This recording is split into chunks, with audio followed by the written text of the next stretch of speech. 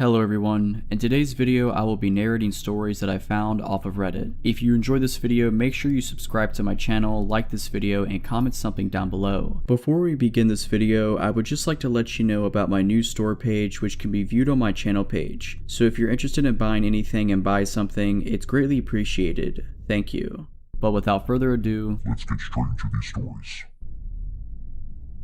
Backstory: I started using drugs in 2015 and figured out that if I sold my body I could make easy money. I know, not ideal, but I was deep in addiction, and at that point I didn't care about anything. But in January 2017 I met Tyler, who also smoked with me but worked every day, so I no longer had to do that. I was going on like 8 months free from selling my body and soul. When I met Tyler, he had a place in this big city and he did a lot of work for people in this city. I was left on the street by the man I thought I had loved at the time. I must have said something wrong because he flipped out and left with everything I owned in his truck. We just spent days getting high and I was sure he was just throwing a fit, so I went over to my friend's. Let's call him Edward. He was my home away from home and I felt safe there. Edward was an older, maybe 60-year-old man who liked to get high, and over time he became one of my best friends. I was able to take a shower and put on clean clothes. When I was all done, I remember sitting on the couch with disbelief that Tyler would leave me like that. I started crying and wishing things had been different while Edward held me and comforted me. I knew deep down that I needed a fresh start, to depend on myself and live a happy life. Across the street from Edward's house was a hometown bar where rappers and Musians would perform, and on that particular night the bar had been filled with people from the bigger city about a half an hour away. Let me explain. Where I come from, there isn't really a place for addicts to go and get clean. They do have a women's shelter, which I have been to before. About 30 minutes away is a bigger city where they have all the help you can ask for if you are willing to do the work. At this point I was ready to get away from everyone and everything. I had no hope of cleaning up my life if I stayed anywhere close to where I was using. Remember, you have to remove old playmates, playthings, and playgrounds, so that's what I needed to do. I went right over to that bar and found a semi-good looking guy heading back to the city I needed to go. I told him I had planned to go to the shelter in the morning, and he told me I could just go home with him and he will take me in the morning. On the ride I remember feeling like a whole 100 bricks was lifted off of my shoulders. I had nothing but the clothes on my back and a phone with no minutes. I asked the guy I was with that what he was driving had pretty sweet ride. I said, "You don't screw with this, right?" And I pulled out my crack pipe.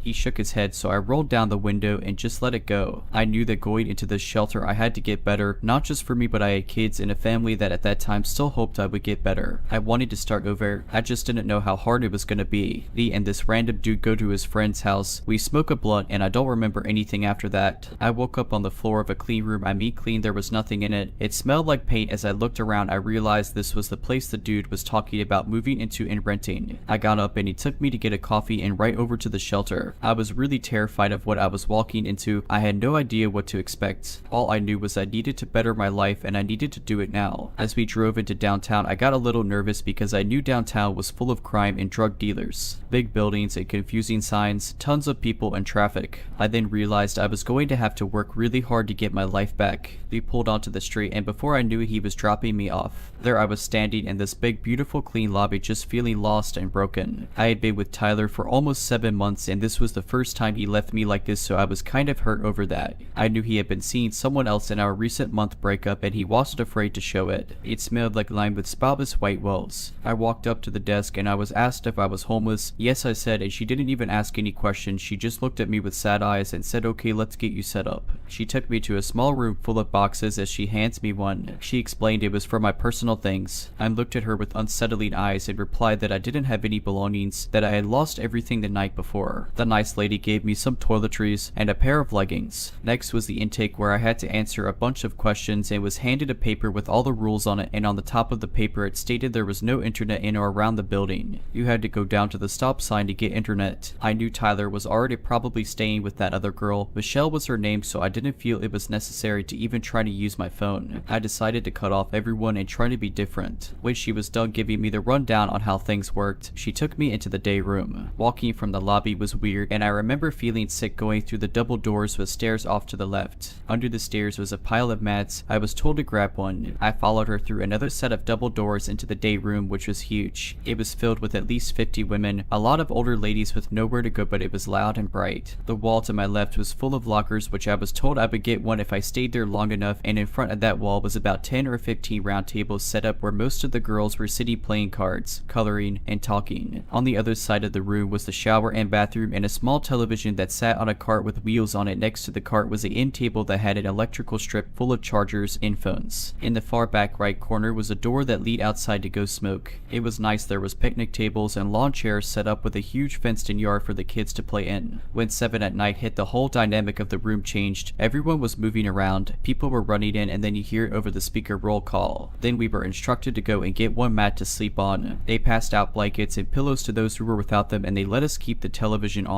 The first night was scary and lonely. Here I was in a strange place, not even 2 full days clean off a week-long crack binge. I was up half of the night with my head just racing. I finally fell asleep when the other girls started to get quiet. The morning came way too fast, and the rule was you had to get up at 7 in the morning. You didn't have to leave, but you had to get up. A lot of the older ladies didn't even leave the shelter. They knew they had a place to stay and had nothing else to do all day, so they hung out together at the shelter all day long. I had to go upstairs for breakfast, which was okay. I'm not really a breakfast food person, but that morning I was starving. I had the whole deal: eggs, bacon, milk. After breakfast, I went out to smoke, and I noticed this tiny black girl with cornrows in her hair had some cards in her back pocket. I had been playing cards since I was a kid. My dad taught me a few games. I played with friends, and I also had done some time in jail in the past. I was lonely. I didn't know where anything was, and it was obvious I needed help. I asked her for her name and if she wanted to play cards, and after 2 games we had a connection. She was cool and she liked me, so I was okay with that. I could be awkward around new people, and women tend to not like me, so I find it hard sometimes to make friends. She asked me after we played a few more games of cards if I wanted to go to McDonald's with her. I was cool with that because I needed to learn the area anyway. On the walk there, as we were talking, something caught my eye, so I looked up and there he was, Tyler, with all of my belongings in his truck, drives right by us. I tried to call, but he ignored me every time. Guess he was done with me for good this time.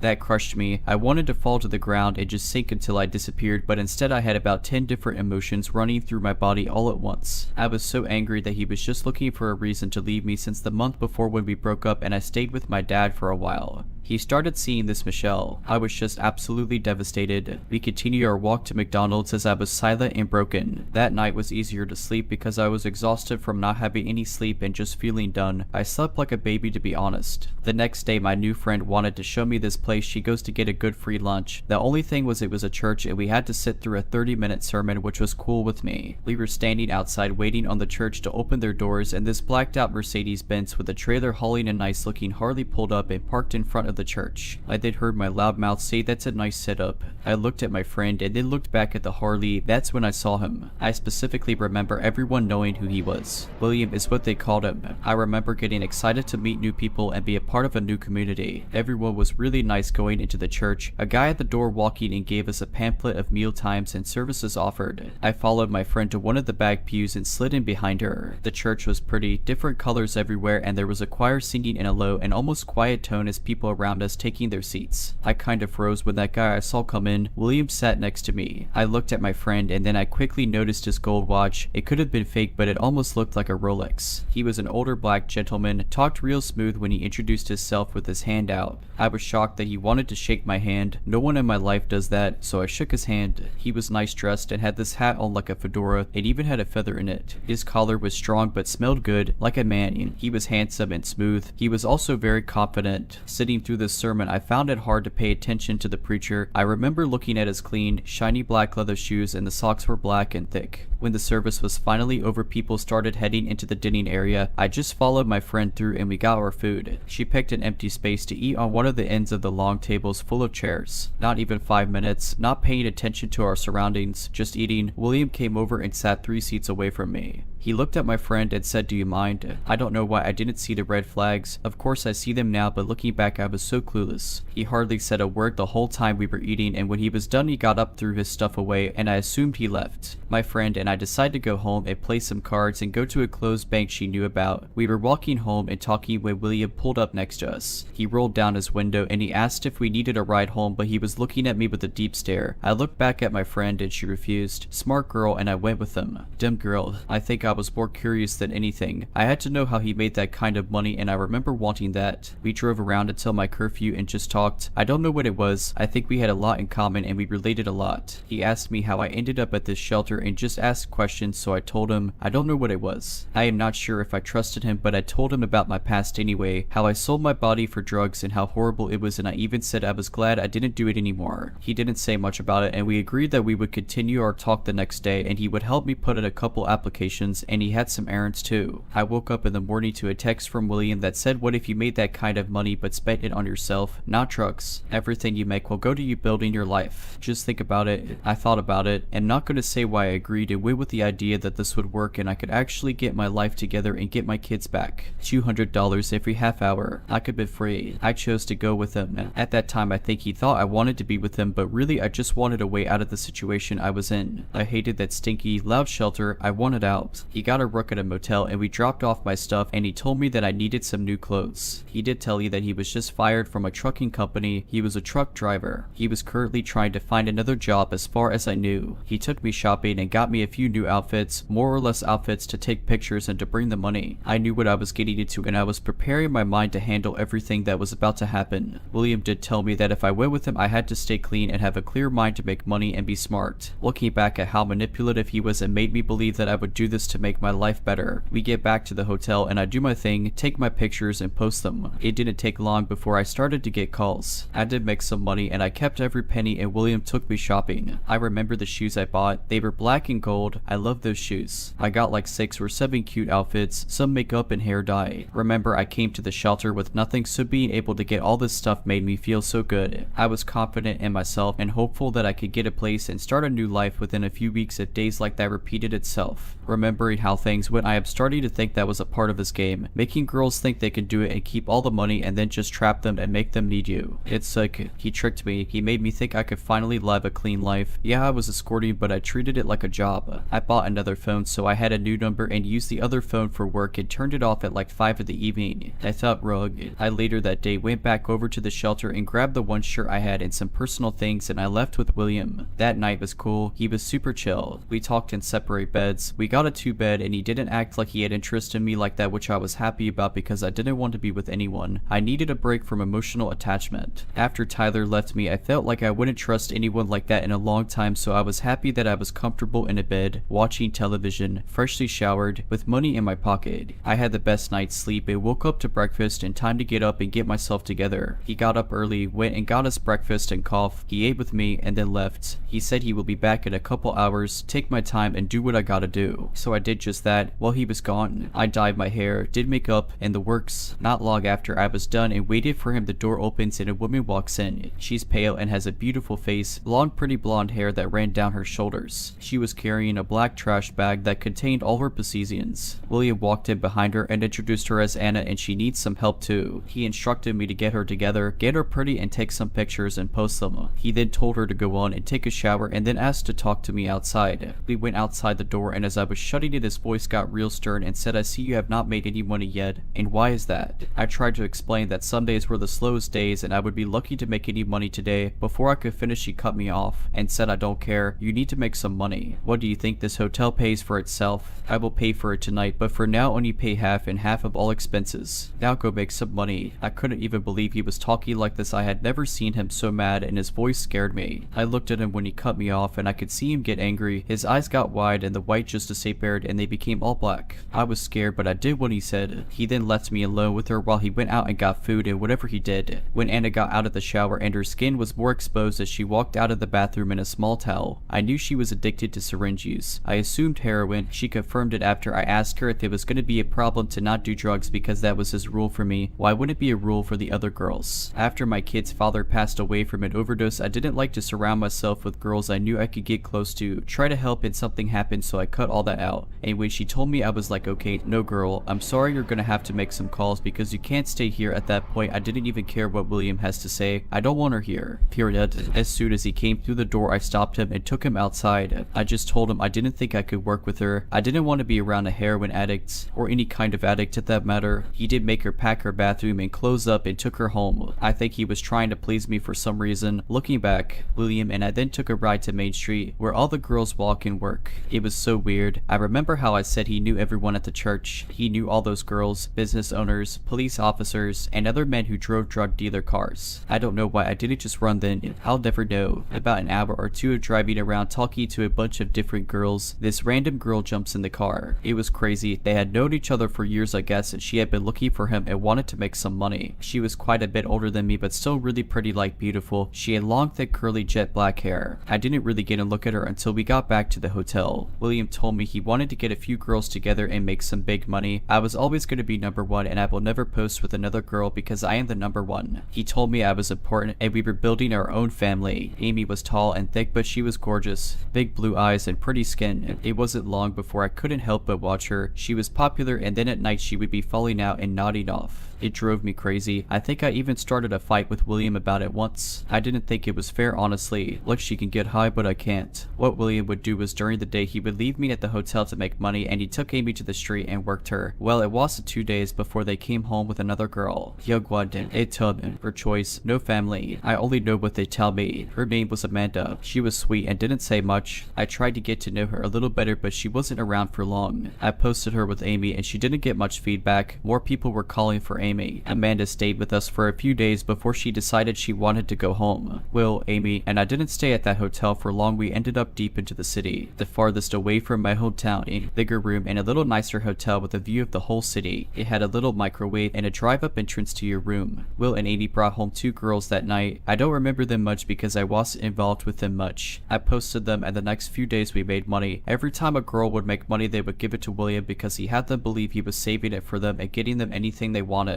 I continued to make money on my own, and I also gave him my money. I got conspicuous, and I will never forget the moment I knew I was not safe. I was outside smoking a cigarette. I wasn't out there long, but when I came back into the room, William had all 3 girls posing on the bed as he was coaching them on how to pose and taking pictures of them. I didn't say a word and closed the door slowly. I don't know why I felt the way I did, but it just didn't feel right. I don't know if he heard me open and close the door, but I heard him yell my name and said he needed me. He handed me his phone and told me to post the pictures. When I got on the website and tried to post the pictures, it now wanted money instead of posting ads for free. William unhappily ran to wherever and put money on a card. When I tried to put the card in, it wouldn't accept it and said it wanted bitcoins. I informed William and even showed him the page that it wasn't gonna post. He got furious and yelled at me. He turned and walked out of the room. I looked at everyone else and tried to apologize for his actions and to stay calm. It will be okay. He came right back in with a gun in his hand. I didn't even know he owned a gun. He hit me in the face with it and said I needed to find somewhere to post the ad, do it where I have done, and then left. I don't know if he realized he did that in front of 3 other girls, and I didn't know what I've done meant either. I was terrified, and that's when I knew I had to find a way to escape.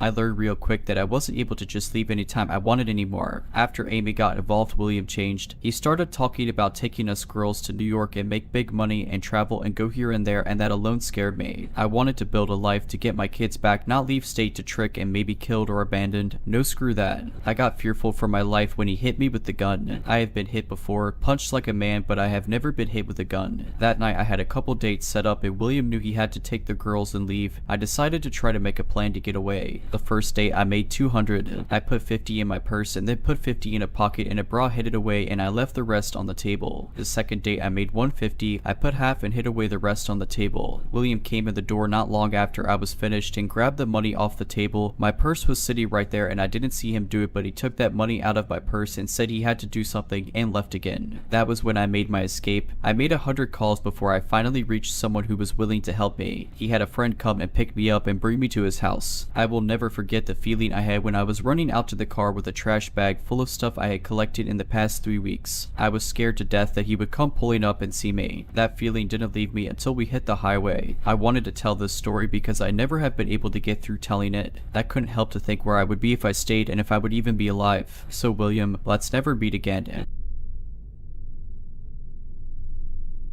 If you're liking this video, all I ask is that you make sure to subscribe to my channel and like this video. Thank you. It has taken me many years to tell this story out of both fear and embarrassment. I share this today as more than simply therapy for myself, but as a warning to all people, be careful who you meet on social media. In 2018, my ex-husband and I were at the end of a very tumultuous marriage. He and I had been polyamorous for about 3 years before I met this guy. His name was Jim. I met Jim on a dating app. I was 28 and he was 42. We hit it off very quickly. After a few weeks of talking, I agreed to meet up with him at a restaurant close to my house. We sat and talked talked for a few hours before I invited him over to meet my husband. Things went very well and they seemed to get along, so Jim and I started dating. This guy completely swept me off my feet. Jim was sweet and caring. He enthusiastically listened to every little thing on my mind, engaged, and validated me. Over and over again, he absolutely revered me for my strength and wisdom. He practically worshipped me for all that I was and all I was becoming. He showered me with gifts, flowers, and random good deeds just to make me feel safe, wanted, and cared for. I had never been in a relationship that felt quite like that. It was wonderful. It was as though we had been looking for each other for years. After the first few weeks, he had a meltdown over my polyamorous nature. He pulled the plug because he said he was already falling for me and couldn't handle sharing me. I stood my ground and accepted this boundary and the fact that I would have to let him go. I left that night sad but confident that I had done the right thing for the both of us. That next week, he sent me flowers and a card to my workplace, begging for another chance and reassuring me that he would rather try than not and end up regretting it. Even though it was scary, he wanted to take this journey with me. We continued dating and it was just as wonderful. Long nights we spent awake talking, sharing, laughing, lovemaking, and planning. We went places and did things that I had always wanted to do. Then in the deepest, most intimate moments where we would just sit in silence, he would grip my hand to his face in solidarity and astonishment, asking where I've been all this time. Our time together was effortless. We fit together like puzzle pieces. By August of 2018, my marriage had ended by no fault of Jim, and by October, my husband had moved out. I was on a lease at the time and knew I couldn't afford the place on my own, so finding a roommate was essential. I had no support system to fall back on, nor did anyone else I know need a place at the time, so Jim offered to move in. Even then I was hesitant. We had only been together about 4 months and I knew everything always changes when you move in with a partner. Despite my hesitation, I agreed. He was wonderful to me. How bad could it be? I was not prepared for the change that was to come. It was literally like night and day. Jim suddenly became a different person. He was extremely controlling, jealous, and lazy, nothing like the person I thought I had met, and the way he treated me progressively got worse and worse. Hanging out with friends became a burden, if not impossible, because he would blow up my phone, guilting me about leaving him alone or not involving him in some way. Yet when I tried to, it was also treated as a burden and inconvenience, as he would huff and puff his way through even the concept of leaving space for anyone but ourselves. In December of 2018, we attended my work Christmas party. I had given him the option whether he wanted to go or not. It was really neither here nor there for me, especially because I had already learned that he really didn't do well if he felt pressured into social situations. I opened the invitation to him because he had expressed to me over and over that it was important for him that he was involved in my social life. For the full month he knew about it, he insisted that he wasn't going. I took it as him being introverted and didn't push the issue. I let him know that I would make sure he felt welcome if he decided to go, but not to feel obligated. I was surprised when he changed his mind at the last minute and insisted on going, and even more stunned when we went and he actively acted as though he did not want to be there. Everyone there was incredibly welcoming and included him in the festivities and conversation. However, he still practically grumbled the entire night about the whole thing, mumbling insults and critiquing every little part of the party under his breath, as though being there was absolutely awful to have to endure. No one really seemed to notice the low whispery insults and gripes. At one point, after a couple of glasses of wine, my direct manager leaned into Jim and started praising him. She and I were very close, therefore she was intimately familiar with what I had gone through with my ex-husband. "I am so happy she has you," she pleaded through wine. "Happy, you have been absolutely transformative for her. It's so nice to see her finally happy and appreciated." Without missing a beat, Jim grimaced at the comment and quickly snapped back, "You don't know me." I honestly didn't believe my ears. It was one of those moments where time stops and you just know you couldn't have heard that correctly. I sat brewing on it for a minute before another light-hearted interaction with Jim prompted him to suddenly snap at me through grit teeth. "Stop it." This triggered me and I lost it. I pulled him outside and asked him what his problem was. I called out his behavior and told him if he was going to act that way then he could just leave. That if he didn't want to be there, he should have stayed home. He ended up giving a sort of half-effort apology and we went back inside and finished the party. I remember the drive home that night, staring out the dark window at nothing in particular in worried silence. I might have messed up, was my only thought through the entire drive. This all started out slow, of course, like waving me away or invalidating my experiences and ideas due to my age, that I was just dramatizing my experiences because I was young. The man who, not 6 months prior, had validated me, my trauma, and experiences to the ends of the earth. Now every time I started a story or tried to share anything, even trying to plan out meals for the week, He would openly show annoyance as though I was violating his time and attention. Before I knew it, he was snapping at me over every little thing. If I asked how his day was or talked about my day, I would aggressively shut it down. Why do you always ask me that? I don't want to talk shop at Helene. I really don't care about your work. It's work. Before I knew it, I couldn't even bring him a plate of breakfast without being snapped at. It was as though he was testing me. When Jim and I first started dating, he flat out refused to talk about most all of his exes. He refused to name them or discuss any of their issues or lessons learned. They didn't matter, he would claim. They weren't in his life for a reason. It was the same reasoning he also used in reference to my more recent exes. Talking about them, including my now ex-husband, may as well have become off limits. Anytime I brought up either of our exes, he would become incredibly agitated, belittling, and just overall very aggressive. I took this as both an age gap issue, as I have a tendency to dwell, as well as insecurity and a threat to the life he was trying to build. However, after he moved in and this hot button topic had been established, several times he would bring up his exes and how they looked, telling me on more than one occasion he would have never dated me back in the day, and that I was lucky he lowered his standards. I didn't even really know what to say to this. I would laugh it off and shove it in my back pocket. Noted. He then started bringing up my looks and accusing me of catfishing him. I had stopped taking care of myself due to the isolation and had also put on some weight, so most of my clothes that I had once felt great in no longer fit. And since Jim had also been dishonest with me about his financial position, he was always needing extra money here and there, leaving me broke almost all of the time.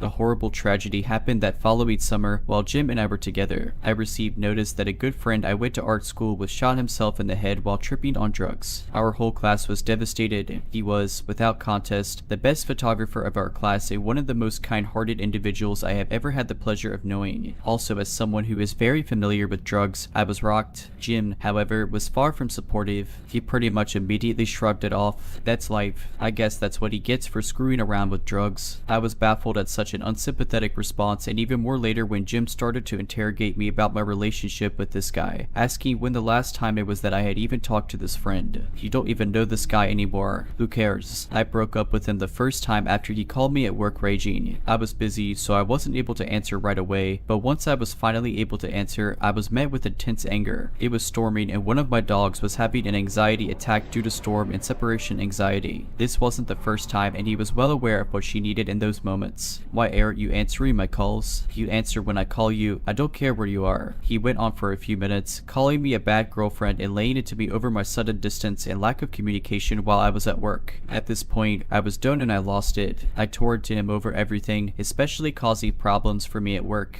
That being in my life is a privilege, and if he's going to wake up every day acting like he hates me, then I don't know what on earth he's even doing with me. I told him that I expected him to get his things and leave. I didn't want him there when I got home and we could coordinate times for him to come and get the rest. He flat refused, suddenly victimizing himself, claiming he had nowhere to go. How dare you make me fall in love with you? How dare you take me to meet your father and then dump me? My manager and her husband ended up following me home that evening because she was concerned for my safety and had offered to let me stay with her for a few days. I will never forget the scene I walked into. My boss stood next to me, watching as this 42-year-old man crawled on his knees before me, begging for mercy and communication. At one point, wrapping his arms around my legs, crying into them, "I can't believe this is happening. She's the love of my life. You know that," he cried to my boss. I couldn't believe what I was witnessing. This was the antithesis of the heartless person I had been spending my days with. I shook him off and went to the back of the house, gathering enough of my things to get me through the next few days, as well as any and all valuables I could think of. It took a few days, but after about a week, Jim started blowing up my phone, apology after apology. Suddenly, he was the man I met again, full of humility and self-awareness. He acknowledged the awful way he had treated me and sent me walls and walls of well-thought-out messages, psychoanalyzing his own behavior, where it comes from, and the ways he knows it needs to change. I took him back. Like a dumb, desperate girl, I took him back. It wasn't long into the second round that he started to guilt me over the breakup. My panic had damaged his relationship with the people in my life, and he made sure that I knew it was my responsibility to fix it. It wasn't long after this that my car ended up breaking down at a gas station close to home. There was a very nice couple in the vehicle next to me that came to my rescue and checked things out under my hood. The gentleman turned out to be a mechanic for a living, so he had a pretty good theory about what could potentially be going on. By this time, I had already attempted to contact Jim to let him know what was going on and where I was. It wasn't long until he got off work, so he told me to sit tight and he would be there shortly. Meanwhile, this sweet couple stayed put and kept me company while I waited. Jim barreled in about 15 minutes later, completely ignoring the couple that had helped me. Touching base, the gentleman handed me a slip of paper with a name and phone number on it, reviewing what he thought was going on with my car. Before Jim butted in, cutting him off, I said she's fine. He snapped. I could see the woman out of the corner of my eye slink away at this comment and get into the passenger seat of their car. I could feel the sudden tension, like maybe she's been here before. The gentleman didn't move and shifted his attention to me as Jim walked into the store. I could see he was clearly concerned. "Are you okay?" he asked in a low, almost whisper. "You don't have to answer that, but if you need anything." He looked down at the number in my hand and nodded to it seriously. With that, he got into the driver's seat of his car and drove away. I've thought about that couple countless times since that night. Everything went right back to the way it was before, as though the initial breakup never even happened. The same eggshells, the same belittling. If anything, it was worse, because I had permanently damaged our relationship. If I had just not been so dramatic, if I didn't run away from everything, then maybe he wouldn't have to work so hard for respect in my life. One night we got into an argument. I don't even remember what it was about, but I had to be up early for work the next morning, so I paused the argument in order to get some sleep. When I went to lay down, I heard the television turn on. I have a soundbar, so the volume could get pretty loud. Jim proceeded to turn the volume up and up and up, far past any volume I ever pushed those same speakers to, even for parties. The very walls were reverberating with the sound of the television at astronomical volumes. Jim then started laughing hysterically. It was a laughter manic with anger, as though something might be funny on television, but he might also jump through a window right now. I remember laying in bed absolutely horrified at what was happening. I knew things had gotten bad, but now I was scared. I got out of bed and asked him to turn it down, to which he responded, scoffing, "I'll watch television if I want to," and turned it up even louder. I started crying at this point, begging him to please just let me sleep. He started mocking me and calling me names for crying. "Oh, poor baby is crying again. That's your card, isn't it?" Cried. This caused the fight to start again, and he started screaming at me, followed me to my bedroom, where he suddenly punched a door not 2 inches from my head. His eyes were black and he looked me in the eye, sending the clear, unsympathetic, and hostile message that was a warning and next time he wouldn't miss. My whole system had shut down at this point, and I sunk to the floor in a panic attack. My ex-husband had issues with violence. Jim knew that. All our rentals prior to that one had holes in walls and doors peppered throughout our unit due to my ex-husband's inability to handle his emotions. But he never hit me or even came close to it. I crumpled to the ground feeling powerless, trapped, and afraid. As my thoughts continued to race, he continued to berate and mock my panic state. Most of our argument from that night was a blur, but ended abruptly once he threatened to put my social security number on the dark web. At this point, all that was left in me was to fight. I blacked out and went ballistic, screaming at him to get out. I felt rabid and dangerous as I screamed like a banshee for him to leave my home. It was over and I was ending it that second. I contacted my landlord and explained what had been going on. Jim would also end up contacting her, weaving his own tale that I was moving out and tried to have the lease transferred into his name. Luckily, since I was several steps ahead of him, my landlord didn't fall for it and contacted me immediately. She personally came and changed my locks for me, gave me the personal contact of a police officer close by in case he showed up again, and took half off my rent for the next month. I am forever grateful to her for these simple acts of kindness that were above and beyond anything I would ever expect from a landlord. It took weeks for him to stop messaging me. The only reason I didn't block him was out of fear that he would show up at my house. Though I had contacts for protection, I knew I would rather get a daily apology video than have to deal with him on my doorstep. So they persisted. For well, the same act from before, the love bombing, the promises, grasping at straws trying to find the weak spot where I would let him back in. But I ignored it. It continued for weeks before he finally gave up. He bowed out gracefully, stating boldly that he will always love me. I left him on read. The illusion was destroyed. In one of our last discussions, I asked him desperately what happened to the guy I fell in love with. Jim looked me dead in the eye, smirked, and said that guy doesn't exist. I told you what I had to tell you in order to get you away from that bad husband of yours. You're just stupid and fell for it. Jim, let's not meet ever again. If you're liking this video, all I ask is that you make sure to subscribe to my channel and like this video. Thank you.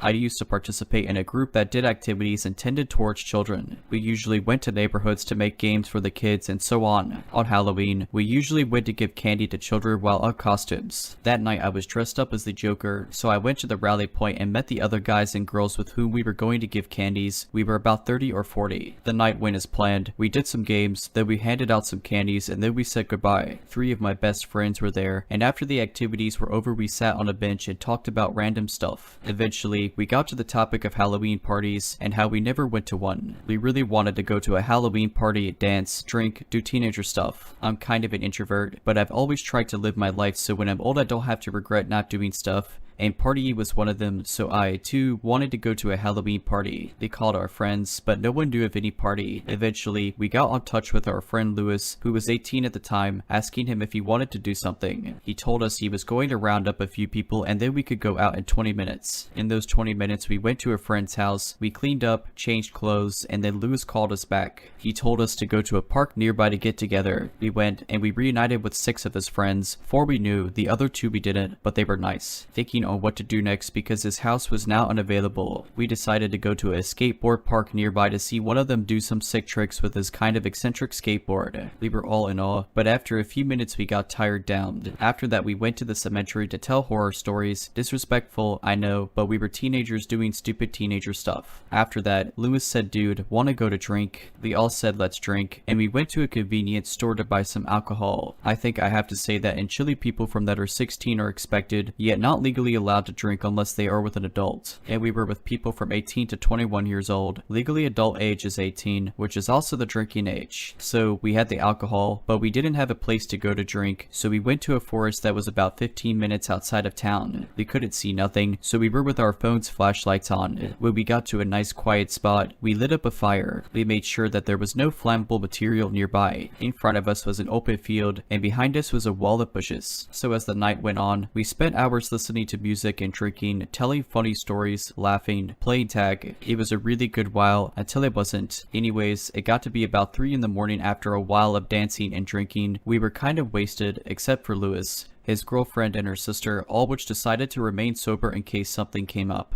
We played hide and seek and tag. It was really funny and a very good time. Then, while we were dancing, we heard something in the bushes. We thought it was an animal, like a rat or a bird, so we didn't think none of it. Then, we continued dancing around. I remember seeing clear as day a stone going a few centimeters away from my leg. I thought Lewis kicked it, and I told him, dude, stop kicking rocks this way. He laughed it off and thought I was drunk and joking. While I was kind of wasted, I was still in my senses. Then I saw another rock going in front of my eyes. It was like in slow motion. I looked up and I saw on Lewis' face a sheer expression of horror. I got scared as well. The only thing he said to me was run. I was like, what? And he screamed at me, run dude. Someone is throwing rocks. I ran back to the town, to the houses and the lights. Behind me people were screaming run and hurry. I ran as fast as I could. I was kind of drunk and the terrain was really muddy. It was really dark and I couldn't see where I was going. All I knew was that I was running towards the lights. I ran until I reached the same spot where we came from, already in town, then waited. I was alone and no one came. I didn't know where my friends were. After a while, a friend of mine showed up.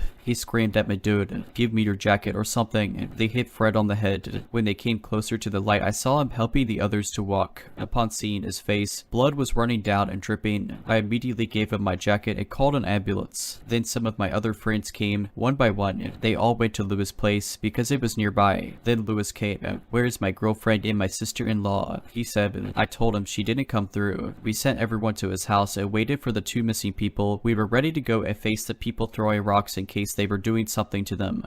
But then they appeared. His girlfriend was hysterically screaming, they hit my sister, they hit her, she is bleeding. We went to her and the whole side of her face was covered in blood. We rushed her to Lewis' house and made sure we were all there. So we calmed down, and when the ambulance came, the 2 who got hit went there. We then called the cops. I remember some of us being in shock, others were angry, and others were kind of in the middle ground. Lewis was raging. These kids, he kept saying, we didn't know who threw the rocks. I thought we got in the terrains as someone without knowing, and the owner tried to scare us away. But my friends told me they saw a group of people hiding in the bushes. We left everything at the bonfire, the skateboard, the speaker, some wallets. For me, I had everything safe. Lewis then told me and my friends, dude, let's find these guys, let me call some guys and let's go after them. I was mad, but wanted to retrieve some of the stuff, so I told him that we would go, but if there were too many of them, then we would turn back. He called 2 of his friends and in 5 minutes they were with us. I knew them because of some school stuff, but they were very loyal and they both went to the gym. They were some big guys, so I felt safe when they came. Eventually, we went out to look for the people who threw rocks. When we were about a block away from the forest, we saw them walking with our speaker, the skateboard, and other stuff we left there. We were a block away from them and we just stared at each other. There was like 15 of them and only 6 of us, so we didn't do anything and just turned back. As we got a good look at them, they were clearly gang members, so they probably had guns and knives. When we came back home, we ran into the police car. There were 2 of them. One got out of the car. We told them we called and explained the situation very fast because because we didn't want the guys to run away. However, the officer told us you were telling me you were drinking, being minors, and then got attacked. We told him yes, and then he responded with the most upsetting stuff ever. So you minors were drinking, doing a bonfire at the forest in the middle of the night, and are now asking me to give you justice. Don't you kids realize how hypocritical you are? I responded with we were in supervision of 3 adults, and not because we were drinking we deserve rocks being thrown at our heads, dude. He looked at me with an expression of pure hatred. I was really scared but angry as well. He then repeated himself. We told him the guys were running away as we spoke, but he kept saying it was our fault we were in that situation. After a few minutes, the one inside the car told the other, hey, let's find the other people and then we could question these kids, and the other got inside. We waited at the house, but they never came back. Eventually, we all went to our respective homes. Lewis told us the next day that the policemen never returned. Before I had even graduated from high school, I knew I wanted to live in apartments. I was a bit naive at the time, drawn in by the many amenities I would never use, but I primarily wanted to live there because the complex was pet friendly and within my small budget. When the time eventually came for me to get my own place, I sublet the only apartment that was available and moved in. Unfortunately, I came to realize the apartment wasn't as nice as I'd originally thought. The building was old but remodeled, so it had all the typical plumbing issues and thin walls. I also learned it was not the safest part of town. I was primarily an online student, but I had one class that met in person twice a week around 8 in the morning. I'm a bit of a homebody, so I rarely left during the day except for that class, the occasional shopping excursion, or to spend time with my boyfriend in the evening after he got off work. My apartment was a bit of a Bermuda Triangle, even though it was only 600 square feet, and I lived alone. Things had a way of growing legs and walking away. I had 2 kittens at the time and blamed them regularly for things disappearing. Something odd that kept reoccurring, however, was that I'd find my underwear box out and sitting in the center of my bedroom floor on days when I had class. I didn't have a proper dresser, instead using a shelf with some boxes for designated clothes, socks, underwear, pants, pajamas. I always could have sworn I put the underwear box away after getting ready for class, but I chalked it up to me forgetting as a result of having to get up early and being focused on getting to class on time. Arguably paranoid, I started to think that some of my laundry was disappearing as well, as favorite articles of clothing would go into the laundry hamper and seemingly never come back with the clean clothes. Towards the end of that semester, I was working one evening on a homework assignment when my boyfriend called to let me know his roommate had accidentally locked him out of their apartment. I had a key to their place, so he asked if I could run over real quick to let him in. Before I left, I made a mental note that I had left literally every light in my apartment on. Because I was living on a pretty tight budget, I normally made a point of turning off all the lights when I left, but my boyfriend only lived about 5 minutes away, so I knew I'd be there and back very quickly. Sure enough, I got back less than 15 minutes later. I immediately sensed something was off, as I could see the lights were off through the blinds. I called my boyfriend and he drove over to meet me. We unlocked the door and went in. All the lights were off in my apartment. Thinking maybe I'd had a power outage, I flipped on the main light and it came on. My boyfriend checked the entire apartment. No one was inside, but someone had gone through and systematically turned off every light at their switch, including my lizard's basking light, the only light I always left on, because it was on a timer, and my laptop, which I left open on my assignment, but now the computer had been powered down and closed. They called the emergency maintenance number and I explained that someone had been inside my apartment and that they had to have used a key because there was no sign of forced entry. The manager called me back and told me I had to be imagining things. Maybe I had forgotten that I had turned off the lights before I left. I assured him that I wouldn't have turned off the computer or the lizard light. Someone had been in my apartment. I told him I was extremely worried because obviously this person had a key to get in. Either they worked for the complex or maybe it was a previous tenant slash guest. I asked if they had changed the locks after the previous tenant moved out, and they assured me they changed the locks after every move out. The manager suggested maybe it was a friend pranking me, someone else I had given a key. The only other people I had given keys were my boyfriend. His key to my apartment had been locked inside his apartment on the same keyring as his own apartment key. And my mom, she lived 3 hours away. In any case, neither of them would have pranked me in this way. The manager finally agreed to send someone out immediately to change the lock for my peace of mind. I brought up my concern that it was someone on the staff since they would be the only other people with keys. The manager claimed the keys were locked in a special safe that required a personalized code to track who took what keys and when in an office with a security camera. They changed my locks, but I had my doubts that it would do much good. As far as I was aware, there were only 2 maintenance men that worked at the complex, guys. One nice, older man that didn't seem all that skilled,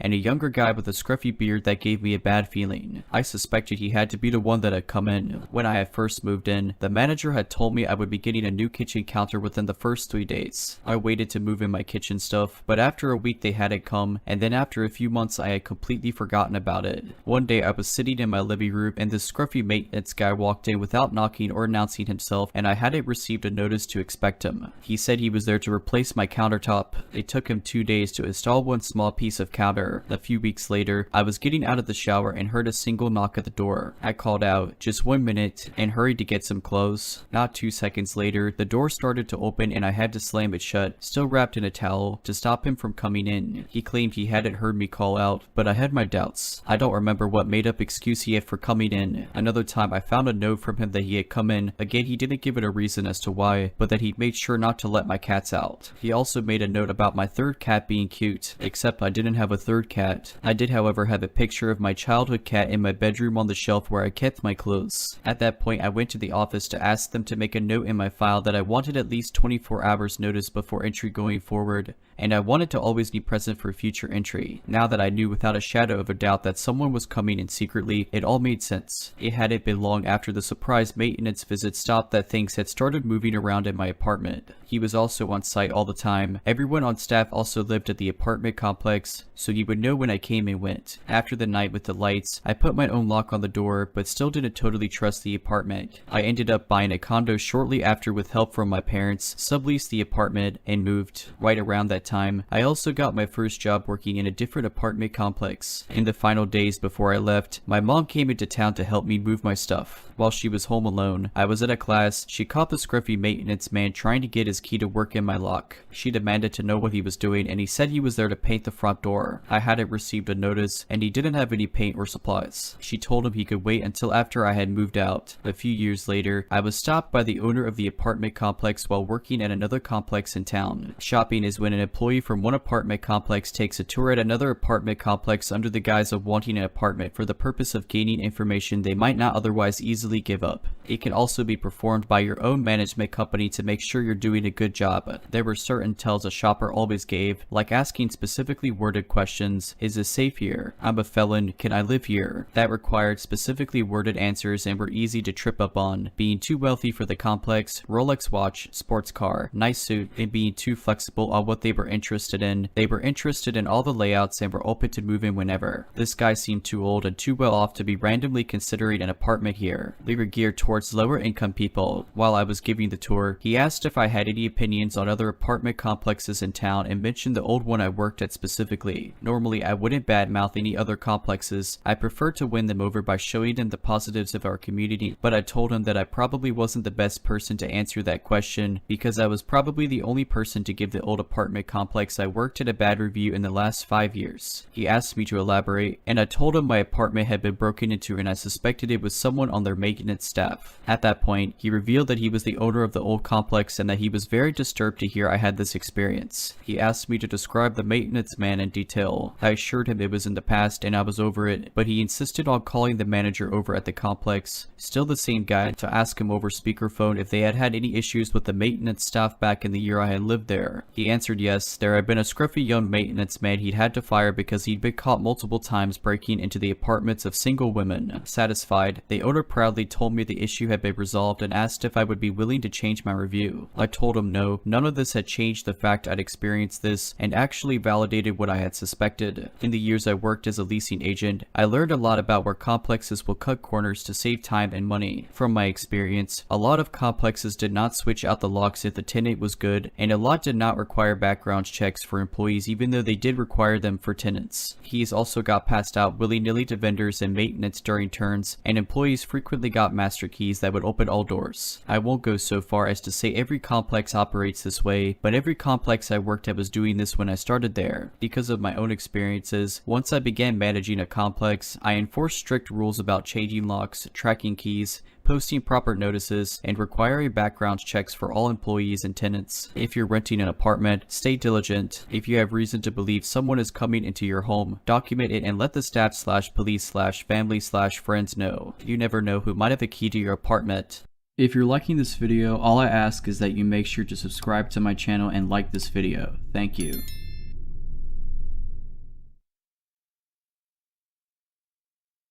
Several years ago, I was in the midst of an acrimonious divorce from my then husband, full of crazy allegations and typical angry filings centered around custody of our child. As with many divorces, friends and professional colleagues seemed to pick one side or the other. In my case, there was one sort of professional contact who reached out to me after hearing about the divorce, who offered to be a witness for my case because of some experiences he related that I had been previously unaware of regarding my ex's behavior out at networking events. After this initial call, he started calling on a semi-regular basis to make sure I was okay. This wasn't someone I knew well prior to the separation, and he was much older than I was, but claimed to have experience with divorce and custody, and I figured it was a good idea to be polite and not alienate him, since his testimony was important. Per my lawyer, I kept things friendly, but I always had a weird feeling about him. After a few months, he called one day that my son was very sick, and when I told him I couldn't talk and explained why, he offered to run to the store for me, which I honestly appreciated. But after that, he was dropping by the house uninvited, or he would stop by with cookies for my son. Again, I kept telling myself to keep things polite. The divorce is coming soon. Don't make this guy mad.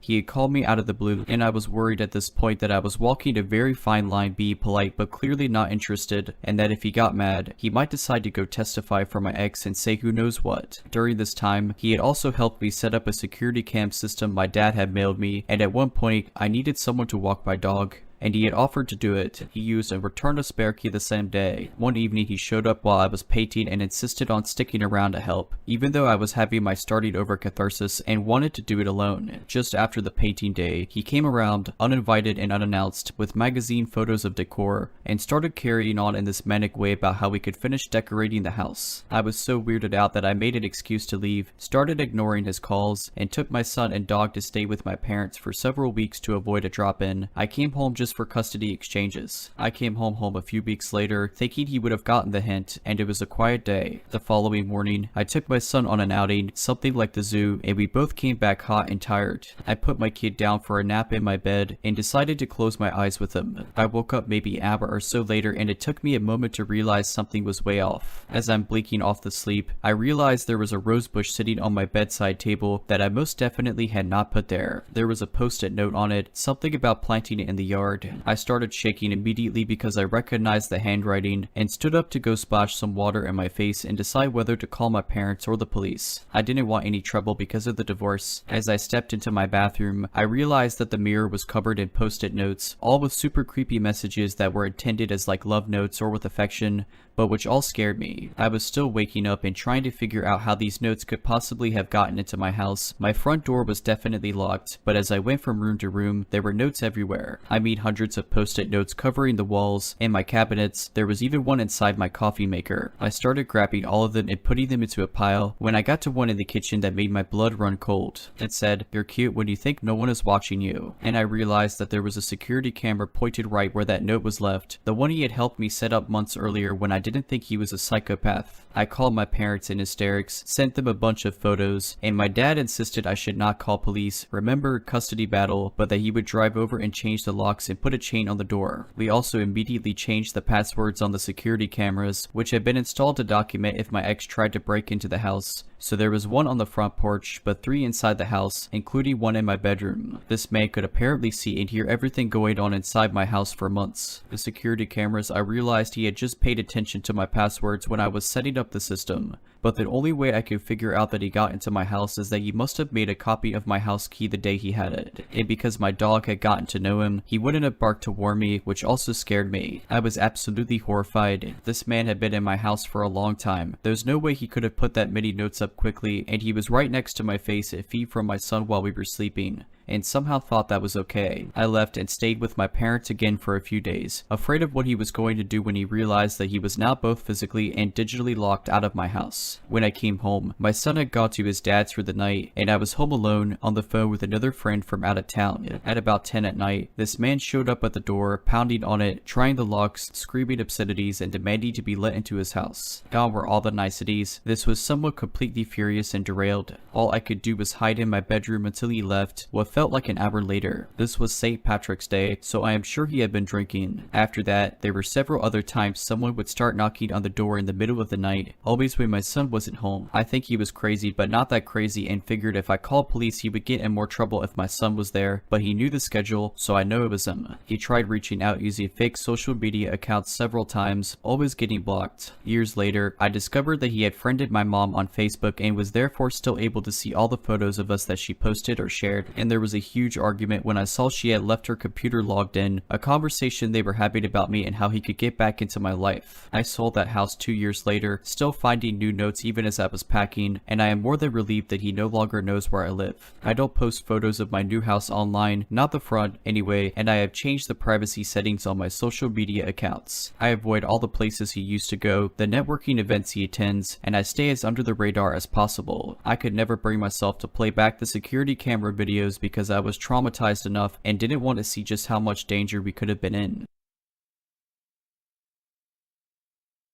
This roller coaster of a story is still ongoing 2 years later with no end in sight. It all started when I wanted to further my education and get a bachelor's in information systems. To give a little about myself to help paint the picture, I'm a 26, 4'8" woman. I get called jailbait often because I look way younger. During the beginning of my studies, my current boyfriend and I had broken up, so I told myself it would be best to stay single until I finished school. I took to the internet after my breakup, as most do, just looking for company. I had found this one group on Facebook where I felt like I belonged. I got along well with everyone, and I loved to flirt in this group. That's where I met him. Let's call him Kemper. Like many others before him, I had latched my claws into him and began flirting. I even had a little crush on him. Things began innocently. I flirted, and he flirted back in the group. He seemed very mysterious though. I guess that's what drew me to him. He didn't have a profile picture, not of him at least. He never told me his age or what he looked like. After a few weeks of flirting, a woman in the group we were both in had mentioned that it was his birthday. I knew I wanted to do something for him,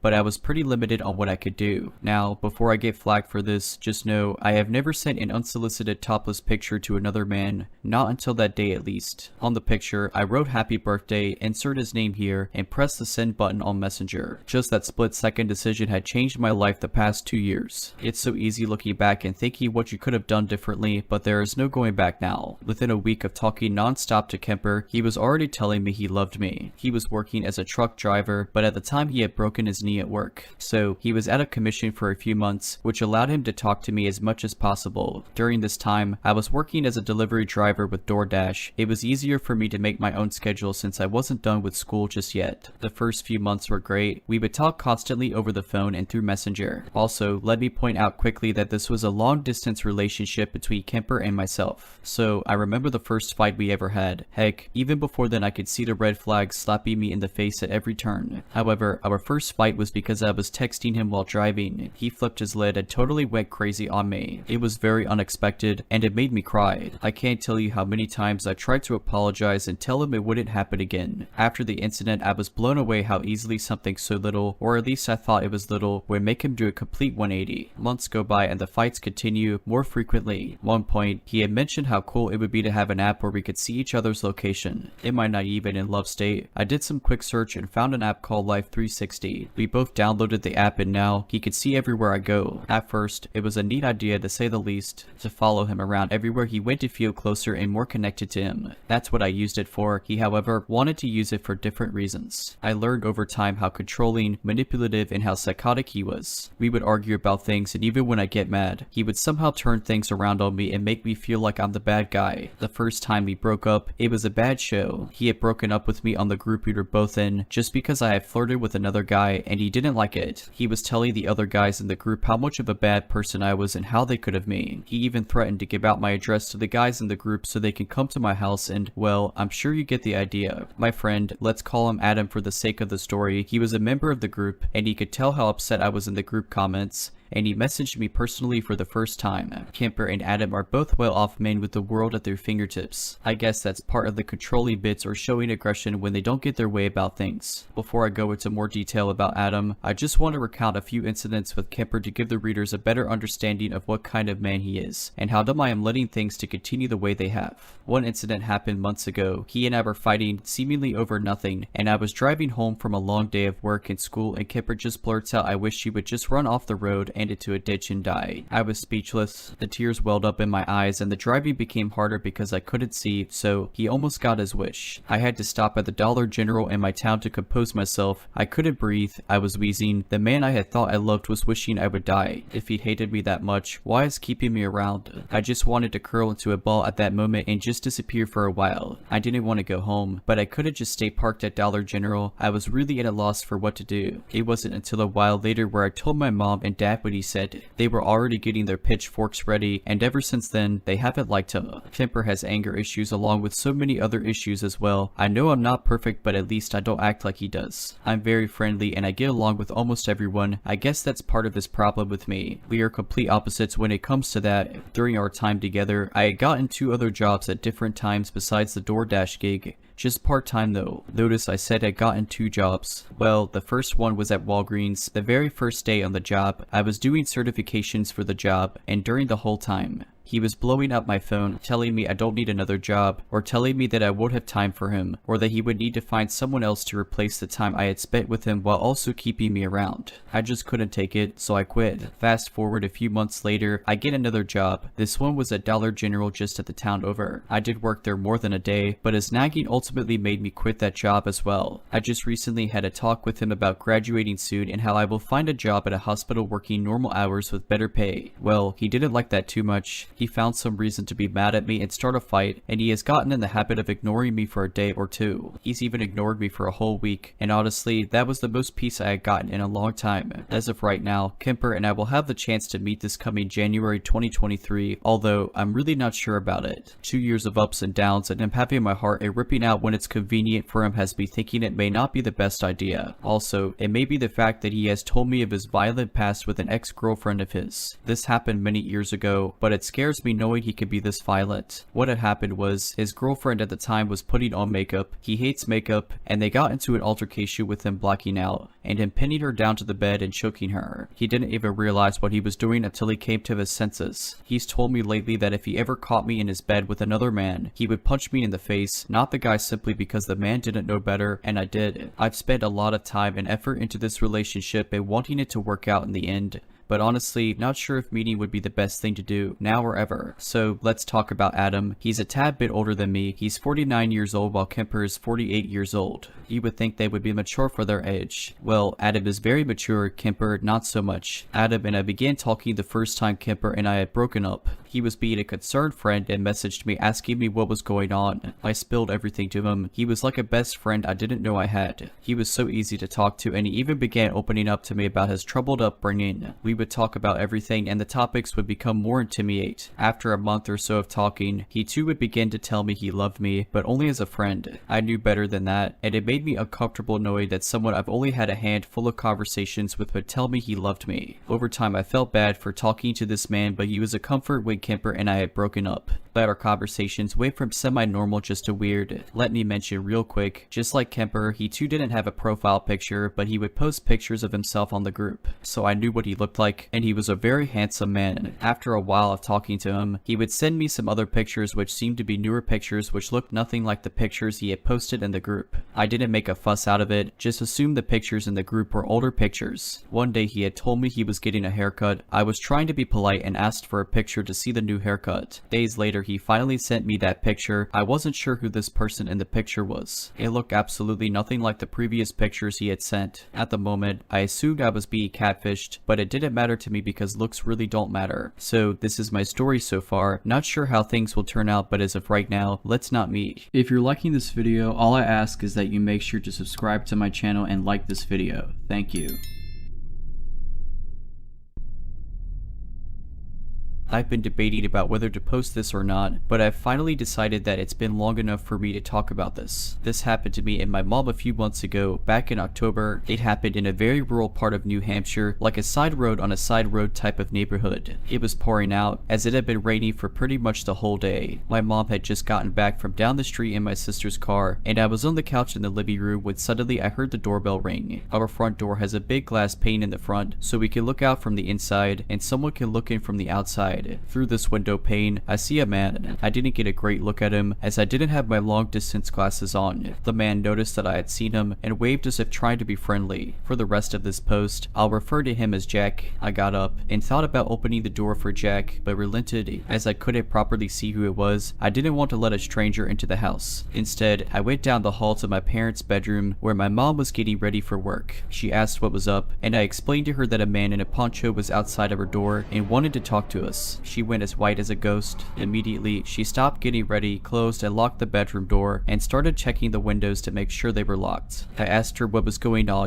My mom explained that as she was driving home, she had seen this Jack guy. He had been standing motionless on the side of the main street. As soon as my mom turned down our road, he started to walk, presumably to follow her. She said the encounter was weird but thought nothing more of it. Why would someone be out in the pouring rain down a back road in the afternoon? It was like he was waiting for something. I started to panic as well. My mom called my aunt. The two were like best friends and asked what she should do. My aunt told her to call the police immediately, and so we did. We proceeded to pace around the bedroom, frantically looking out the windows to see if we could see this Jack guy. From where the bedroom was angled, it was impossible to look at the front porch and see if he was still there, but we were desperate for anything. After what felt like hours, we finally saw a police car pull up. They carefully unlocked the door and went down to let the officer in. We explained what we saw, and he agreed to do a scan around the neighborhood. As he left, I noticed there was something on the doorknob. I took it off, and it was a political advertisement for a candidate that was running for office. It's possible Jack was just campaigning for the candidate, but there are a lot of holes in that story. It was pouring out, so why would you go door to door? And why would you go that route in such a rural neighborhood? The houses are so far apart, you barely make a dent on foot. The time doesn't make sense either. Sure, I and my mom were home, but it was about 4 in the afternoon. Most people would still be at work, so you'd probably get no response from knocking anyway. Eventually, the officer returned. He had found the guy down the road and had questioned him. This Jack guy was able to ID himself, and he claimed that he was a political campaigner and was just knocking on doors for that reason. When probed further, conveniently enough, Jack couldn't provide any other door signs, as the one he had left on our house was the last one. That makes the campaign story even more absurd. Our house is in the middle of the street. It's not like we were the last by any means, so why wouldn't you bring enough for the whole street? Even the officer pointed this out to us and said that it was unusual behavior. Although the officer was suspicious of him, there wasn't anything he could do about it, as there was no way to prove intent. He told us to be alert and do not hesitate to call if the man returns. Fast forward a few weeks, and I start noticing that a police car seems to be permanently stationed down the road from us, about a 3-minute drive. I got curious and asked my mom about it, and she said that there were multiple break-ins into the houses down the road, and the police were doing a sort of sting operation. The Jack man encounter and the break-ins may be unrelated, but considering how Jack acted, I have a sinking feeling that they are connected.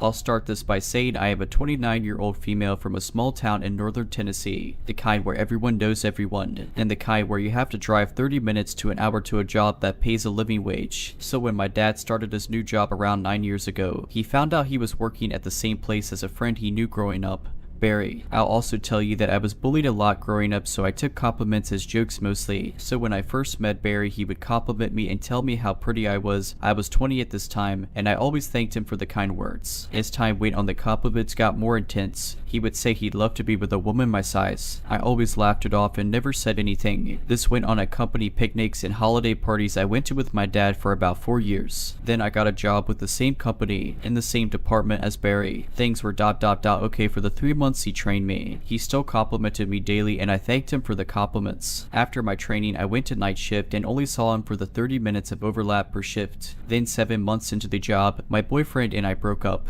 Barry was sympathetic at first, then became a different person. His compliments became more focused on my body and not my face. He would stare at certain body parts while speaking to me and cock his head to the side while standing behind me if I bent down to pick something up. When I became single, he would also ask me about my preferences in the bedroom, if I be with a man of his age, which was early 50s, or a man of his size, 5'11" and 300 pounds. He'd become frustrated when I told him no. Declining everything he asked me never stopped him. He just upped his game. He'd start talking about me and my body to other people at work and asking them questions about me or trying to get them to ask me the questions he wanted answers to. He did this numerous times to my best friend, who we'll call Jay for privacy reasons. Well, luckily for me, Jay just so happened to have a massive crush on me. He'd never do anything Barry asked of him, and he always told me everything Barry said or asked. This continued on for around 8 months, and then Barry came to night shift, so my 30 minutes with him became 8 hours. He would start telling me all about his relationship history, unprompted. The questions, comments, and staring never stopped. To give you a small example, this man asked me if he won the lottery would I sleep with him for money. I said no. He offered me $1,000 one time to screw with him, and I said no. I told him there is no amount of money in the world to make me sleep with him. He got mad at that. He'd ask for nude pictures, which I said no to. He'd ask Jay to try to sleep with me and take pictures and videos. He also said no. This all led to me being constantly stressed out and always looking over my shoulder to see if he was staring at me when I had to bend over to pick up something or if I had to reach for something. I did that to try and make him stop staring, but it didn't matter. He still did. I stopped talking to him. I stopped being in his vicinity. But it continued. His comments were just to other people in the building, mainly Jay. They came to a breaking point one week when my supervisor told me that my department had to work one weekend alone, just Barry and myself on our shift. I begged him not to make me come in. I told him I would call out and take a point or whatever I had to. I told him how scared I was to be alone with that man. I told him no man should be alone in a building this size with a woman, period. He listened and canceled the overtime, and he made sure I was never alone with Barry without a third person around. I finally broke down and told upper staff about it all. That turned out to be a waste of time. It continued for 6 more months, but thankfully I was on medical leave for surgery for 2 of those months. Then in November of last year, the right person on my shift heard me crying and complaining to Jay about everything before going home one night, and they complained to upper staff on my behalf. They finally opened an investigation. They asked me a ton of questions, and my answers filled up 2 notebook pages front and back of just the comments and questions from him over 3 years. They asked Jay a ton of questions and a few other people who worked around us, and 3 days later, he was finally let go for harassment.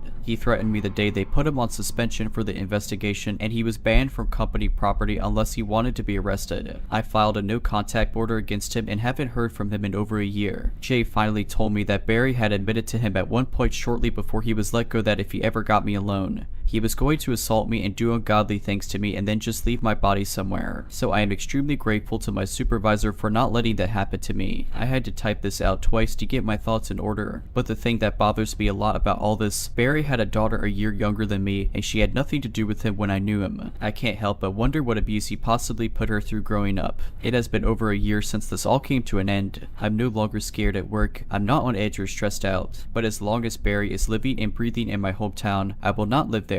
And he's made a lot of enemies in that small town because of this. That happens in small towns when your parents know everyone, including the sheriff. Oh, and about Jay, his massive crush paid off and we're now dating. I've never felt safer with anyone in my life. So Barry, the pervert who made my work life suck for 3 years, let's never meet again. And to any other girl or woman who is being harassed at work, don't be afraid to speak up. I promise you it's worth it to tell someone.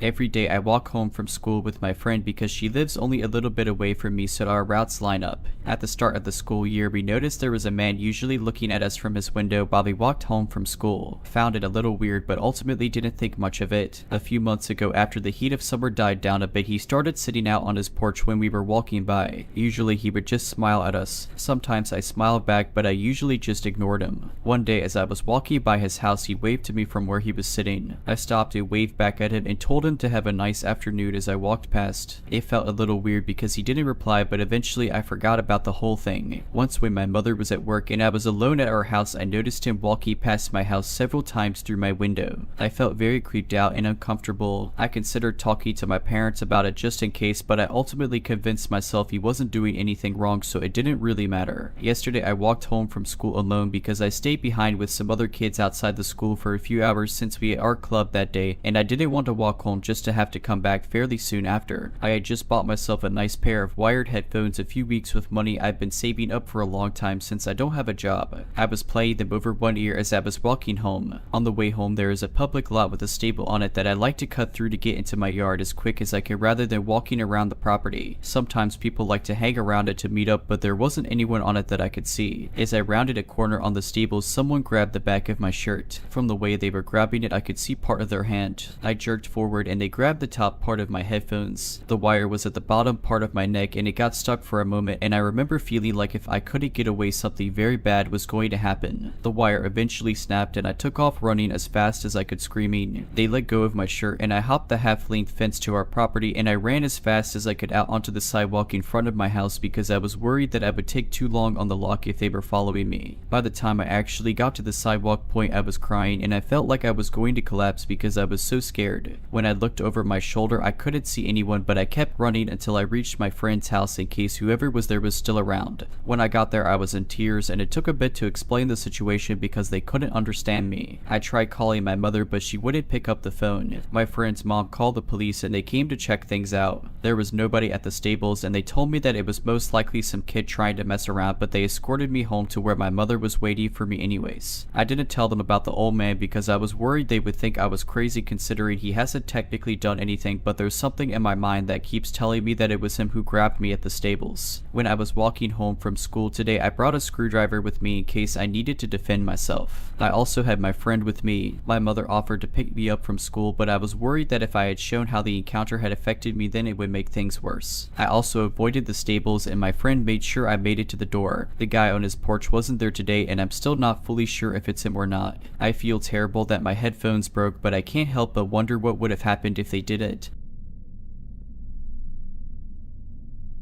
If you're liking this video, all I ask is that you make sure to subscribe to my channel and like this video. Thank you. To start, I am a woman in my early 20s and I work as a cashier at a grocery store. I talk to hundreds of people a week. I should have knew something was off when he first came through my line about 6 months ago, but my job is to be friendly to people, so I treated him like every other customer. He was obviously down on his luck, and when I asked the usual question of, "How's it going today?" he proceeded to tell me a whole sob story. His wife had apparently kicked him out of the house. In his words, apparently because she was having a psychotic breakdown. Should have been my first red flag. He was houseless, lonely, and hungry. I felt bad for him and attempted to sympathize. He was trying to buy a hot roasted chicken, but our government programs in this state don't cover hot food for some reason. So I did some cashier magic and changed it so his food stamps would cover the chicken and he'd have a hot meal that night. This was my first mistake. Although he was extremely grateful, this also was apparently a defining moment for him. Every Monday he proceeded to come through my line and buy a hot chicken. I genuinely thought I was just doing something nice for someone going through a hard time. He always ended up trapping me at my register with conversation. At first it was to complain about his ex's psychotic behavior. He called her a narcissist and crazy. I just listened because I had nowhere to go. I was at work after all. After a while he got over it and moved into a hostel of some sorts. He was somewhat more stable, but also obviously depressed. He always told me I cheered him up and he enjoyed talking with me. I told him that I did as well. Maybe that wasn't the right thing to say, but I really did at the time. He would also occasionally ask what my shift was / when I got off work, but I was too naive at the time to see the harm in the question. Eventually he was very excited to tell me he got a hold of a used keyboard and was excited to be playing and writing music again. I told him that was awesome and that I also played the piano. Something must have clicked in his brain because now he had something to relate to me about. Every conversation we had from there on, he was encouraging me to play piano again and telling me I'd be a great music teacher, even though he'd never heard or seen me play. I nodded and smiled and did my job. I really thought the conversation topic was innocent enough. Then, one day, he asked for my email. This is where I feel I really screwed up.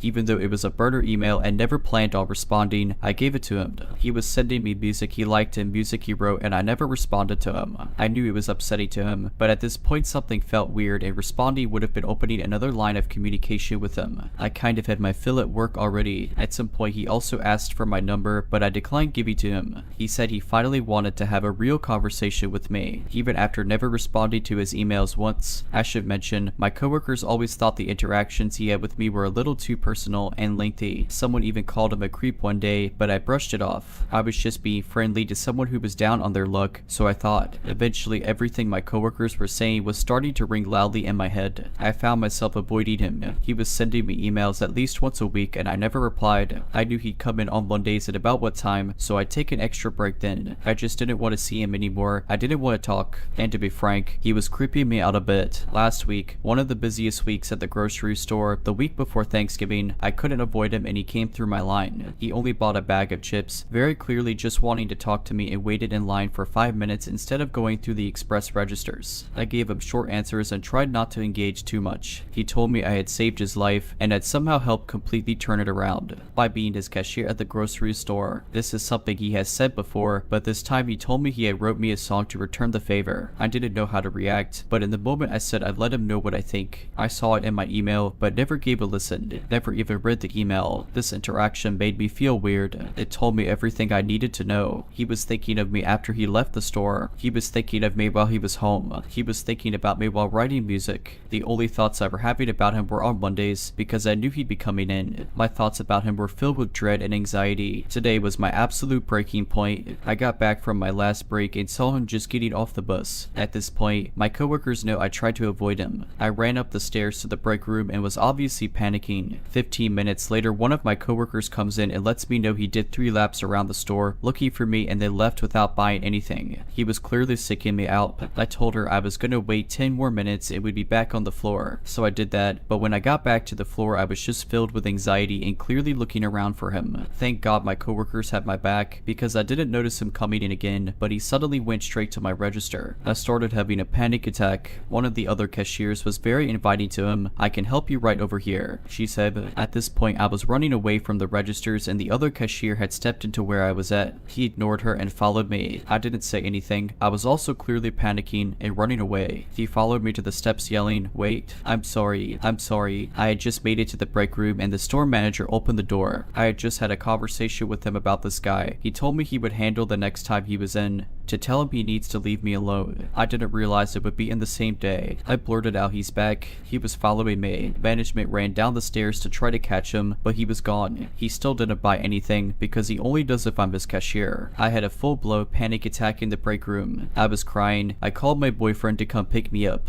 I didn't want to be alone. His apologies rang in my ears. One of my coworkers pointed out he wouldn't be apologizing if he knew he wasn't doing something wrong. That really stung. She was 100% right. My coworkers comforted me. They told me it wasn't my fault and I don't need to be sorry. I just can't help but feel so sorry. Sorry I didn't have the guts to set boundaries with him sooner or tell him how uncomfortable he was making me. The store manager said his behavior was completely inappropriate, coming once a week when he knew I was working and only buying something if I was his cashier. He said that was stalker behavior. Everyone did. I ended up going home early and calling out for the next day.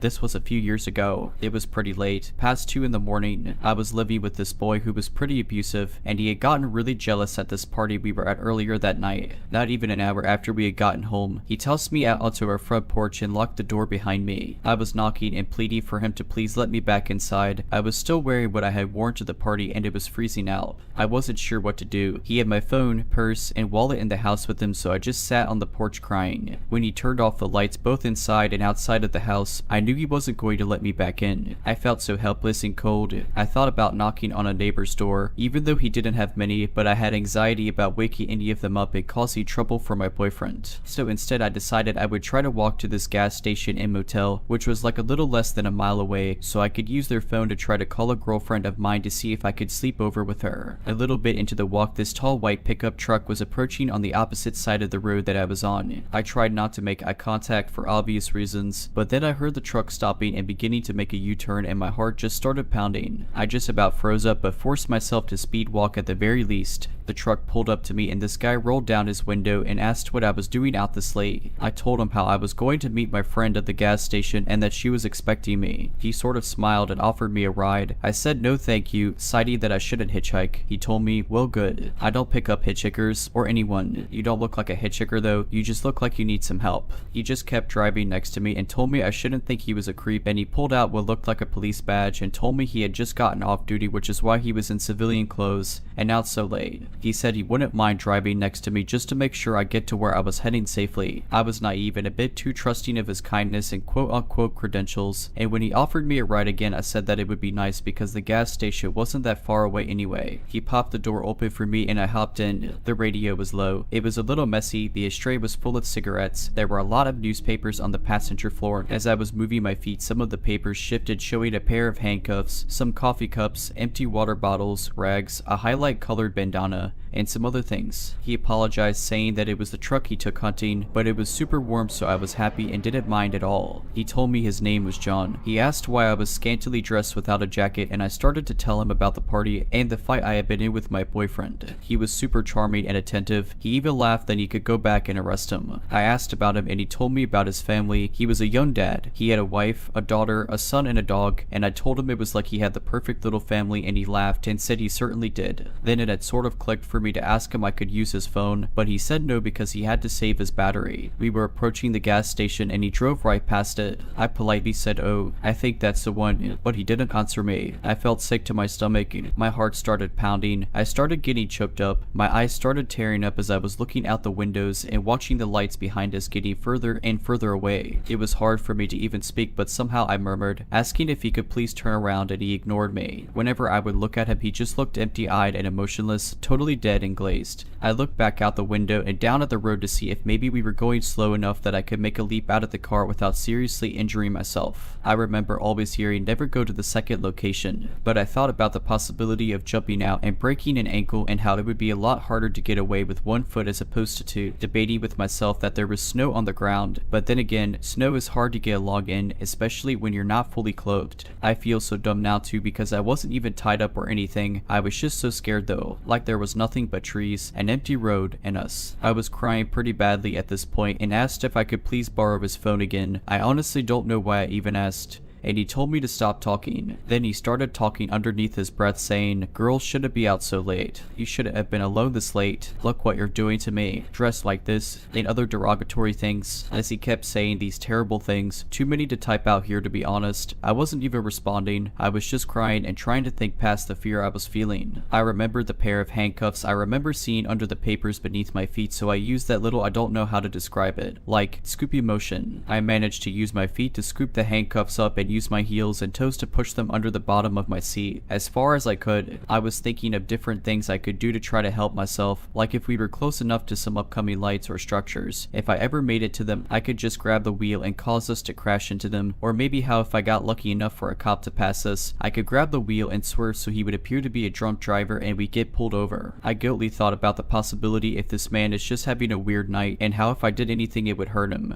but I told myself that sort of thinking sort of got me into this mess. He pulled off road where there were still woods on both sides of us. On his side the wooded trees were closer to the road. On mine, then there was a small gap fully covered in thick snow. Before the trees thickly picked up maybe 10 yards away. He turned off the car and coldly said there was something wrong with the car and to get out with him. As he grabbed the keys and was stepping out of the car, I grabbed onto the center console and cried and pleaded not to make me get out with him because it was too cold. He turned around to face me, his door still open, and shouted at me to get out of the car because we had to go check out the trunk bed hatch. I dug my fingernails deeper into the console, thinking my cries of no and head shaking would cause him to come around to my side of the car and drag me out himself. I was crying and said, "Please John, I'm so cold and scared." I was thinking of everything I ever heard. Humanize yourself, use first names. He stared at me in this like way I can't even describe it to this day. I don't even know how to start. He got back in the car and I slinked towards my window, scared he would drag me over the console. He turned off the headlights and everything just looked dark blue. He stared at the steering wheel for what felt like years before lighting a cigarette and looking out his window and back at me and then back out his window. He heard me shuffle my feet on the newspapers. I was just adjusting my legs, but while still staring out his window told me if I thought about running.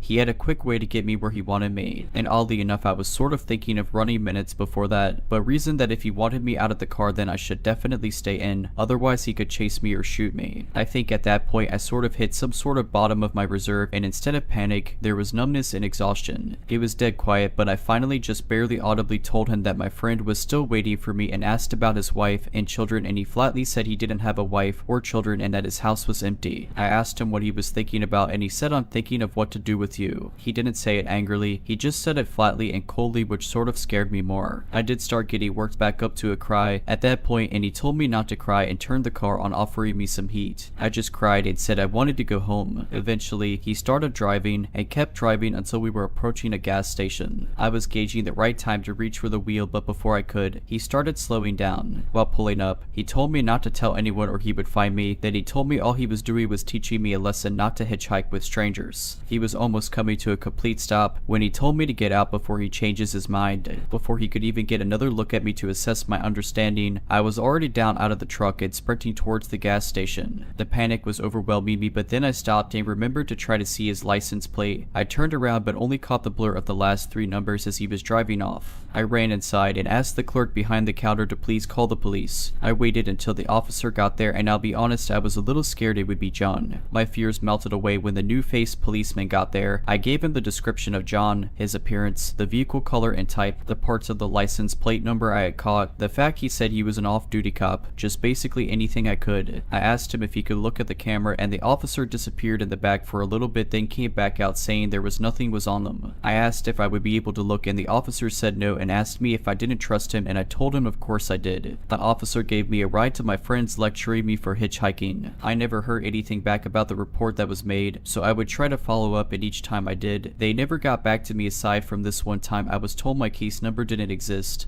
But that didn't stop me from trying to follow up. Throughout the months and years, I asked my friend, whose home I slept over at that one night, if she ever heard of any weirdness or anything since that incident had happened to her or anyone up there, and she always says no. So I sort of let it go and try to tell myself that maybe he actually was just trying to teach me a lesson or something. I mean, I definitely never hitchhiked again, so if it was a lesson, it certainly worked. I never heard anything back having to do with the case. I never heard of any other odd experiences up there. Maybe it was just one man trying to teach me something. But honestly, sometimes I think I tell myself all of that to help me sleep better at night. It all felt really real. Even if it wasn't real, I'm really glad I didn't get out of the car in the woods that night. This memory from a year ago popped into my head, and I want to share because I was so shocked in the moment. I realize now how scary the situation was, and it was just super strange. I, a 22-year-old woman, met my dad at a tire shop in an increased crime area of town. Not really sure why we went to this shop. It was probably around noon. My dad brought his chihuahua with him, so I took her on a walk around the tire shop while he consulted with the mechanics. The shop was about half a football field away from a busy street, with a big field in between the shop and the street, and an otherwise residential area. I figured it was safe enough to walk the dog around in the field because my dad and the mechanics were right there. However, the shop was fenced in and not facing the field, so I guess it wasn't actually that safe for me because my dad/employees couldn't see me. So I was just walking the little dog around in this field, not too close to the busy street. And suddenly, this beat up car with the windows down starts driving really slowly on the busy street. And I can tell the dude driving was staring at me. The street is somewhat far away from me, and he eventually drives past, so I'm like, whatever. But then a couple seconds later, I see the car again going down the street in the opposite direction, going really fast, and he turns onto the side street where I am. He's driving very, very fast, and he just guns it into the field where I'm walking the dog, literally jumping the curb. He's coming straight for me, very fast, and I'm just shocked,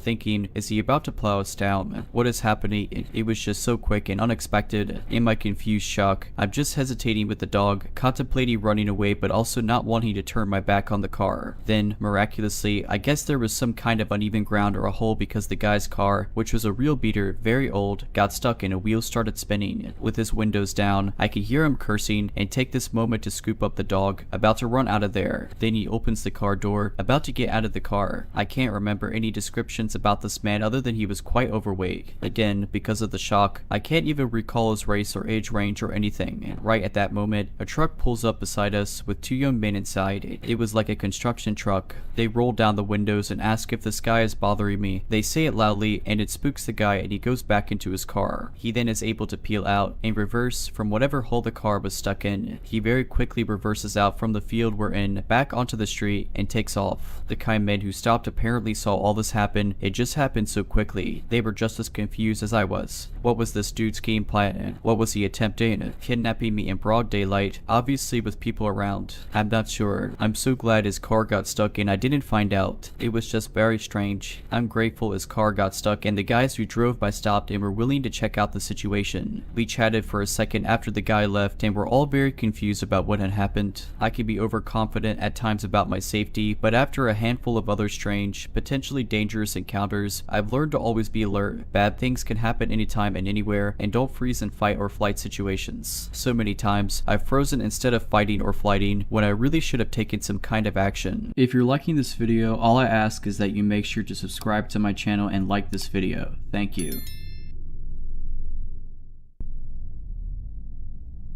I grew up out in the wooded country in Illinois on a short dead-end street 10 plus miles from a town, and there were 7 houses in the area spread out on a 2.5-acre wooded lots or larger each. There were no large wild animals. There are bears or similarly large animals in the region, and people didn't meander there or show up lost. Actually, lost folks or large animals wandering around never happened in the 20 years I lived there, so please keep that in mind. When I was a young girl in my early teen years, I had a good guy friend a few years older than me who lived next door, Terry. Terry was allowed to go out with his friends much later than I was, and he would sometimes tromp over to my yard after getting home late and throw rocks from the gravel area outside at my window to chat. My bed was right next to the window. I'd open the window and we'd whisper stories and generally talk for a bit. My second story window faced our backyard and his house was to the side. I could see his house from my window over the shrub trees and walking path to his driveway. I'd often know if he was out. The light was out over the side door entrance or already home, light being off. One time during the summer when my window was open, I heard a car in his driveway dropping him off. I was probably 14 years old and it was around midnight. I heard Terry get out of a car and was talking to his friends. Soon his friends pulled away. I softly called out, as loud as I could without waking my parents, asking Terry to stop by and chat. He didn't respond as he probably didn't hear me. Then I came up with the not so brilliant idea to sneak outside and scare him. I'd spent many years in the woods and learning how to blend in and be silent. As kids we'd often sneak around and scare each other, so I silently sneaked down from the second floor and out my back garage door which led to our backyard below my window which led to Terry's house off the side through our gravel area, then through a well-worn path through the woods about 25 feet long. My parents had put in a gravel pit around the back of the house probably because nothing much grew due to the shade of the oak trees. There were 14-inch oak rounds set out as an uneven steppy path in the gravel, and if you stepped off of the rounds the crunch of gravel and rocks would give you away. I picked my way expertly and silently across the log rounds facing Terry's house. My eyes got accustomed to the dark and I didn't see him. Also at that time I heard the door of his house close and the light going off signaling he went in, likely to bed. I waited a bit as I thought I saw something move in the woods between our houses, but not on the path we'd always use. If you didn't use the path there were wild rose and raspberry plants that had thorns and were painful to walk through if you weren't careful. So I thought it was odd that he'd be in the woods, but maybe he wanted to scare me like I was plotting to do to him. But I saw something human-sized and dark moving through the woods slow and pausing every once in a while like me. It was coming closer and I definitely saw it, but it was strange in that it wasn't walking directly to my window to talk. Therefore I hunched down and waited in silence, wondering if I could still startle him. I still thought it was Terry and he saw me sneak out and he was trying to scare me. I watched a dark outline of a human figure moving, but then I would lose sight of it in the foliage. It seemed to be stalking slowly and listening / checking every few feet while hiding. So I whispered after losing patience one last time for Terry, but he didn't answer. I got bored of hiding and crouching, so I quietly tippy-toed back to my garage door and went back inside, silently locking up as I went. I snuck back upstairs to my room above the area where I was just standing / crouching. My window was open and I definitely heard someone or something walking around the yard. I whispered again for Terry out my window but got no answer. Then I heard someone or something fall and crack and mow pretty loudly in the window well right below my window. It wasn't enough to wake my parents, but definitely loud enough I didn't mistake it, and it sent a shock of fear through me. If you aren't familiar with a window well, it's a semicircle hole connected to the house dug out about 3 or 4 feet deep and reinforced with metal. It allows a basement window to be put in below ground level and the hole lets some natural light in. There is no way Terry would have fallen in our window well. We had been playing hide and seek and many outdoor games for years since we were young around the whole neighborhood. We knew everyone's window wells and house footprints, plus paths in the woods like the back of our hands. The grunt sounded humanish and not like an animal. It also pulled itself out quietly without a lot of thrashing. That's when I realized this wasn't a fun game and someone or something was out there, and it wasn't Terry. I tried to look outside my window as best I could, but there was a screen on my windows to keep the bugs out, so I couldn't lean my head out the window to see next to the wall of our house directly below me. I then heard the crunch of rocks as whatever it was stepping in the noisy gravel. Again, Terry would know where the log rounds were and would not step in the gravel. He knew my parents were pretty strict and he was as good at being quiet as I was. Whatever it was stopped and I held my breath. I pretty much sat there with my face pressed against the screen 2 stories up for probably a half hour. I never heard it, him, or her leave, but I grew tired and eventually fell asleep on my bed that was next to the window. There are a few things I'm certain of. It wasn't Terry. I asked him later and he said he went went to bed that night when he got home. He also would have no reason to lie. I'm pretty sure it wasn't one of our neighbors, and I can't think of any reason a person would be there. We had few neighbors and only 2 other houses out of 7 had kids. Again, these 7 houses were spread out in 2.5+ acres per home. There weren't any big animals in the area. As wooded as the whole area was, we only had some deer, but they were hunted and didn't come close to homes. Plus, our dog scared them away. So stranger in the woods, let's not ever meet.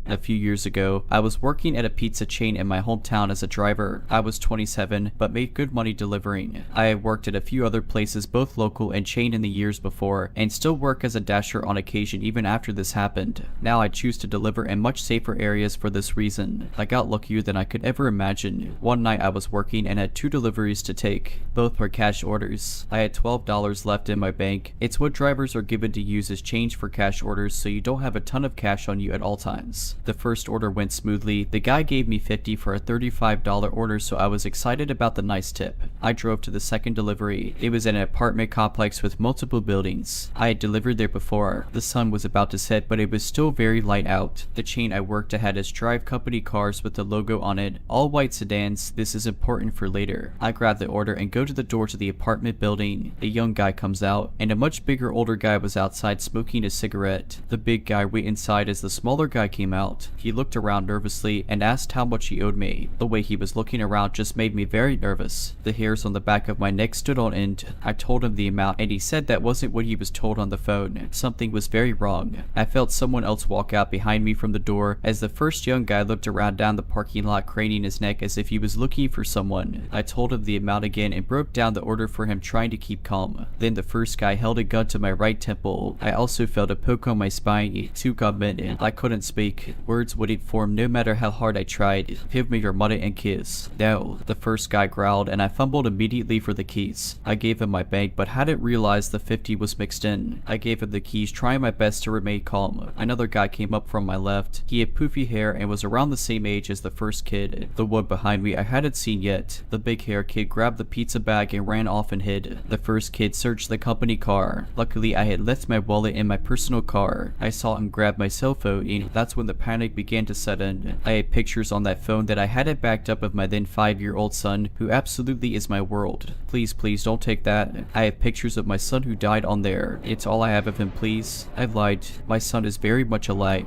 The kid behind me spoke softly. Trust me, just listen to him. You'll get it back. I'm damaged. I don't want to be here either. I could tell he'd been crying by how his voice sounded. A car began pulling in, and the 3 boys took off to the other end of the complex in a full sprint. Before the one behind me ran, he dropped the gun in front of me. I could tell the gun's safety was off. Looked completely real to me. He picked it back up and ran with the others. The car that pulled in saw me. It was a woman and her kid. Panic set in as I realized they could easily come back and do way worse to me as the sky started to get dark. I collapsed. They had taken my company car keys, $72, the pizza, and my phone. The woman ran up to me and asked if I was alright. She took me into her apartment in the next building over and locked the door. I was shaking so hard I couldn't even hold her phone to talk to the police on the phone as she set down her kid. Her boyfriend, I assume, helped me call. I spoke to the operator and told her everything. I'm colorblind, and these guys were obviously wearing all black and white clothes, thank God. I had a full description of 2 of them. The poor woman who helped me was going to be late for work, but she still stayed until I was off the phone and cops had shown up. Man, she was harsh and blunt with the operator, but I will never forget this woman's utter kindness to me and her boyfriends. Cops showed up and contacted my store, and my manager brought out the spare keys for me to drive the car back to the store. After dealing with the cops, I drove back and was greeted by crying and beyond worried coworkers. All of them were terrified that I was hurt. It meant a lot to me how much they cared, but I told them I was fine. I filed the proper paperwork, and the 72 was written off as a loss to the store. Thank God, because I had worked other stores that make you pay back the money out of pocket if you get robbed to prevent drivers from stealing. I was told by the owner to take the rest of the night off and take care of myself. He gave me a hug. He was to this day one of the best bosses I ever had. What I didn't know was I was in for a very long night. I called my best friend before I left the store from the store phone and asked where he was. We usually meet up for drinks after work. He was around the corner at a bar, so I met up with him. His dad was a District 4 cop in my city at the time, the same district that this happened in. He told me his dad had given him a heads up and he had 2 shots waiting waiting for me to calm my nerves. After the 2 shots, we began playing pool when his dad called his phone and asked if I was with him yet. He said yeah and handed me the phone. His dad asked if I could come to the station. I was honest and told him I'd had 2 shots, so he sent out a squad car to get me since it wasn't that far away. We get to the station. They had suspects in custody. I was needed to ID them. 3 boys and a driver. They had been caught less than 20 minutes after the robbery speeding. The bolo had already gone out and they matched the description. They had used the money to buy weed and gas and had taken off. They had at least 15 stolen cell phones on them. The order had been placed on a stolen phone. My phone was in the mix in the box. The police told me to grab my phone only and I did. They asked me to unlock it. It had fingerprint verification, so that was easy. 9 of the 10 tries to unlock it had already been used before my phone would have completely reset. It unlocked. I told the police every detail yet again. Although my parental instincts kicked in, I told them the guy behind me quite obviously was bullied into this and to show mercy. He was the one with the white shirt. The police went wide-eyed and told me he was the one talking. The other 3 denied involvement. That's when I found out about the 4th guy, the driver. We found out later he was completely unaware of the robbery and was just picking up his friends. He was never charged. The boy who was behind me and the one who grabbed the pizza were 15 and 16 and got 6 months of house arrest. The only reason the one behind me got off easy despite having the gun to my back was because I asked them to go easy on him that he was a good kid who didn't want to be there, and he was the only one confessing. Makes sense since he had even said the other guy wouldn't at the phone for long. He was planning on going to the cops had they not been caught. But the other guy, the first kid who put the gun to my temple, it was his 18th birthday. He got the book thrown at him. In the courtroom, he made fun of me and was laughing at me. Saying him made me panic. The judge scolded him for his behavior and he just grinned and glared at me with a Joker-like grin. All I could see was pure evil. This kid will commit more crimes. I have no doubt he will eventually end someone's life. You can see how cold he is just by looking in his eyes. He's evil incarnate. I grew up in a town full of murderers and abusers. I had never seen this kind of evil in my life, and I never want to see it again. I asked to have my name stricken from the records and asked to remain anonymous in case he ever got out. I'm so glad I did, because today I got a letter from the state. He's being released in February. The court only had my old address, which was my parents' house, and my mom didn't think the letter was important. I missed the deadline to protest his release for probation. The plea deal was 8 years. It's only been 4. He's getting out early due to overcrowding. Not good behavior, overcrowding. This coming February, and I'm ready if he finds me. My wife, my parents, everyone I know knows his face and name. If he tries anything, we are all ready. I have a new edit for this post. He's already got a warrant out for new crimes. I don't know the details, but I know there was another victim based on the type of crimes committed. 3 of them. He got let out February 2nd. The warrants are from February 22nd. I've been watching his Facebook since everything was public, just making sure he was staying away from my family. I hadn't checked it since the middle of February, so I just checked it. I noticed he stopped posting. Since he was posting everything including asking for smoke and when he was going to be on Facebook, that was unusual, so I checked the records page. More violent crimes have been committed and he's more than likely on the run. From his Facebook, it looked like he was turning around. Guess not. I feel horrible. I know I tried my hardest to make sure he stayed in. Victim services did not care to listen basically. Now he's hurt someone else. I feel horrible for the new victim, and I know it's not, but I can't help but feel like I'm partially guilty for this. I'll keep updating as this develops. As of right now, he's on the run. Another edit March 22nd, 2023. He is back in prison as of March 8th for 5 charges. If victim services has ever failed, it's now. I can't help but feel guilty and horrible, like I could have done more. He is being charged with violent crimes against individuals, possession of a weapon under disability, so probation violation I guess, and homicide. Someone died by his hand. After I fought as much as I could to try to keep him locked up. I know this isn't my fault, yet I can't stop the guilt. Hopefully this won't happen to anyone else by his hand. As of this point, it'll be years before we get a verdict more than likely, so this may be the final update. Thank you all so much for your support. Stay safe out there, friends. It's a crazy world. If you're liking this video, all I ask is that you make sure to subscribe to my channel and like this video. Thank you.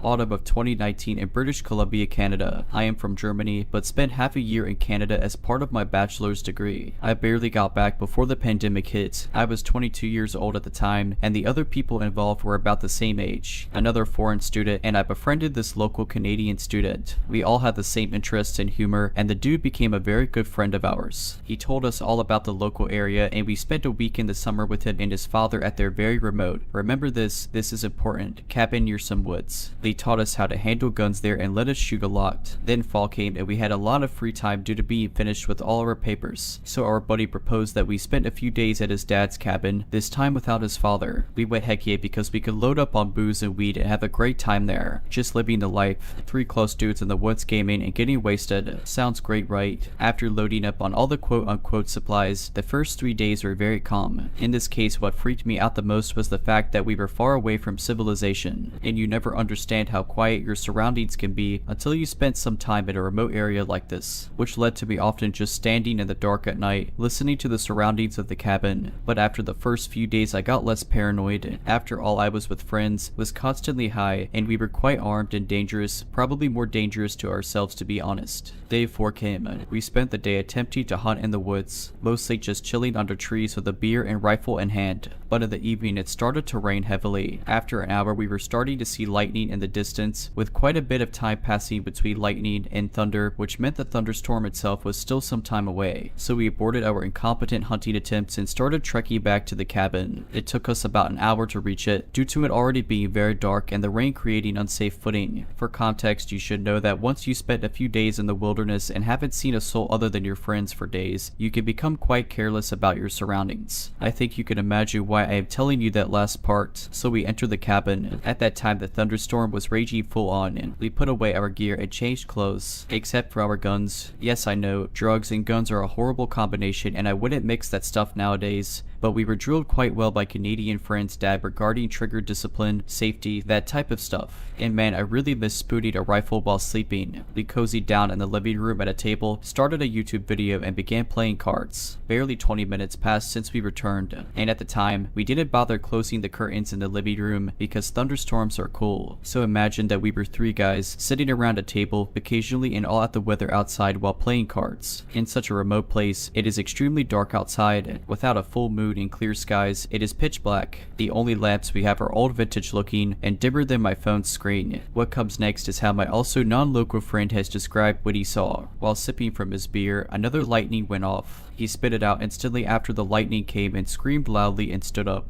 No words, just the sound of panic. My Canadian friend and I were instantly perplexed and looked at him. There is somebody outside. He started rambling about how in that split second the lightning illuminated the outside of the cabin. He saw a person standing a bit of distance away from the cabin, looking directly at us. My non-local friend is obviously in full-on panic. His face looks anxious. This communicated to our Canadian buddy and me that this guy wasn't just messing with us. He did see somebody outside. I grabbed my rifle and pulled the bolter rack around into the chamber. I feel that warm sensation running down my spine of my body, releasing adrenaline. I tried to stay far away from the window, stare into the darkness outside, but I can't see anything. While our Canadian friend rushed into his room to grab his pistol, I start panicking even more because I realized we didn't lock the door. Why would we? We haven't seen anyone in days and are in the middle of wilderness. So I run to the door and lock it. Our friend returns with his pistol, which he grabbed because there was a flashlight attached to it. He carefully approached the window, then changed his pace from sneaky to fast and pushed the window open with one hand,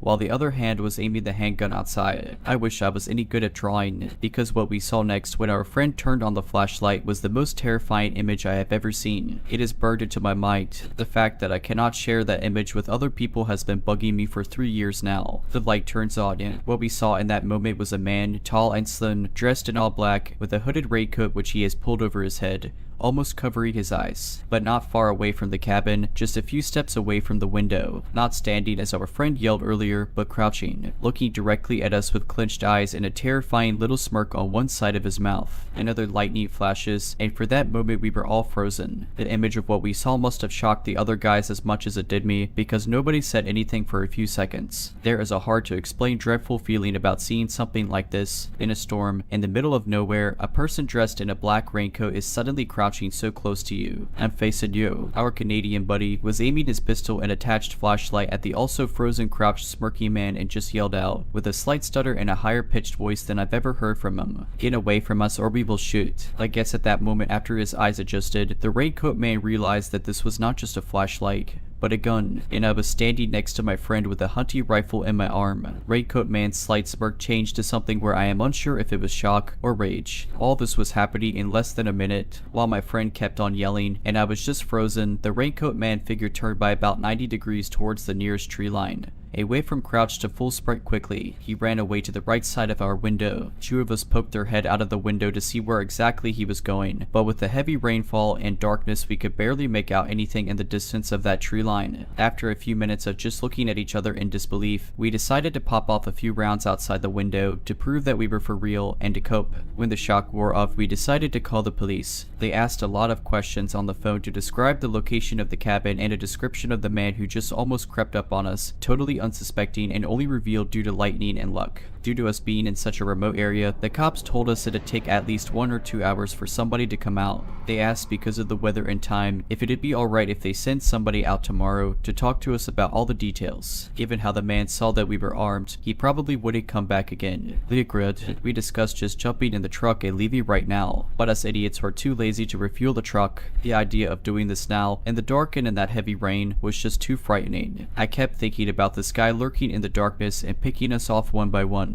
We spent the night sleeping in shifts. One person was awake and standing guard, the others at least attempted to sleep. When my turn came, the rain had died down. I turned off all the lights, opened a window, and just sat there in the darkness, trying to listen for any sound I could hear and looking out of the windows to scan the area. Let me tell you, when you're sitting in the dark for hours in full alert mode, just try and sit still, listen and look around, you have a lot of time to think and reiterate what just happened. Close to the middle of the next day, 2 cops arrived. We had to give them a detailed report of what happened, when it happened, and had to show them in which direction the raincoat man ran off to. They said they will organize for a patrol to comb through the woods, but that might take a while because they need experienced outdoorsmen. Sadly, we didn't see many details of the man's face. We couldn't tell if he was young or old, only that he was tall and clean shaven. The chances of finding who exactly that was, and find out what the heck he was attempting to do, were very small, though one of the officers expressed that this whole happening was deeply worrying. We left the cabin a few hours after the police left, and Canadian guy's dad insisted we stay at his place at least for a day until we feel safe again. He also wanted to hear every last detail and figured that the time has come to install cameras around the cabin. I don't remember this part for sure, but I believe that I heard later the dad and his brother went back to the cabin and just sat there in the dark, waiting for the raincoat man to return. But I never heard of any results, so I guess he must have gone hunting in other areas. I never heard from them cops again. Next January, I left Canada and returned home. My Canadian friend was called in for an interview a few months later, and it seemed like the police were still seriously investigating this, looking for the guy who crept up on a cabin during a thunderstorm. We have speculated a lot about what that was. The winning theory is that this guy most certainly had sinister intentions. This did not look like just an attempt at burglary. Remember, we had dim lights on. You could see that there was somebody inside the cabin. This guy was creeping towards us in a raincoat during a thunderstorm. When my friend yelled out that he saw somebody, this guy went from walking / standing to crouching, and he went closer towards the window. I suspect the raincoat man wanted to check what kind of victim was on the menu, and I don't really want to imagine what he had in store if there were 2 unarmed girls there and a cabin in the middle of nowhere. We didn't see any headlights passing the clearing the cabin was on. The guy also had no backpack or something, just a raincoat and black weather appropriate clothing. I bet my soul that this guy was a man on a mission who knew exactly what he was doing and what he was well prepared for. While writing this post, I also started thinking about the logistics of it all. The guy must have a camp or at least a car hidden somewhere in those woods. You can't sustain yourself out there otherwise. I also got the feeling that he either came upon the cabin during the storm itself, or that he spotted us in the woods during the hunting we did before. We moved slowly, while also not being shy with waving our lights around. And in total pitch darkness wilderness, a proper flashlight must have been as easy to spot as beacons, so he might have tracked us through the woods until we reached the cabin.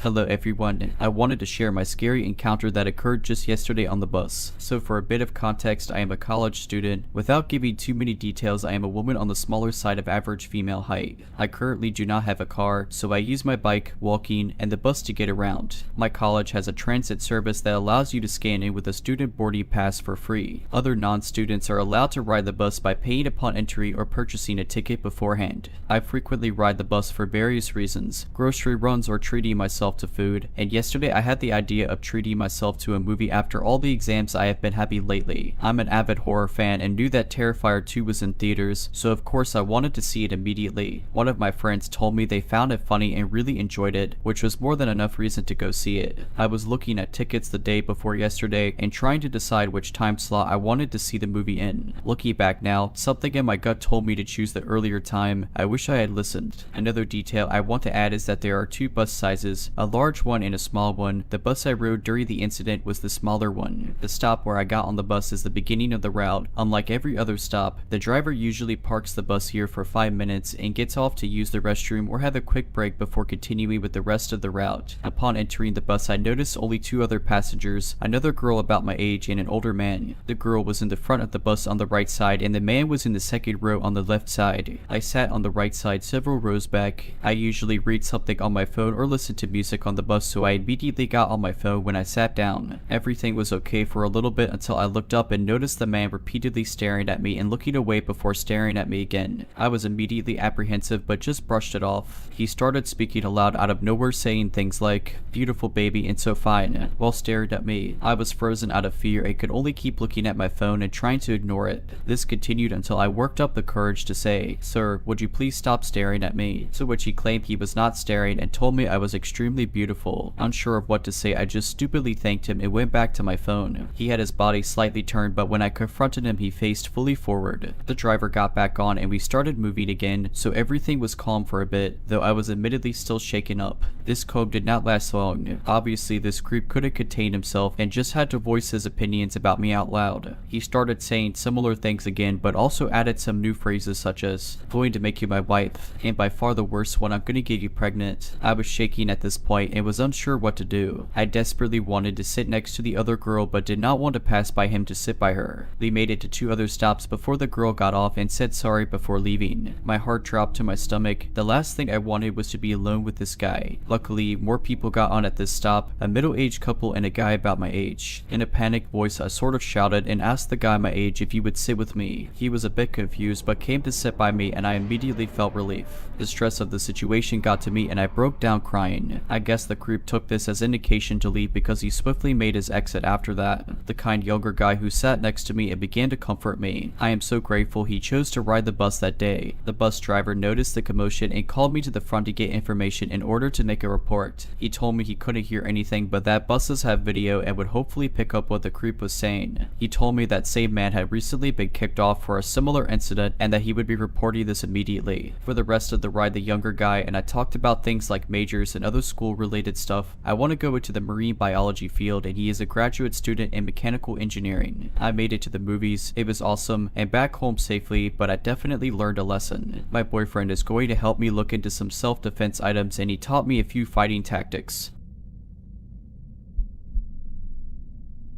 2 years ago, I moved to the United Kingdom for university as I always wanted to go there and get away from my parents as the situation at home was beginning to become too toxic for me. In first year at university, I moved into a student accommodation and met some really great people. It was a good year, without meeting my boyfriend, who I'm still with, and just enjoying my time away from my family and discovering what independence really meant. Anyhow, as second year came by, I decided with some friends to move into a house rented by student accommodations, but at least we have our own house and weren't restricted as much with noise and parties as living in a small shared flat like in first year. To note, I had a ground floor room and my window gave into a very small backyard in which I would go smoke every day as I am a smoker, and in which there would be a very thin wooden door giving into the other side of the street where you would put your bins and broken chairs and stuff. The door could only be closed and locked from inside the backyard, but since it was an old door we had to attach some strings to keep it closed for good. I had neighbors on each side of the house, so we were surrounded by families and some other student accommodations. The neighbors on the right of us were 5 boys who looked way over the age of being in university. They were strange, so to say. I met one of them outside of our house one day because of a police intervention due to one of his flatmates attacking him and the others with a kitchen knife and burning their kitchen down. I heard some screams, and so I went outside with my flatmates and saw one of them being covered in blood and cuts everywhere on his arm and a wound on his head inflicted by a kitchen knife. Me and my flatmates didn't know what to do, so we offered him our help to clean himself and gave him an old shirt to change out of his bloody clothes. We then saw the guy who hurt these flatmates being escorted out by the police and into a van and driven off to be arrested. I don't know anything more about the story. The police didn't really tell us anything else. Anyway, the guy who we helped was quite weird. He said a lot of lies and kept trying to grab me and flirt with me, and we noticed when helping him he smoked quite a lot of weed, but just didn't really care at the moment as we just wanted to make sure he was okay as we didn't know him. Then after some time had passed, I would go to university and come back home and see him quite often in the street and just never said a word to him again. But one day, he came up to me in the street while I went to the corner shop and started talking to me weirdly, and I didn't feel comfortable at all with that for some reason, so I just didn't respond to him. He then just said, "Oh, that's okay, I'll just wait in front of your house then, and we can talk further." No need to say I was creeped out, and just thought he was joking, so I bought my drink at the shop and headed back to my street, and as I turned into the street where my house was, I saw him with his flatmate sitting on my doorstep and waiting for me. So I panicked and went back next to the corner shop and called my only guy flatmate to ask him to open the door and tell the guys to go away. But obviously he wasn't home and no one else was either, so I literally just waited it out until they left 1 hour later and then sprinted back home and locked the front door. To also note, my front door had a glass panel on it where you would be able to kind of make out who was standing in front of it. After this already pretty scary encounter, I just tried to avoid the guy and mostly succeeded for a while. But then one day, as I went smoking in the backyard, I noticed that the wooden door, which is always closed, was open, and the strings that we put there to keep it closed were cut off. For whatever reason, I didn't think anything of it and just closed the door again and put a new string on it, thinking it was one of my flatmates who took the bins out and just didn't tie it back. The weird neighbors would very often scream and yell and fight in their house, and it would wake me and my flatmates up in the middle of the night.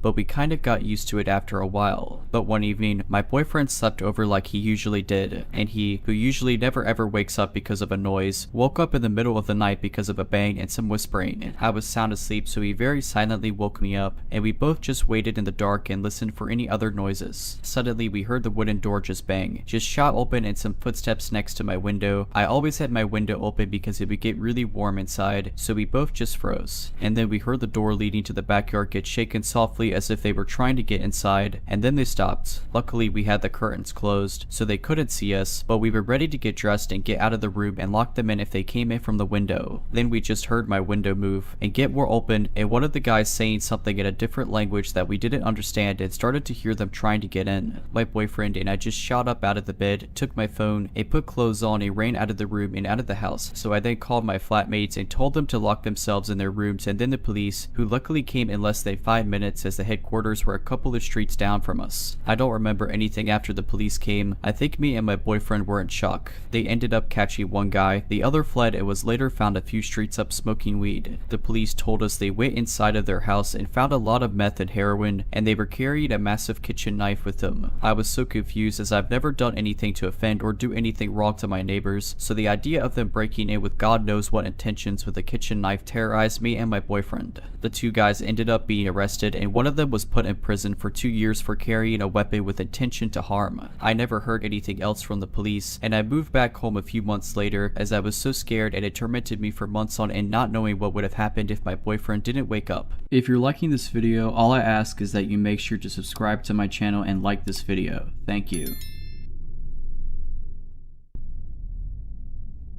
So for context, I grew up in the suburbs, and outside of the occasional play park or sports field, there was nothing to do. Lee and my neighbors used to play knock and run, or its other name, ding dong ditch. For context, I have a sister who is a year younger than me, and my neighbor James was the same age as me. His older sister was 14 at the time, and she also played with us from time to time, although I think she just wanted to hang out with my sister, whom she thought was cute. I was admittedly the biggest coward in the group, and to this day, my flight instinct is significantly stronger than my fight instinct, so I would never ring the doorbell as I would always find a way to wiggle out of it. I always found watching it more entertaining than doing it. On this particular afternoon, my cousins came over. One of my cousins was my age, the other was a few years younger than me and couldn't play with us, and the other was a year older than me, but everyone treated him like he was an adult, even though he was only 11, or at least that's how I perceived it. Let's call this cousin Daniel, as he is somewhat important to the story. My cousins came over, and we were banished outside to play, and we all decided that knock and run was a good idea.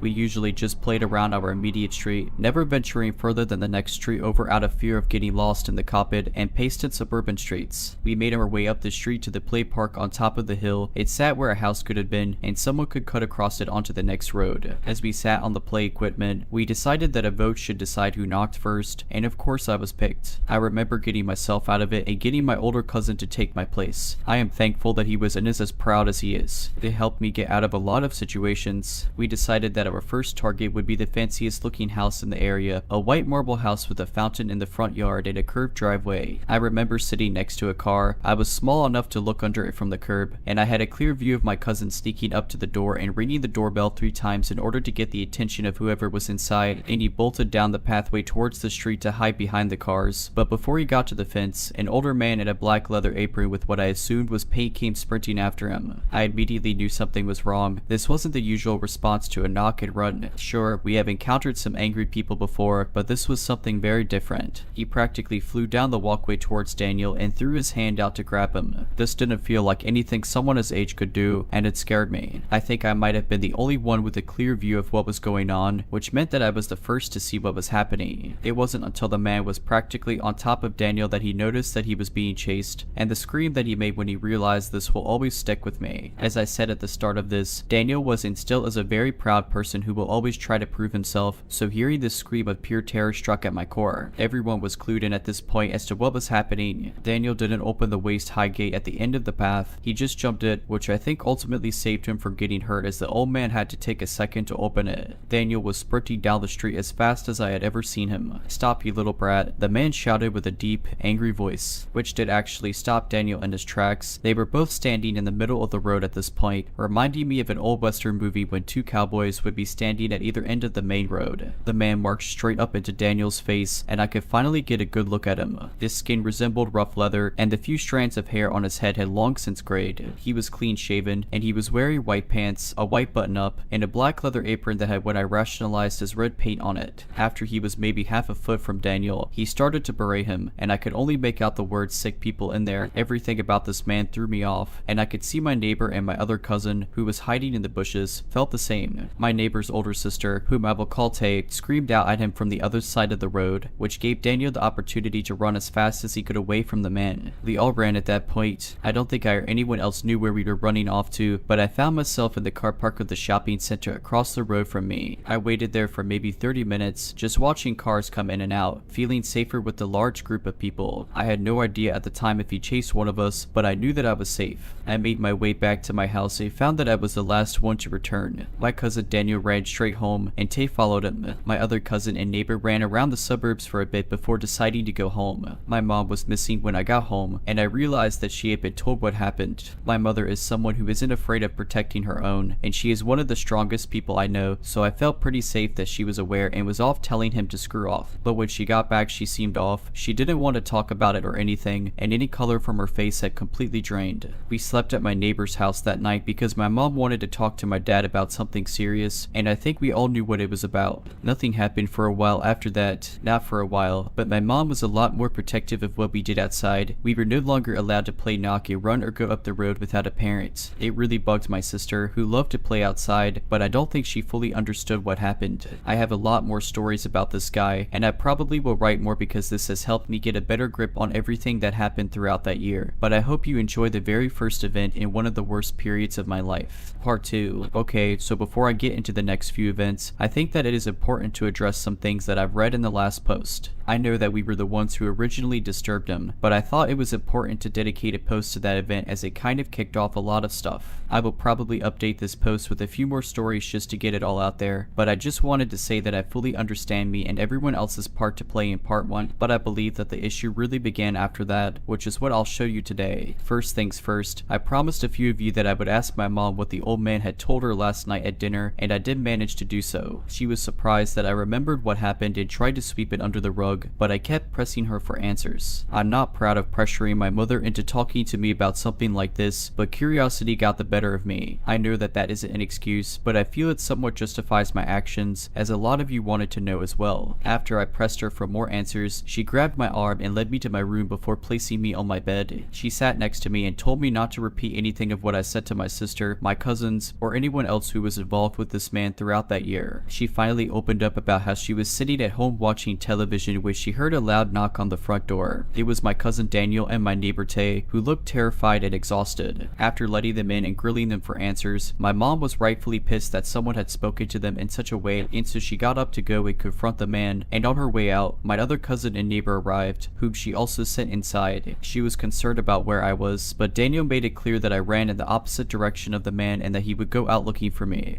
which it turned out he didn't. My mom made her way up to the play park and saw the man pacing back and forth up and down his driveway. He didn't seem angry or upset. He apparently didn't seem like anything besides someone marching back and forth, which took my mother's mood from enraged to confused. She walked up to the front gate and let herself in, which made the man stop almost immediately and stare at her. I am surprised that she didn't turn back and go home at that point, because that's what I imagine anyone would have done. But as I said in part 1, I am a coward. The man marched up to my mom and started to berate with her about trespassing on his property, which she met by berating with him about terrifying some kids. This apparently went on for a couple minutes before he said something that terrified her. My mom didn't say exactly what he said because she said that she was trying to forget it, but he said something along the lines of, "I will show both of you what it feels like to have somebody on your property when you don't want them there, and then I'll shut those kids up forever." He tried to grab her at that point, but she quickly moved away and left his yard, swiftly walking back home. This really affected my mom, but that was the answer I got from her. I gave her a hug and apologized for pressing her to tell me, and we got back to dinner shortly after. It had been about a month, maybe a month and a half, since the first initial incident with the man. We hadn't seen him since, and I was forgetting about it until I went to the shops one day. For context, my parents had started to let me go to the shops by myself to grab little things for them. I was young at the time, and the shops were across the road from me, so getting there wasn't an issue. One day, my dad asked me to go and grab a loaf of bread for him. He gave me two $2 coins and sent me on my way to the shops. I was getting used to doing this on my own and enjoying my independence. I grabbed the bread, which was on the far side of the large supermarket, and made my way towards the registers. I stopped by the toy aisle and took a look at all of the low-quality, mass-produced action figures that I desperately wanted. This was part of my routine. Even now, if I wanted something but didn't have money to get it, I would just look at it. But on this occasion, I wish I had just continued to the registers. I felt two hands push me to the ground from my left. I was shocked for a moment, as I didn't fully know what had just happened. The sticky and dusty floor beneath me hurt. It took me a second to look at my attacker, and when I did, I immediately knew that this was very wrong. It was the old man from up the road. He had found me in the place that I had hid from him just a month prior. He started to shout at me, but I couldn't understand what he was saying. I don't know if it was the adrenaline ringing in my ears or his rage just taking over, but the tone in which he was shouting shook me. I tried to get up to run, and when I planted my foot on the ground to get up, he kicked it out from below me, which made me fall back on the ground. Thank God a staff member arrived at this point. They must have heard his shouting from across the store and come to check on what was happening. I didn't get a good look at the staff member, but I am thankful for them. As I got up to run with the loaf of bread in my hand, I could hear the man reacting to me getting away, and it took everything in me not to look behind me to look at him.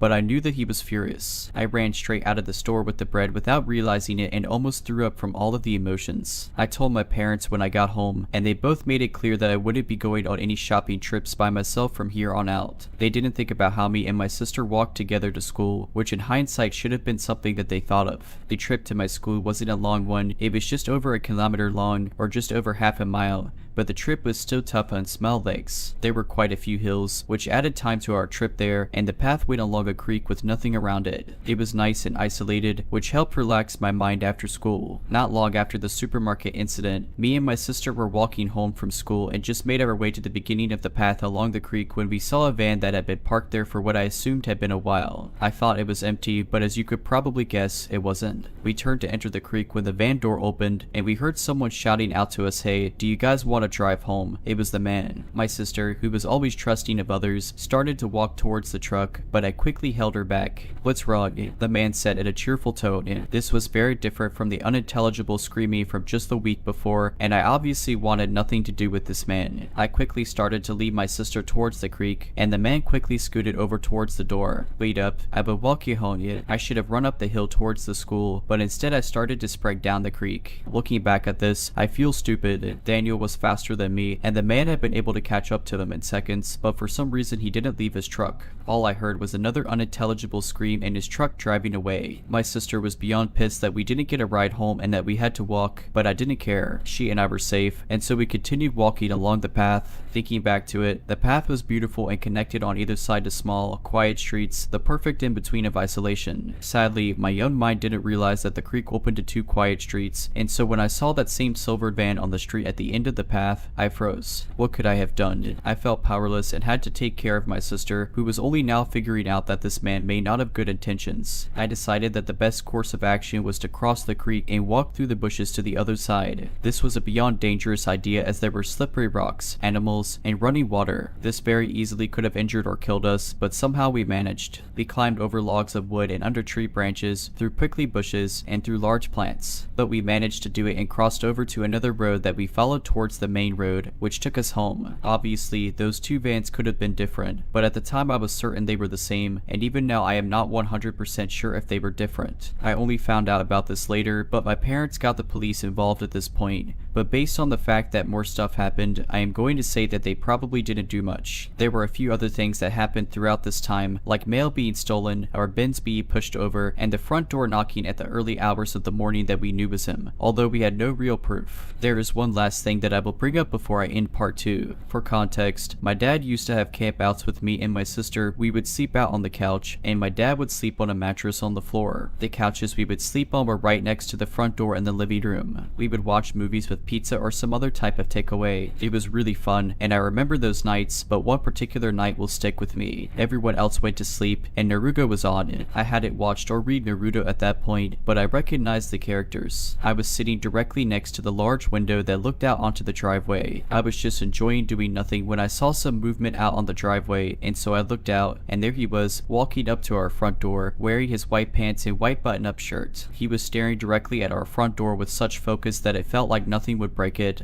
but something did, and it was me. He looked at me, and I could see in his eyes that it was funny to him. He simply held his hand up, waved at me, and then placed one finger on his mouth as if he were telling me to shush, and then he jogged away. I surprisingly fell asleep not long later. Now looking back and remembering what my mom had told me, I think I know what he was trying to do. Part 3, it was summer, and the local council decided to have a fair. The local council hired a few clowns, some face painting stations, food trucks, and bouncy castles at the local football field. Of course, me and my sister were beyond excited to go. For a young child, this was the hottest ticket in town, and my parents were happy to take us as it was just down the road and free. I remember the field being beyond busy. The crowd was difficult to walk in and even harder to see through, but we managed to find ourselves right next to a giant blow-up bouncy slide. As it was summer, the actual balloon of the slide burned to the touch, and the sun made me feel like I was slowly melting. Regardless of this, I must have spent at least 40 minutes going up and down that slide. I was having too much fun and didn't notice that both my parents and sister had gone missing in the giant crowd of people. I got down from the slide, put my shoes and socks back on, and started to make my way through the crowd. I didn't actually know where I was going, and I remember feeling incredibly anxious as I waddled around the fair. It wasn't until I felt a hand on my shoulder and then on my forearm that I felt a little safer. It was my dad. I thought he had found me. I couldn't actually tell whose arm it was, as the angle at which it was holding my arm made it difficult to look at in a crowd. The whole day was overly stimulating, and I wasn't thinking clearly. I should have known from how hard the hand was gripping me or the fact that it was leading me to the parking lot that something was wrong. I only really felt terror when I saw my parents running towards me, running faster than I had ever seen them run. Adrenaline immediately coursed through my veins, and I pivoted my body around and immediately saw the leathery hand on my arm and white pants. The link was connected in my mind as to who this was. My mother's scream was the first thing I heard, and the angry or annoyed grunt of the old man followed it. He started to jog with me towards his truck, but I had started to fight back against his grip. He may have been old, but he was stronger than any elderly person should be, and he was faster too. Everything about this man was wrong, and it may have been my young mind making it all up, but I still believed that something was very weird about him. No elderly person should be like this. At this point, I was only a couple feet away from his car, and as he opened the door, I felt two hands on my right arm that pulled me hard against the man's grip.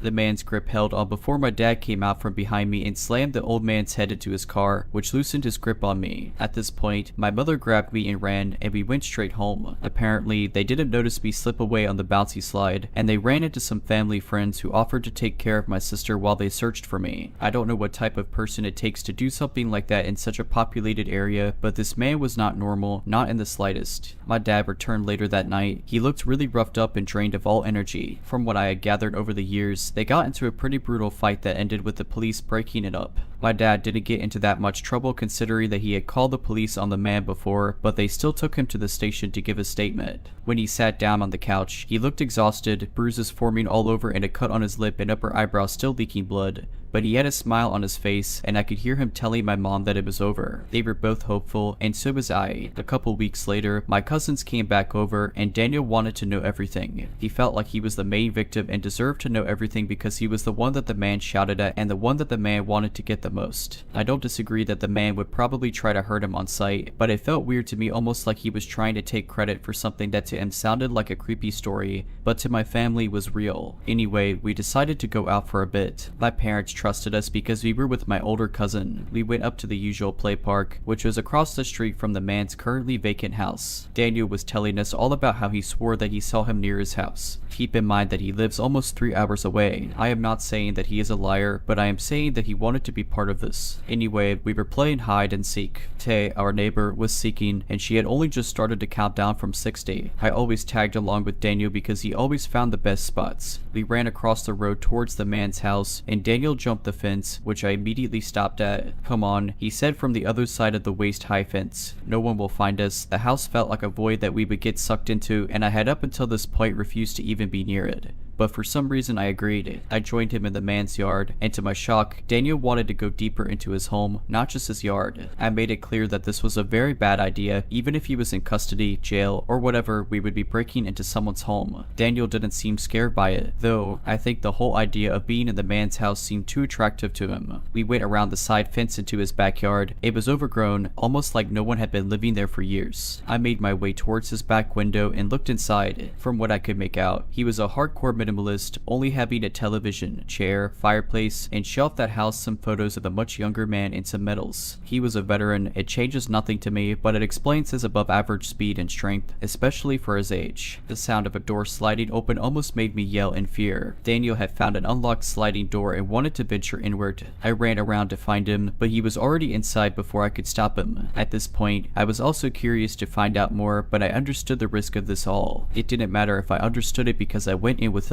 The rest of the house reflected the living room. The kitchen had a fridge and a stove, and the dining room only had a small table with one wooden chair. There was no decoration on the walls or signs of life besides these sad reminders of how lonely the man had been. As I said, this changes nothing for me. I hate this man more than anyone can know. We made our way upstairs and found 2 completely empty rooms in one bedroom, a single bed with a bedside table filled with different types of weapons, a hatchet, a knife, and a knuckle duster. I had never seen a knuckle duster before, and I successfully fought the urge to take it and put it on. This was something that Daniel failed to do, as he almost immediately grabbed it, which I almost hit him for. We continued searching the house, and Daniel had the idea that he must have something weird in his wardrobe, and when we opened it, he gave a disappointed sigh as there was nothing inside except a few white button-ups and white pants. This especially creeped me out as he never wore anything else. We made our way back down the stairs and into the living room, and to our surprise, we missed the table that sat next to the couch. It was just out of view and only had one drawer. Daniel opened it and struggled to get it out fast, but when he did, we found something profoundly strange. It was a single photo. Neither of us could make out what it was, but we knew that it looked familiar. Daniel sat down in the chairboard, and it was only then that we heard Tay scream out that she had given up. Daniel shot up and sprinted back out to the backyard. We had both completely forgotten about her, but as I put the photo back into the drawer, something stood out to me about the photo. The fence was navy blue. This was something unusual in my area, and I knew of only one navy blue fence in the suburb, our side door entrance fence. This realization made the photo seem so much clearer. The white pebbles on the ground leading to the backyard, the cream color of the garage next to it, and the green bush at the end of the path. This was my home. He had a photo of my home. I quickly met back up with Daniel and Tay, and we went back home. I should have told my parents, but I was scared that I would be in trouble if they found out that we were in his home. I understand why we would be, but I still didn't want to live up to it. About a month after that, we were having another camp out with me, my dad, and my sister. Both my sister and my dad had fallen asleep with the television still on, illuminating the room. It was one of those weird situations where you were both really comfortable and really uncomfortable. That was my situation, and on most nights I love this feeling, but that feeling will always be tied to this night. I was drifting drifting off to sleep as well, but I heard the sliding back door open slowly. I peered up above the couch and saw a silhouette of a man standing in the doorway. I froze with fear and started to cry. My dad woke up at this point. I am not entirely sure how. Maybe it was a parental instinct, but he knew almost immediately that something was wrong. He got off the bed and crouched towards the dining room, which is where the back door was. The other man had begun to walk slowly through the house at this point, murmuring to himself. To my horror, I recognized the pants, the bright white pants. So many questions went through my mind, the most prevalent one being how he was in custody. But none of that mattered because there he was, standing in my dining room, holding something. My dad charged him from around the corner and tackled him into the wall. The old man punched him in the arm, and my dad immediately dropped that arm. It was the knuckle dusters that Daniel was wearing. It was at this point that the lights turned on. I don't know if it was my dad or the man, but they came on, and my dad made a noise of pure horror. Both men were fully healed from their last fight, but my dad took a real beating. I had always expected that the old man had had his butt kicked, but now I am not so sure. My dad was standing in the doorway to the living room, shielding us with his body. My sister was awake and crying at this time, as was I, and my mom also ran down the stairs and immediately saw everything that was going on. The man had lunged at my dad with a thing in his hand that I could see was a hatchet. My dad threw himself to the side, and his other arm got grazed by the hatchet, drawing blood. My mom at this point leapt towards the old man and pushed him into the kitchen bench, which made him scream, but he was up almost as fast as he was down. He slashed at my mom and missed her, and my dad ran to the other room and started to call the police. My mom was dodging his slashes while also throwing things at him. Once she got to the knife block, she armed herself with 2 knives and threw one of them, and the handle hit him in the face, knocking him back. My mom took the opportunity and drove the knife into his shoulder, which made him scream again. He fell to the ground and didn't try to get up until the police arrived. After this happened, we moved not too far away, maybe just half an hour away. Even though we lived so close to that place, we have never returned. As much as I have been tempted to go back and relive some stuff, for the time being, I am pretty comfortable staying here. Apparently, he paid bail and was staying in the hospital for a while before staying at somebody else's house. I know that he made his way back to his house before making his way to my home. It creeps me out to think that I could have been in his home at the same time as him. Well, anyway, it's been 10 years, and it's been something that's been on my mind for a while. I want to thank you all for hearing my story. If you're liking this video, all I ask is that you make sure to subscribe to my channel and like this video. Thank you.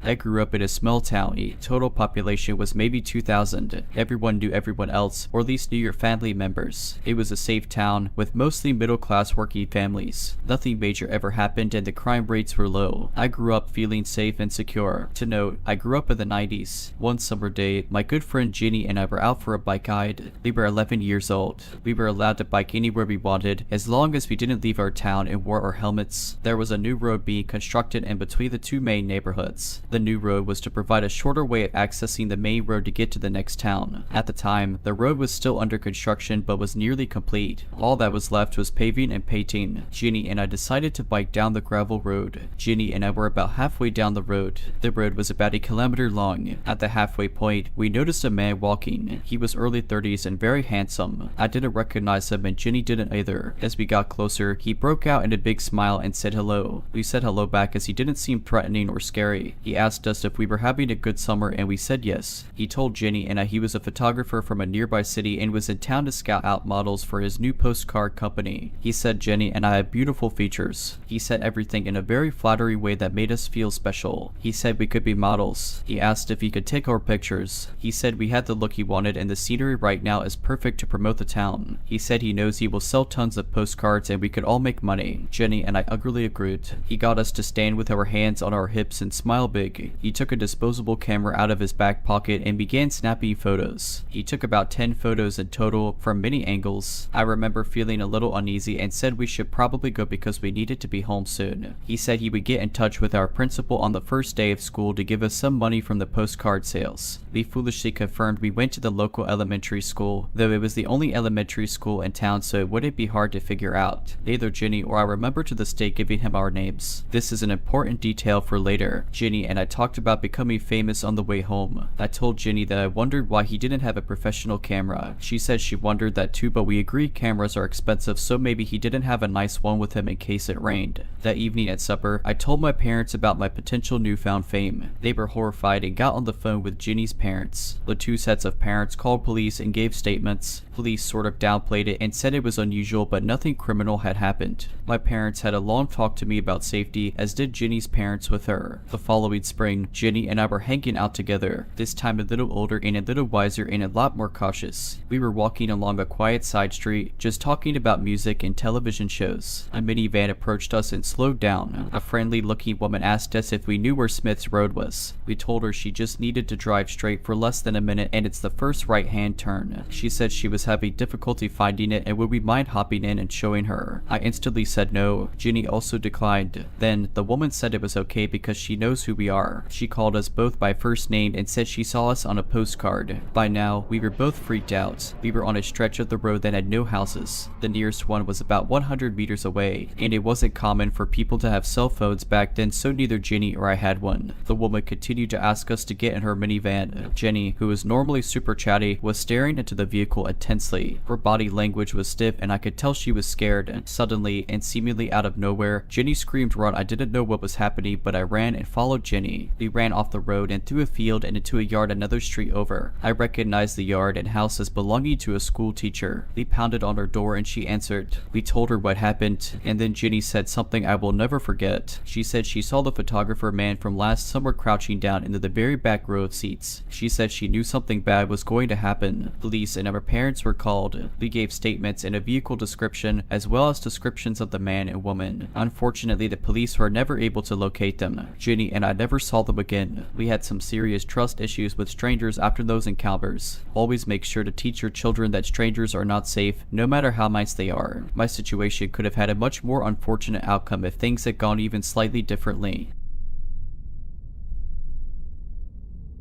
I was about 5 or 6. I went to my local kindergarten and I was as carefree as a child can be, the greatest of my worries being if my mom forgets to pick me up from school. She never does, and every day we walked from school to home and vice versa since it was a good walking distance. We lived in a compound that's kind of secluded and mostly inhabited by old people or boarding students who went to the university near it. This morning started out like any other. My mom picks me up and we're walking along the small path in our compound along with 4 other people, 3 high schoolers, 2 of which were walking together, and a female college student. She was holding a handkerchief over her head because of the heat. The sun was high up and glaring in the middle of the day that you wouldn't expect anything to happen. But it did. We were quite far back from this group when I turn around and see a man join us. He's clearly not from there. He had a bright neon green bag in front of him which was slightly opened, one of his hands inside it. His clothes were kinda dusty, but most of all, he was glaring at us. It was just us 5 walking in this quiet compound, and my little self didn't think much of it up until my mom squeezed my hand and started speed walking. At first I was confused, but I knew the only thing that could trigger this was that there was danger behind us, and it came in the form of the stranger that was following us closely behind. I kept looking back discreetly and still he kept staring at all of us, getting closer and closer. I looked up at my mom trying to ask what was going on, but her low murmurs didn't really translate well for me, except my ears picking up on the word knife. That's when I felt my stomach drop. As a child, you only ever watch of scary situations happening on television, never really thinking you'd be in any real danger, but I was now in one, and my stupid little legs weren't fast enough. Factor in my mom's older age, she was around 50. Compared to our other companions, we were the easy target. We were pretty much at the back, but our house was near and I focused on that, because if I thought about the threat behind us, my legs would feel like jelly and I'd end up slowing down. Still, I couldn't resist looking back. He just kept getting closer and closer, shortening the distance between us. I remember thinking about how I wanted to scream for help, desperately looking at these houses that seemed empty, wanting to go inside, but my mom's firm grip kept me going. Anyways, we lived here too. I never really knew if the others were aware of it, not much until later. One of the high schoolers left to a house over the basketball court, and further down the path, the pair veered off to a different trail that led to the main highway, so it was just us and the female college student. At this point, the man was also speed walking and catching up, but our apartment was merely a few steps away, and my mom and I dashed towards it, up the stairs and into the comfort of our own home. The man gave us one last glare, but he continued continued to walk. My heart was pounding against my chest. My mom had left me to lock the door while she stared out the window. She kept repeating, "He has a knife." I saw it. He's holding a knife. I run towards the window and catch a glimpse of the girl, still clutching that handkerchief above her head, looking behind her in fear and alarm as the man continued to follow her. His bright, neon bag in front of him, now wide open, his hand still inside as he kept getting closer and closer. I don't really know what happened after, only of my mom's recollection of the events. She had noticed the man suddenly come up behind us too, and her suspicions were raised when he didn't try to walk past us like the others but maintained a close distance between us. And then she saw the knife, hidden in his bag, holding onto it as he stared at us. I hope that girl is okay, and that man was detained or something, but it's been years now and I don't really know where to start. Don't really know if I'd like to. Sometimes I wonder what that girl must have been feeling and if she had escaped. If you're liking this video, all I ask is that you make sure to subscribe to my channel and like this video. Thank you.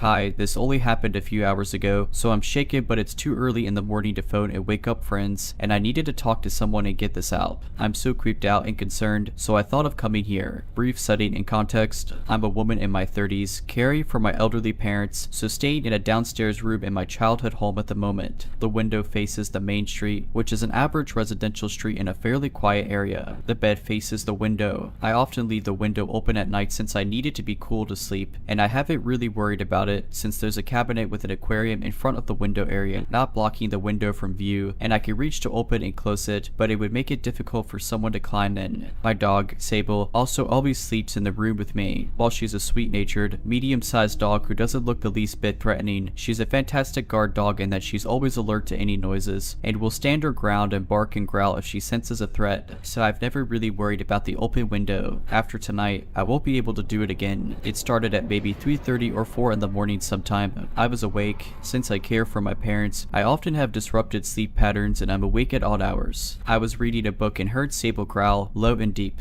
Then she jumped off the bed and began pacing a bit, looking up at the window before jumping up at the cabinet by the window, barking. I shouted, "Hey, we're calling the police, dog will bite," just in case there was someone there, and went to look out of the curtains to the side. I didn't see anything. I pulled the curtains closed again and made sure to pull the right curtain over, then drew the left side curtain, the one that covers the open part of the window, all the way over, covering the right side curtain too, tucking it down so any wind wouldn't be able to move it. I wasn't really alarmed then. It's a fairly quiet residential street, but there are foxes around that we sometimes hear, and occasionally someone passing by or the neighbor's gate next door will make Sable growl or bark, but she doesn't usually react the way she did this time. She'll usually growl, but stay on the bed, and her reaction was much stronger than normal. I thought that even if it was someone scoping out the open window to potentially burgle, they'd see now that the room was occupied by a person and dog, and would go find an easier target, but mainly I guessed it was just a random noise she'd heard outside. I was wrong. It was a good half hour or more later, after I'd relaxed and thought I might doze off soon, that I heard her growl again, a really serious, deep and low growl, and I listened again, thinking it might be foxes or something, but I heard what sounded like deep, horror movie breathing noises, like the heavy breathing sounds a pervert makes down the phone to his stalking victim in a film. I sat up, looked up at the window, and my heart stopped. The curtain had been pulled back and lifted at the bottom like someone peeking under it, and I could still hear the heavy breathing. I shouted, "Hey," again and moved from the bed to the side of the window so I could see past the curtain, and saw the figure of a man move away from the window to the right, towards the front door and the exit of the front garden. Too dark to make out features or clothing, it was just a dark male figure. Shaking, I immediately thought that since I knew he'd moved away and wasn't at or under the window, I reached and pulled it shut, grabbed my phone, and called the emergency services. One thing that creeps me out, in hindsight, is that it would have taken a few seconds for me to move from the bed to the side of the window, and that was after I'd shouted and he knew he'd been seen, but he must have stayed there even knowing I'd seen him, until I moved the curtain and could see out. Then he moved away. The heavy breathing also had to be deliberate. It was so loud, like someone trying to frighten me. While on the phone with police, I went around the ground floor of the house turning lights on, making sure the rest of the house was still secure, and it was. Very careful to lock doors and all the other windows at night, and everything looked undisturbed. 2 patrol officers came shortly before 5 in the morning and took took the report. They suggested asking the neighbors if they have camera footage and to let them know of a potential prowler in the area tomorrow. And they went to drive around the area, saying that they'd be wanting to know what someone was doing wandering around at 5 in the morning, the time the police arrived anyway. Since the dark meant I only saw the shape of a person, no real description, I doubt they can do much. I couldn't even be 100% certain it was a man, but the breathing and the figure I saw instantly made me think male. The outline of his head looked smooth, so either bald or wearing a tight cap, and height would have been average, 5'8" to 5'10". I'm still shaken, but feeling angry and violated, and wishing we had a camera system now. We'll be looking into that. I never thought anything like that would happen. Don't have any enemies, no recent exes, no one I know of harboring any grudges. Since I'm caring for my folks full time now, I'm not out socializing or making any enemies, nor are my elderly and disabled parents. I'm at the wrong side of 35 and living in jeans or joggers and shirts, no makeup or fussing with hair most of the time, so not a likely target for a peeping Tom pervert. If it wasn't for the fact that it was my dog who alerted me to something both times, I'd wonder whether I was half asleep and dreamed it. That I'd imagined it, I have to think it was someone who was looking to burgle a house, but for the fact that they came back so much later, maybe someone on drugs, or having a mental health episode, or, and this one bothers me most, someone who wanted to scare me. But why? Who? They know where we live. Are they going to come back? New fears keep popping into my mind. Like most nights, I'm up at some point late at night or in the very early hours, and will let the dog outside into the back garden for a quick pee, and I'm suddenly aware of how easy it would be attack and gain entry then. There's a passage around the side of the house to go from the front to the back garden with only a small side gate, meant to keep the dog confined, not designed to keep others out. It would be easy for someone to access then hide against the back of the house, completely hidden from view. They were bold enough to come back a second time, even knowing a person and a dog were in the room. Perhaps hoping I would have fallen asleep by then, they seemed to be trying to deliberately scare me when they returned the second time, doing that deep breathing noise, and stayed by the window even after I'd shouted. In those few seconds it would have taken from me shouting out. Until I reached the window, it could move the curtains and see out. They could have moved and been long out of sight, but they'd stayed there until there was a chance I could see them, only then moving away. The beating noises and then the coldness that ran through me when I actually saw a man moving away from the window will haunt me, along with the question of their motives. Were they trying to scare me? Why, what's to stop them coming back?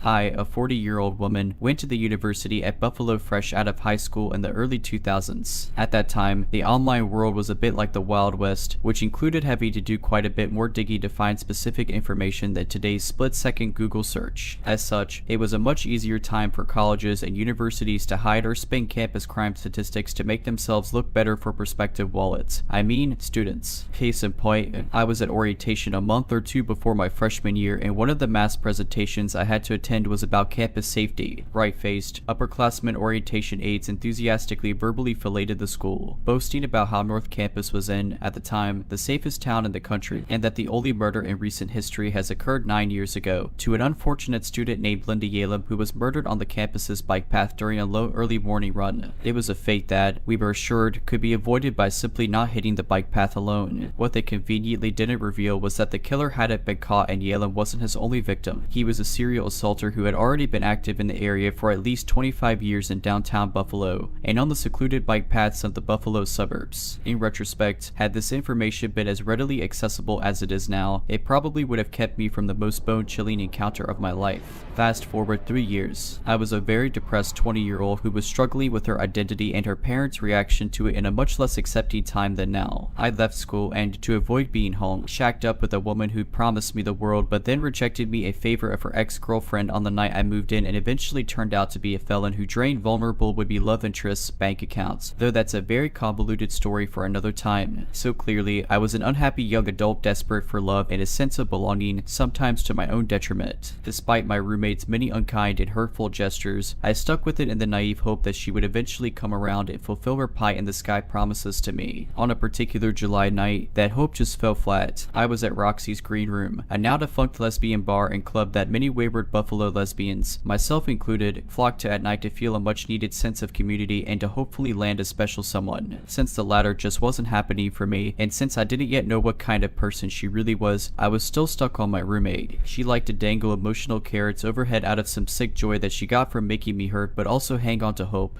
and after a promise to hit Roxy's alone with me and talk about us, she showed up with her ex-turned current and shut me out. I was wounded and upset enough to leave around 1 in the morning, well before the 4 in the morning last call that I was still young and spry enough to stomach, and without a ride home like my usually wiser self would have secured. While my apartment on Delaware was walking distance from Roxy's, it was a good half-hour walk. Being as emotionally charged as I was, though, I angrily hoofed it down the main street sidewalk, still managing to follow the pedestrian rule of walking against traffic despite stupidly ignoring a rule I knew well for years, which was never leave a bar at night alone, especially if you're walking. I got exactly halfway home when a dark green sedan started driving toward me. I thought nothing of it until the car slowed down near me as I walked. A lone middle-aged man was in the car with a skin tone that I originally associated with the guy being Italian, but in retrospect, he could have easily been Puerto Rican. He had dark hair and, most importantly, almost impossibly dark eyes that seemed to hold no light of good intentions. My walk resumed. I put the guy out of my mind and I continued my trek,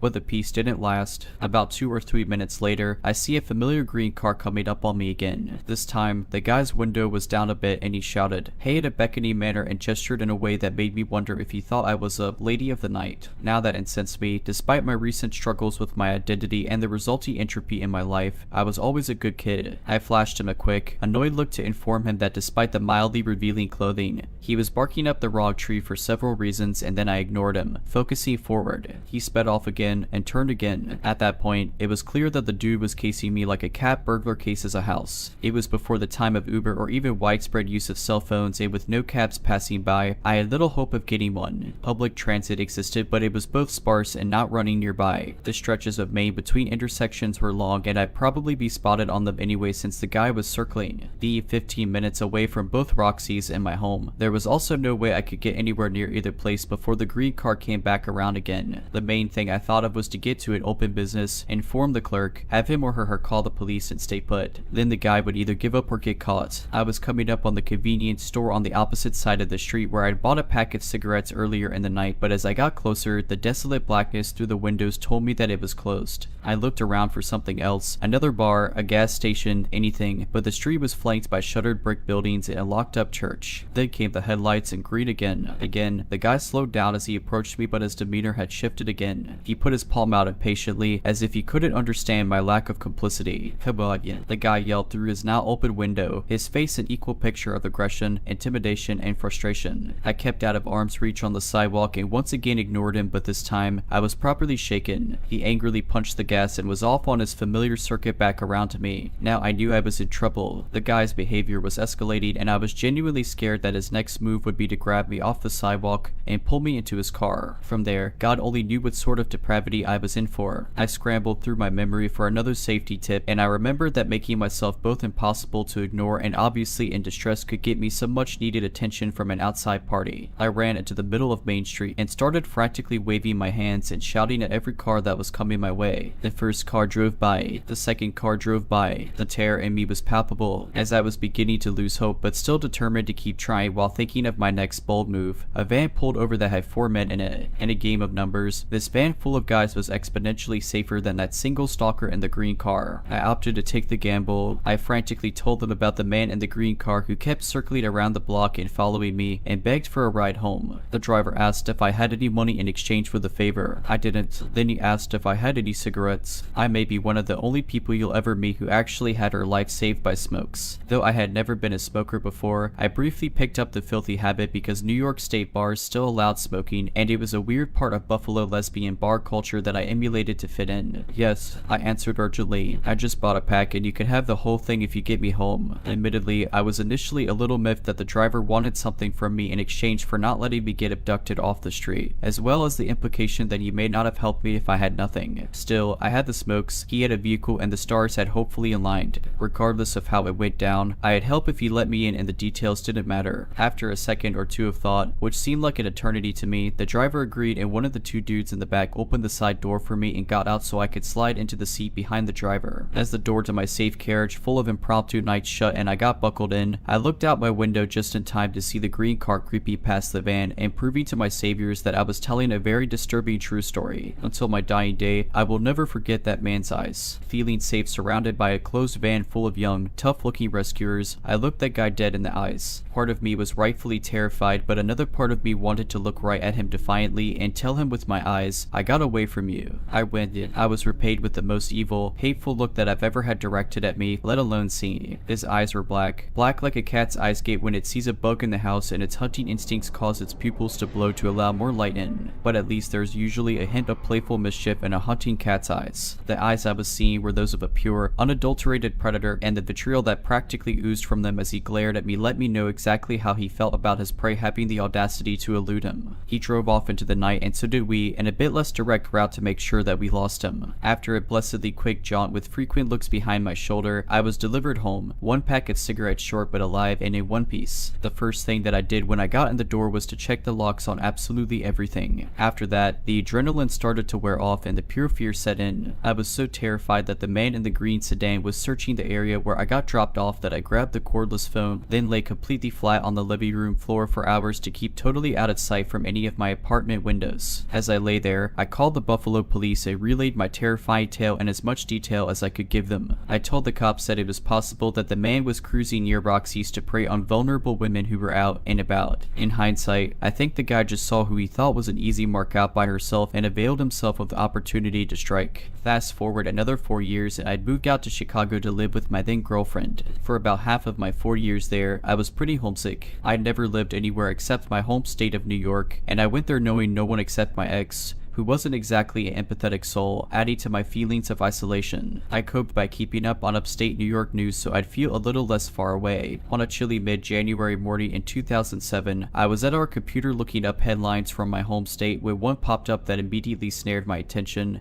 Bike path grabber is arrested. By then, I knew the moniker well. The internet had since aged into a beautifully organized repository of knowledge. I became familiar with the Buffalo area mystery man and his active status throughout my time in Buffalo. Now I had a name for the specter responsible for that bit of eeriness that was always in the back of my mind when I was a student. The bike path grabber was revealed as Artemio Sanchez, a middle-aged native of Puerto Rico who coached his son's sports teams and was affectionately referred to as Uncle Al in his neighborhood. As with many other killers, his disguises were his community involvement and just being ordinary. The man was estimated to have been responsible for 9 definitive assaults around the Buffalo area since 1975 and had confessed to 3 murders: the Yalem murder in 1991, a second in 1992, and a third which had occurred only 3.5 months prior to his capture. I don't know if you've ever felt your heart somehow get wedged up into your voice box and get dropped into the depths of your stomach simultaneously, but believe me when I say that it's possible, given the right catalyst. For me, that catalyst was the printed proof that the man was active while I lived in Buffalo and frequented Roxy's. He had to have at least been attempting to sate his evil impulses for those 14 years. That realization gave me a very, very bad feeling that I'd crossed paths with someone much more dangerous than I'd realized.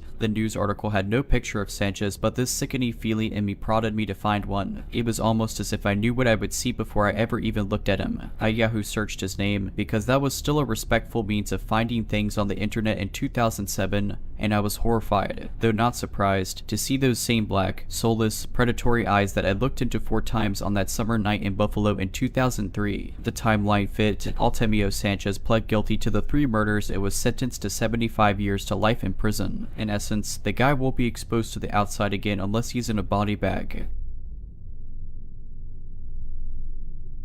If you're liking this video, all I ask is that you make sure to subscribe to my channel and like this video. Thank you. When I was like 6 years old, I attended the elementary school, which was located in our small town. My way to and from school was basically just 500 meters of main road before turning into the street where I lived. At the time, we're talking about the late 90s here, all the parents in the town were extremely adamant on telling their kids not to trust or follow strangers. Never get into anyone's car, even if they say they know your parents and are friends. The reason why: there was a murder like 3 years back in the same town. A girl, not even 6 years old, was found dead and assaulted in a field. The strange thing about it is, nobody knows how exactly she was taken, no signs of forced entry or something, which implies somebody lured her somewhere without her suspecting a thing. The case still hasn't been solved more than 20 years later, so our parents were very afraid that their kid was going to be next, because kids can be really stupid and you can't watch them 24/7. Now onto what almost happened to me. I was walking home from elementary school. About halfway home, at the shadiest and mostly covered by trees and bushes area, a car pulled up next to me. A blonde, about 30-year-old woman woman was the driver. She told me she could drive me home. She claimed to be going in that direction anyway, which was, unclear to me at the time, essentially a lie because once the road ends near my house there is nothing but empty fields. Kid-like as I was not suspicious and was like, oh no, it is not that far, I can walk. Then she started being more insistent. The whole oh come on it is fine, nothing to worry about, and you could relax instead of walking thing. The alarm bells only started ringing when she said she knew my mother, they are friends, and supposedly she was asked by her to drive me home. Thank God for my parents repeatedly talking about the tricks that people use to lure you in. I started being creeped out, continued to walk, but she kept driving beside me. Now the real weird part in hindsight was her next attempt to get me into the car. She started saying that I was obviously afraid, and cool children are not afraid of such things. If you want to be cool, you should just relax. Honestly, I did not fully realize the full extent of this situation. I just felt uncomfortable and wanted to get out of this conversation, so I just started sprinting the rest of the way back to my house. Once I got home, I stayed right next to the door and kept looking out of the window for a few minutes. And guess who drove by and basically checked out the house? That creepy woman. The road was a dead-end road, and only after 3 more minutes the car came back the same way. It took years until I realized what kind of bullet I dodged there. All I was thinking was my parents told me not to do this. I didn't know why or what that woman wanted. The drill of hearing over and over again not to believe strangers or get into their car kicked in. When I was older, I remembered this whole thing for the first time in 2 decades. Then I realized that woman was most likely sent as the trustworthy front woman to lure kids into their car and take off. Could be she was doing this for some crazed person or human traffickers. Moral of the story is, even if your kids are too stupid or young, like I was, to comprehend such things, the rules of not following strangers and the fact that strangers will lie to you for evil intentions must be drilled into your child's head like watching both ways when crossing the road. When I was in my early 20s, I moved to Southern California with my aunt. Once I had a job established and steady income, I found an apartment that was super affordable at $350 per month plus utilities. The first red flag because California is not cheap. The other residents in the apartment were a 45-year-old man named Zach and a 45-year-old woman named Tina. They weren't a couple. Tina was a little difficult to deal with. She had very strong obsessive-compulsive disorder on a lot of things and we mostly avoided each other, but this story is about Zach and his friend Mike, who is also 45 years old. Mike and Zach were childhood friends and Mike lived in the same apartment complex as us, so he was over a lot. Every time I would come home from work, they would be polishing off a handle of vodka and then would go out. I didn't really think much of this other than, wow little lady, you sure could put it away. I wasn't super comfortable in the living situation, but it was cheap, I was in school, and I tried to make the best of it. I got along with Zach for the most part if it was just him around, but Mike was just a time bomb. Here are just a few instances that just gradually got worse over time. The first incident, Zach invited me out with Mike and another friend of theirs out to a local bar a couple of miles away. I was comfortable around Zach and I got into the passenger side of this truck. I didn't have any negative interactions with anyone until this point. Mike went ballistic in our complex parking lot about how I was selfish and had no business in the front seat because I wasn't Zach's girlfriend. It was weird because a man the same age as my dad was throwing a tantrum over the passenger seat, so I just got out and went back to my apartment. My first ran check bounced. I apologized to Zach and discovered that my checks had misprinted the account number. I paid in cash and paid the bounce check fee and thought all was okay. Until I got home one evening and Mike was over as normal, but starts interrogating me on why I couldn't pay my rent. I was only 22 at the time and didn't really want issues, so I was just like, hey, I apologized and took care of it. Even though Mike didn't live in the apartment, he would not let this go. He would just scream at me saying I was lazy, that I should be evicted, and on and on. The iPhone 6 came out around this time and Mike got the phone. He told me he would let me look at it if I gave him head. It was just uncomfortable and awkward. What do you even say to that when this dude is always trying to scream at you? We weren't friends and never really had a good interaction together, so I just kind of did finger guns and was like, yeah, he got me, and went into my room. It's also important to note that Mike and Zach both had 2 driving under influence charges. Zach was a school teacher and ended up being let go because of the charges. However, both men continued to drink excessively all of the time. I also had to have a key made for the lock on my bedroom door because it would get violent a lot and that was my safety net. A lot of other instances happened, but this one takes the cake and is the point to this story. Zach and Mike had gone out and took an Uber to whatever local bar. I had gotten home and went straight to my room as always. I hear the front door swing open and Mike was pissed drunk screaming his head off about how he lost his new phone. This guy starts beating on my bedroom door demanding to be let in because he knew I had this phone. I cracked my door open and he had stepped away from the door with his fists balled up like he was going to hit me. I told him I didn't have the phone. Mike circles back to the one time, months prior at this point that my rent check bounced and obviously I need money. He demands that he come into my room and tear my room apart looking for said phone. I told him absolutely not and shut and locked the door. Mike started banging on my door and trying to unlock it, threatening my life, saying he was going to assault me so I could get what I deserved for being a thief. Lots of other gross and scary things. I was told if I called the police that he would beat me to a bloody pulp. This was especially scary because my aunt was my only family nearby and she wasn't really helpful. She just told me to be an adult and deal with it. Other than that, I didn't really have a support system. I told Zach a couple of days later that I would be moving out immediately and would not be paying rent for that month. Then out of Zach's dark bedroom, Mike just pops out with this creepy, sinister smile saying bye, almost taunting. I hurried into my room and locked the door. I could hear Zach blaming Mike for me moving out and Mike continued to just call me names and asking how I had the money to move out. The phone was found. For anyone who's curious, it had fallen out of his pocket in the Uber he was in, but obviously the first step to finding the phone was to flip out on me versus calling the Uber driver. This was almost a decade ago and I don't know what happened to that pair, but I wish them nothing but the worst. So Mike and Zach, I'm glad we crossed paths because it makes for a good story and I learned that if I can deal with two insane men, I can deal with literally anyone.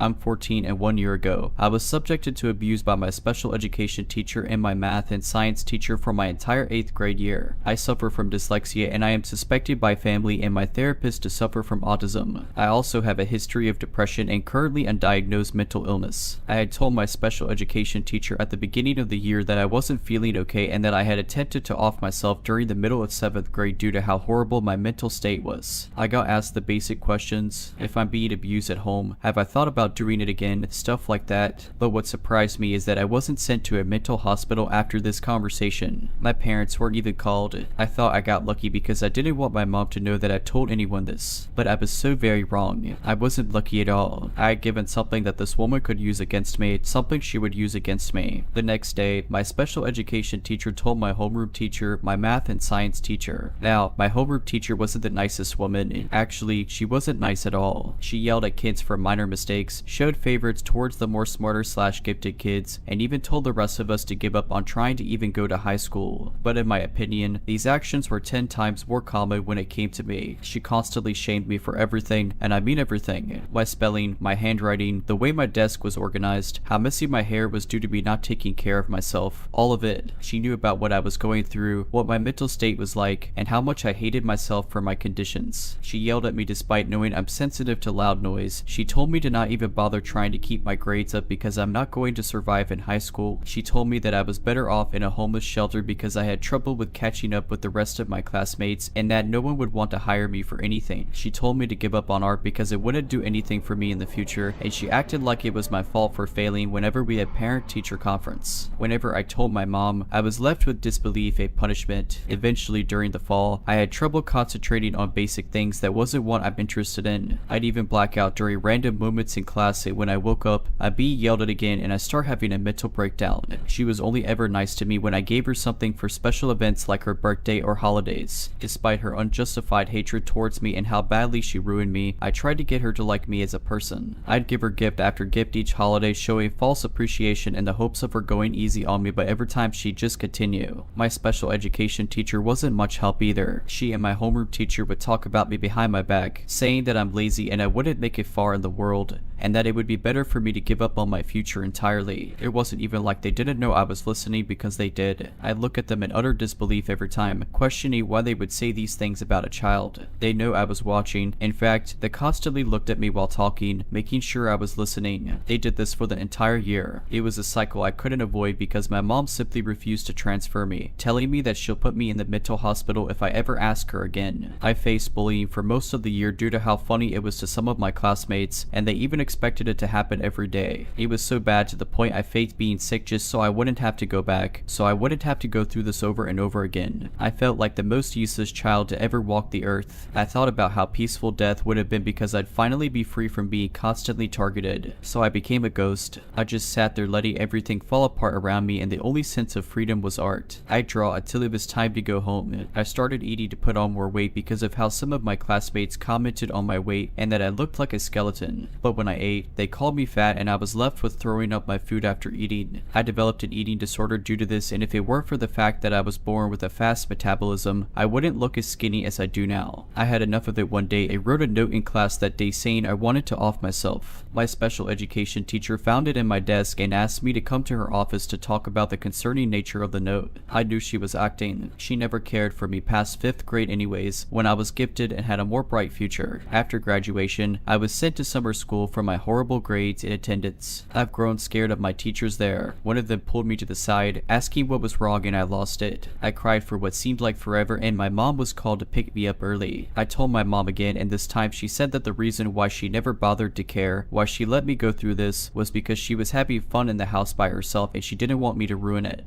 But she says she is sorry for letting me go through this. I love my mom, but I'll never forgive her for this, and I'll never forget what I had to go through. That entire year was bad because the people who were supposed to help me were instead breaking me down for being different. I'll never forgive those people for anything. I'm trying to learn how to love myself again. My teachers in my high school see me as a smart kid, and it's truly a blessing that I made it out of that situation alive. As for my homeroom teacher, she retired afterwards, and I have no idea where my special education teacher is now. But I hope she is doing alright in her life, because you have to be all the way screwed up to do that to a child and think it's alright. If you're liking this video, all I ask is that you make sure to subscribe to my channel and like this video. Thank you.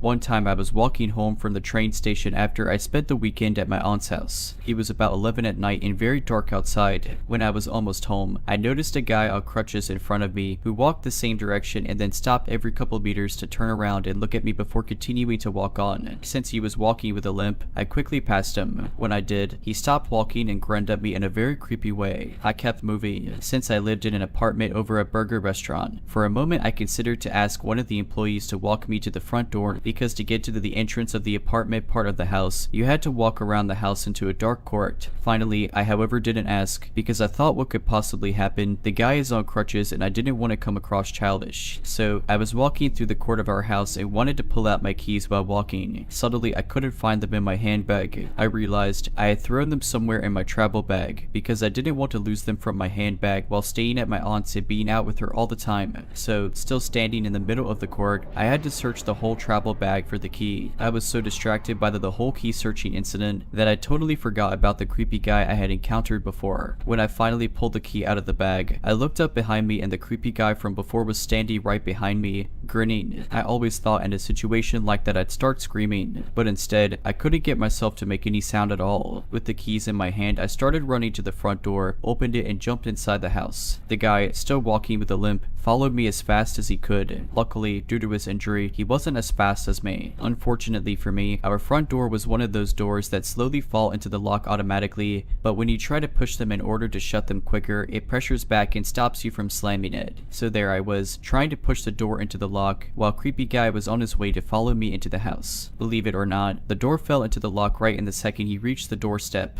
Through the glass door, we just looked at each other, both breathing heavily from the race. He looked quite disappointed. I quickly ran upstairs to my apartment and locked myself in it. Later that night, I looked outside my window and I saw that same man walking up and down the road in front of the house. He stayed there for about 3 to 4 hours after the incident. I can't tell you what it was that made me not call the cops. I guess I was like, after all, nothing happened. What can they do about it? After that, I didn't feel safe in my home anymore because I knew that he knew where I lived. I only left my apartment when being picked up or dropped off and made sure to be home before it was turning dark every day for 2 weeks. Finally, I decided to go to the police and tell them about it to ask whether they could keep a special eye on the neighborhood for a bit. I went to the police station and it happened exactly what I feared. They took notes and said, "We can't really do anything about it now. You should have called before, but we'll make a note." A couple days passed and suddenly I get a call back from another police officer who asks me a lot about what happened. He then tells me that they've been looking for the guy on crutches for months already because he assaulted several girls in our town, followed them into their apartments, and even slept in front of their doors. He had been in police custody before, got out, and violated probation. He had some kind of mental illness too. The police officer told me to immediately call in case the guy showed up again. He luckily never did. It was only then that I understood the seriousness of the situation and realized that I most likely escaped an attempted assault in some sort of way by just an inch. I in a way really didn't believe myself that the whole thing had actually happened before the police guy called me back. This was 5 years ago, but I still think about it from time to time and it still gives me creeps.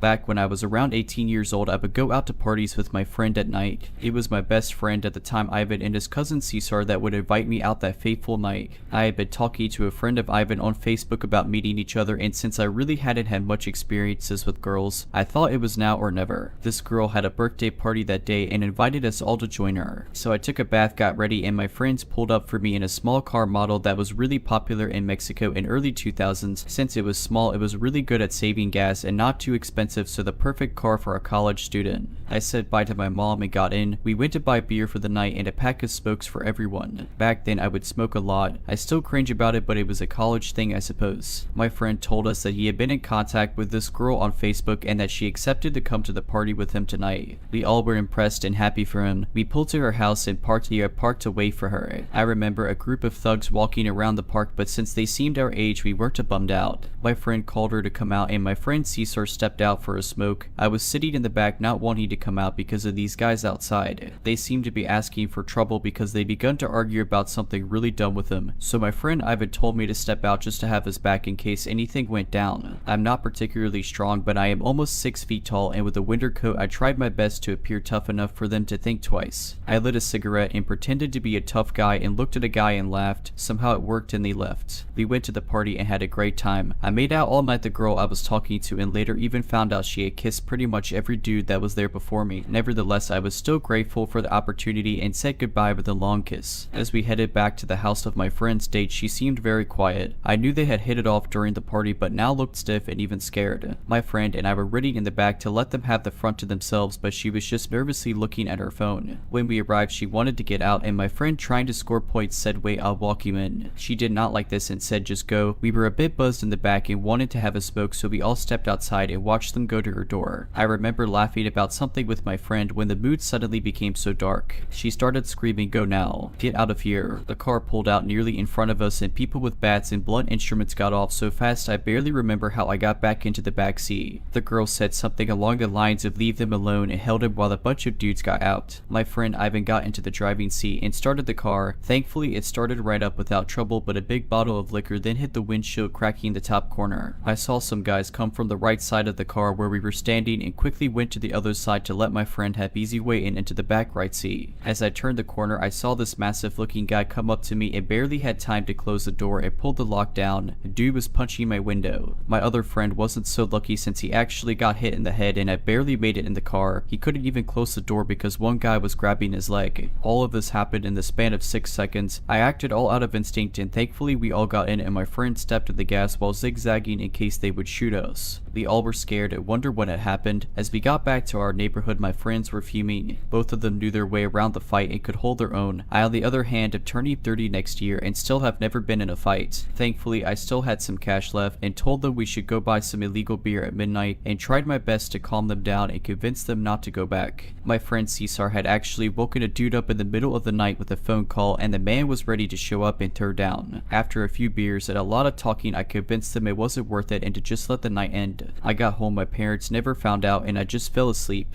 The next few days, my friend Iva called me and told me that the girl's ex-boyfriend was actually a lead gang member, a gang known for beating up people and dropping them in water canals around the city. My heart dropped out of my chest. We had been seconds away from getting beat down and maybe killed by a bunch of thugs for just a day. If it wasn't for our quick reaction, or backing them up a bit and something outside this realm that wanted us to get away, we might not have made it. All I can say is trust your gut and your instincts. In the end, it all happens so fast it's all you have.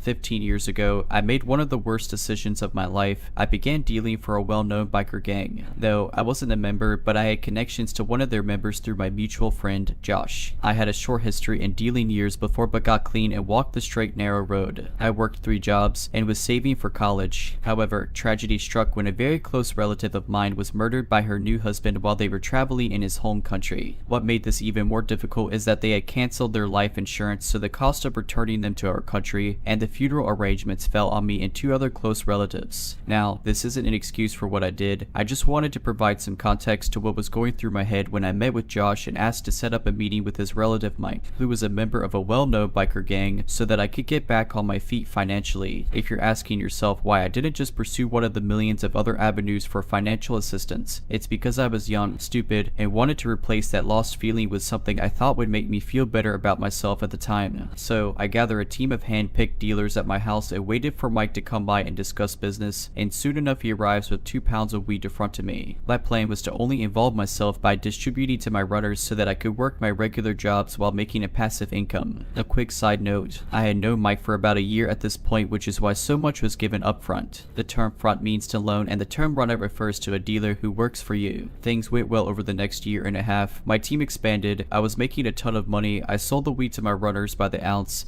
paid a discount per the pound, and was making hundreds in profit a week and thousands a month. I was happy and Mike was happy, and he only ever had to deal with me and never had to meet or address any of my runners. However, this is where the story takes a drastic turn for the worse and why you should never trust a biker gang, especially when you're not working on the inside. I had just hired a good friend of mine as a runner. She needed money, was a single mother, and wanted to sell it to her friends who came over and always needed weed. This girl ended up selling through ounces faster than anyone else, so I trusted her with more product to sell at once since I would have to come back 2 or 3 times a week. However, I was going on vacation for 3 weeks and wanted to make sure that she had access to enough while I was away, so I left her with a lot more than I usually would. When I returned, I had come to collect and everybody but her was up to date on their payments, and after excuse she came to me to inform me that her new scale was set to the wrong measurement system and that she was out a good amount. I was upset and nearly kicked her off the team, but I've known this girl for years and it wasn't anything I couldn't recover on my own. However, she came to me when I was supposed to meet up with Mike to re-up, which means collect more product, and because this took a lot longer than I thought, I was late to meet him. Now, remember when I said that you should never trust a biker unless you operate on the inside? I met up with Mike to let him know what happened, apologized for being late, and informed him that the situation had been dealt with, but Mike was furious. He tells me that, because I was late, he was late meeting his connect for the weed, and since he was late this connect would never deal with him again. He told me to meet him at Josh's house and to bring who was responsible for making me late, and if I didn't bring them, then I would be held accountable because this connect had made him $5,000 per week in profit. Yes, you read that right. This man told me that him being late wants to solve a profitable relationship with a connect that earned him $5,000 per week a week. I already knew what this meant for my runner. We were good friends, and there's no way I was going to allow a single mother to go through what I knew was coming. So I showed up to Josh's house on my own and waited for Mike. I sat on Josh's couch for what felt like hours by myself and uncertain of the extent of what was going to happen. Then Mike walks in, greets Josh, talks with his partners a bit while completely ignoring me. First 5 minutes go by, then 10 minutes go by, then Mike walks over and I remember waking up on the floor. From what I was told, Mike hit me across the head and I blacked out. He proceeded to hit me for 2 to 3 more minutes until I woke up to him still hitting me. We sat on the couch, and with a handgun to my head he tells me that he is going to charge me the profit he would have made every week from his connect for the next year. For those keeping track, that's $260,000. He tells me that he's going to be generous enough to do the first payment of $5,000 within 48 hours, that the money that I just gave him for my re-up didn't count, that I needed to return the weed, and that he was giving me 24 hours for each additional $5,000 after that. He took my car, which he underpriced at $10,000. This was a newish Mercedes at the time that I was still making payments on,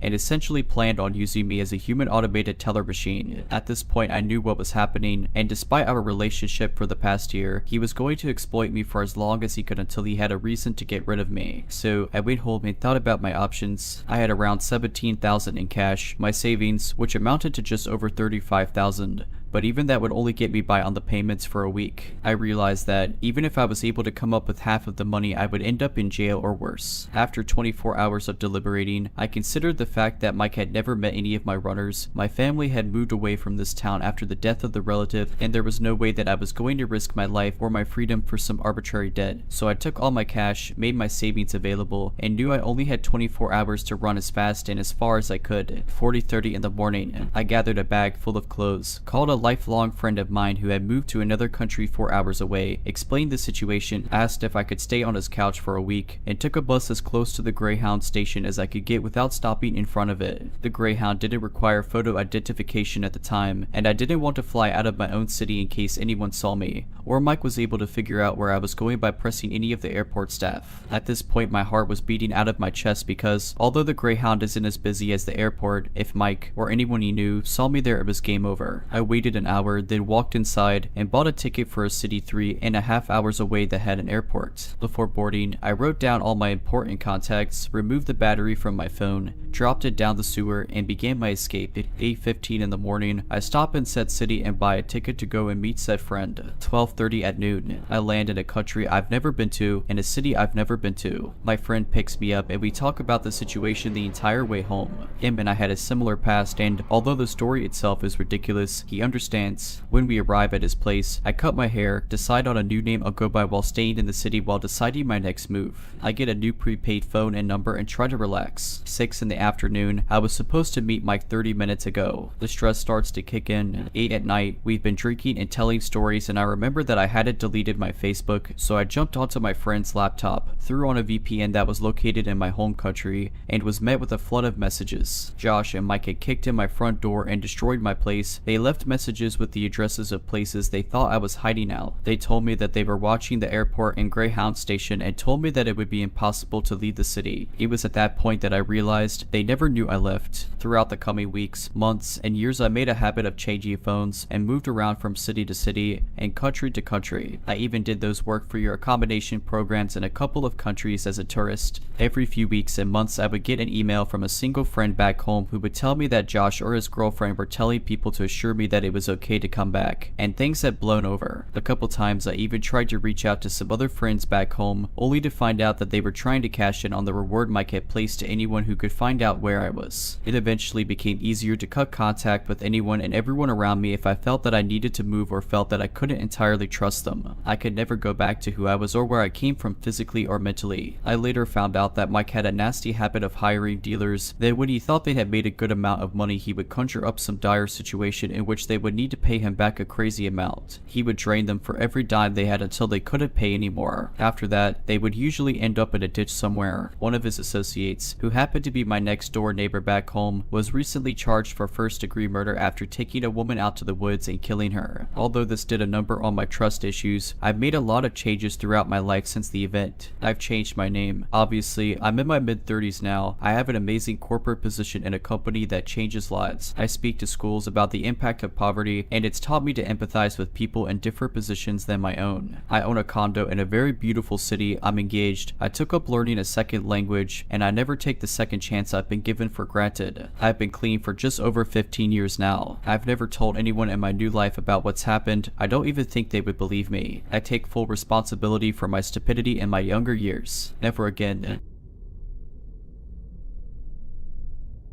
If you're liking this video, all I ask is that you make sure to subscribe to my channel and like this video. Thank you.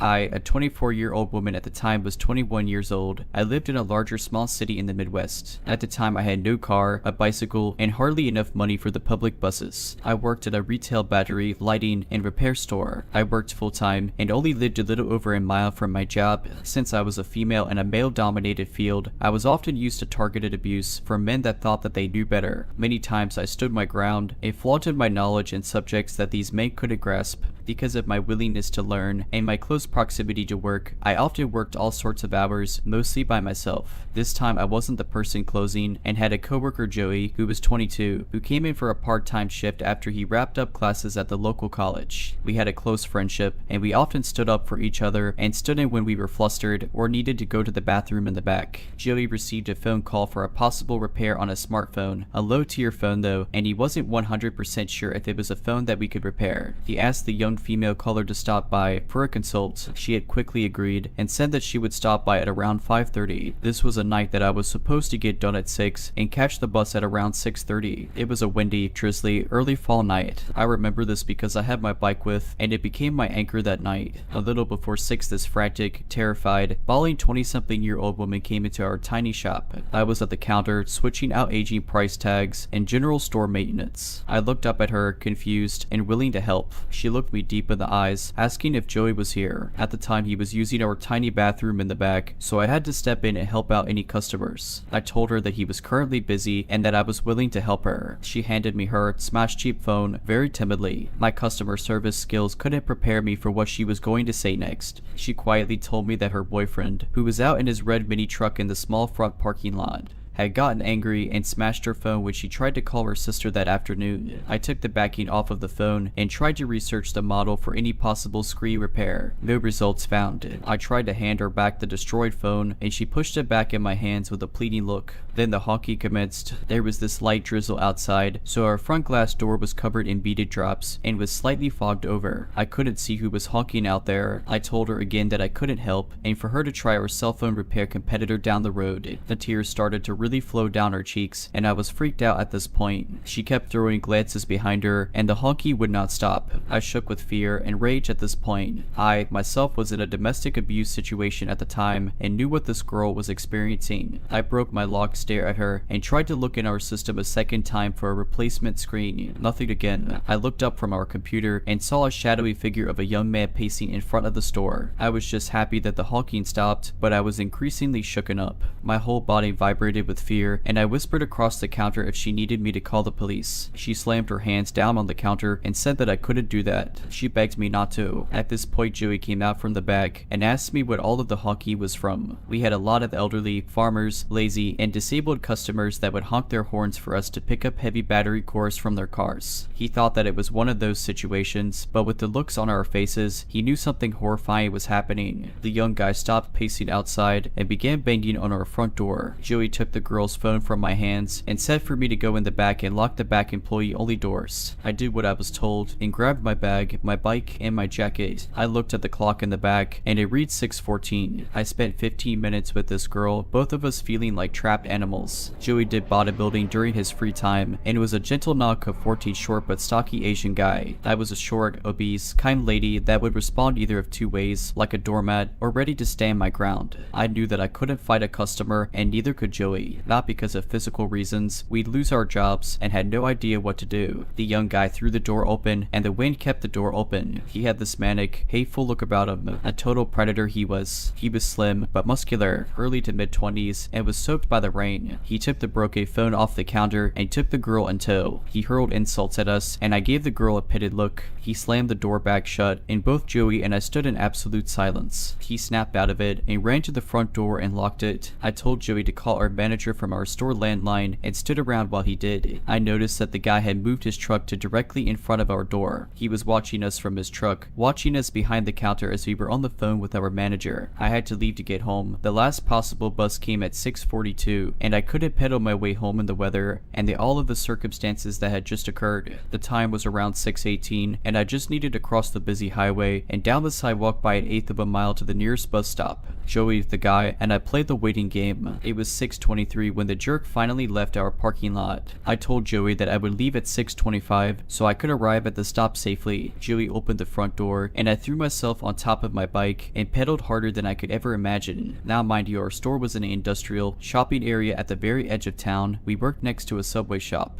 and worked across from a strip mall with a bullseye store and a local chain grocery store with other retail stores and a bank all in that large lot. It started to downpour and as I tried to pull out of our parking lot straddling my bicycle, I caught a glimpse of the red truck looping around the Subway shop. The highway had dual lanes each way and I had to play real life Frogger if I wanted to make it my destination in one piece. There was a few cars that slowed for me as I hauled myself to the other side of the road. I jumped off of my bike and threw it on top of the curb. I promptly hopped back on and tried to pedal off. My front wheel was stuck in the grassy strip and my right foot had slipped off of the pedal. My shin struck the pedal and I had to act quickly. I grabbed the frame of my bike and jogged awkwardly to the bus stop. stop. The red truck pulled into the bank parking lot, of which I had just passed. The truck pulled around and went out through the entrance across from the Subway shop and took the closest lane to me. He went at a crawl and turned at the red light so he could circle the main parking lot of the shopping center. There were 3 ways to get into that parking lot. One to the left, one in the center, which was slightly off to the right across of the Subway shop,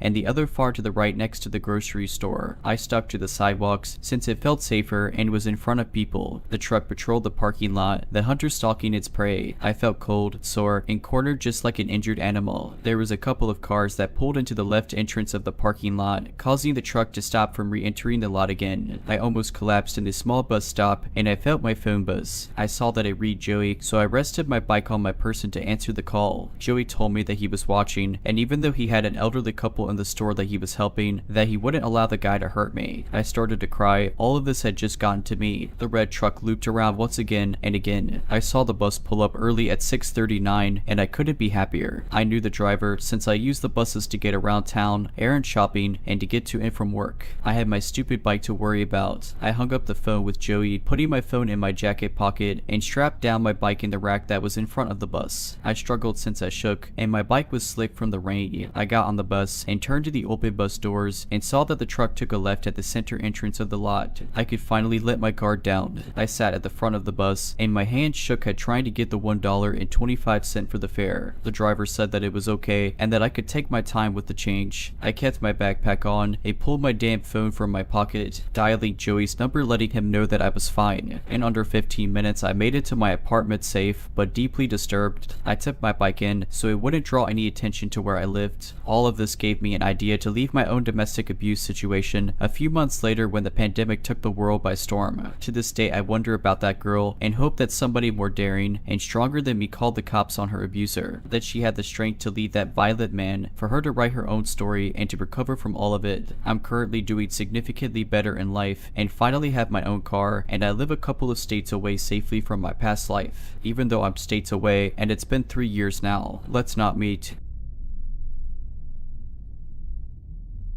Hello everyone, my name is Lisa, and here I will tell you my story, which I describe as really terrifying and which unfortunately still affects my life today. You will understand why. I decided to share it with you because it took place exactly 2 years ago, and because I think it can serve to awaken the prudence of some, especially in this period where the days are shortening. To put you in context, this happened on October 1st, 2020, in the midst of the pandemic. I was 17 at the time, and I had just left France, near Paris, for a provincial town to continue my studies. As a student 4 hours by train from my parents, I obviously decided to take an apartment, but the prices were unaffordable for me, so I settled in a brand new student residence. It is in the heart of a rich, residential pavilion, contrasting with my small student residence. Everything is fine. I normally go to school, but right from the beginning, the teachers tell us that unlike students in other disciplines, we will have lessons in presence and not at a distance, so we will be the only ones to animate this part of the campus. In short, the first classes are going pretty well, even though I have trouble fitting in like the others because of the masks and this nasty virus. There is also a black shadow. On Thursdays and Fridays I finish at 8 at night, which makes me return to my little house around 8:45. Time to wait for the tramway that didn't pass often during the pandemic, and make the 3 stops before walking 10 minutes to the residence. As you understood, I was alone on my way to school, but in the week of September 21st to the 27th, when I went to class in the morning, I met strangely a man 3 times dressed in black, wearing a hood and whose face I could not really distinguish. Finally arrives the night of October 1st. As usual, I leave school, but unlike other days, I take the tramway. About 1 hour later, I finally made a friend with whom I discussed the time of his bus. And as usual, I wait alone, and once in the tramway I realize that just as at the stop there is nobody except the driver and me. So I decided to sit in the 4-seat squares to make myself comfortable. At the next stop, which is still in the campus area, as I turn my head before the doors automatically close, my eyes cross that of a man sitting alone in black. And in half a second, the man blocks the doors that were closing and enters. While the tramway is empty, he sits in front of me. Intimidated and understanding that the situation is suspicious, I look away. I prefer to look out the window. The more time passes, the more my instinct leads me to believe that this man may have bad intentions. In my head, I begin to develop a plan to ensure that the person does not follow me when I have to go down. Once the tram arrives at its destination, I decide to leave at the last moment, just before the tram closes. As I start walking, I hear a cry and I turn my head. I see the man who managed to get out and obviously pinched his fingers blocking the doors. The latter then begins to walk behind me. This time I am sure I am being followed. As I accelerate the pace, I hear the man do the same. I can even hear his breath coming closer. Then it came to be to pretend to be on the phone to scare him.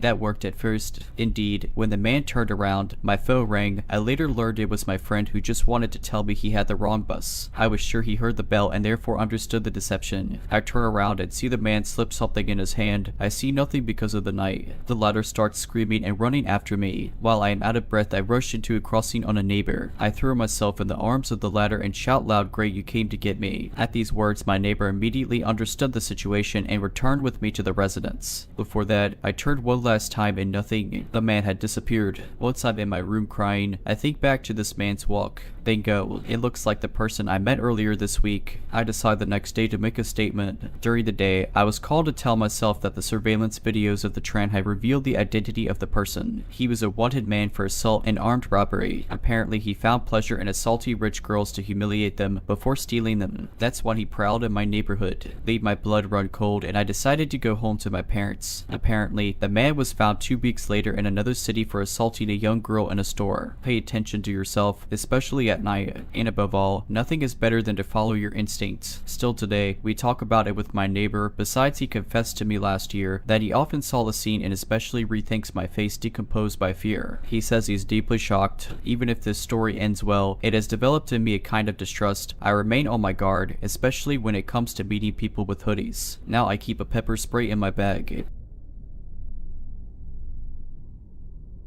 This happened when I was about 16 years old, so over 20 years ago. I have 5 younger siblings and my little sister would have been 5 years old. We lived in a bad neighborhood. In the housing projects, our neighbor was nice, but she always had sketchy looking people hanging around, especially men. One day these 2 new guys started hanging out there every day. They'd always be outside smoking or just sitting on our porch. They made me really uncomfortable. They were always staring at me and would sometimes try to get me to walk over and talk to them. Or they'd come over into our yard when my parents weren't home and talk to me, asking me if I had a boyfriend and asking me if I wanted some beer or weed. I was a goody two-shoes Mormon girl, so I was always like, no thank you, I have to go inside now. They were probably both around 30 years old or so. Then they started coming over and asking to use our phone when my parents weren't home. My parents always let the neighbors use our phone, so I never said no, but I would just pass it through the door and make them stay on the porch. They'd sometimes ask to come in or try to talk to me, but I would tell them no because my parents weren't home. Now I realize how dumb that was because they could have just pushed the door open, but I was raised to ignore red flags and be polite and sweet at all times. Anyway, we had a little dog and I always took him outside early in the morning on a leash. I was out one morning and one of the guys came outside and stood there staring at me for a few minutes and then went back in. I brought the dog inside and just a few minutes later there's a quiet knock on the door. I opened it and both guys were there and one says, "We just saw your baby sister out by the highway. You need to come get her." I panicked and ran outside with them. I started to run down our street towards the highway and one of them says, "No, we'll drive you down there. We need to hurry." I seriously took 2 steps towards their truck before I realized what I was doing. I stopped and said that I needed to go back inside and tell my parents, and the man closest to me grabbed my arm and jerked me towards the truck yelling, "We have to go now. She's going to get hit by a car." I instantly felt sick and just yelled, "Let go of me." He dropped my arm and I ran back inside my house. I ran into my parents' bedroom to wake them up and my little sister was sleeping in their bed with them. I woke everyone up because I was freaking out and my dad ran outside and the guys in their truck were gone. I never saw them at the neighbor's house again. I wish I could say that my parents called the police or something, but they just kind of shrugged it off and made excuses like maybe they saw another kid that looked like your sister. If you're liking this video, all I ask is that you make sure to subscribe to my channel and like this video. Thank you.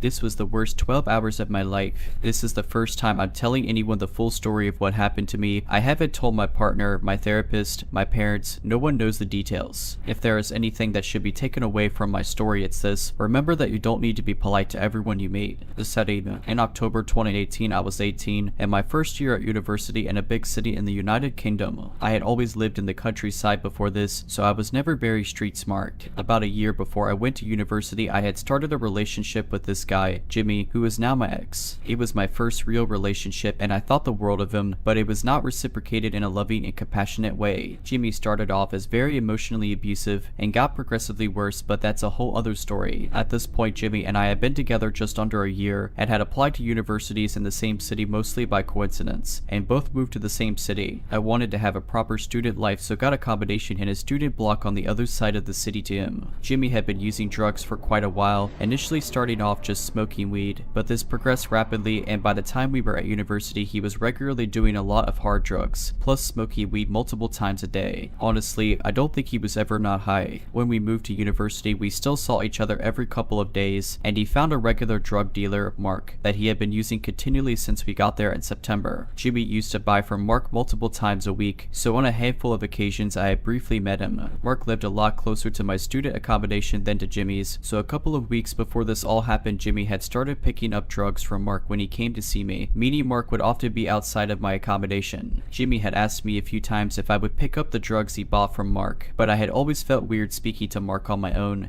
Plus I rarely smoked weed, so it felt very weird picking up drugs in general. At 6 in the afternoon, at the end of October, Jimmy had plans to come and see me that evening and asked me again if I would pick up some weed from Mark. I was in a good mood that day and feeling more confident than usual, so for the first time I agreed to. Jimmy gave me Mark's number and said that Mark would message me when he was on his way. Only around 10 minutes later I got a message from Mark saying that he was nearly outside my apartment and I needed to go outside, so I did. Outside of my accommodation there was a quieter area with a lot of benches, so I sat and waited for him. Behind me was only a wall and a small contained area that had all of the bins for the building. Out of nowhere I felt someone's hands on my shoulders in a really weird, creepy way. I jumped, obviously, and realized it was Mark, who I barely recognized as I had only briefly seen him a couple of times. I realized now that my back had been to the wall at the bin storage, so he must have been waiting there. I was immediately on guard because of how he touched my shoulders, especially because I didn't know him, so shifted away from him as he sat down next to me. He began talking to me as if we were buddies, asking me a million questions about myself, like deeply personal questions. The whole time I was deflecting, not wanting to give out any information, so started asking him questions instead. He began a really deep monologue about himself and his life, where he openly told me he had just gotten out of prison a few months before. It was for some kind of violent crime. I engaged his ramblings, just nodding along, but still trying to get back to the whole point of just picking up drugs for my boyfriend. It reached 7. I have always been able to talk to anyone. It was always taught to be nice when someone is talking, so I ended up sitting there for around an hour trying to get the conversation back to the reason I was there, to pick up drugs for my boyfriend and go. It was so long it actually started getting dark. This guy just kept talking. I knew my boyfriend was going to be coming over soon, so I kept looking at my phone to see if he was on his way, but he hadn't replied. Eventually I told Mark that I needed to get back inside as I was meeting up with my boyfriend soon, and then going clubbing after with some friends, so I needed to get ready and could I please just pick up the drugs. He then said, "Oh, well I can't give them to you here, there are cameras everywhere. We can go inside so that I can give them to you." I witnessed him giving my boyfriend drugs in this same spot countless times before, so knew this was a lie. I didn't want Mark to come back to my apartment, so told him that he could go into the lobby of my building where there was a disabled bathroom,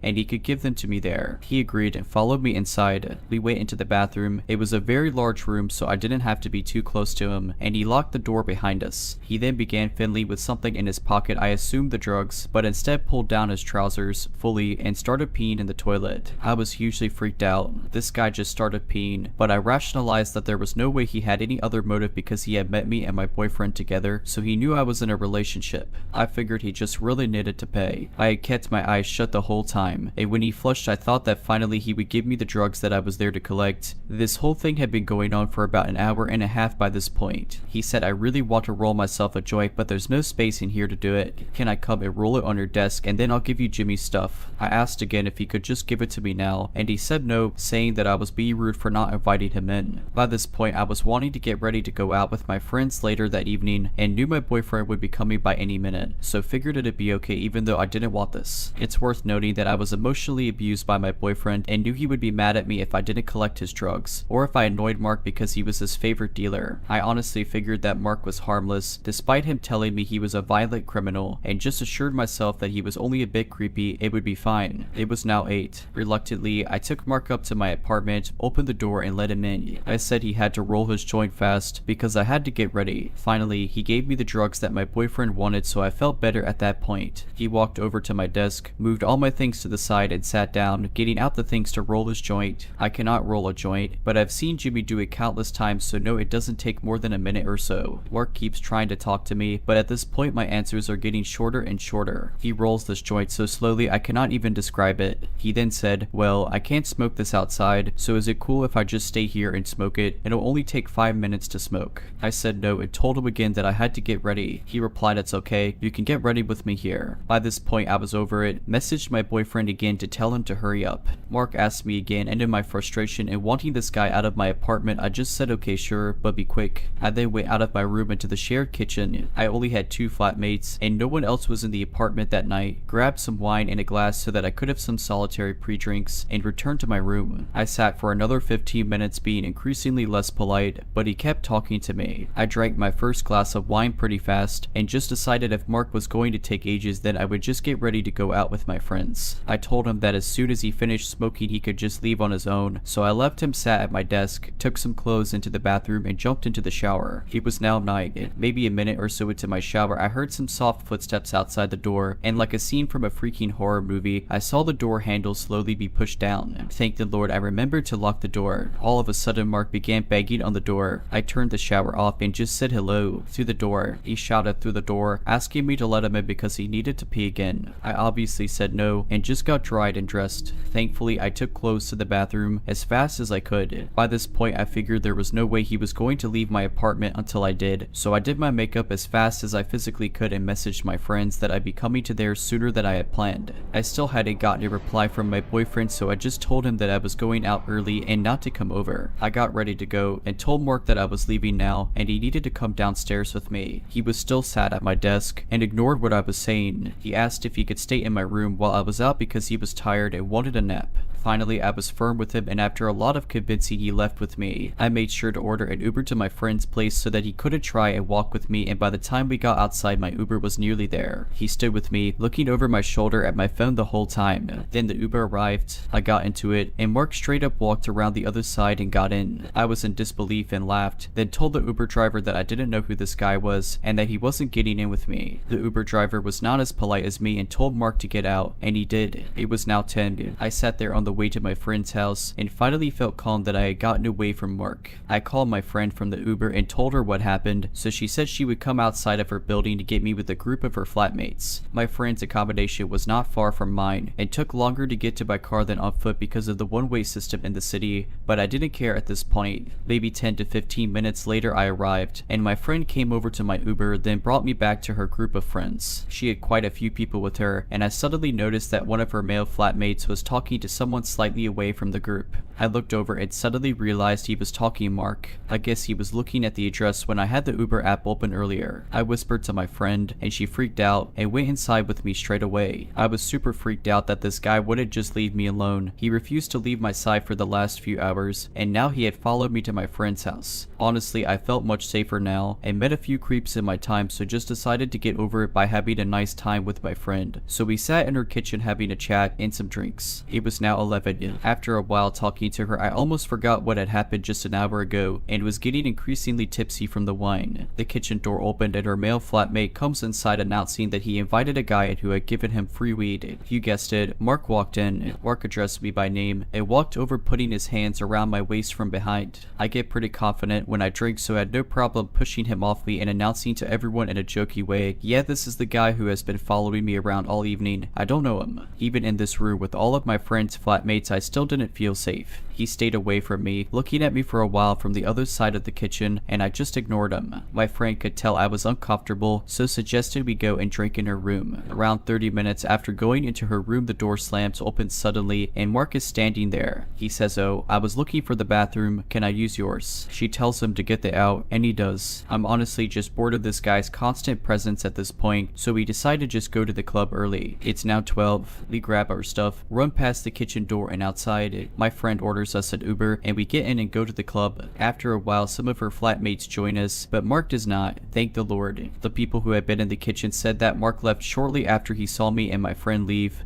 but there was no sign of him now. I just try and enjoy the night, but being a poor student, I can't afford any more drinks at the club. As I begin to sober up, I realize how shaken up and creeped out the whole evening made me, and I don't feel safe. It's now 2 at night. After only a couple of hours, I decide that I just want to go home and sleep because this whole experience freaked me out. I take an Uber back, use my key card to get into my apartment building, go upstairs and into my apartment. I stare getting ready for bed, put on some pajamas and started taking off my makeup. All of a sudden, I heard a loud knock on my door. I had no clue who it was, but since it was still early for a Friday night, I thought my boyfriend maybe finally decided to show up. My door didn't have a peephole, so I walked to the door in my pajamas, unlocked it planning to open it a tiny bit to see who he was, and then the door flew open so fast that I was pushed backwards into my apartment and then shoved into my room, which was directly across from the front door. In my panic I froze, then looked up only to realize that Mark was now standing in my apartment. The realization started to sink in. Mark had just forced his way into my room and I was trapped here with him. He was visibly angry and very high. He locked the door behind him and began rambling about how I was so rude for not inviting him in with my friends, for ignoring him, for not letting him in the Uber. I was terrified, so ran over to my bed and grabbed my phone. He walked over behind me and began grabbing me, touching me as much as he could, so I shouted at him to get off. He saw my phone in my hand and immediately smiled and told me to open the camera. I was terrified, so did as he said, and he said he wanted a picture of us together. I did as I was told, and took a selfie with him while he posed with his arms around me and then kissing my cheek and my neck. He then screamed at me to unlock my phone, so I did. He made me open up my messages and send Jimmy the selfie of me and Mark sat next to each other on my bed, so I did. He waited for it to send and then grabbed my phone and put it down on the desk. He sat at my desk for the next 4 to 5 hours, talking at me continually, saying how I was so rude, I needed someone to teach me some manners, how I had to do what he said because he was older than me, how Jimmy wasn't good enough for me, how I was so beautiful and how he knew that I needed to be with him. He told me that his girlfriend knew he had been at my house that evening and now she said he can't go home, and it was all my fault. The whole time I continued bargaining with him, trying to get him to leave, but it didn't work. Occasionally I would just lie down on my bed or sit and not speak. Each time I did, he would get up and wrap his arms around me or try and spoon me, stroking my face, trying to kiss me, and trying to take my clothes off and touch me. Every time I fought him off, and he would get angry again and go and sit at the desk and keep shouting. I knew that this guy has previously been in prison for some kind of violent crime, so I did not want to piss him off. I just sat there for hours and quietly sobbed, too scared of trying to leave because I would have had to walk past him to get to the door. I was out of options. I didn't know if I could get out without angering him. I couldn't call the police because he had my phone. My flatmates weren't, so my screams meant nothing. It was now 6 in the morning, and while he was sat at my desk, he kept smoking more weed or taking a line of whatever drug, so was becoming more and more out of it. He was becoming more sleepy as he smoked more weed, until I was able to speak between his ramblings, so I gently said I was going to the bathroom. I noticed he had his eyes partially closed and figured I only had one chance, so I took the opportunity and grabbed my phone off the desk as fast as I could, unlocked the door and ran out the apartment. The one thing I will always remember is being in tears, pressing the button for the elevator to come probably about 50 times because I was so scared that he was going to come after me. As I got into the elevator, I heard him come out of my apartment, shouting my name, but the elevator doors closed as he looked at me. I was able to get downstairs and out the building. I ran around the corner of the building in my pajamas and manically dialed the number for the police, told them what happened and that this guy had been in prison until recently, and next thing I knew around 5 police cars showed up.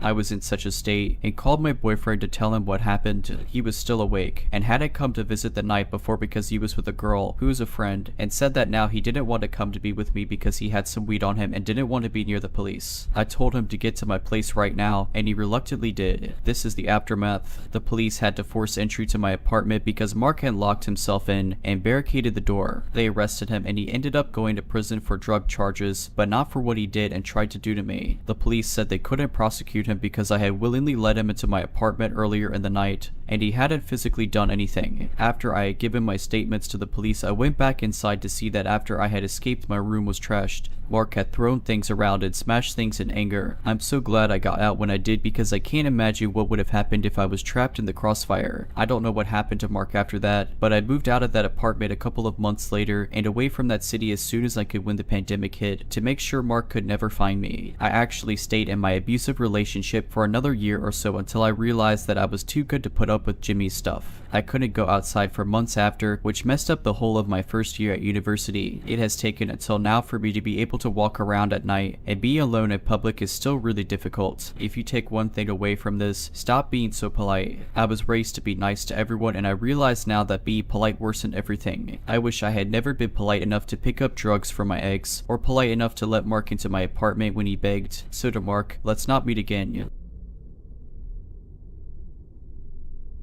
When I was a kid, my mom worked as a teacher and she was very close to a co-worker of hers who had a son around my age and of whom I, as well, was very close. When my mom, or her friend, would head out for the night, the other would take care of both of us kids, and basically, it meant I spent half my time over there, and my friend spent half his time at my house, which was perfect and fun for us. We lived in different cities, but since that kind of system had been going on pretty much since forever, I grew up knowing my friend's city just as well as mine. His mom was well aware of that, so that being said, whenever we were going on a walk in their area, she'd let us wander around because she knew we'd always find our way back to her. My mom, though, was more cautious and always kept an eye on us, as she'd walk behind us to make sure she'd always be able to see us. I just wish her friend would have done the same. And one day, I had to be around 6 or 7 years old. We were going on a walk with my friend Marcus and his mom Katie. It was a very sunny day, and I was wearing a dress with embroidered flowers, and I had my blonde, long hair down. I often heard I was a pretty kid, even from strangers in the street, and besides making me and my parents somewhat uncomfortable, nothing bad ever happened. During that walk, Katie was walking ahead of us and I was chatting and just fooling around with Marcus when he suddenly remembered something urgent to tell his mom, as urgent as something could be for an 8-year-old boy. He ran up to her and left me strolling behind for a couple of minutes, just as it already had happened 100 times prior. That time though, we were circling around a big camping site and we walked by the white vans and camping cars. One of those vans had its back doors open and there was a man, probably in his mid-40s, smoking a cigarette and leaning on the vehicle. He locked eyes with me as I was approaching, then saw that Katie and Marcus weren't paying much attention to me as they were already a couple of meters ahead. Then he proceeded to pull me by my arm close to him, and so I found myself with my body touching his. So weirded out that I didn't even say a word, although I knew Katie would have heard me if I called for help.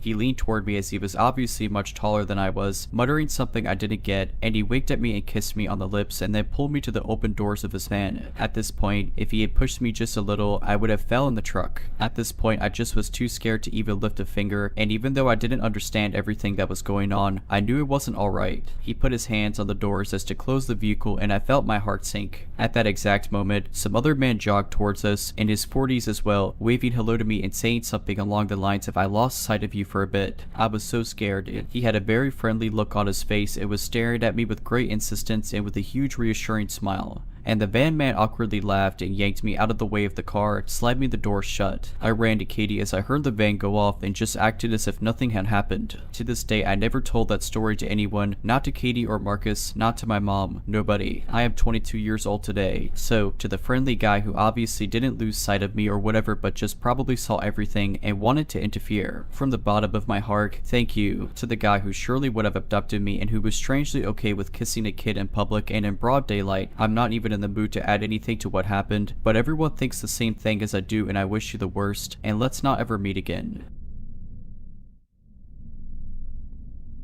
If you're liking this video, all I ask is that you make sure to subscribe to my channel and like this video. Thank you.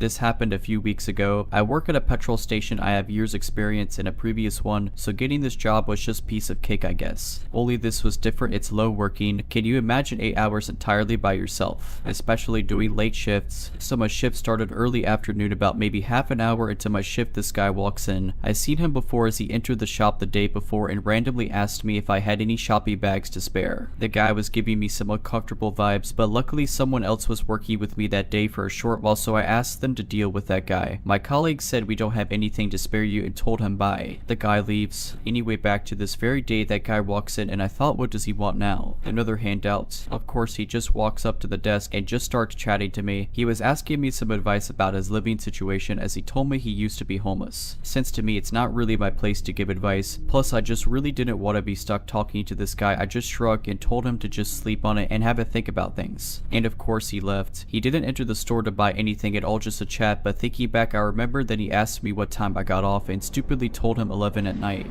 I got on with my shift as usual up until 9:30 at night he returns, but with another guy who may I say look dodgy. All dressed in black, hood up. The guy who entered the shop previously pokes his head into the door and asked if I do phone top-ups. We do, but something in my gut was telling me make him leave now. So I lied and told him we do not. So the guy and his dodgy friend hang outside the store for a bit while I was serving customers, then until the shop seemed quiet again they both entered the store and would look like they were looking all around the shop. I noticed the dodgy guy kept his hands in his pockets the whole time, and then that thought struck me, I'm getting robbed tonight. So I took some deep breaths and tried to keep calm and just thought of my training. I repeated in my head, just comply, give them what they want, then call police after they leave. But of course from the panic I thought to myself better plan, so I stood ready with one hand under the desk hovering over the panic button. I thought to myself, the minute they pull a weapon out on me, hit the button as it's a silent alarm and show hands and comply and hope police arrive on time to catch them. Well, they just ended up buying a bottle of water, as of course I did notice there was someone still outside in their car. I felt a huge sigh of relief thinking they just wanted water, or they decided not to rob me because there's another person outside. They both leave the store but again hang around outside right by the door. Then I see the car drive away and I thought to myself, I don't want these guys in the store again, not while I'm completely alone. So I flipped the switch that automatically locks the main door. Half an hour passes. I had no customers and still the two guys are still hanging around outside. I call my boss to tell him what's going on and to give him a heads up that at some point I'm going to have to call the police and have them move them along as it's making me very anxious. Then another guy shows up and joins the guys all dressed in black and wearing masks. He also hands his friends masks too, then he makes his way around the back of the store. Then I realized the back door, the one I go out from to puff on my vape.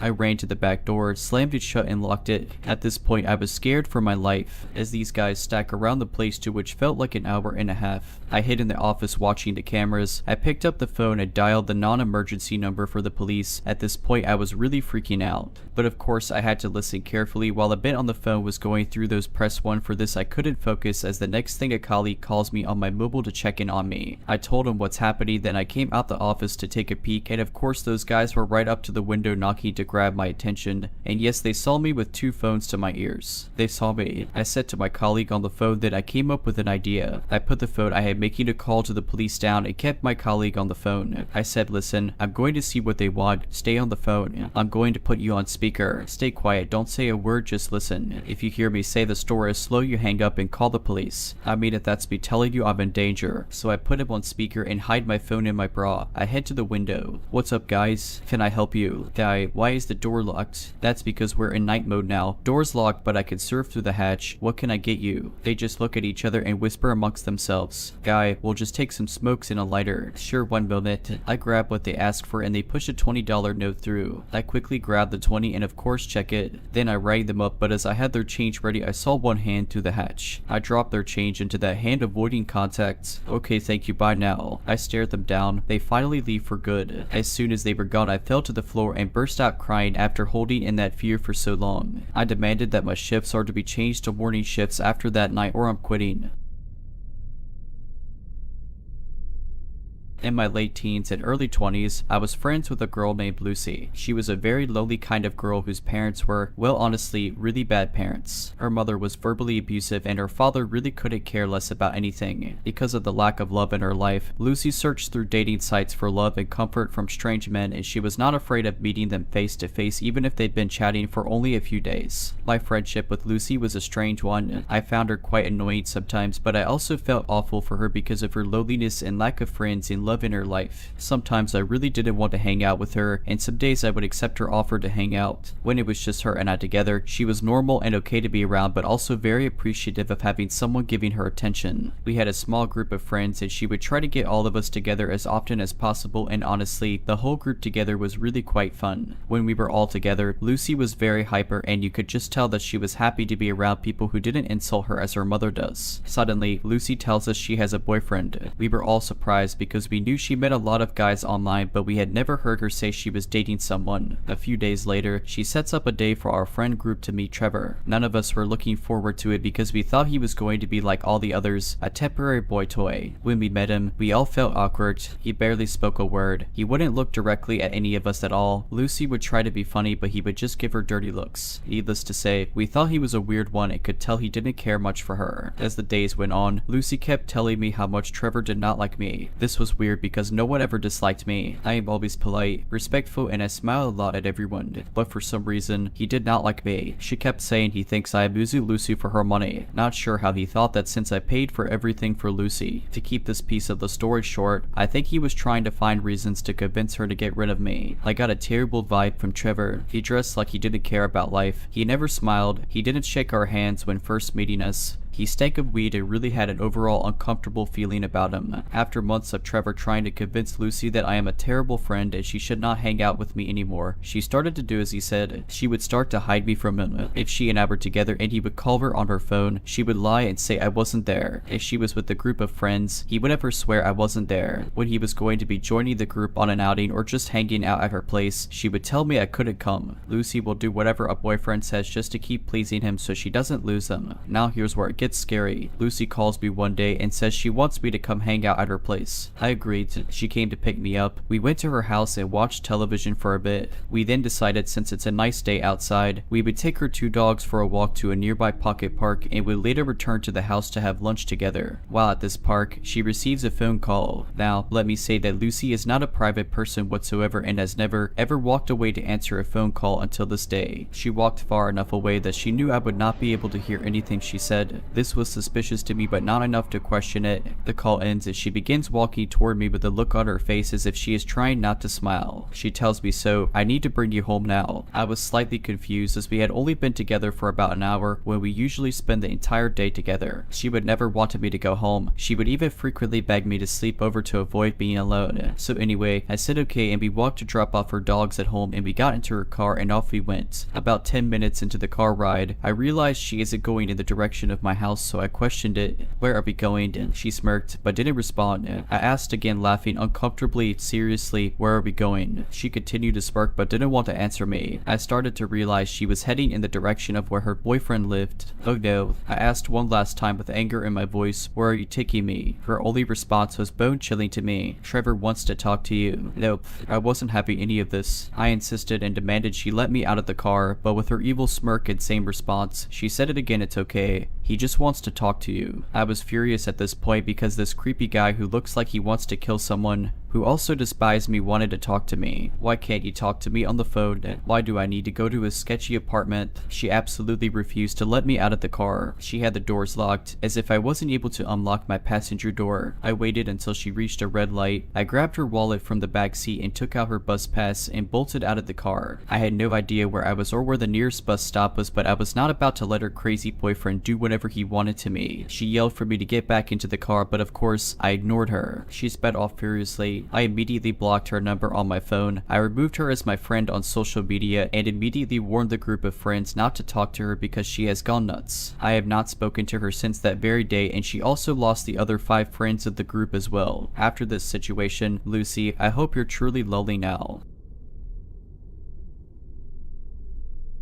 I have a more or less unusual story that I would like to tell you. I have a clear memory of it. It takes place last year, in 2021. I was often driving back and forth from Montreal to Quebec City for my work and to see my family. It was late because I was driving almost at night, around 7. I was not on a highway but on a national road, not very busy, surrounded by forests and plains. I didn't mind driving at night because I had good vision and little fatigue, but halfway to my goal, in the distance, in the middle of the road, I realized that there was someone crouched down, who seemed afraid. I was close to a town, so seeing a person didn't seem strange. Obviously, I wasn't going to run over him. I stopped on the side. I realized that it was a woman about my age who was crying. I go to her and ask her if she is safe, if she is feeling well. After a few minutes of silence, she ended up telling me in a feverish tone that she was being followed and that she was very afraid. I didn't know what to do. The stress was building up. This had never happened to me on this road. I stayed close to her, but I could hear footsteps behind us coming up the side of the road. At first, it was just a vague and distant shadow from my point of view, then a silhouette of a tall, thin man. My brain quickly understood that this was the person the girl was afraid of, but she was paralyzed, still crouching, so I took her in my arms and put her in my car to take her to the nearest police station, so at least she would be safe and have a roof over her head for the night. I then started the engine and continued driving normally, but in the central rear view mirror, I could see the man more precisely. He was standing and not moving. He was dressed in an untidy way. To my astonishment, he got down on all fours as an animal animal would until the distance cut me off from his view. After this story, which was quite frightening at the time, I took the young woman back to a Quebec station and explained the situation. After a few days, I was able to get some information. This woman, who if I may give an anecdote is my companion today, fortunately I took this road that day. She had broken down in the middle of the road. A man had come to talk to her and offered to help her and invite her to his house. She refused, finding the man aggressive and insistent, but the man was not satisfied. He started to grab her hand and she started to struggle and run. I found her after she had run ahead of the man. She was having a panic attack at that time. The man then followed her until I saved her, as she says today. In retrospect, I didn't expect this man to want to hurt her. After all, maybe he was used to taking women to his house. Fortunately, my partner didn't go into his house a year ago. Maybe he was going to hurt her. If you're liking this video, all I ask is that you make sure to subscribe to my channel and like this video. Thank you. Over 4 years ago, I went to work at a warehouse in a small town as a quality control technician. I decided to leave after my health started to get worse physically, and I was diagnosed with panic disorder and severe anxiety after the situation that I'm about to tell you. This changed the way that I developed friendships after that job, that's for certain. So I started this job on April Fool's Day of 2019, which was odd to me. I had no kind of high expectation of the job. All I wanted was to do my job, get paid, and go home, as I had 2 children at home and many things that I could work on there.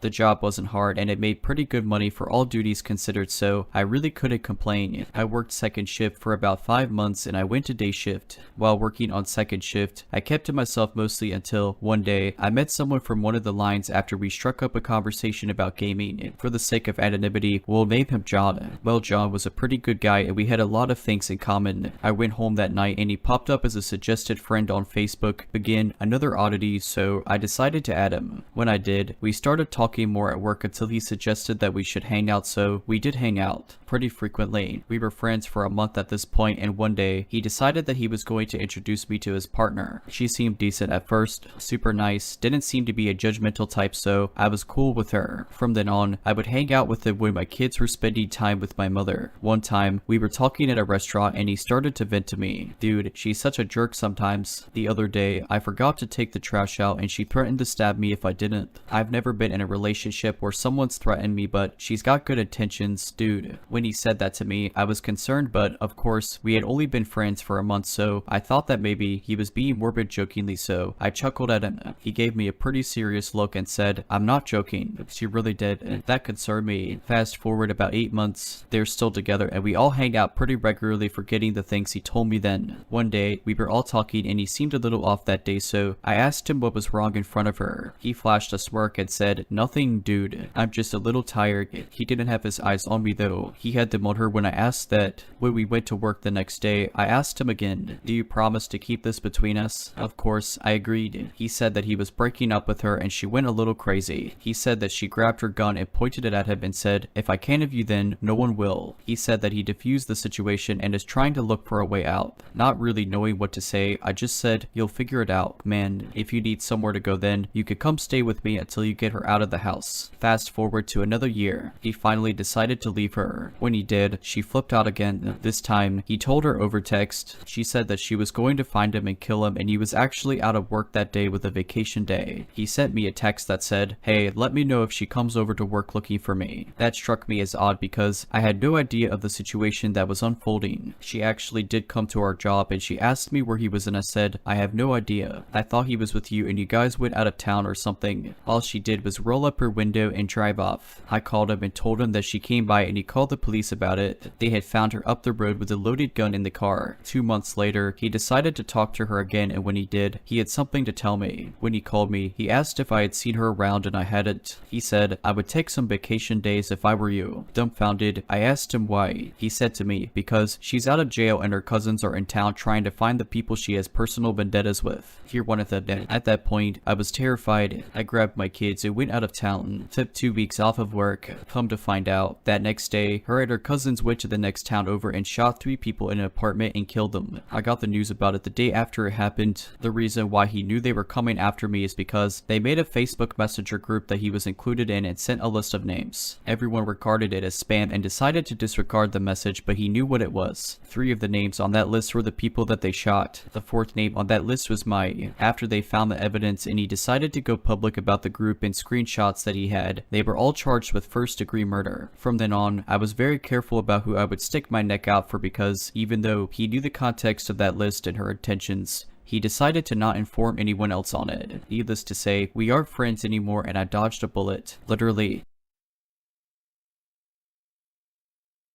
I grew up in a small, rural town where nothing ever happens. The sort of place where it wasn't unusual to leave your doors unlocked and your closest neighbors are a mile or so from your house. Our family also had this giant old cat, Tag, who was a bit of a drama king, but we loved him. One summer when I was around 9 or 10 years old, the cat starts going ballistic. Tag generally slept in my room curled up next to me until I fell asleep and then would get up to do whatever cat things he did at night. Occasionally, he would meow or try to wake me up on unfortunate nights when he could see the bottom of his food bowl and needed a midnight snack. Usually, if I ignored him, he would give up or rarely go try to wake up my mom instead. This night, however, he bangs against my parents' bedroom door until he gets in and is meowing loud enough to wake us up. Our bedroom doors were next to each other and I called a Tag to come to bed because it's about 2 in the morning. He is happy none of it and is carrying on. My mom gets up, goes down to the kitchen, and then huffs back up with Tag on her heels still meowing insanely. She said his bowl had plenty of food and he just walked her to the door of the kitchen. Tag was an indoor and outdoor cat but had his own cat door through the garage, so there was no need for one of us to let him out. My mom said my brother must have left the kitchen door open and just the screen door was shut, but she wasn't holding it open forever for the cat to just stand there and not go out. She shut the kitchen door and went back to sleep, firmly shutting her bedroom door this time so Tag couldn't let himself back into their room. I always kept treats for him in my room and offered him one, but he was still meowing at their door, trying to get them up. I grabbed him and brought him into my room and shut my door to try to get him to sleep.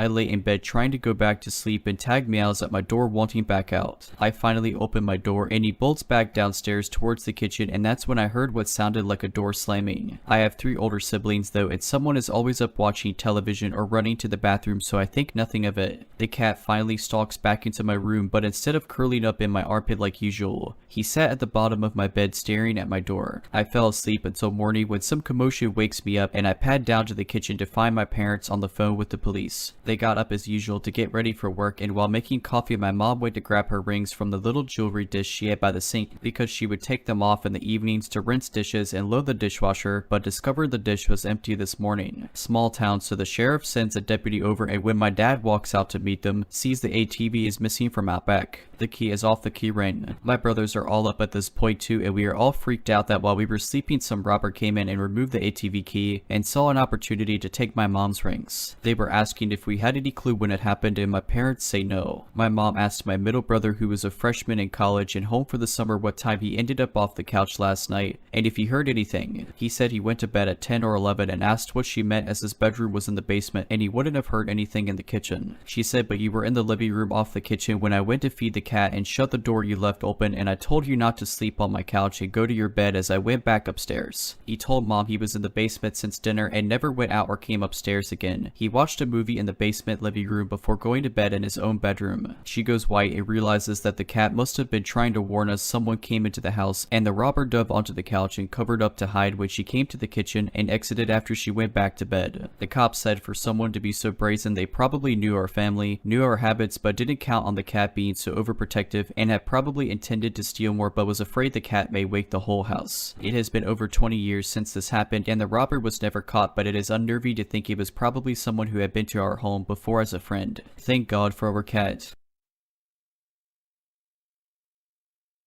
If you're liking this video, all I ask is that you make sure to subscribe to my channel and like this video. Thank you.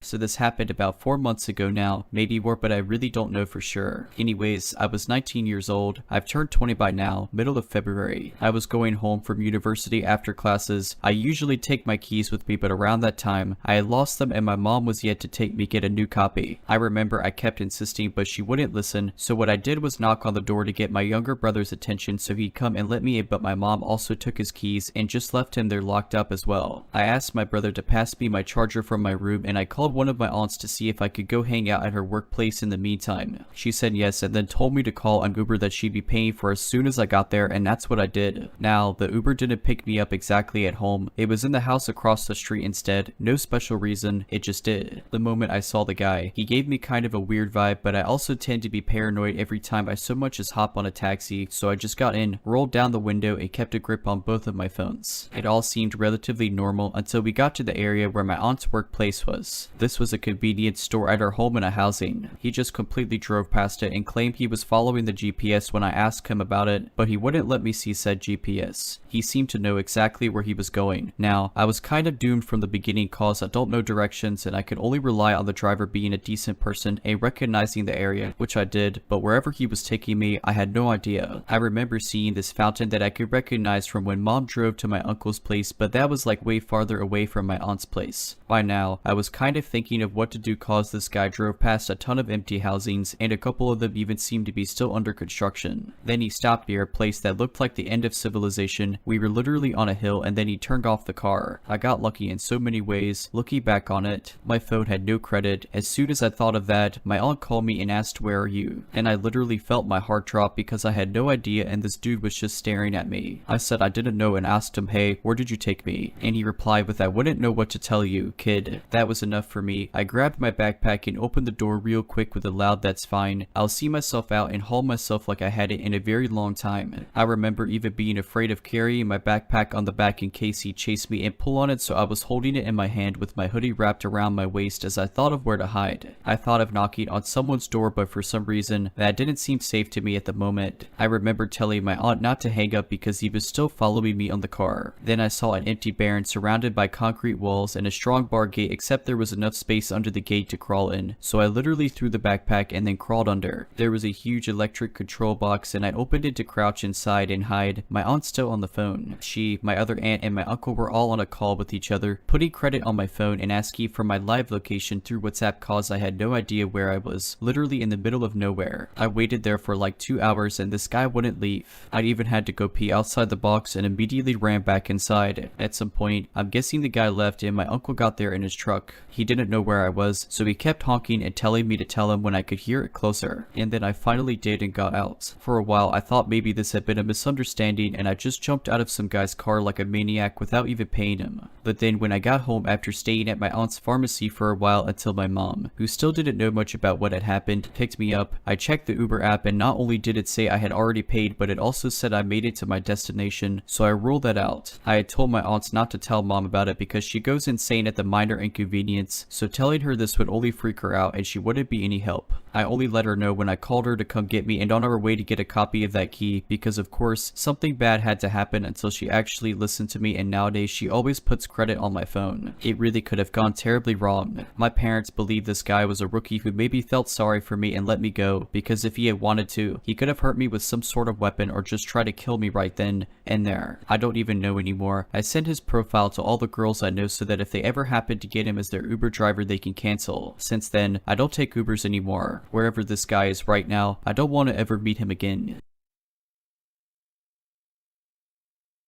Okay, I should start the story by giving a bit of background so that you understand the situation a bit better. I, a 4'9", 16-year-old girl at the time, had 2 dogs who were brothers from the same litter. Now, being boxers, they were relatively big and quite protective when need be. Vince was longer, much taller than his brother, and is usually the kind to sleep through a hurricane if we had one. His brother Maury was shorter but more muscled, stronger. Usually, these two were with me 24/7, as my mother used to work a lot and I was usually alone most of the day, sometimes even until after dark. This never really bothered me. I'd been left alone at home like this since I was 11. It never struck me that I had a reason to be worried. One day that my mom was working later, I was doing some household chores, feeding the dogs, doing dishes, stuff like that. I continued doing what I always had, a routine of tidying the house I had done every day for years. As I went to take the trash out of the bin, I started walking towards the door when Maury stepped in front of me. I tried moving around him, telling him to get out of my way and sort, but he refused to budge. This was certainly odd, and looking Looking back on it now a few years later, I realized he was probably trying to stop me from walking outside. We continued like this for a few moments, me trying to get past him and him, of course, never moving from this spot. He was quite heavy as a big dog. It was difficult to lift him and even harder to get him away from something. Now, in the time we had been going back and forth with this interaction, Vince stayed happily asleep on his dog bed. I should note that from my kitchen, you can see the living room and bathroom. Usually we use the side door from the kitchen to enter and exit the house since it attached to the carport. After a couple more minutes, I heard something I hadn't expected when I made one last desperate attempt to move Maury from his spot. He growled, which wasn't unusual as he had growled plenty in his life. What was unusual was that he growled at me. He had never done that before, not once. But for that reason, and that reason alone, I decided not to take the trash out that night. I simply tossed it in another room and left it be. A short time passed, maybe a half hour or so. I had gotten settled into my chair to watch a movie while I waited on my mom to come home. While I was watching the movie, I suddenly heard a quiet knock at the side door. As I mentioned earlier, you can clearly see the living room from the kitchen, so I heard the knock pretty well. It was already after dark, so I figured it was just my mother and she had somehow forgot her keys. I got up, went into the kitchen, and out of the corner of my eye I saw the hook near the door. The keys weren't there. To some people, that's not a big deal, but to me, it meant that the person knocking on my door was in fact not my mother. My mom is a bit of a routine-obsessed person, so if she actually had forgotten her keys, they would always be on the hook. I took a breath, preparing myself to just not answer the door, or if they didn't leave, to just tell them I wasn't interested in whatever was happening, and that they should leave. Thinking about it now, I really wish I hadn't even looked out the window on the door. I wish I had just sat back down, called my mom, and stayed out of sight. But of course, I walked in front of the door and immediately came face to face with a figure on the other side of the window. Now it was really dark, with just my neighbor's light shining from his porch, so I could only make out a couple things on this guy. He was tall, me having to peer up at him through the window to look at his face. He had long hair that looked like a shadow over his shoulders in the dim light,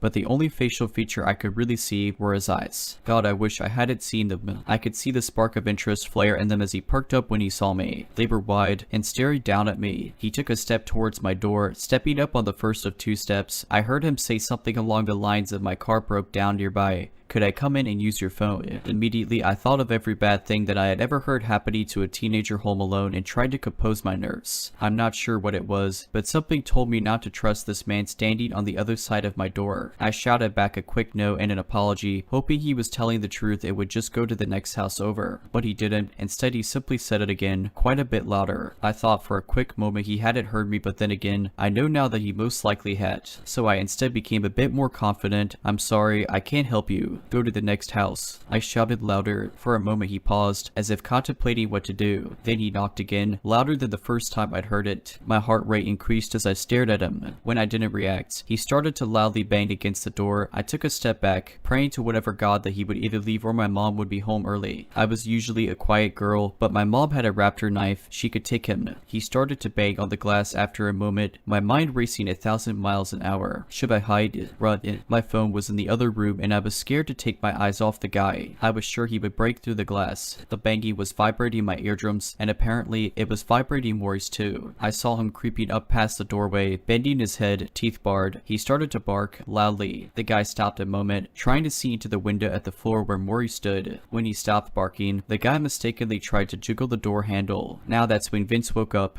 I swear to God, for a dog that was dead asleep 5 seconds prior, I'd never seen him move that fast. Ever. In only 2 seconds, Vince had his paws up on the door, growling like a hellhound at the devil's sight at this man outside my home. The guy jumped, fell back and bolted it. I heard him say something as he started to run and saw another shadow. My mom came home shortly after I had sprinted across my carport to my neighbors. They called the police after I explained what had happened, and my neighbor had dragged his shotgun out before they even got there. He had insisted on looking for the guy. The police had said someone tried to pick the lock on my front door, but there was a lot of stuff in front of it and it was really old, so it didn't open anymore. I went to bed that night, uneasy and so very thankful I had 2 dogs who were not only strong and big, but one that was vigilant and one that could practically kill if you let him. A few weeks went by and we hadn't heard from the cops, so eventually I stopped trying to think about it. Another month went by, and although I was a bit scared of being home alone, nothing else seemed to happen. Then we got another visit from the cops. What they told me made my heart sink in my chest and still gives me chills to this day. They had caught the guys and realized they were stalking me. Yes, multiple guys. There were 2 guys that had apparently been stalking me without my knowledge for months. They had several photos of me, words they had written over them, awful words. guards. The police had been fairly adamant that I changed my locks since they caught 2 guys and there was evidence of a 3rd. We moved shortly after that. I still pass by that house sometimes when I go to visit friends or do stuff around the area. A chill runs down my spine every time I do. To think that they never caught one of the guys was scary enough. The fact they tried to break into my house was worse, not to mention that I hadn't even known they were watching me. I still think about it even now a few years later. I dread what would have happened if my dogs weren't there, and I dread even worse about what they had planned to do if I had opened the door or they had successfully broken in. I suppose they weren't expecting my dogs since our backyard is fenced and they mostly stayed indoors since it was so hot where I lived. I thank the universe every day that I had them, especially now. My mom never worked until after dark again after that, which in all honesty was fine with me. So did the man they still haven't caught. Let's not meet.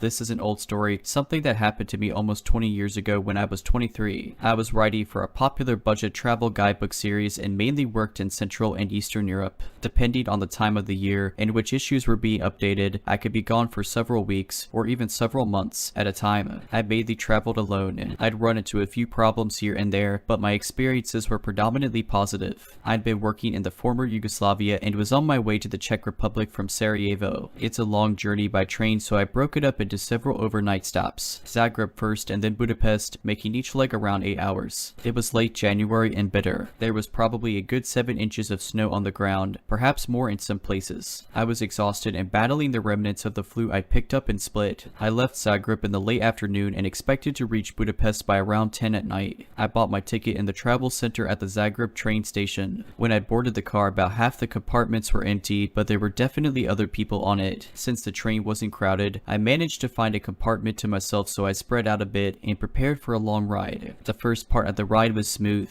I worked on some guidebook stuff, wrote in my journal, stuff like that. However, a few hours into the ride we passed over the Hungarian border and things started to go awry. I heard them before I saw that they were a group of teen boys, about 5 of them that I could see, and they were loud. I could hear them running through the train car, laughing and cursing and banging on the compartment walls. They were loud and obnoxious, but it's not like the first time I'd ever been annoyed by a group of teenagers. I didn't look up, kept working on my writing, but as time went on they grew louder and louder. As they ran from car to car, they slid the train doors open with so much force that it sounded like a bomb going off every few minutes. And then the sounds got louder. That's when I noticed that they were standing outside my compartment, looking in at me. I could only see 3 of them through the small window, but there were definitely more. I'd seen them earlier. I glanced up at them, frowned, and then looked away. I learned that the best way to deal with that kind of thing was to ignore them. I didn't want to encourage their behavior, but ignoring them seemed to have the opposite effect. Girl, they hollered at me. Come have fun. My compartment door was closed, but they proceeded to mess with me by slowly opening it, pretending they were going to come in, and then shutting it again. It went from chanting girl to a much more ominous we're gonna screw tonight and you screwed us all, followed by a bunch of slang words for female body parts. Some of the more universal ones I had no trouble understanding. At this point I grew very nervous. How was I to know whether they were just messing around with me or serious? I couldn't exactly leave. To do so would mean walking through them. They were blocking my exit and my entrance, and they one pulled out a pocket knife. He stuck out his tongue, ran the blade across it, and then pointed it at me and grinned.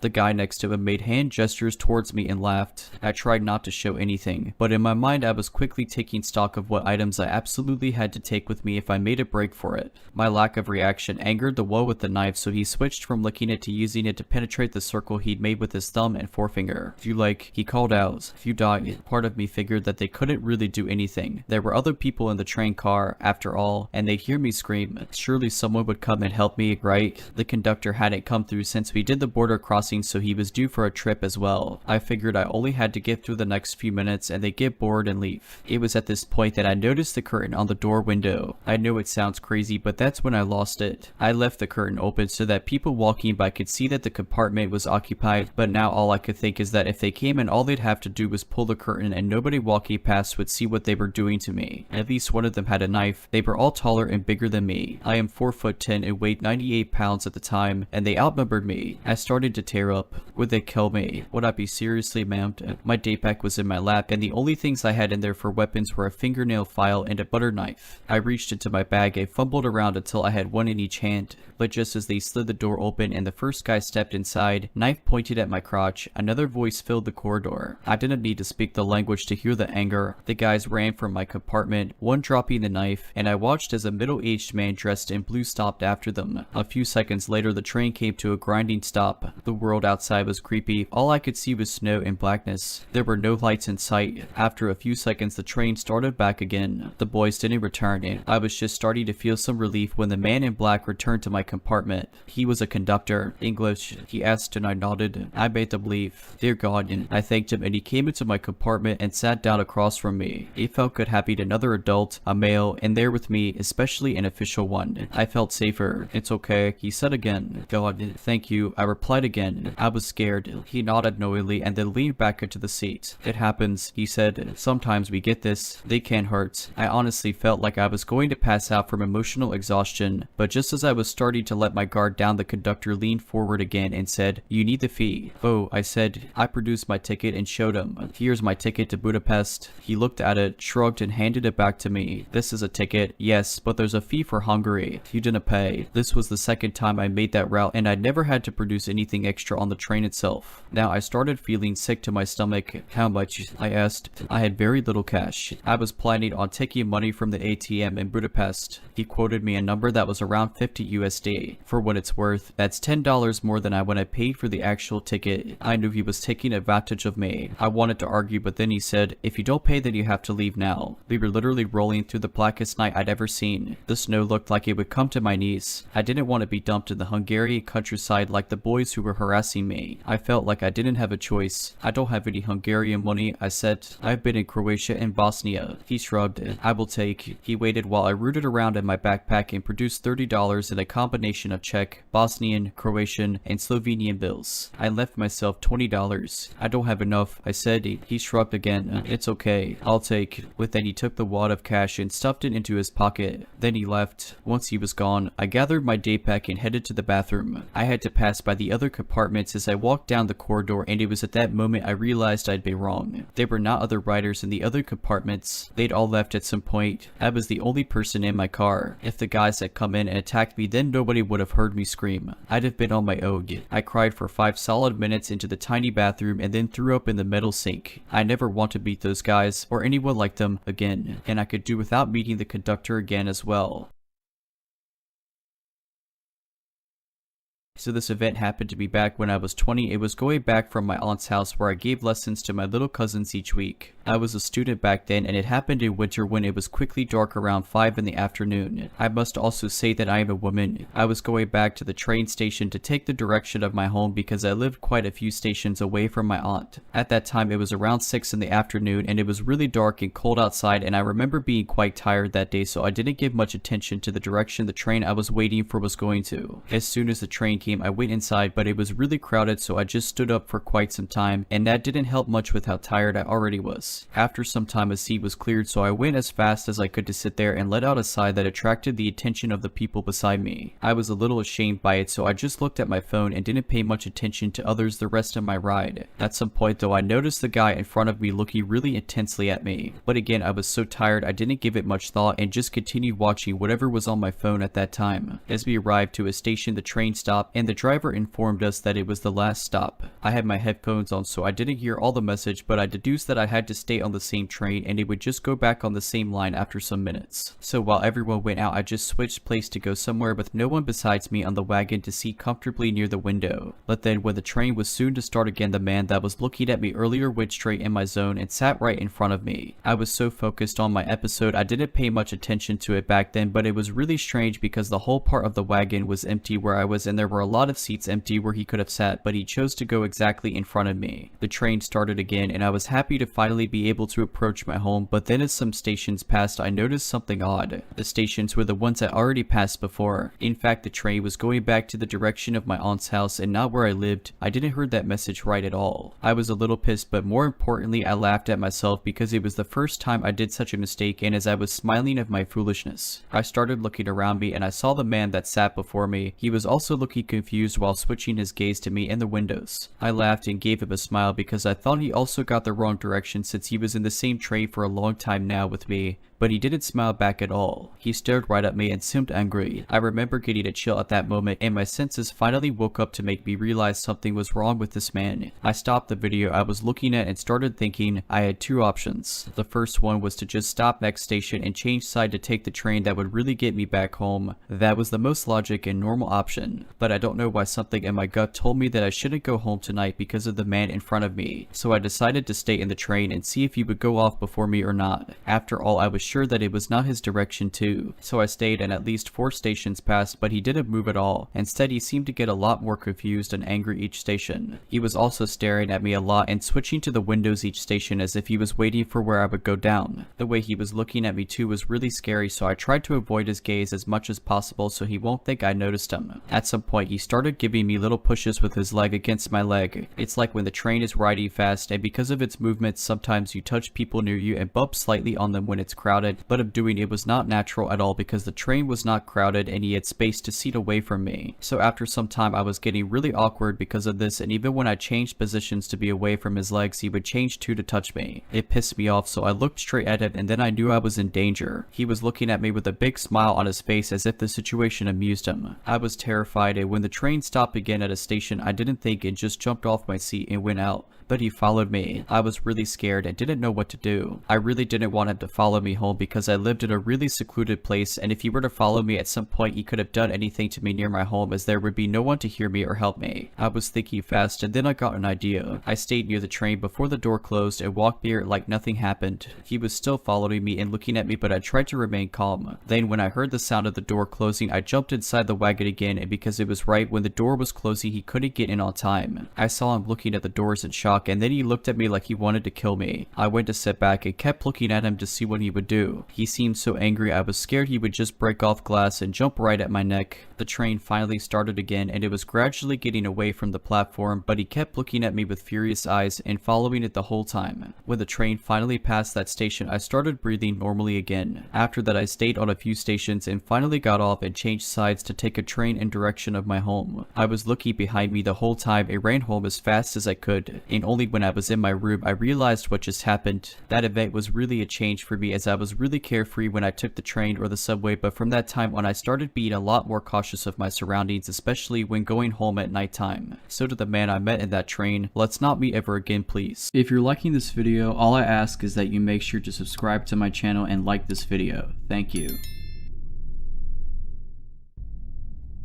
So this happened to me when I was 11 or 12 years old, over a decade ago, and I still remember it vividly. At the time, I lived in a semi-detached house with my mom, dad, and sibling. It was decent sized, but the most impressive part was the garden, which essentially had 3 levels. The first level was concrete, the second grass, and the third, also grass, had my trampoline on it. At the very end of the garden was a tree embankment. The area I lived in was somewhat hilly. One morning I woke up to a cracking sound, like a snapped branch, and I was worried since a week earlier a tree from the embankment had fallen into our neighbor's garden. My bedroom was at the back of the house overlooking the garden, so I opened the curtains to see if another tree had fallen. Instead, I saw a guy hiding in one of the trees in the garden. He was pale with blonde hair and wearing all black clothing. He was looking directly at me, presumably because he saw the curtains move. He started sparking and moved his finger in a come here motion. I totally freaked out and shouted for my mom and dad to come into my room. I was so scared I physically felt like I couldn't move. This was super early in the morning, by the way, around maybe 5.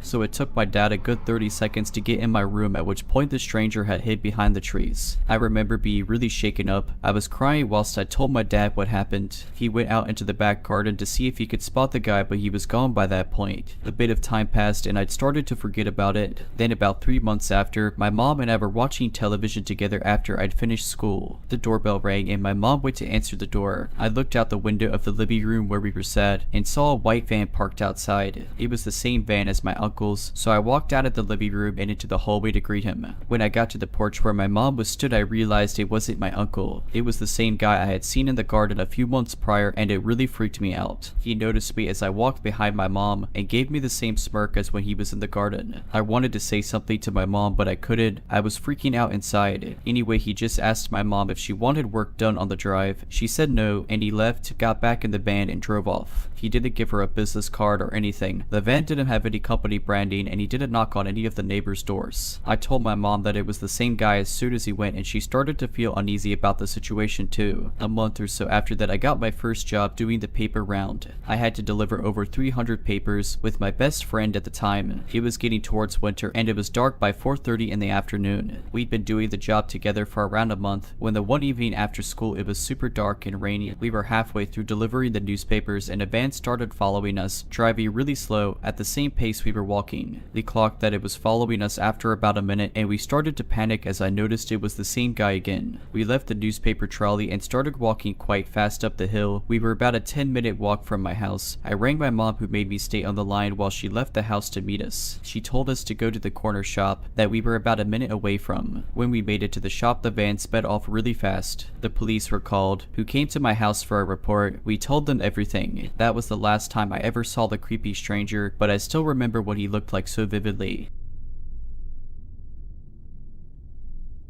Hi, me, my sister, and my mom have been trying to make sense of this for the past couple of hours, and the facts get less comforting the more we compare our experiences of that night. So last Friday night, I, a 17-year-old dude, was home alone while my family, besides my sister who is 21 who was at work, stayed in their cabin a few kilometers away. I'm used to staying home alone as this exact scenario is very common in the summertime, especially while I'm working and can't travel from the cabin and back. I'm not usually jumpy or afraid while home alone anymore, used to the odd creaks and settling noises of our old house. I was especially comforted by the fact that my sister's dog was also in the house with me that night, and most noises could be attributed to him, and if anything were to happen he would act as a guard dog of sorts and alert me to anything odd. At the same time, however, he is the type of dog to bark at any noise or person walking past the door or windows, so I'm used to hearing him bark or growl at night. Even so, this past Friday the sound of his barks at nearly 12 in the morning were disconcerting, to say the least. Despite my comfort with staying home alone, I am still terrified of the premise of a break-in or some other uninvited human interaction at midnight.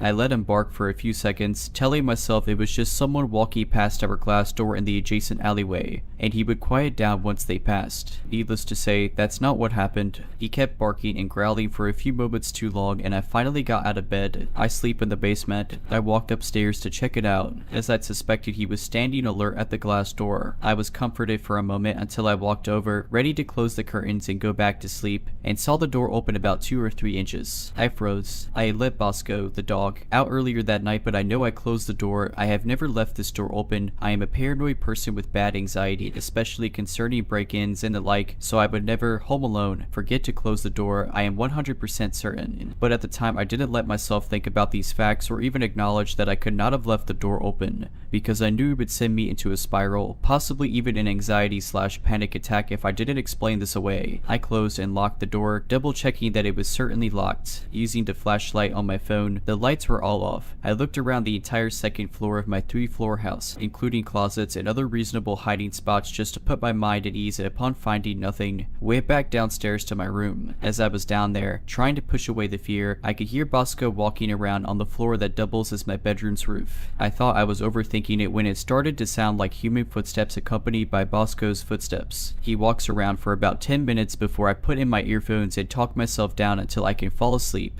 At 2 in the morning that same night, my sister comes home from work. I woke up a few minutes before this to Bosco in the basement, which he never does. There's even a gate to stop him from getting to the basement. Bosco is whining at my bedroom door. When I got up to let him out, my sister walked in, and we let him out the front door rather than the glass patio door, letting him in the same way. We talked for a while before I went back downstairs and my sister went to the bathroom. I forgot about the door, busy with work for the next few days, and forgot to mention it to anyone until tonight. My sister and mom were home with me for a movie night while my dad and brothers stay at the cabin. I remember the door situation when we were picking out horror movies to watch. I was sharing it as a creepy, almost funny story before my sister spoke up, saying that the same night, an hour or so after they got home, the door was open again, the same door that was locked from the inside and not open since earlier that night. My stomach dropped and I started shaking the second this was revealed. We first started trying to explain it away. Maybe she had let Bosco out and forgot to close it until we both recalled that we'd used the front door. Then we were trying to justify a reason someone would break in to not steal anything and proceed to stay for 2 hours before leaving. Ultimately, I realized that I quite possibly locked someone in the house with me, then forced them to hide upstairs while I searched the second level of our house. Then this hypothetical person would be trapped up there now, knowing that this house, that appears empty with the rest of my family gone and all the lights off, was not empty, and there was a dog who would bark if they showed themselves again, alerting me to their presence. Then, when I was in the basement and my sister was in the bathroom, they ran out the glass door, which is timed perfectly to when they found the door open once more, much wider than when I found it, as though they were only in a hurry on the way out. Perhaps they left it open the first time for a quick escape, or to stop the loud sound of it meeting the door frame. Either way, it ties together too perfectly for me to reasonably brush it off. I know it's unlikely, especially with nothing missing, but in this small town, there have been many reports of break-ins with nothing missing, vandalizing, or just breaking and entering many times, so it's not as unlikely as it may be in a bigger city. I can't make sense of this, and I'm shaken up thinking of the possibility of someone being in my house while I was asleep, alone in the basement. There's a part of me that doesn't believe it, but I can't shake the too many coincidences that all tie together to make this as concerning as it is. I certainly am glad that my searching came up empty that night, and I did not meet this person face to face.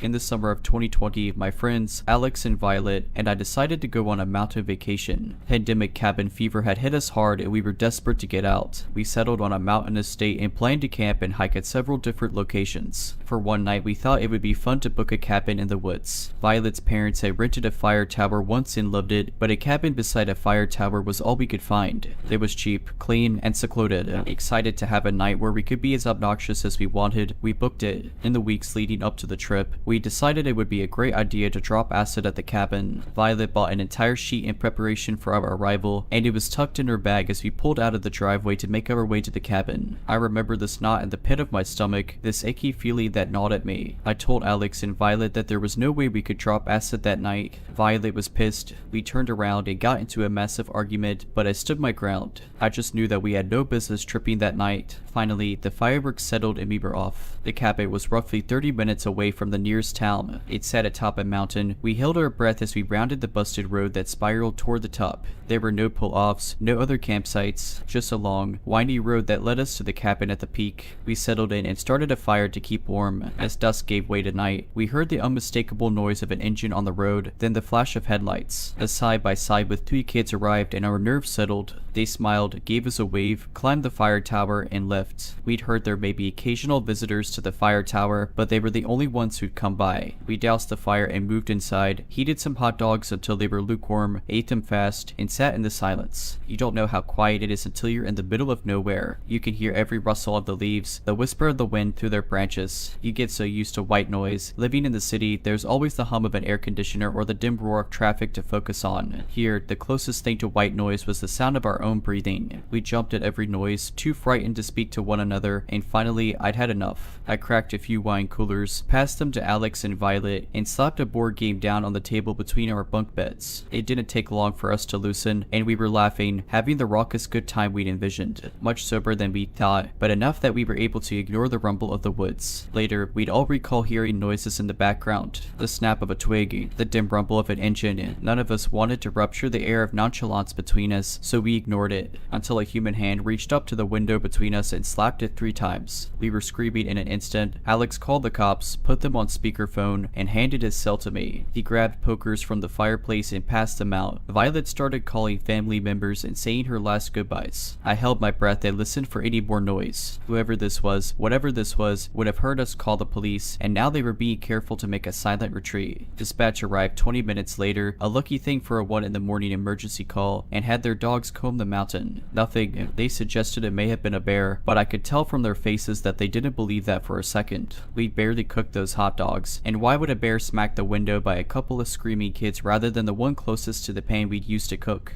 Why would a bear knock on the window like a human? Why, when we screamed, did the bear make a stealthy retreat? They had no answers, but they had one anecdote. As they'd sped to us, they'd come across a car at the base of the mountain, but that was the only sign of life they'd seen. I remember my blood ran cold, but Violet and Alex were too frazzled to absorb the weight of what they'd said. And dizzied by a new horror, Violet's car, thoroughly dusted by our drive up the mountain, was covered in handprints. Handprints that didn't match ours, that touched places we hadn't. We grabbed our stuff by the armful and and threw it inside, eager to remove every part of ourselves from this mountain. We followed the police, grateful every pothole found us further and further from that wretched cabin. We made it down in record time and found lodging at a seedy hotel that reeked of cat urine. I couldn't sleep. The thought of that car on the road rang in my head. Remember, there was nothing else on that mountain. It was a narrow road to the top. No pull-offs, no other campsites. There was the fire tower. Maybe a visitor decided to spook us during their late night excursion. But the kids from earlier, we'd seen their headlights. Whoever did this had stopped their vehicle further down the road and hiked the rest of the way. They didn't want to be spotted. They wanted silence, secrecy. Whoever this was hadn't been looking for a cheap scare. They planned this. I don't think I'll ever know what the person on the mountain wanted from me. I don't know if it was a practical joke or the beginning of a night of terror. I'm grateful for Alex's quick wit in calling the police. I wonder if our visitor knew we had service. It had certainly been a welcome surprise to us. Perhaps that was a wrench in his plan, enough to spook him before he could make things ugly. In truth, I don't know if I want to know. I think I'm just content to say, midnight stranger, let's not meet.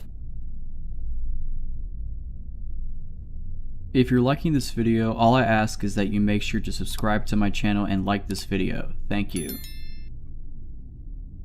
At the time of this story, I was 21 and living in a major Midwestern city, attending the university there. Having lived there for only 1 month before my story began, I had witnessed a train stop stabbing, been yelled at by a crackhead, had a homeless guy followed me and threatened to choke me outside the physics building on campus, and watched a 13-car cop raid on a drug house just across the street. The area around the university is known for being rough and has a notoriously high rate of crime. We would get a few texts a week from the campus police saying things like there had been a robbery, a break-in, an assault, stalkings, attempted kidnappings, that stuff. I always ignored these texts, thinking foolishly that I would never be a victim because I was quote-unquote smart enough to stay out of trouble, not go out alone late at night. All the cliches. I seriously regret this behavior now, and to anyone listening to this, please never think that you're 100% safe, no matter your level of preparedness. Always do your best to stay observant and careful. The first incident wasn't too unusual. I was just a block or two from my apartment building one day in the early evening. It was still light outside. I was walking my dog Sesame, a cute Shiba Inu who just looks like a fluffy, goofy puppy and has never been frightening or particularly protective in his life. As I was heading back home, I passed a small parking lot and entered a large van. I could see a man in his early 60s sitting in the driver's seat smoking a cigarette. He was staring at me. As I passed, he actually leaned out of his car and called out to me, "Hey, you there? That's a cute dog. What's his name?" I should mention this isn't even my first story like this. I have a pretty intense fear of strangers because of other incidents in my life. Being pretty wary for this reason, I ignored him and just walked faster. I heard a car door shut behind me and turned quickly to see that he had gotten out of his van and was slowly walking toward me. He called out to me again, "Hey baby, I just want to see your dog.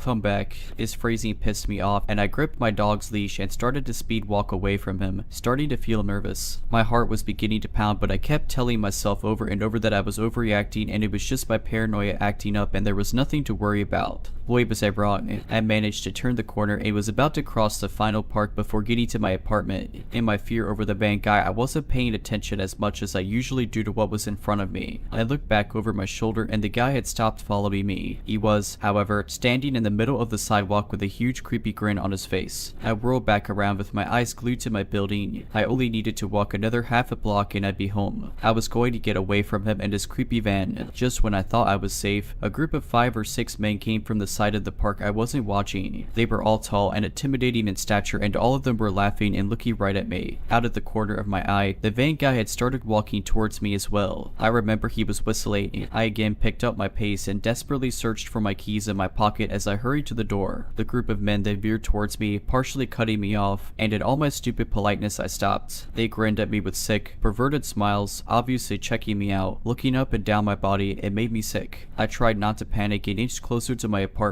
"Hey, what's your name? Where are you going? What's your Snapchat? Is that your apartment? Can we come over? Do you smoke?" They all barraged me with questions one after another. I tried to refuse them, stammering no thank you. I saw the van guy come and join their group, leering at me. While I inched away, they inched closer. One of them then reached out for me, his fingers actually touching my arm. I leapt back, trying not to start crying, but Sesame suddenly lunged at them, his teeth bared, a horrifying snarl ripping from his throat. Every bit of cute Shiba personality was gone, and he looked like he was wanted to tear one of these guys' throats out. It startled them enough that I was able to turn and sprint the final distance to my building, locking the door behind me. I fell to the floor inside my building, hugging Sesame. However, However, the entire front of my building was glass, and to my horror and disbelief the group of men came and stood in front of the windows, grinning at me, laughing, and making kissy faces and lewd gestures at me. The apartment manager came out and called the cops on them, but they ran away. I made it back home and scrubbed myself in the shower, crying and shaking with fear. Sesame got a special dinner that evening, and I kept telling myself that they just wanted to mess with me and I was never in any real danger. Stupid of me, I know now. About a month later, when I had finally managed to be able to walk outside my apartment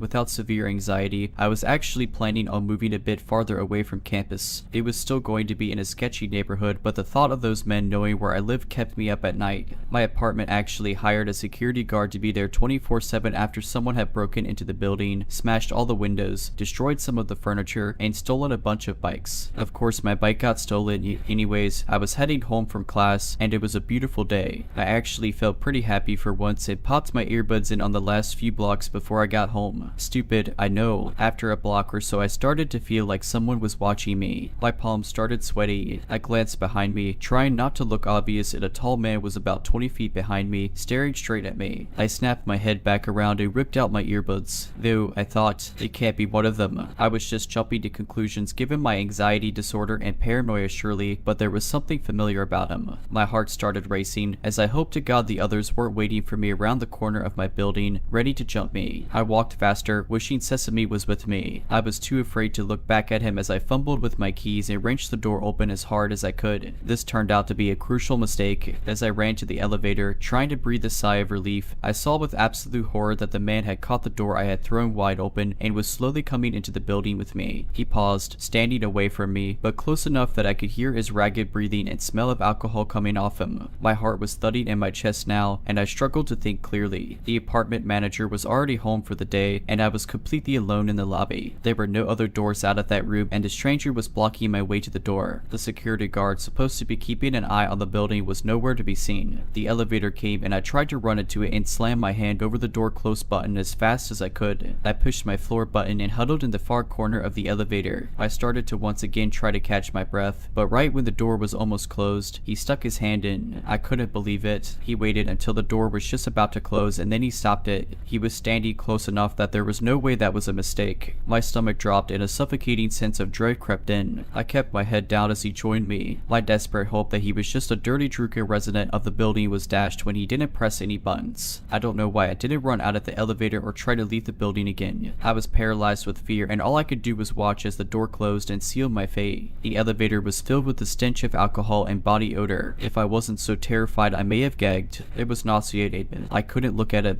I couldn't move. I tried to scream at myself in my head to press the wrong button and try to escape him, but I was completely petrified. He leaned closer to me, and I heard him breathe in deeply and very quietly sigh, like he was content. I felt tears well in my eyes, and the seconds it took to reach the top floor where I lived felt like hours. I saw no way I could escape the sick, drunk guy who was smelling me. In the reflection of the elevator walls, I could make out his disgusting smile. He was staring directly at me, his hands in his pockets, clearly holding onto something. I'm not religious, but I prayed that I would make it to my door in time. I realized he probably wasn't going to attack me in the elevator. There was a large camera in the ceiling. I looked up at it, feeling a tear spill out of my eye as I did so, hoping that whoever saw the tape eventually would identify this man. The worst part of all of this is that I've trained in martial arts and self-defense since I was about 8 years old. I thought of myself as stronger and braver than I was acting. I should know what to do. I should be strong enough to do it. But no matter how many times I had disarmed, thrown, or choked out attackers in the studio, nothing totally prepares you for the dread of a real-life situation. As the elevator reached my floor, I managed to snap out of my stupor long enough to dash through the door and run to my apartment unit. I nearly missed the keyhole, but I threw open my door. I was nearly through when my backpack snagged on the outside handle of the door, trapping me. I heard the man walking quickly to my door, a low chuckle building in his throat as he watched me panic and struggle to get free. I felt like a mouse being watched by a cat, trapped and helpless, so close to escaping. I finally gave up and shoved my arms through the straps, abandoning my backpack. As I did so, the man suddenly reached out for me. I was able to slam the door shut, deadbolting it. The gust of air from the door slamming brought his disgusting smell in with me, and in my terror and disgust I retched violently. I looked through the peephole. He was staring right at me, pressing his forehead against the door, his mouth bent in a furious scowl. He swore at me and ripped my backpack off the handle of the door, slamming it to the ground. I winced as I heard my laptop thud. I was still too terrified to say anything, but I grabbed the knife I kept by my door in my hand, ready if he tried anything. After after a few minutes of staring at my door, jiggling the handle, licking the peephole, and making obscene motions at it,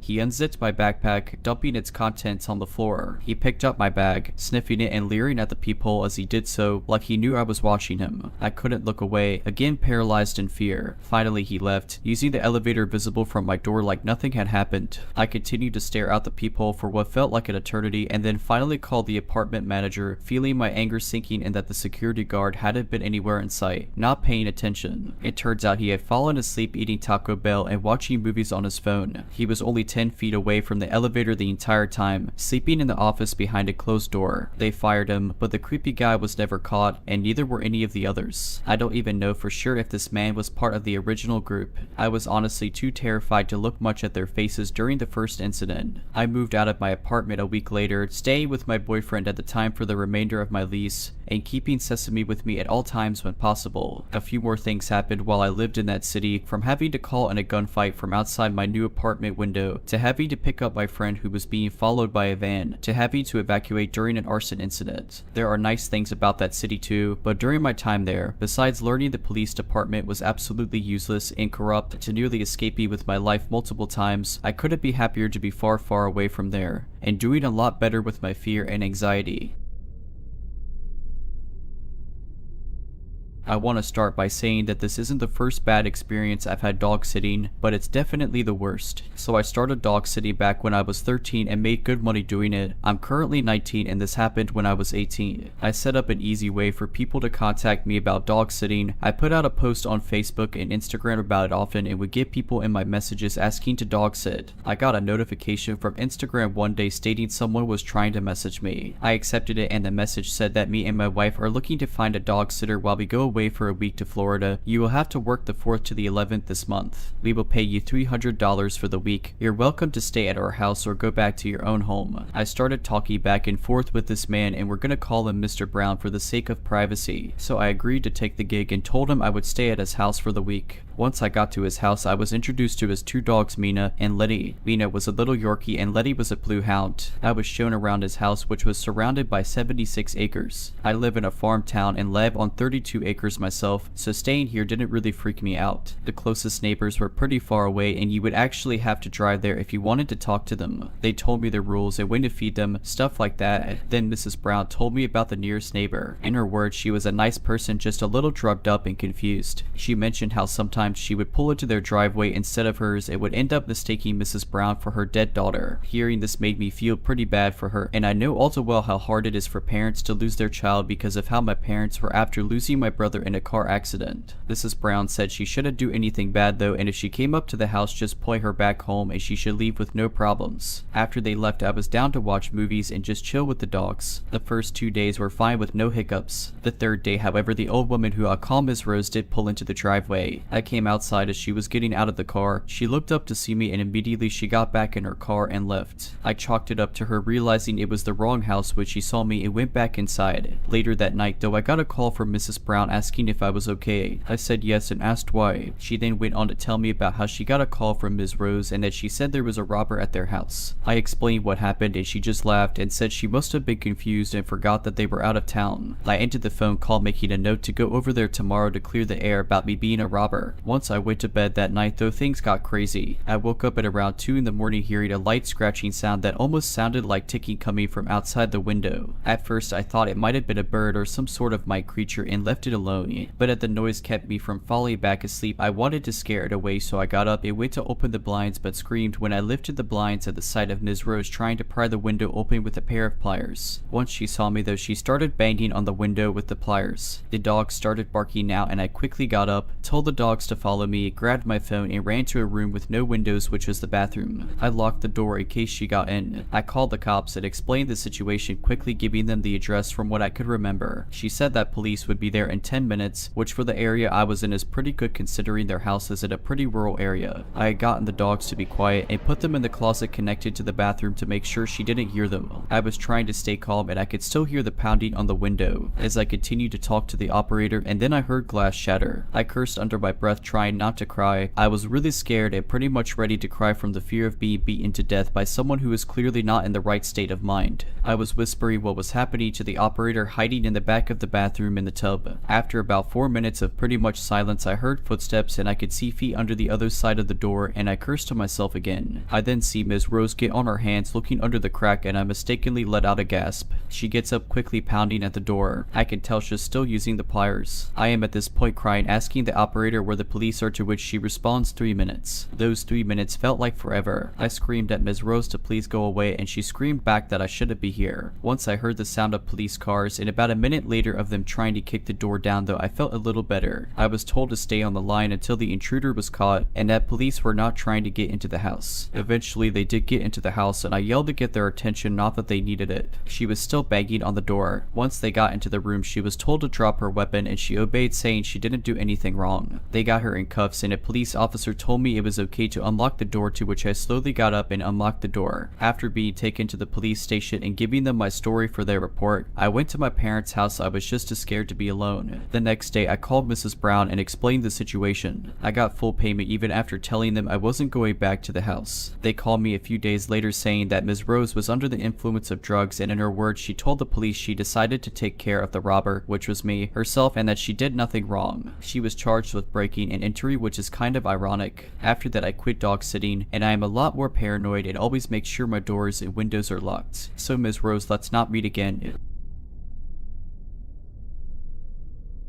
This happened years ago. I was walking through the hills of a provincial park with my dog during winter, so the sun set much faster than I expected, and before I could get back to my car. Once the sun was gone and all you could see was darkness, I was walking slowly through a field when out of nowhere I had, to this day, the most gut-wrenching, undeniable feeling I was being watched. I turned around, and in the distance, I saw a figure standing there, darker than the night sky around us. The instant I saw him, my stomach dropped, and my body literally froze. I knew at that moment, somehow, he was coming for me. I grabbed my dog's leash and we booked it. I mean sprinting, full speed, up and down hills, around trees, down embankments. I was running so fast as if my life was dependent on it, and to this day I'm sure it was. I make the 30 to 45 minute trip in 10, and all that stands before me in my car is this switchback you have to go back and forth up if you want to reach the top. So once again, I am giving it all I got, running up this switchback as fast as I possibly can, and once I reach the top and look back down, who else but this person chasing me? And does he go up the switchback like how any sane person would? Of course not. He starts sprinting right up the middle of this switchback, headed straight for me. I scream at him, "Screw off," and he doesn't say anything, not a single word, just continues running right at me. I am so lucky my car was at the top of that hill, because as I ran towards it, I dropped my keys and are fiddling with him trying to open the door. Just in time, I get the door open, throw my dog in, and shut the door behind me just as this guy reaches us. Best part is, there were no other vehicles parked anywhere around us, but where did this person park? Yeah, right next to me, of all places. Now this guy literally jumps into his truck so fast, and to this day I have never seen a better example of speeds out of there, like a bear on cocaine. He guns the engine so hard, black smoke is blasting out the back as he swerves out of there, leaving skid marks behind him. I sat in the back of my vehicle for hours afterwards, shaking and crying, knowing I was this close to whatever he had planned for me. And that's why I'm sharing this story, in hopes that people won't ignore that gut feeling, the little voice in the back of your head that tells you to run. If I did that day, I never would have noticed him in time, and would not have had the head start I needed to escape. Always trust your gut feelings and intuition. It might really be the deciding factor in if this is your final day on Earth or not. If you're liking this video, all I ask is that you make sure to subscribe to my channel and like this video. Thank you.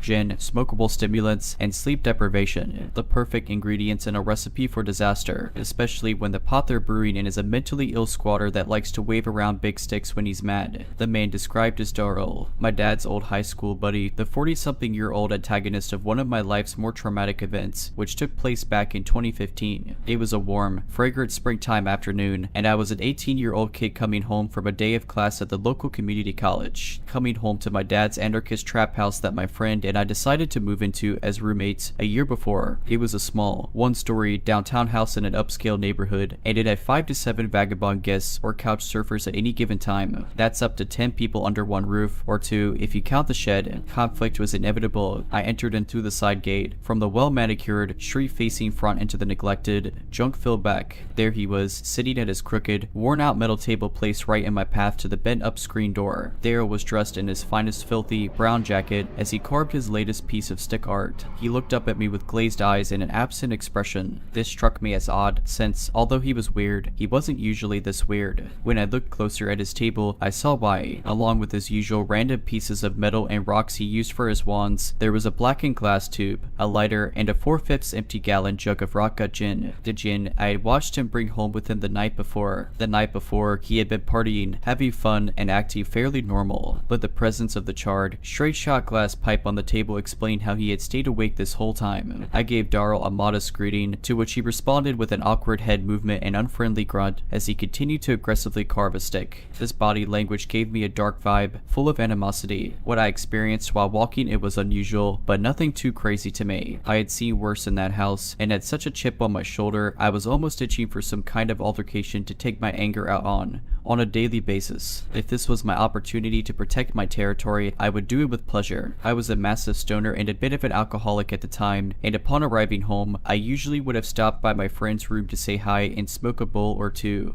but he was at his mom's house that night, which meant that, unfortunately, he was not able to witness the events that would be taking place over the following couple of hours. Although I had substance issues, I was still an honor roll student, so instead of smoking a bowl, I just went straight back to my room to get some economics homework done. I had worked for about 45 minutes before focusing became impossible due to loud noises and yelling coming from the kitchen, which was just beyond the hallway entrance, mere feet from my bedroom door. This was simply not something I would tolerate, so I grabbed my 2009 digital camera, I didn't have a smartphone, and made my way to the heart of the commotion. Holding my camera, I entered the kitchen to find my dad and his 2 tough biker friends huddled together near the sink. Darryl had, more or less, cornered the tent. His arms were outstretched, making his jacket appear like brown wings as he held up his largest stick in one hand, like Rafiki's staff in The Lion King. When I had walked in, I said nothing to alert him to my presence. I simply held up the camera to record him as he verbally spilled his darkest demons on all of us. He was belligerently screaming at my dad and his friends, but his biggest target was Joe, our lovable old biker dude who has been my dad's friend my whole life, and who never treated Darryl with anything but friendliness and respect. Darryl was screaming about how he was a racist, while Joe continued to deny it, raising his voice to match. While I can't speak for Joe's personal beliefs, I will emphasize that Darryl did not face any sort of discrimination under our roof. He may have felt disrespected at times, but his behavior was often unacceptable, and any confrontation was well deserved. During one of his loud, drunken, barely coherent rants, Darryl had begun hitting all the wooden cabinets with his stick, pairing his screaming with the crazed rhythms of a wild man. I continued to hold the camera out towards him, making no attempt to hide it or leave the room, all while he creeped his way towards me, whacking each cabinet along the way. You may see me as naive and crazy to do this, but I was filled with excitement. My desire to record him was mainly for evidence. He turned his head to face mine at an unnatural speed. His face squidged into a scowl as he laid eyes on me and my camera. With his rock gut gin breath, he got up in my face, waving his stick around in his hand as if to threaten me. "Get that camera out of my face, boy," he slurred. I cursed back at him in defiance and held firm as he tried to grab it from me. We wrestled back and forth from my green digital camera for about 10 seconds as it continued to record. Fortunately, I was able to get it back, and as I did, he moved to get close and intimidate me again, more aggressively now. Even though he was 10 inches taller than me, 18-year-old me had a tendency to be numb to situations like this, and my fear response had lessened with time. As he towered over me, my right hand rested around the closed lid of an empty cookie jar sitting on the kitchen table. At that moment I knew, if he got out of hand, that jar would be my last resort. I loosened my grip on the jar, pushed Darryl away, and watched him move back from me and make his way back to torment my dad and his friends again. I took this opportunity to put my camera back in my room, and came out a minute later to find that my dad and the biker dudes had gone to my dad's back room. Daryl had gone back to his dirty mattress in the dark shadows of the living room in the front of the house. Things had lulled, and I still had homework to do, so I went back to my room. After about a half hour, darkness had fallen outside, and things were too quiet. Something had to be wrong. I wanted to check on my dad and his friends, so I left my room and found myself alone in an eerie, grimy kitchen with the lights on and dark windows facing the night. There was a soft mumbling to my left. Daryl was kneeling in the dim rays of light, cast from the kitchen to the contrasting darkness of the living room. He was holding 2 billiard balls he had taken from the pool table, one in each upward facing hand, and outstretched arms. His head rolled back to face the ceiling in a perfect position to channel demons like an antenna. Like his head, his eyes were rolled back, with only the bloodshot whites being visible. As his head gently jerked around with his satanic mumbling, the dim light reflected off his bald scalp, shaven smooth with a razor. His unkempt salt and pepper goatee was specked with foamy dribble. Seconds after I saw him, he jolted into life like an animated corpse. His face contorted into a hatred I haven't seen before or since, as he lodged toward me from his kneel position, still holding the pool balls in each hand. Thinking quickly, I grabbed the cookie jar and, with Daryl close on my tail, retreated to my dad's room. Fortunately, the lights were on here as well, and the room had a door connecting to the backyard. He caught up to me there, so I pushed him back into a ragged wooden table in the corner, which broke under his weight. He quickly recovered, and sneered back at me as he bolted up from the wreckage. As he did so, I stumbled out the back door, tripped backward down the 2 concrete steps, and landed on the cement patio bordering the grass. Time had condensed in that moment, as all of this occurred in just a few seconds. When I landed, the cookie jar in my right hand had broken and I was bleeding heavily from a large gash on my palm,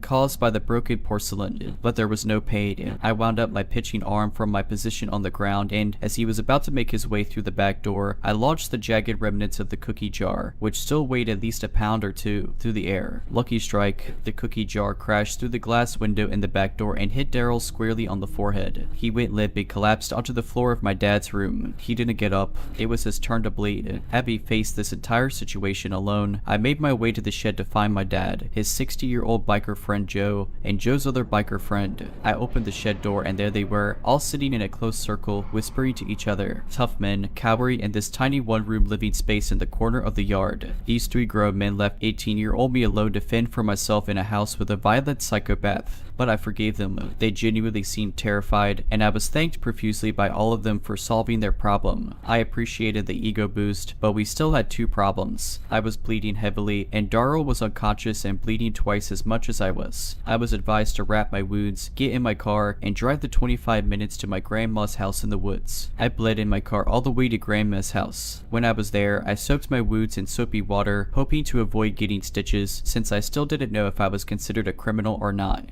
and wanted to lie low. About 20 minutes into soaking, I got a call from a number I didn't recognize. I had a feeling it was related to the event that had just taken place, and I was correct. It was a deputy from the sheriff's department. At the scene of the crime, I was quaking, but explained to her exactly what happened in complete honesty. Her response filled me with lightness like a helium balloon. It was self-defense, she had said, and Daryl was obviously blacked out and having a psychotic episode. According to the police, Daryl was found lying in a pool of blood on the front porch. A neighbor had called the police, and when they arrived, Daryl had woken up and begun to attack them, screaming about racism. Apparently, he believed the police were racist and there to harass him. He believed he was becoming a victim of racist police brutality and decided to attack the police before they attacked him. He attacked a female police officer too. Not cool. After learning that, I got back in the car to drive myself to the emergency room and continued to make a bloody mess of it for the whole 25-minute drive there. That night, I stayed over at my grandma's house. When I went back to my dad's house the next day, I learned a few details from my dad about what happened after I left. Daryl had bled so much that my dad and his friends were unable to absorb it faster than it was coming out, even after using all the towels in the house. It was at that point that they dragged him onto the front porch. They wanted to be done with him and let society deal with it. Daryl got treated at the hospital himself that night and spent the next 2 weeks in jail for disorderly conduct. I'm happy to say that he never came back to our house and I never saw him again. In a sense, my dad and his friends were right. I did solve a problem. The guy was a squatter and a menace, and now he was gone. This part, he was so messed up on drugs, he could hardly remember what happened. He thought it was Joe the biker who hit him. He has no memory of fighting with me. Now, 7 years later, this event still stands out to me in the story of my life. I learned a lot from spending a year living in an anarchist trap house, but the biggest thing I learned is to stand up for yourself and your territory, even when it makes people not like you, and to always watch out for tweakers when they drink cheap gin.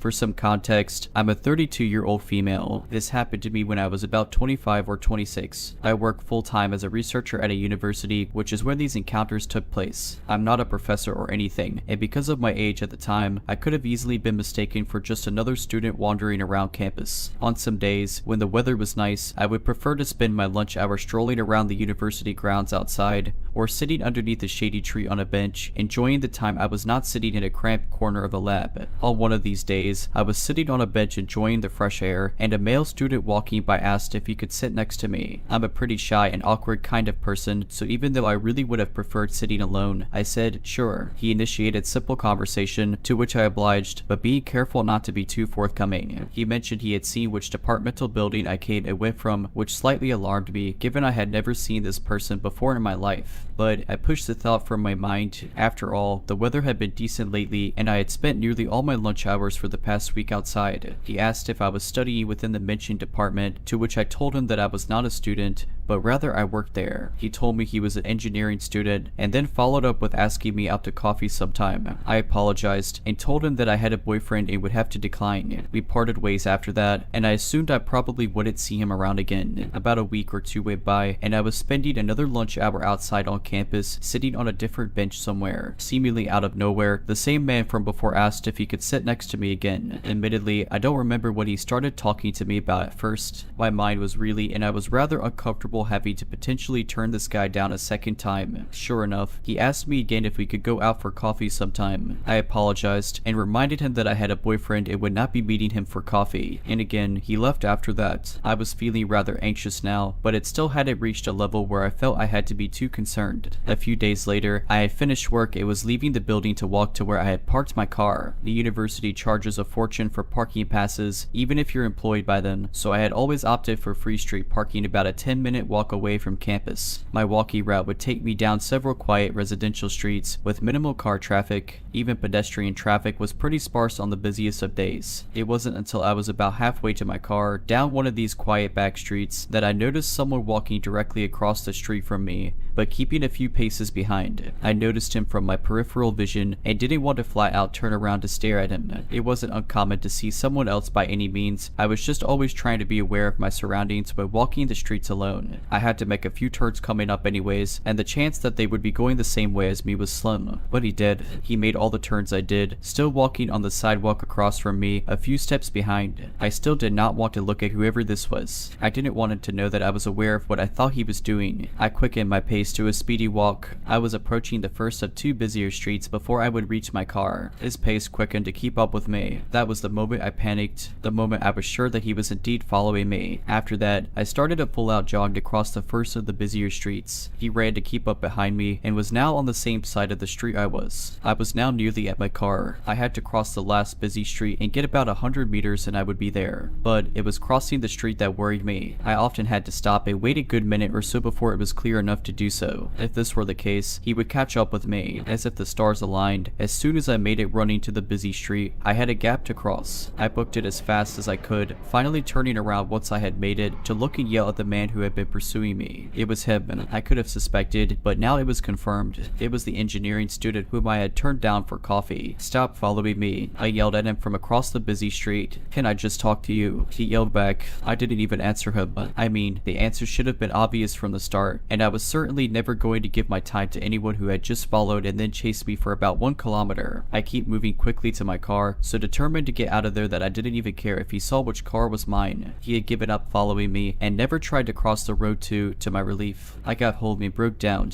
I mean, worse things had happened to other people, no doubt, and I was not harmed, fortunately, but I was shook. I had some anxieties walking to and from work after that. It wasn't long before a coworker and I would walk most of the distance back to our cars together after work. I'd even changed where I started parking for a time. A few weeks had passed since the incident, and I had not seen him around campus at all. I had started spending my lunches in the lab instead of outside, but occasionally I would go to the student center to buy lunch instead. This one particular day, the food court in the student center was packed, almost shoulder to shoulder. I was standing in line at a burger stall, and I heard a guy try and get someone's attention through the crowd. I look up, and it's him again, waving to me and trying to make his way through the people. I panicked, and even though I'm terribly shy, I started started a scene and yelled to him to leave me alone. His face dropped instantly as people stared at us, and he slinked back into the sea of students. My heart was pounding and I was shaking. I don't even remember if I ended up getting food after that. I went back to work, and from then on was even more focused on my surroundings than I ever was before. It's been 5 or 6 years since then now, and I still work at the university. I am so relieved to say I never saw him again after the food court, and haven't had any other harrowing accounts on campus. I am still diligent about being aware of my surroundings, especially when I have to walk to and from campus alone. I never asked the guy his name, so I couldn't even report an incident to campus police or anything. All in all, I'm just glad I never saw him again, and I can only hope he never did this to any other girl before or after me.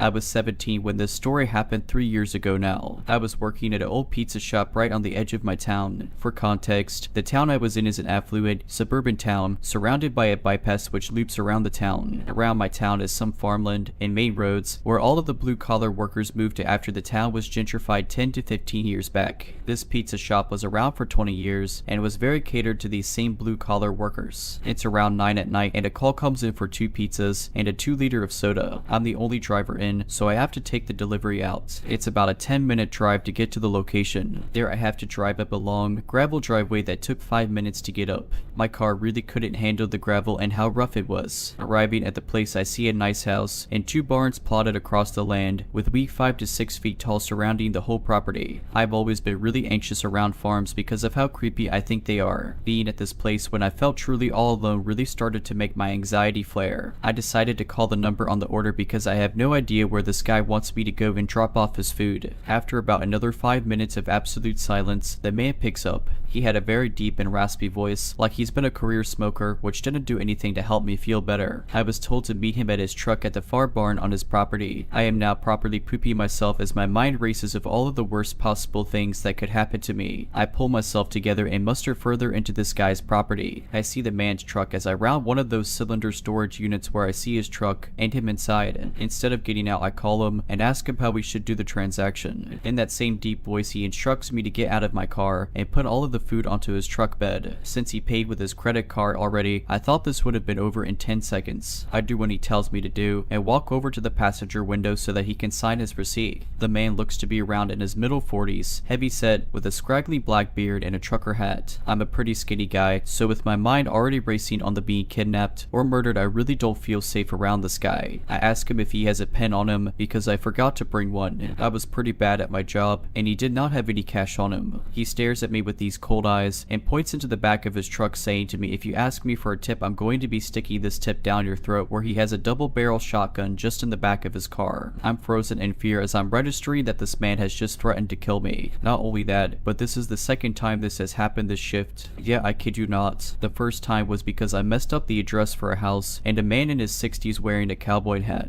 comes outside and says he has the right to shoot trespassers when I was just trying to see if I was at the right house. The only thing I can muster out is okay, and I get back into my car and I get out of that farm. I was going so fast that I screwed up my car from my car bouncing around on that gravel path. I go 80 all the way back to the pizza parlor where I tell my coworkers what happened. None of my coworkers took me seriously and just thought I was playing this up for a joke. I go home and forget about it pretty quickly, but a year later I'm working the lunch shift and the same man calls in and orders a pizza. Now at this point I am refusing to take this order, but this was during the pandemic and the place was on its last legs already, so management forced me to go in anyways. It was only 1 or 2 in the afternoon on a Sunday, so at least my fear of the dark would be covered. I get there and the man is waiting for me at his actual house. He recognized me and out of all things started apologizing to me for what he said. He was excusing it, saying that he just started going through a divorce and was struggling with his emotions. I just wanted the whole thing to be over with, and he gave me $60 for what happened. Still, to the man on the farm, I hope we never meet again. If you're liking this video, all I ask is that you make sure to subscribe to my channel and like this video. Thank you. So, I'm of the mindset that everyone should know a little bit about cars. I've always been mechanically inclined and I think that may have saved me. I was using dating apps a few years ago, met this guy, he seemed super nice. We talked for a few weeks before I was willing to meet with him. His dad owned a local gun store where I would go get my target stuff. I used to be in a woman's league for competition shooting, so I had seen this guy around and had a decent impression of him, but wanted to be safe. He invited me to a concert at a local town site. It was a concert I really wanted to go to, and I figured it would be be safe since it was at a well-known place with a lot of security. I let him pick me up because he had talked about mechanics and cars and he wanted to show me his Mustang. He bragged about how well he kept it running and how he babied it. I was into time trial racing at the time, so I was interested to see what he had done. He picks me up and we start heading to the event. Right before the exit, he says his car is acting funny. I was watching the dash, and if you've been in racing, you know our cars and trucks usually have extra accessories. Whether it's aftermarket racks and gauges or switches, there's usually something aftermarket inside the car. There was nothing extra. The car felt like it was shifting correctly. There was no shudder or noise, nothing to indicate any problems. I was like, that's weird, and all I said was we should try and limp it to the concert venue. It's less than a mile away, and it's better than being stuck on Interstate 15. He agrees and drives us very carefully the last mile. We get to the concert, and things were okay. He kept watching me and buying me drinks. I refused to drink, so every time he gave me what I would make up an excuse and go to the bathroom and flush it. He kept making comments about how well I was handling my alcohol. I was super uncomfortable. The concert ends and it's time to leave. For context, this concert happened at the local reservation town site, and at the time the res did not have great cell service, so I couldn't get a hold of anyone to come get me. I decided to bite the bullet, and I talk him into taking the old highway instead of the 15. It sounds silly, but when you take the old highway, even though it's slower, people are more willing to stop and help you than they are on the freeway. I figured if he was having car troubles, it would be safer, and we wouldn't have people flying by us at 80 miles per hour. We make it halfway between the town site and our town, and he says the car is acting funny again and pulls over. I'm stone cold sober and didn't notice anything wrong, so when I get out of the car to check it out with him, he starts making comments about how I'm drunk and I should wait in the car, and that it's safer because you can't trust drunk Indians, especially with a little girl like you. This dude had no idea that I'm actually native and I just had an albinism. The hair on the back of my neck are standing up, so I checked my phone. I just barely have service and start texting my dad. As I'm walking away from the engine compartment, I noticed he was watching me, so I started acting like I was trying to get cell service to get help. Out of the corner of my eye, I watched this man take the spark plug wires off the distributor cap and switch the order. Your spark plug wires connect to the distributor cap based on the order your cylinders fire in, so doing that will either make the car run terrible or not even turn on. I managed to send my dad a picture of what he's doing, and my dad tells me to start walking. As I go to walk away, this guy gets back in the car and opens his glove box, which exposes a pistol he had. He tells me not to worry and we will be safe. I probably broke a world record for how fast I was texting my dad. He says to start walking and tell the guy that he is on his way and that our friends live up the road. So I do. I start walking with a purpose and take off as quick as I can. The guy is yelling after me and I yell back, the wind is too loud and I can't hear you. I'll be back with our friends. I'm scared out of my mind. We are 10 miles out of town with no one around. The closest road actually leads to a cemetery, so there is really no one here to help me. I get a really bad feeling the farther I get from the car, so I turn around and look. The hood is closed. His lights are on, so I decide to hide in the farm irrigation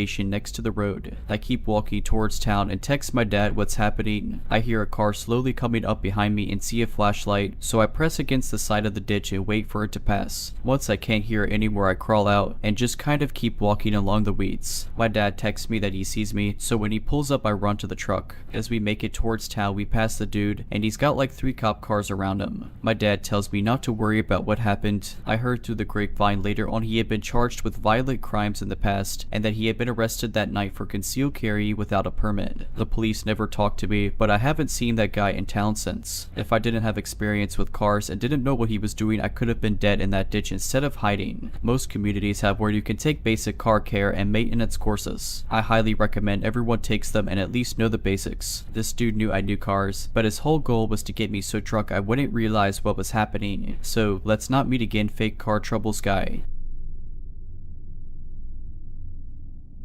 I got a new job, and at my job, there was this guy who used to watch me whenever he was around. We didn't work together, but we worked in the same department. We did sometimes work together, but it was rarely. All the weird stuff started a few months after I started a new job and moved within walking distance to my new job. One October night, I was walking home when a tall man wearing a hoodie came suddenly out of some bushes as I was walking by. I found this bizarre, so before I entered my apartment, I looked back and saw him standing by some trees watching me. When he realized I saw him, he jumped behind the trees to to hide. I told my boyfriend and he thought it was drug dealer. Anyway, I started walking through a different trail when a month later I saw the same man. This time he was crouching by the trailer of some parking lot. He got up and started walking away from me but kept watching me. After a week, he showed up again, but this time I was halfway to my home and he came out of hiding behind the trailer and started walking towards me. I beelined from my apartment's door and ran inside. This time he knew that I lived in which apartment, as the previous times I would walk around the front door so that he wouldn't know which apartment I was in. He seemed like he was trying to figure out where I lived, as he could have attacked me multiple times. It doesn't end there. I got laid off and got a new job. After 3 weeks of working there, I was getting on the bus when this guy who looked similar to the guy in the parking lot was watching me get on. I quickly hurried to the back of the bus. When we got to my stop, he pulled the string and got off. I got off as well, but then decided to wait for this guy to keep walking, but unfortunately he slowed down his pace, seemingly waiting for me to pass him. I ended up walking behind him until we got to some lights and he wouldn't move. I decided to walk fast and hide from him in case he was looking for my new job's location. During the time I worked there, I saw my ex-coworker on the train when I was heading back from my interview.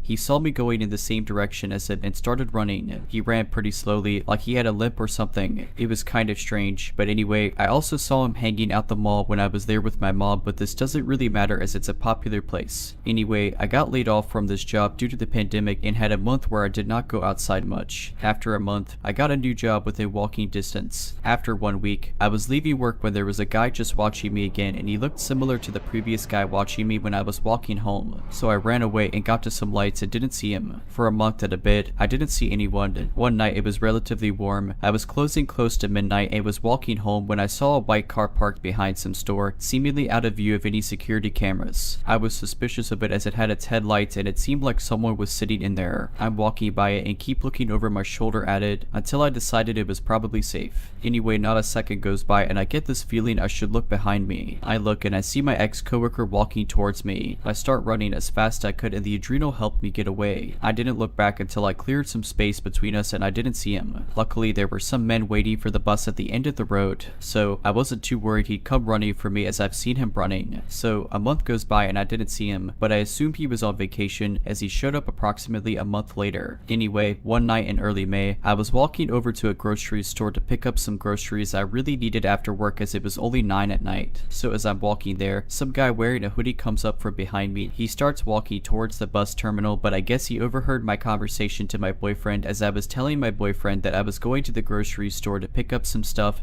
and walking home. So I get to the grocery store and get my stuff. When I'm about to start walking home, I see some old looking guy dressed like a teenager standing outside of the grocery store. He was wearing the same clothes as the guy I saw earlier and he was watching me and trying to get close to me. I start telling my boyfriend to get me Uber instead and I walk over to some bags of fertilizer to hide from this guy, but he goes and starts looking for me. I stare at him, letting him know that I know he is up to something messed up. He stares back with these soulless eyes and luckily then my Uber showed up and I hopped in. I'm not sure if this guy has anything to do with my ex-coworker or if he was a random psycho, but I do know that it helped me look out and it ended up saving me as I made my boyfriend meet me after work. After that, I was extremely paranoid and always on the lookout for creeps and I made my boyfriend meet me after work if it was dark out. A few days later, after no bizarre events, my boyfriend comes and meets me when I see some car with its headlights on parked in front of a store we had to pass. We start walking by it when it slowly starts driving away, seemingly watching us walking away. We get to some lights and I see the same car now in another plaza driving slowly and watching us. Freaked out, I tell my boyfriend and he gets scared. I assumed it was my ex-coworker as the car this time looked like his mom's car. I saw his mom come to pick him up at work once and she was driving a car that looked like this one. The next night, we also saw some man with a black van with the passenger door wide open hovering around it. When we passed him, he started to follow us, so we started to run a bit until we got farther away. 10 minutes later, I saw some guy wearing a hoodie hiding behind some building with his back against the wall. I don't know if the last two incidents are related, but it sure terrified me and my boyfriend. Mind you, I used to walk home by myself for a month without incidents, so I'm assuming once it was warm out, whoever had been watching me was planning something terrifying. And after this, I changed my hours at work even though my managers gave me a hard time despite all the insane stuff I was seeing at night.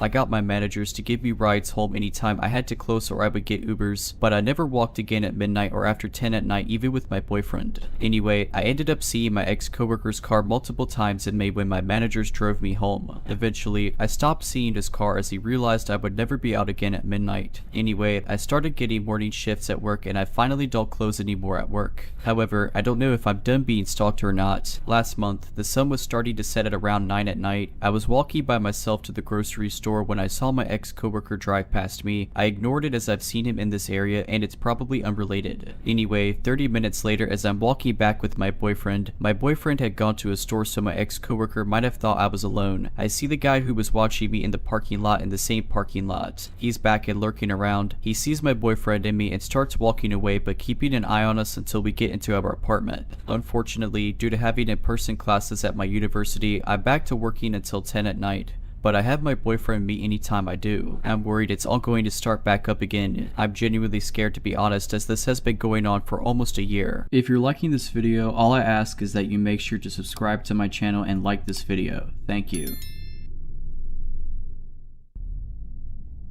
This happened in 2000 or 2001. I had just moved to Southern California for college. My roommate and I, both males, early 20s, thought it would be fun to drive into Mexico because it was not that far away, maybe a couple hours, and we had never been. One set late morning, we made the drive into Tijuana, parked, and immediately hit a bar/restaurant. It was around 1 or 2 in the afternoon. We ate tacos and drank a lot of beer and tequila. We got pretty faded. I think we had cigars too. After a couple hours, we exited onto the street pretty drunk and in very good spirits. It was still daylight, maybe in the middle of the afternoon. I think our plan was to hang out a while longer and then drive back home at dusk once we sobered up a bit. We were approached on the street by a very friendly Hispanic male. He was very short, maybe 5'2", in his 30s in age, and stocky. He was literally dressed like Louis from Revenge of the Nerds, white dress shirt buttoned up all the way, tucked in, trousers hiked up high, floating socks showing, the whole thing. He was very friendly and presented himself almost as a tour guide. Hey, you guys not from around here, let me show you the local spots, kind of presentation. My first impression was very friendly and we disregarded him and said no thank you. I did notice that although he was dressed like a stereotypical nerd, he had some pretty hardcore tattoos on his neck. Still was not scared of him, just didn't care for his service. We kept walking and were in a busy part of town with a lot of people, so really we're not concerned about him at all.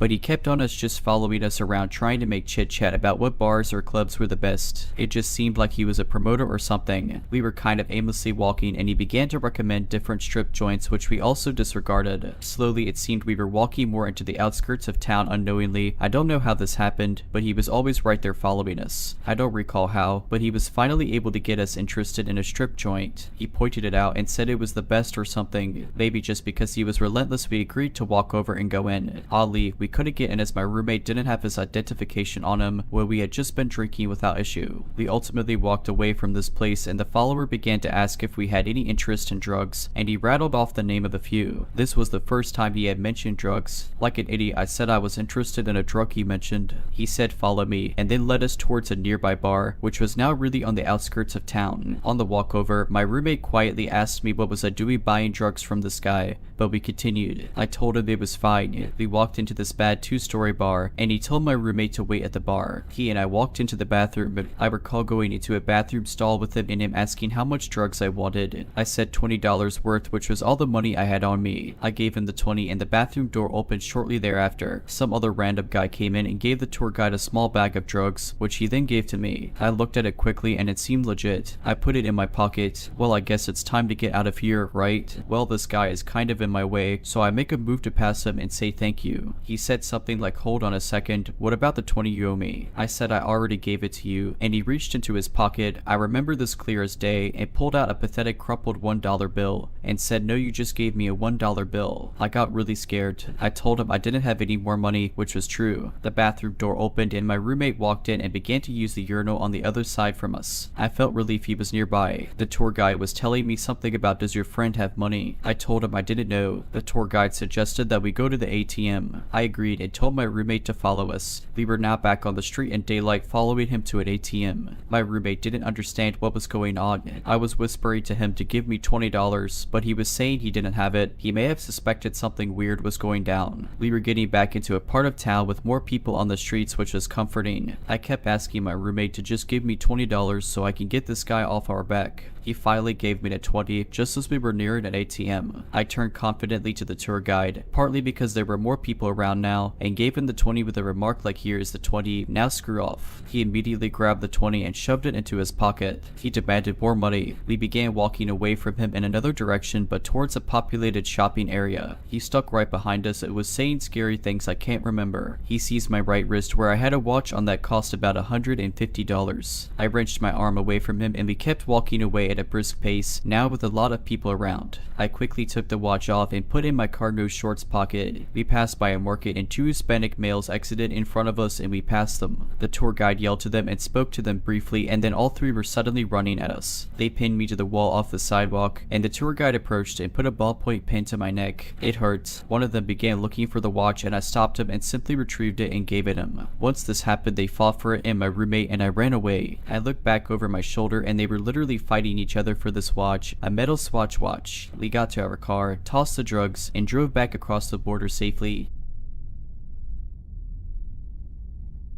Many years ago, before kids, rescue animals, a mortgage, and a husband, I was a travel writer in Europe. I did most of my trips alone, and this story is about the first time I visited Prague. I had never been to Prague and the trip was last minute, so I had little time to prepare. My travel partner had dumped me in another country and I was determined to make the best out of trip by visiting a place I'd never been. Upon arrival at the train station, I visited the accommodation office and asked for a hostel not far from the center. In my early 20s, winging it was part of the fun. These days I'm far less adventurous. The hostel they sent me to was a sprawling, crumbling, slate gray, art decoration building on a nondescript street about a 10-minute walk to Staromesto. The inside was probably beautiful at one time, but by the time I checked in it was full of shabby, mismatched furniture and cheap stained carpet. Most of the light fixtures were broken, leaving everything but the lobby dark and gloomy. It smelled of standing water and dust. I found my room, a double for $12 per night, and made note of the fact that I had a roommate. She wasn't there, but on her side of the room there was a suitcase,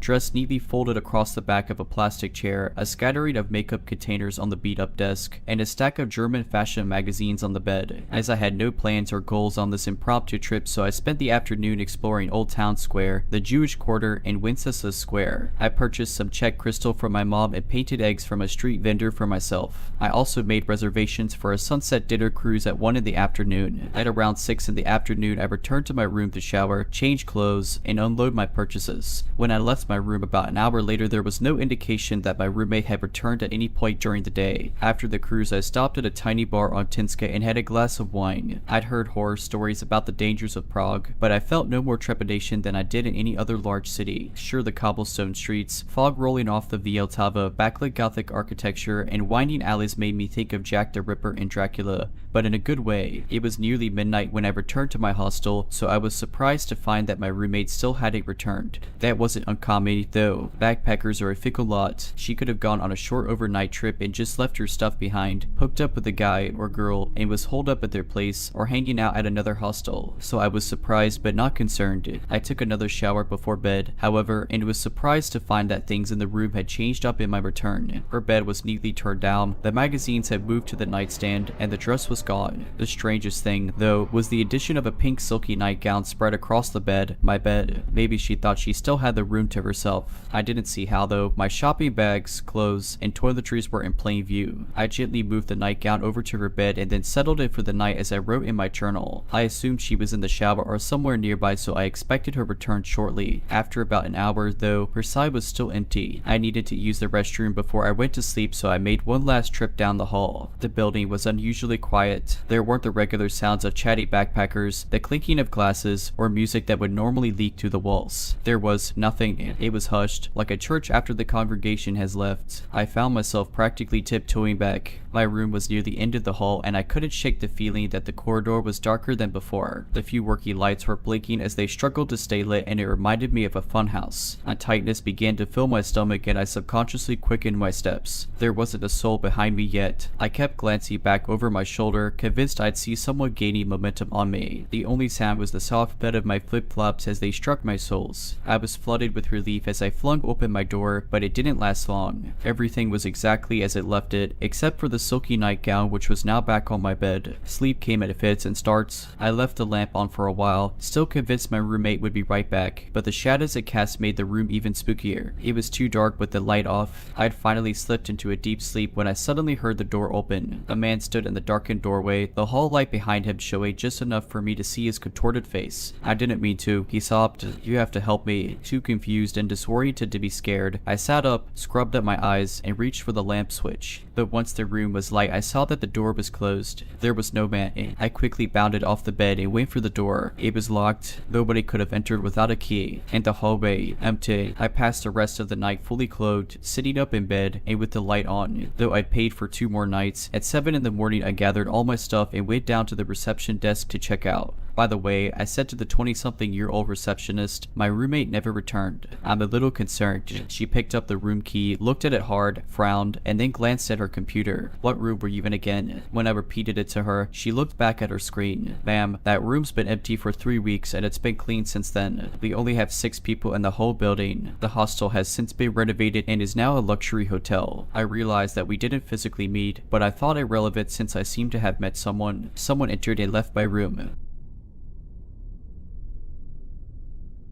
I live in a medium-sized apartment building in a fairly major city. While the neighborhood I live in is more on the safe side, gun violence is very high in my city as a whole, and we have a big trafficking problem. Despite this, I feel pretty safe going out, especially close to my apartment building where it is mostly well lit, and I am friendly with a few of the regular homeless people. Last night I got a reminder that my safety isn't guaranteed, and I have been pretty shaken since. Last night at around 12:20 I asked my partner if he wanted to share a joint with me, and when he declined, I locked the apartment and went downstairs myself. The exit I take spits me out on the main street where there is still the occasional car driving by at this time. Usually this type of human presence comforts me walking late at night, but tonight a lone black and dark blue van approached in my peripheral, and started to drive slowly, matching my walking pace until I rounded the corner and the van was stopped by a stoplight. I found it very strange at the time, but the van was on the other side of the street and there were 2 other cars, so I brushed it off. Around the corner there is a little food truck area with a bunch of picnic tables. They have like Christmas string lights hung up and a few other ambient lights that are kept on the whole night,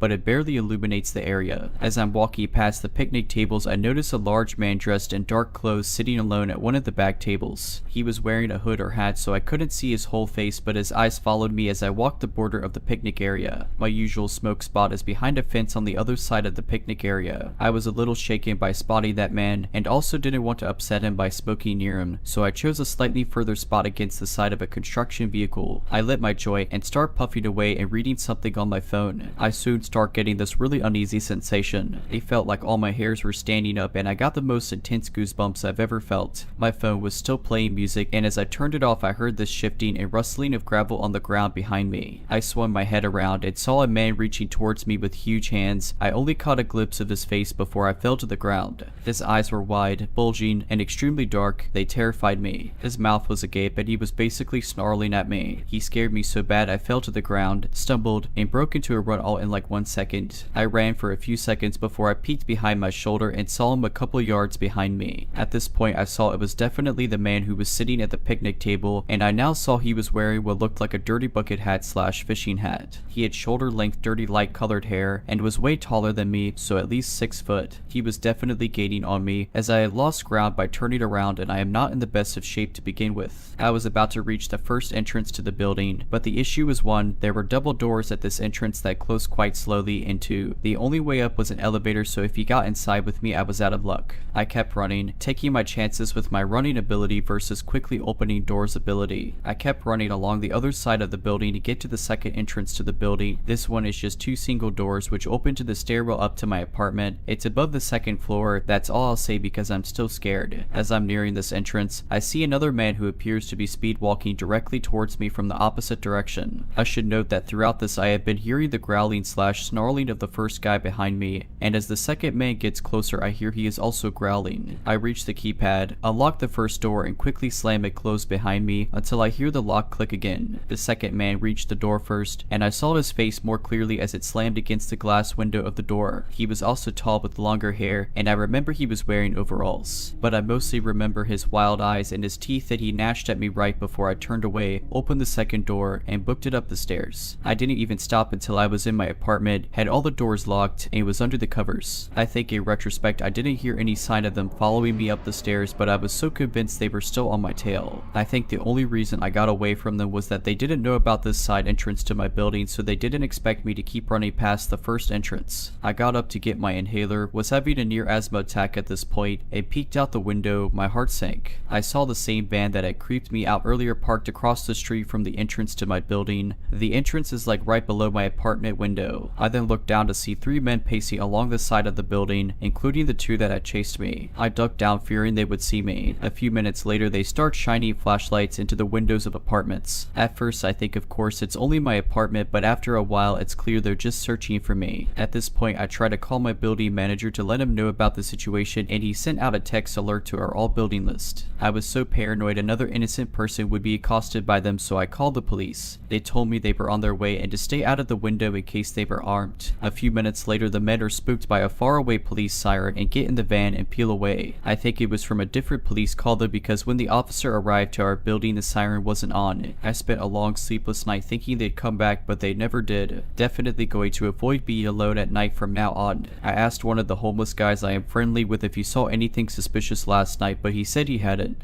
They couldn't have been residents because they didn't leave after management sent that alert to us. The part that sticks with me the most is the growling and intense look in both their eyes. I don't know if they were on drugs or what. They never said any words to me or each other. Haven't heard any updates from the cops, but it's only been a few hours and they didn't seem that interested in my statement as the van had disappeared when they left. To the 2 men who growled at me and chased me into my apartment, let's not meet again.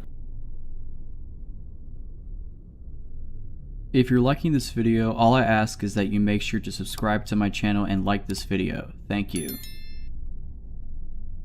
I went on a Tinder date some time ago while I was adjusting to a new city I had moved to. I didn't really know anybody there, so I used some online dating apps to see the dating scene around town. I landed one from a girl that seemed just like an artsy hippie type of girl. We had a few exchanges through the Tinder app and then decided to meet up for a drink. I picked her up at her house and she greeted me at the door and gave me a hug. She said the name of a local bar she wanted to go to for us to chat and get to know each other. I told her I would drive and proceeded to my car. The first red flag I noticed was when I walked to my car and opened the door, she had just followed me to the driver's side and was standing behind me staring. I looked at her blankly for about 15 seconds and asked her if she was going to get in. She said sure, I would love to. It went the long way to the passenger side around the back of the car. Since I had just met the girl, I figured she had just maybe smoked some weed or something, as I had kind of got the vibe she was a bit of a stoner. As I was driving to the bar, she talked in a very low voice, almost as if she was trying to whisper. I am not hard of hearing or anything, but I had to ask her to repeat herself several times just so I could make out the full sentences she was saying. When we got to the bar, I made sure we got a seat closer to the back away from most people, just so it could be a little quiet in order to hear her. The conversations honestly carried on as normal from this point, and it was actually a fun time for the time being. We talked about different things we were interested in, and she did bring up she did recreationally use weed and a few other tripping substances, like shrooms and such. I am not much of a fan of these, but it at least made me relax in the back of my mind to think maybe she was just high off marijuana, and that rationally explained some of the weird stuff of her behavior. Granted, I had a few drinks at this point, so I was honestly not thinking straight. I asked her if she wanted to go to my place after drinks and she agreed. When we got to my place, we had a few more drinks, then she started talking about her jewelry. This is where it gets weird. She told me her jewelry was her big secret and it defined her. When I asked her why it was so important, she said, I'm actually Anastasia. I was never killed in Russia. My jewelry is my link to my past. It was hard for me to take that serious at this point with how much I drank, so I kinda challenged challenge that statement using the little bit I knew about history. At this point she freaked out and started yelling at the top of her lungs about how I don't respect ancestors and history. Then she got quiet and tiptoed right up to me and grabbed me by the neck. She then brought my face eye to eye with hers while still holding my neck. She says at this point, "I am a shaman and I will curse you. My ancestors have destroyed many people and you do not respect that. You are from oppressive ancestors and they will be punished." Then she put her hand in a whiskey glass and made a cross on my face and kissed my forehead. At this point, I started to sober up a little. I talked her into calming down, telling her I was only joking. Then she slowly started getting back to normal. Then she started talking about her cat fetish. She tells me she has a list of people who she tames to act as cats. I am not about judging people on their fetishes, so I listen in. She then tells me all the things she does to them and starts acting like a cat in my living room. If she had not yelled at me earlier on, I might have almost been turned on by it. My red flags in my head were tingling like crazy at this point, so I just listened and tried not to set her off. She noticed sage on my kitchen counter and asked me to let her light it and bless the house. Side note, I use sage to make my house smell better occasionally. It's kind of a ritual I like to do, but it's mine and mine alone, something I take very personally and like to do myself. I tell her no, she can't light it and that it's my thing to do on my own. Then she freaks out, telling me I am a horrible human being and screaming all over the place. I tell her I can take her home now and she runs to the door and goes outside. As I get outside, she is screaming at the top of her lungs that I am a horrible person and I should go die. I tell her she can walk herself home then, and I go back to my place and lock the door. She then starts banging on the door hard for about 10 minutes, saying she left her phone in there. I grab her phone off the kitchen counter and open the door to hand it to her. She tries to barge inside and I block her with my forearm. She then acts like she is about to punch me. I just hold my ground and tell her she is not coming in. She screams she wanted the whiskey bottle we were drinking from. I told her no because I paid for it. I slam the door at that point and lock it. I hear her bang on the door for a minute. I then hear her footsteps going down the stairs. I waited about an hour and then went walking outside to see if she was still hanging around. I didn't see her, nor did I ever see her again after that. I hope to never see her again. In 2019, I bought my sister and I tickets to see 21 Pilots in Oklahoma City. At the time, I was a 20-year-old petite woman. I am a super fan of their music, so made my sister pack and be ready to line up at the venue around 2 to 3 in the morning to get decent spots in the pit. We got there and were greeted by other fans and had a pretty good time. I was able to park my car in a lot pretty close to the venue and got away with it until about 5 to 6 in the morning when police/venue management, I can't remember which, told us that anyone parked on that lot would be towed if not moved in the next hour. At that time, the venue management had made an actual line clear up to the door. My sister didn't have her license at the time and we were able to become acquainted with some of the people in line, so I felt comfortable for her to stay in line while I found somewhere new to park. Fast forward to me finding a Sonic that was close by and I figured I could get away with free parking. I started the close to a mile walk back to the venue. I then found an alleyway that looked to be one of those nightlife streets that are connected to bars. Since it was broad daylight and I knew I would save time going this route, I wasn't apprehensive about taking the alleyway back. About halfway through the alleyway, I saw a thin man no later than his 40s sitting at one of the bar's back patios. When he saw me, he made a joke about a pillow I was carrying. My sister had texted me and asked me to bring one back so she could take a nap before the concert. He then asked me where I was headed, in which I stupidly told him the concert downtown. He asked me if I wanted drugs, in which I replied no, and then asked if he could come with, which I lied and told him it was sold out. This entire exchange I kept walking while he was talking to hopefully shake him off or show no interest in the conversation. When I had reached the end of the alley, I had a bad feeling that I was being followed, so when I turned the corner I quickly jogged to hopefully gain some distance between us if that was the case. Unfortunately, I was correct. I remember hearing fast footsteps follow me behind me and then abruptly stopping when I turned to look behind me. It was almost like a movie where he would rush behind something when I turned, thinking I didn't see him. At this point I panicked and started trying to spot the closest store to me. It was around 5:30 to 6 in the morning at this point, so anything I did pass was closed, plus I was in a suburban area with more apartment buildings than stores. I turned another corner and saw a man was coming out of his home. I hurried up to the man and remember asking him if he could help me because I was scared and felt unsafe because there was someone following me. At this point the scrawny man from the alley had gained on me and was a few feet away from us. The man following me then began telling the guy I was asking for help that I was a liar and don't listen to her man. The guy coming out of his home then looked at me and then the creep and told me, "Sorry, I can't help you," and proceeded to close this door in my face. I have never to this day felt so utterly helpless in my life. I turned to the creepy guy and pled with him to please leave me alone. He kept telling me that I wasn't going anywhere and I wasn't going to no concert and a bunch of other threatening comments. By some luck, I was able to spot a group of people and 21 pilots marched across the street and sprinted across and started walking next to them. I quickly told them what was happening and if I could walk with them to the venue, and they told me yes. I think the creepy man lost interest in me and I saw us walking slowly back in the opposite direction. I was able to make it back to the venue fine but immediately broke down upon seeing my sister. I thanked my new acquaintances and called the cops. I was told he does that a lot and he's not harmless. I was told by the venue's bodyguards that they would walk me to my car after the concert, but upon returning to the same spot for them to do so, they weren't there. To say I was pretty disappointed on how it was handled is an understatement. It still freaks me out to this day how easily I could have been taken or if I'd even be here to tell anyone this story.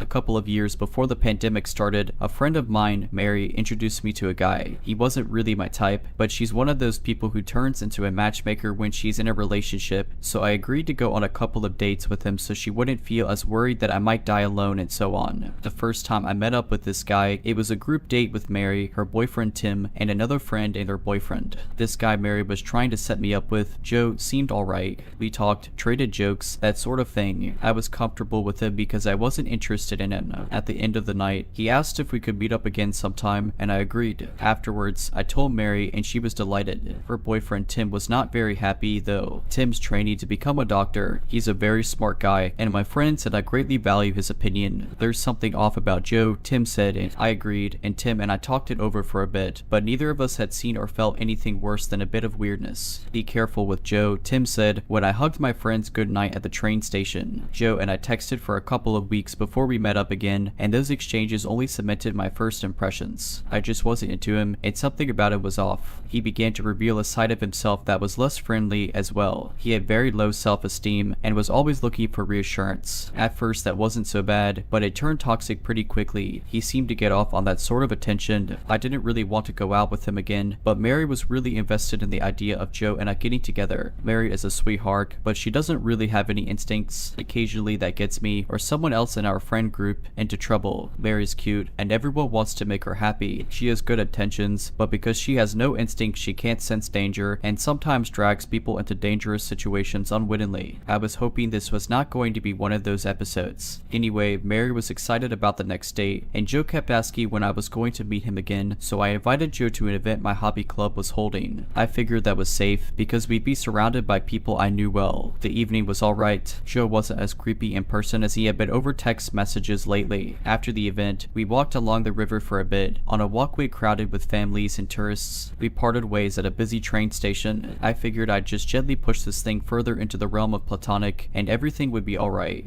Then, on one night a couple of weeks later, Joe called me and told me he was going to off himself. I freaked out and tried to calm him down. I stayed up all night talking to him, from when he called around 10 at night until the sun rose. Every time he calmed down, I tried to say goodbye, but he kept saying that if I hung up he would off himself, so I stayed on the line, talking him down over and over again. Something about the situation felt wrong, but what else was I going to do? I wouldn't leave anyone to end themselves. As I sat on my patio, watching the sun rise over the forest behind my house, he finally let me off the hook. He said thank you, and for a moment I felt that I'd done the right thing. Maybe I just saved a life. Then, Joe said, with a voice full of glee, that was the best night of my life, and hung up. I was stunned, but had this psycho really kept me up all night, knowing full well the next day was going to be busy for me, just to get off on the attention. I decided there was no way I was ever going to see this guy again. I told Mary what had happened, and she was very apologetic. She agreed that Joe was a complete psycho, said she was sorry she had set me up with him, and told me to call the cops if he came to my house. I didn't think he would. Joe didn't have my address, and neither did the person Mary had met him through. I don't give out my address to anyone but trustworthy family members because I don't want my abusive ex-step-parent to find me. That precaution probably saved me from a much worse experience. As it was, when I broke it off with Joe, he took it pretty badly. He threatened to end himself again, so I messaged Mary and she contacted her and Joe's mutual friend, who kept an eye on Joe for a few days. Not long after that, I started getting creepy phone calls after midnight. They were often at 2 or 3 in the morning. The caller never said anything, just breathed heavily down the line. It was so unnerving.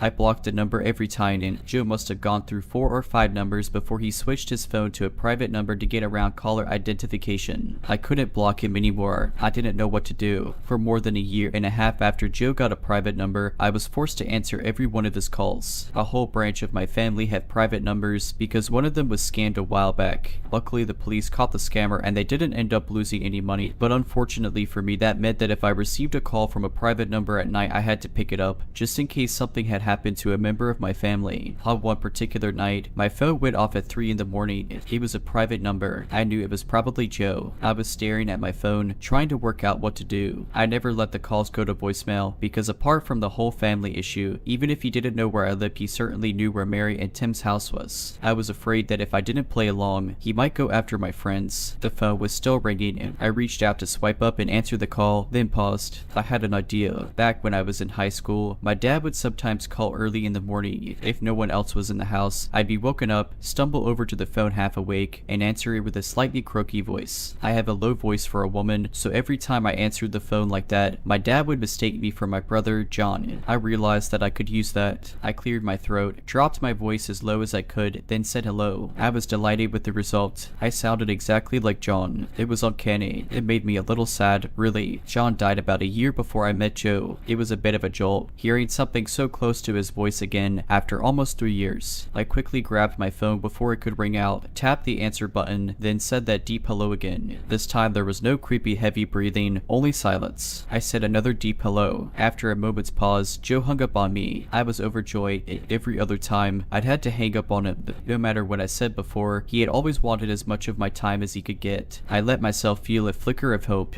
Maybe I was free. It's been over a year now, and it looks like I am free of Joe. I haven't gotten any creepy calls since I pulled out my John impersonation, and I can only guess that Joe thinks I've changed my number, or given it to someone else. Joe never met John, so when I said hello, he probably just heard a young man's voice. If John were still here, I know he'd approve. If I could tell him now, he'd be very happy to know a part of him could still protect me, even so many years after he was gone. I've heard from mutual friends that Joe has said some awful things about me. He's told some people he slept with me, which he didn't, of course. Who would sleep with someone that creepy? Worse than that, Joe and Mary's mutual friend has said that Joe told her he wants to kill me. Mary and I were horrified by that. The friend has since told him I've moved to another city, so that might be enough. She's very close to him, distantly related actually, so he believes what she tells him. When I'm done with my studies, I'm going to move across the country. Until then, I'm keeping my head down. My campus and Joe's are a 30-minute train ride apart. That's nowhere near far enough away, but it will have to do. There is one positive thing that has come out of this. Mary is now completely cured of any desire to play matchmaker. Oh, and Joe, let's never meet again. If you're liking this video, all I ask is that you make sure to subscribe to my channel and like this video. Thank you.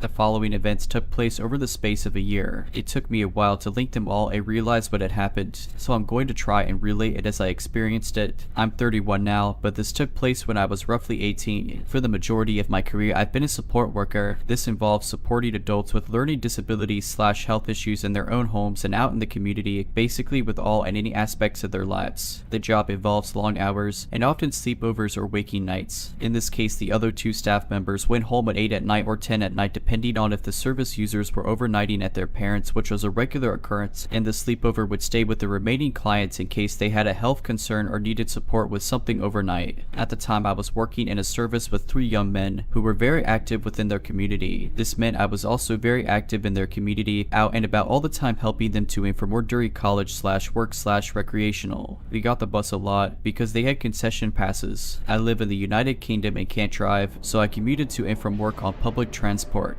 Keep a watch, the service we worked in was based across the road from a nursing home or possibly a respite center. To this day, I'm unsure what it actually is / was. This building had parking spaces outside it intended for that facility, but after certain hours anyone could use them. At 10 every night I was on shift. Whether I was a sleepover or finishing for the day, a car would park across from us and shine its high beams right through our window. This would also light up the adjacent front door, so anyone interested could see who was leaving. Even though the clients were in bed by this time, there was still a lot to do do for the remaining staff member, like ensuring the property was secured and the fire doors throughout the house were closed. Just general health and safety things. So a car across the road blinding our staff as they left was low down on the list of concerns. Personally, I assumed that it was also the facility staff going home. 10 at night is a normal finishing time in the care sector. This went on for a few months before one eagle-eyed colleague told me this only happened on days when I would come into work. We made a joke about how I had a fancy man picking me up, but I wrote it off. Charting my movements, not really an event, but whilst out and about with the people I supported, they would often say my name. That man is looking at you. My service users were young men who liked a joke and had limited mental capacity, so often their jokes did not seem like jokes but were intended as such. This started with one client specifically. I worked with him more than the others because I was his key worker, which meant I had additional duties relating to that client, which included arranging special outings/events. But before long they were all telling me there was a man who was staring at me/following me. They often said this in crowded public areas, and because they struggled to communicate they could never describe him fully, but one of them said it was always the same man, and they gave the odd vague detail which we pieced together into a wider description and will be relevant later. Again, the other staff found it odd this behavior was only directed at me. They never said this to anyone else, though they did say it in the presence of other staff if I was part of the group. The escalation. This event had such an impact that I still don't use public transport alone in the evening. I got a call from the mother of the person I was supporting that day. He had earlier gone for a visit to his parents and his brother was home from university, so they decided he would sleep over so he could spend the following day with his brother. It was 7:30 in the afternoon and dark because it was winter. I had worked over my contracted hours that month as we were short-staffed, so I called on our call manager who offered me an early finish. I did all the admin care quality commission work required us to do daily, cheerily said goodbye to everyone before leaving to catch the 8 at night bus. It had been laundry day, so I had been ironing and hadn't eaten the food I had brought with me. I called my partner at the time, and because I had to pass through the city center, I decided to grab us a chicken bucket and pick up the newest Dance of Dragons book,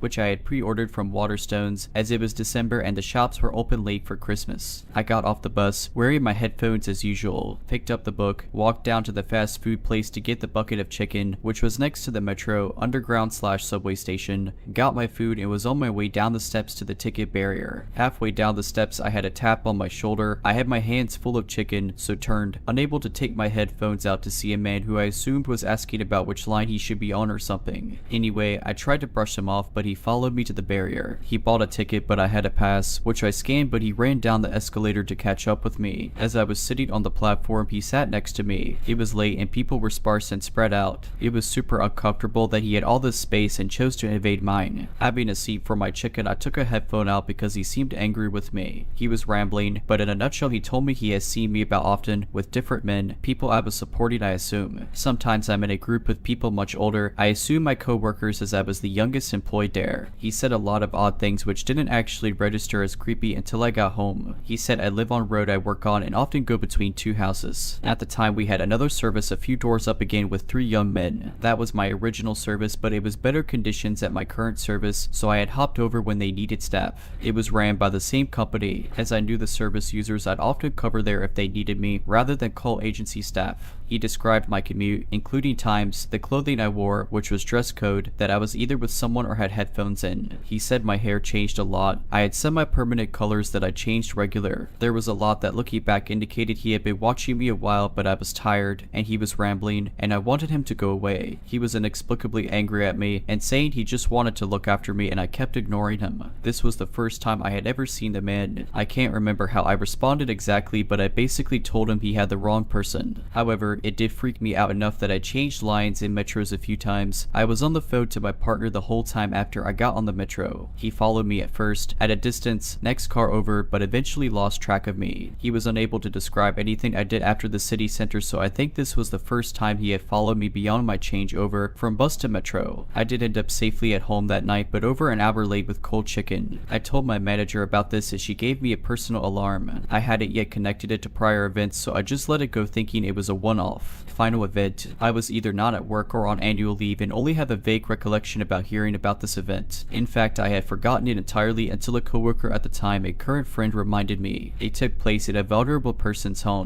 2 of my coworkers were upstairs sorting out medication. They came down to find a man the same ethnicity, and later we confirmed it was the same general description as my stalker. He was sat at the table. The guys we supported were in their rooms, so downstairs had been empty. As you can imagine, they were quite shocked. This was a secure service that protected vulnerable vulnerable adults. He had managed to bypass multiple doors, all of which were both locked and alarmed. He was just sitting in silence looking around the room. We still don't know how he got in, but he didn't respond to their questions and after a while just got up and left without saying a word. This obviously got reported, but nothing was really done about it. The company was one of the first I worked for, so I didn't know better, but it's just generally bad. At the time, the other staff assumed he was an agency staff member who maybe had the wrong house and was meant to go to the other service a few doors up. But he didn't present them with identification when asked. I'm not sure why they didn't call the police because I would have. Shortly after this event, I got offered a new job in a different city, meaning I left the area entirely for about 5 years. I now live back in the same vicinity but different area and with a different name through marriage. I also look a lot different now. I have never seen the man again. I can't prove these events were connected, just that the description of the man was consistent across them all. After the metro incident, I started getting taxis home because I was so afraid, which I still do if I'm out late. I'm now also extra vulnerable as I myself am now disabled. Luckily, I work a 9 to 5 job which is based at home since the pandemic. I have the worst luck and a good bit of traumatic experiences I've dealt with throughout my life. 2022 was no different, and the year started out awful when the heat lamp from my pet frog caught on fire and started a nasty fire in my bedroom. Due to the smoke damage throughout the house and me having nowhere to sleep, my parents and I were put into a 2-bedroom suite at a residence inn in the next town over, a quiet medium-sized town with little to no crime while the house was gutted and renovated. We lived in this hotel from January 5th to late October. It's actually a town known for being a more wealthy, stuck-up type. The hotel was nice, but I am used to living in a pretty woodsy and rural neighborhood where I don't hear too much going on. I'm not used to apartment living, but having access to a pool, hot tub, fire pit, and nice propane outdoor kitchen that people rarely use was very nice. About a month after the fire, I ended up getting a part-time job 5 minutes away from the hotel and started dating my coworker. The story starts that my boyfriend and I got out of work around 12 at night, and then hung out with our friend until we decided to all head home at around 12:50. My mom texted me asking where I am, which I didn't reply because I would be there in less than 5 minutes. It was driving and she would probably see me before I could even enter the hotel through the door near our room because most nights she would stand out there on the phone with a friend or on Facebook drinking a Truly and chain smoking. She mainly did this because she's a night owl like me and the walls inside the hotel room were like paper. My dad had to get up every morning at 5 for work and we would both give her an ear for talking on the phone late at night with friends or watching videos as no matter what volume she talked at, we could hear her. When I pulled into the parking spot, I walked up to my mom and she starts telling me off for not replying to her quickly enough because something was going on. I asked her what happened because of course we already had witnessed some weird behavior at the hotel before. Basically, when she had gotten home, due to most of the parking spaces up against the building being taken, she parked in the overflow lot for the hotel and a car that was sitting there peeled off as soon as she went in park, with their lights off. She went inside, dropped off her purse and other items, and went outside to smoke and noticed the same car was again parked next to hers idling. She told me she had been standing there, drinking her drink, leaning up against the wall, watching videos on her phone when she heard footsteps approach. She looked up and there was a man there who was staring at her and she stared back. He ended up walking a little bit down the walkway and then raised his fist up at a first floor window and smacked it, possibly attempting to break it. My mom, who unfortunately is not afraid of anything but spiders, yelled, "Hey, what are you doing?" And he said something about trying to open a beer bottle. He had no bottle in his hand and alarm bells were going off for my mom, so she just yelled, "Okay, I'm calling the cops." And he started sprinting down the side of the building away from her and around the corner. My mom started to follow him once he rounded the corner of the building, and when she got to the corner he was gone. There was an older couple, probably late 50s or early 60s, who would frequently sit on the curb by that door that he rounded the corner on drinking, and the woman asks my mom what she thinks is up with that guy, and my mom was like, "I have no clue. Did you see him doing anything?" And the lady then told my mom that he had sat down with them for like an hour, basically being like, "Oh, I have nowhere to stay tonight. I have nowhere to go. I have no money." It was trying to convince them to let him stay in their hotel room tonight. She basically said he was acting cracked out of his mind. Only like 30 seconds has passed when my mom hears his car start and he peels out of the overflow lot again. This time lights on. She walks back over to the door closest to our room and continues smoking. Not even 3 minutes later, he pulls into the overflow lot again and starts walking down the walkway and passes my mom, staring at her. My mom said something like, "This is getting ridiculous. I'm going going to call the cops on you. And he just said okay. He kept walking past her. This is at the point where I had pulled into my parking spot and my mom was telling me all of this. I hear footsteps in the parking lot and I see a tall man in khaki shorts and a hoodie walking into the overflow lot, and my mom is telling me that's him. That's him. So I take a video of him in case I need evidence or something. He had apparently been walking around the building again, then got in his car and left again. My mom had called the non-emergency number because we were on the ground floor and she didn't want him trying to come back and break one of our windows for our room. The police department is actually across the street from the hotel and they said they would come by and take a look, yet no one has come. I use weed to help me get tired and a bit less anxious for bed. I decided to go to the door on the other side of the building, which was a bit more sheltered, and also because I didn't want my mom to see me smoking weed.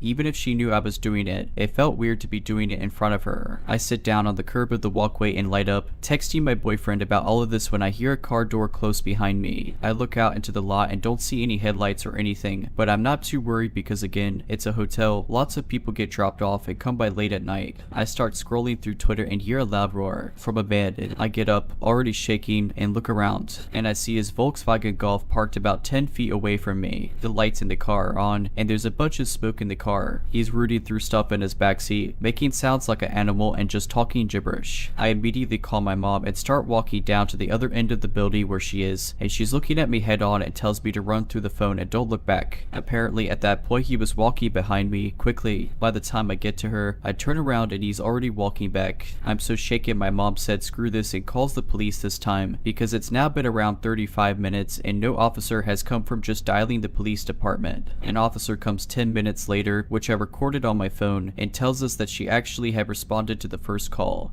and at that point he had gone to an ATM, gotten cash, and bought a room for the night at our hotel. She said she personally talked to him herself. She has a bit of an attitude with my mom. I'm now listing this completely based off of the recording. Who after my mom had said, do you not see the odd behavior? And the cop literally went, it's not illegal to have odd behavior, ma'am. He is a guest to her. And my mom says he's acting like he's on drugs. And the cop said he may be. It's not illegal to be on drugs. It's only illegal to possess them. That was the most outrageous thing I ever heard. If he's high, it's only if he's possessing them that I can take criminal action. To which my mom replies, well clearly if he's high he's most likely got drugs in his possession. Don't you think? The cop then basically said she understood my mom's concerns, and while his behavior is a little bizarre, the attempted window smashing is a he said she said, and because he is now a paying guest she cannot go against the matter any further and leaves. My mom and I are inside for the night in our room, and in my bedroom I kept the window cracked because the air conditioner wasn't the best, and I heard him walk around the building time and time again until I eventually fell asleep.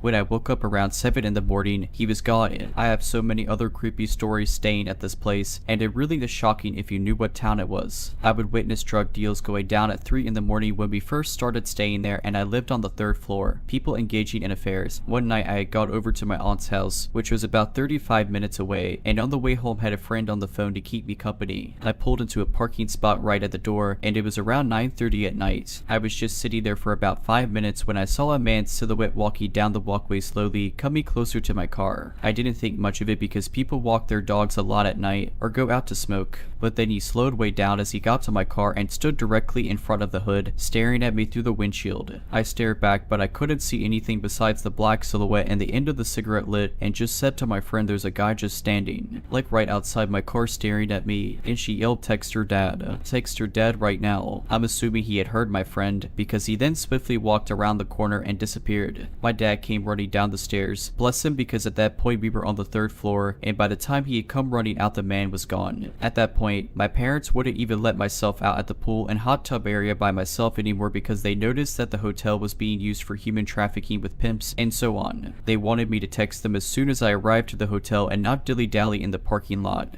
Just get inside and keep a close eye on my surroundings. Again, really surprising for that area. I'm thankful I'm back in my house, where the only sounds I hear at night are bears or raccoons trying to root through my trash, and I hope I never have to live in a hotel ever again.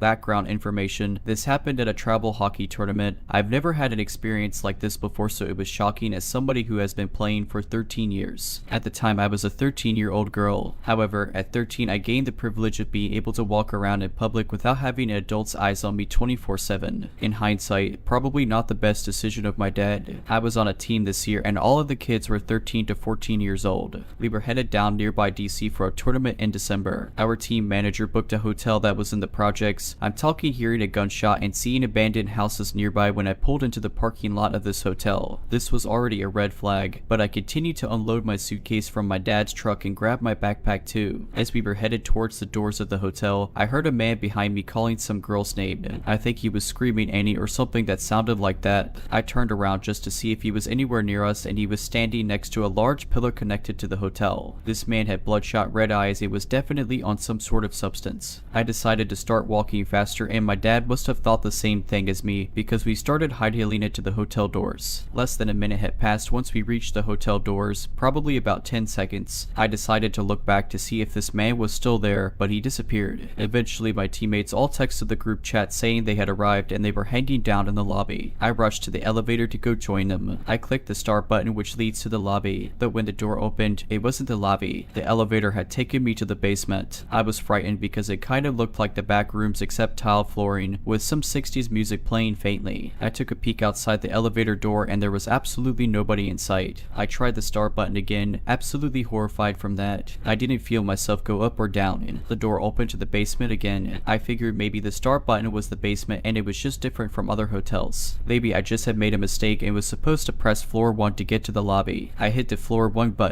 This time it took me to a hallway. The button led me to the first floor of hotel rooms, still not taking me to the lobby. At this point I started to get confused and an eerie feeling overcame me. I decided to head back onto the elevator, go to my floor, the 3rd floor, and walk down the stairs. I knew my entire team was roomed on the 3rd floor, so I felt more comfortable walking down the stairs from there. I went up to floor 3 and got off of the elevator. On my way to the stairs I saw weird crumbs in front of a hotel door and bent down to take a look at what it was. It was weed on the floor. I was kind of taken aback a bit and fell back. The person on the inside must have heard me because the door opened. The crazy man from the parking lot was the one behind the door. After seeing this, I bolted to the stairwell and ran down the stairs. I was running so fast that I was skipping some steps. I even ended up accidentally tripping at one point, but I got up as fast as my little legs could carry me. I made it down to the lobby and my team saw me in a panic. They all asked me what's wrong and I explained my story. I got a few looks from them and they probably thought I was delusional. But one of the boys convinced the whole team to follow me onto the elevator so I could show them in person what happened. I clicked the start button and lo and behold, the door reopened without any movement from the elevator. This was the same elevator and same button I had pressed previously. I still have no explanation behind this. The weekend ended up continuing but being completely normal until we had to leave for our last game. We all were standing in the lobby about to leave. We walked out into the parking lot to see that one of the cars had been broken into and it was my teammates. This car had a back window that was pretty big so you could see what was inside of the trunk. Well, turns out that somebody had broken into the vehicle thinking it was full of something valuable. The only thing left behind in the trunk was both of my teammates' sticks, so he definitely wasn't looking for equipment. Jokes on him though, because hockey equipment smells absolutely rancid and he probably had a not so nice surprise when opening up the bag. The hotel workers actually checked the cameras and guess who it showed? The crazy man from the parking lot. So crazy man, let's not meet. If you're liking this video, all I ask is that you make sure to subscribe to my channel and like this video. Thank you.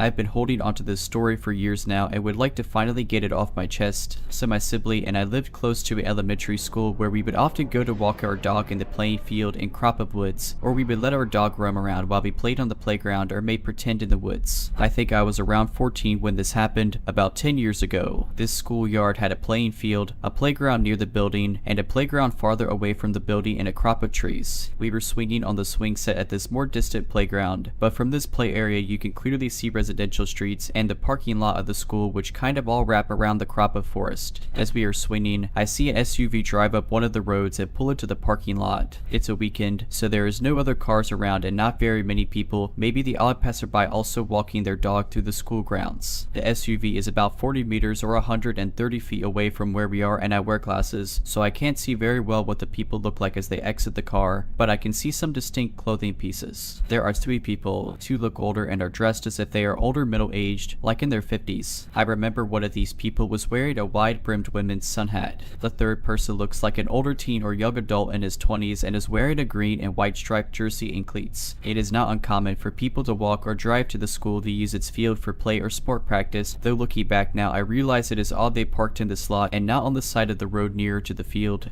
which is on the opposite side of the property. In any case, I think okay, just some grandparents and their grandson going to practice in the field and go about playing with my sibling. I remember watching the trio walk away around the school building, completely opposite to where we were on the property. We have our dog with us, and after a time we decide to stop swinging and take the dog on a walk through the trails in the forest brush. Maybe 15 to 20 minutes have passed since the car pulled up. The brush we are walking in is basically in the very corner of the school property. There is a metal chain link fence in front of us, and beyond it is the sidewalk, a residential road. To our right is another fence which separates people's backyards from the school grounds. These homes all have tall trees growing along the school fence for added privacy, so it's almost impossible for anyone to see into the schoolyard. My sibling and I were just at that age where playing pretend didn't really feel genuine and spur of the moment, like we were about to grow out of it. I'm feeling bored but don't want to go home yet, so I pick a branch of these red berries that grow in the schoolyard and say to my sibling, hey, wanna play a game? Which was our code for let's play pretend, and I bend down to offer the berries to my dog as a starting point for the game. They've never heard her. I'm still speaking to my sibling, who is walking in front of me as I bend down, but my voice trails off as I see my dog's behavior. She is completely ignoring the berries and me, and is instead moving past me slowly, ears back and nose pointed, as if she is approaching something. I follow her movements, still looking down, and when I finally look up, there are the 3 people from the SUV not 2 meters, 6 feet in front of me. They are certainly not a couple of grandparents and a kid, but 3 grown men. I remember the faces of the 2 older men pretending to be grandparents. The foremost man had short white hair and a white scruff of facial hair. His mouth was open in a faint shape as he breathed quietly and focused on keeping his steps light. The other man was extremely thin, his cheekbones popping out in shoulder length. Greasy brown hair hung around his skeletal features. They had crept up behind my sibling and I silently and remained just as quiet as they all turned their backs quickly and pretend to point off into the trees like they were bird watching or something. It was bizarre how silent the whole encounter was. I immediately realized we need to get out of there and turn my attention back to my sibling as I grab my dog's collar and get her hooked up to the leash. My sibling is about a foot from me but seems oblivious still to the 3 creeps in the woods right behind us. I tell them over and over that we need to leave, but they become wrapped up in the imaginary game I proposed moments ago. Finally, they see the men. I never look back at the creeps, only to my sibling. My sibling also stops talking and starts walking with me. Thankfully, an opening in the fence between these now haunted woods and the road is only a few meters ahead, and we get some distance and obstacles between us and these creeps. To my frustration, my sibling wants to stop on the sidewalk and pick some more berries through the fence, and I frantically tell them to come on. Let's go. I still never look back towards the men, my vision tunneling to the safety of the open roads and sidewalks and homes in front of us. We get home without incident, at least to my knowledge. Had the men followed us on foot, gone back to their car and followed it, or simply gave up,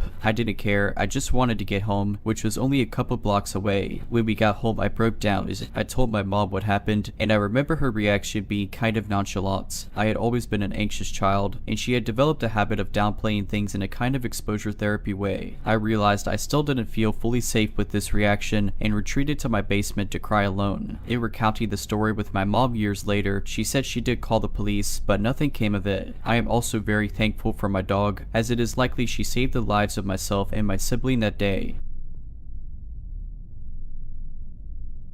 This story happened to be back when I still lived at my parents' house. I was commuting to college at the time and had 3 siblings that also lived at home, my brother and 2 sisters. For some context, we lived on 5 acres in rural Ohio, surrounded on both sides by woods and farm fields. Additionally, during the week, my dad normally left for work at 2 in the morning, so I had always felt like it my job to be the man of the house because he was gone during the times when you would imagine something sketchy happening. However, on this night, because it was the weekend, my dad was home. I woke up to the sound of my brother's voice trying to get my attention. We had separate rooms upstairs, and coming out of our rooms you could look down over the banister and to see our front door. When I woke up, it took a few moments to get out of the haze and realize what was going on. I looked at the clock and it was around 2:30 in the morning, and my brother told me there were 2 men at our front door. Now this really woke me up. They quietly walk out of my room and peek over to look down at the front door. When we looked, there was no one at the door, but I noticed my parents off to the side, out of view of the glass on the front door. I whispered down to my dad, and he told me there were 2 guys who had been talking to each other and knocking on the door. Hearing my dad say this freaked me out even more. I went back into my room and grabbed my pistol, quickly shuffling down the stairs after looking to make sure they weren't at the door. If they had been, they would have easily seen me coming down the stairs, as it is in direct view of the door. My brother is right behind me as we head over to where my parents are, whispering to try and find out what is going on. My parents had awoken to the sound of our dog barking and had come out to find these 2 men knocking loudly at the door. At this point, the men return and begin knocking again, despite the fact that no one had come to the door and our dog was still actively barking. The fact that they were there at this time, in a location where houses are spread out hundreds of yards, and still knocking with a dog barking,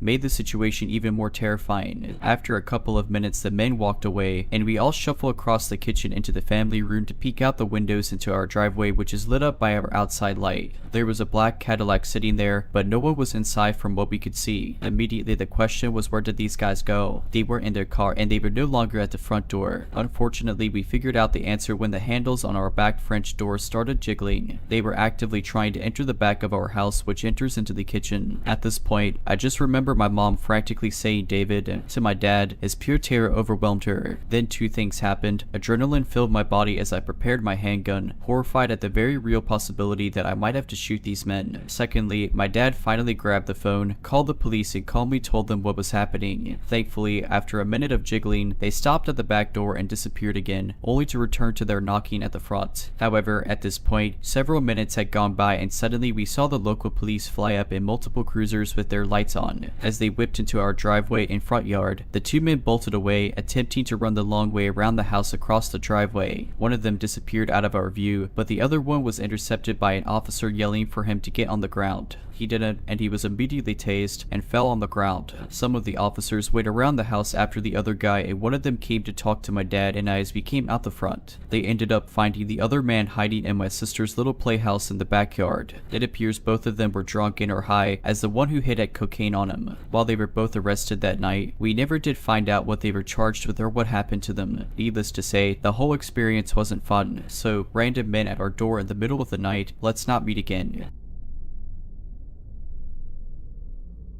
My parents had purchased a condo about 10 minutes from their home around the time my older brother was born, with the intention that my siblings and I have the option of renting it when we become of age. I moved in alongside my brother a few weeks after my 18th birthday, exhilarated by the freedom from our childhood home, which had become laden with traumatic memories over the years. The move took 2 or 3 days, and we had a U-Haul coming in and out of the driveway during that time. My first day of college occurred a few days later. I had a full schedule 3 days a week, which I would later regret, with my last class getting out at 6 in the afternoon. The city I live in is notorious for heavy traffic, and I would not get home until roughly an hour and a half later, despite the university being less than 15 miles away. The sun was mostly down by the time I turned into my street, and there were a few people, some accompanied and well known, taking their evening strolls. There was nothing remarkable about it. The driveway was occupied, so I parked on the street and made my way home. The following day, I got off my closing shift at 9 at night. It was dark by the time I got home, and there was a man walking on the strip of sidewalk that faces the condo. I would not have noticed that he was the lone man from the evening before if it was not for him wearing the same outfit: a bright yellow hoodie, black nylon track pants with white pinstripes, gray Nike trainers, and a tan baseball cap. As I got out of my car, we shared a quick glance and continued on our ways. 2 days later, I got off my closing shift and picked my, now ex-boyfriend up for a date. We went back to the condo so that I could change, and in the dark, I saw the man again, wearing the same outfit and on the same strip of sidewalk. It's him again. I sounded more surprised than suspicious, and my boyfriend was confused. I explained that I had been seeing him walking around and that he was always wearing the same thing. We got out of the car and stared at him, our bodies turned toward him. He ducked behind a car. Now properly freaked out, we got back in my car and watched him get into his and drive away with his lights off. It was too dark and he was too far away for us to catch a license plate. At this point, I was not sure if this man even lived in the neighborhood. We went about our night and I dropped my boyfriend back off at his parents' house. He told me to call him and or the police if I saw the man again, and I agreed. I got home around midnight. The man was a street away from his usual spot, crouching below a tree and hugging his knees under his chin. I drove past him and noticed a different man in a blue flannel and jeans approaching a street light. He got under the illuminating glow and pulled his phone out, attempting to make a call. I was unsure if the two men had any association with each other until I looked back over at the yellow hoodie man. He was no longer under the tree. He was also under a street light a few meters away from the tree. His back was turned to me, but it appeared as though he was taking a call. As I looked back and forth between the two men, it became pretty obvious that they were communicating with each other. I drove away and called the police. They told me to stay where I was or go to another safe location and that they would contact me when the matter was taken care of. I dozed off and was awoken maybe an hour later by the promised phone call. I was told that neither of the two men were residents of the area and that they were simply told not to come back on reports of suspicious activity. After being advised to call again if they came back, I went home. I was tired enough that I had no trouble sleeping for a little while. Around 4 in the morning, I was sharply roused by the metal screen door rattling against its frame. The force slowly grew in intensity and eventually the walls and floor were quaking. I peeked through the blinds at my second-story window which overlooks the front door and of course saw the man in the yellow hoodie aggressively attempting to open the screen door. I was shaking in my boots on my mattress, which was still on the floor as I had not yet purchased a bed frame. I received a call from my equally bewildered brother who was in his room. I told him to call my dad while I called the police. It has now been almost 4 years and I can assure you all that my street smarts have markedly improved. If you're liking this video, all I ask is that you make sure to subscribe to my channel and like this video. Thank you.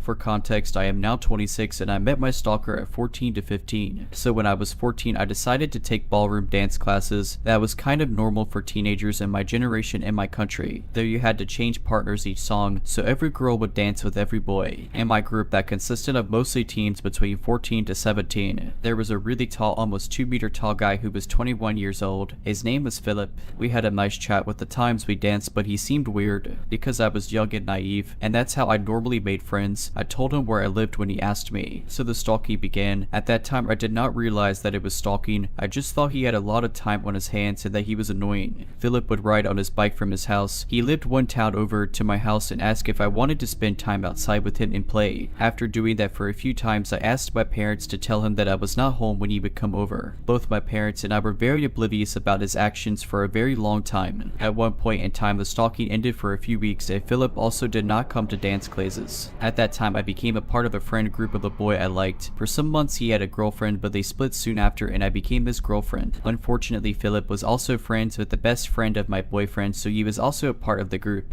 They told me Philip was in a mental hospital. In the span of his stalking, Philip was in mental hospitals multiple times, and every time he was, I was glad because then I had some peace. When I was 16, my family and I had to move because our landlady had thrown us out. She wanted to live in the property herself, so we moved one town over. We started living 2 streets apart from my stalker, and every time Philip was out of the hospital, he would be at my house. At my father's birthday, he rang again, and because my family had guests, they told me to open the door, and there he was, looming over me like a dark, menacing shadow man. I told him to leave, and I tried to close the door, but he blocked it, so I was standing there, afraid and begging him to leave. At one time, I even ran inside to get my dad to send him away, but my dad said he is your friend, so it's your problem. So I went back to the door and I begged and pleaded that Philip please leave. At one point, he was kneeling / sitting in my doorway. After almost 2 hours, he finally left, and at that point it was obvious for me. Finally, I had realized what type of behavior it was. He was a stalker and he was fixated on me. The next day, I sat down with my parents and told them that I was afraid of Philip, and my dad also apologized to me for putting me in that situation and not helping me. The next time Philip came to my house, my dad was there and told him that I do not want any contact with him, so he left. After a few more incidents like that, he stopped showing up at my door, and I thought we got rid of my stalker, but every time I started to live happily, starting to forget my fear of him, a letter, an email, or a gift showed up, it would send my back into my fears. At 20, I was out of school, and to pass the year, I had to wait to start my job. I worked in a grade school in a voluntary after-school care club for grade schoolers. After a month or 2, my mom woke me up in the morning and told me to get dressed because she had called the cops. Apparently, Philip was at my house again every morning at our door and asked for me, and my parents didn't tell me so I wouldn't get scared again. Finally, after the cops told Philip 3 times to leave and he ignored them, him. They arrested him, and he screamed and screamed my name and that he was burning for me and that the cops heard him. My parents and I were standing in the kitchen listening. The situation was so absurd and so much for me that I started laughing hysterically. We filed a report at the police for stalking and trespassing, but the officers said that they could not do anything because he hadn't hurt me physically. We tried to get a restraining order, but it didn't go through. A week later, Philip had sneaked into our garden and like in a movie, he threw rocks at my window. Idiot me opened the window but did not see anything until it clicked, and I ran downstairs and told my dad that my stalker was in the garden. Philip escaped. A week after that, I was in the kitchen cooking when Philip rang the doorbell again, and because we have no way of seeing who is at the door, I opened. And there he was again telling me that he missed me and saying that he had peeked through the blinds of the windows in the living room the past week to see if I was there. My parents were not home. If they had been, I would have ran. But like this, I had to swallow my fear and stand in the doorway listening to Philip talk until my boyfriend came. I had sent him an SMS and he was on his way. After my boyfriend arrived, he told Philip to leave, and he did. Philip mentioned in passing that he now also has a girlfriend. After that, I did not see Philip again for a long time. A friend told me that he was taken by the men in white coats because he had believed that his mom was possessed by the devil. I was glad. It wasn't until 2 years later when I got a letter from court. I was a witness and was told to attend in the case of an assault related to Philip.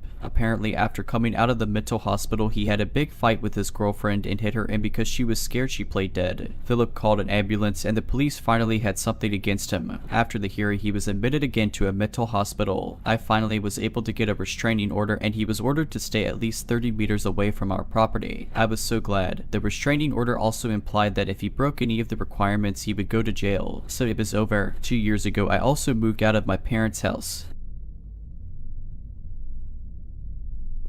I, a 29-year-old woman, grew up in a nice suburban neighborhood. I lived in the same house my entire childhood and only left once I moved out as an adult. I always felt safe, leaving our doors unlocked, window open, going for late night walks as a teenager. I was around 17 when I noticed strange things started happening around my house. My house was also haunted, so weird noises and things moving on their own were not a new thing. This is probably why I and my family dismissed my experiences for too long. As a teenager, I worked in a movie theater and I did not work until the afternoon and would get off very late at night. I turned into quite the night owl, and it was normal for me to stay awake until about 3 in the morning. It started off as my dog reacting to things outside. I would peek outside my window and I would never see anything, so I assumed my dog was just hearing noises and overreacting. Not too long after this started, I was outside and noticed there were handprints and a mark between them on my window, as if somebody was pressing their forehead against the glass. At the time, I just dismissed it. I had plenty of friends coming in and out of my house, and they would knock on my windows sometimes as they arrived. My window was by the driveway as you walk to the front door. The weird thing is that this window is very large. The window would start about 3 feet from the ground. It went at least 8 feet high and was about 4 feet wide. I lived in a 1-story house. The forehead and hand marks were at least 6 foot 5 feet high from the ground. I definitely did not have any friends who were that tall, and everyone in my family is less than 5'6". Soon after that, I woke up around 5 in the morning to my car alarm going off. Again, I did not think anything of it and dismissed the situation.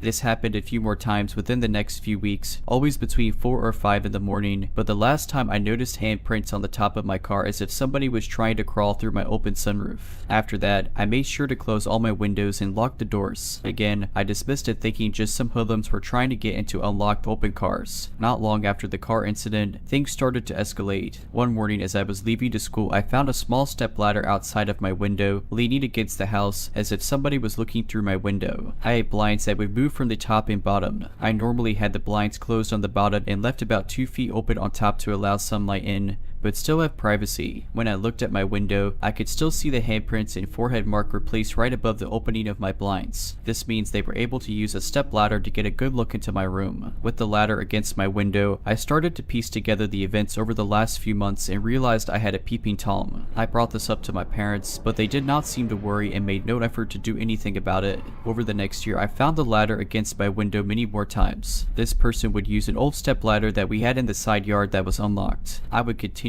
put the step ladder back in the side yard, but it would continue to show up next to my window on many mornings. I don't know why I did not just put the step ladder in a place that was not accessible. To be honest, I was a teenager smoking a lot of weed at this time, so I feel as though I was not using very much critical thinking. I have 2 other sisters who lived with us, but they did not seem to notice anything weird happening. About a year after I noticed the occurrences, we found my sister's bra was out in the yard and we did not have any explanation. This made me think that somebody may be trying to actually get in the house house when we were gone with success. I became extremely paranoid. Again, my parents were aware that all of this was happening, but did not care to do anything about it. The last incident before we called the police was after a rainy night. We found bare footprints outside of my sister's window in the mud. The screen had been fiddled with as if somebody was trying to get it off of the window. Once this happened, my parents started to take it more seriously. It's funny because they did not care what incidents were happening directly to me, but the moment my sister had this experience, they decided to report it. The police could not do anything about it. They offered to send police every once in a while to fill out their paperwork in front of our house to make it seem like there was a police presence. This only happened one time and they never came back. My older sister made her boyfriend aware of the situation, so they decided to sit in the car all night and watch for the pervert to show up. Every time he would try to pull an all-nighter to watch for this person, no one would show up. Looking back now, it makes me think that someone very close to my house must be the peeping Tom, because he must have been close enough to see we had another person watching out for us. After a few years of these experiences, my sisters and I all moved out and we have not noticed anything weird happen since. It still bothers me knowing that this person was never caught and that we still have no idea who it was. It makes me frustrated knowing that it could be a next door neighbor who we thought was normal but was actually a pervert. This all was happening around 2010 to 2013. It was before we had easy affordable access to security cameras such as Ring and Blink. I wish we had cameras so we could know who this person was, but there is no point in dwelling over the past. All I know is now that I am an adult, I will always have security cameras around my house, especially if I have young daughters. I have also bought my parents some security cameras. They still live in the house. Maybe one day those cameras will catch the peeping Tom, but I don't think he will come back now that my sisters and I are all moved out.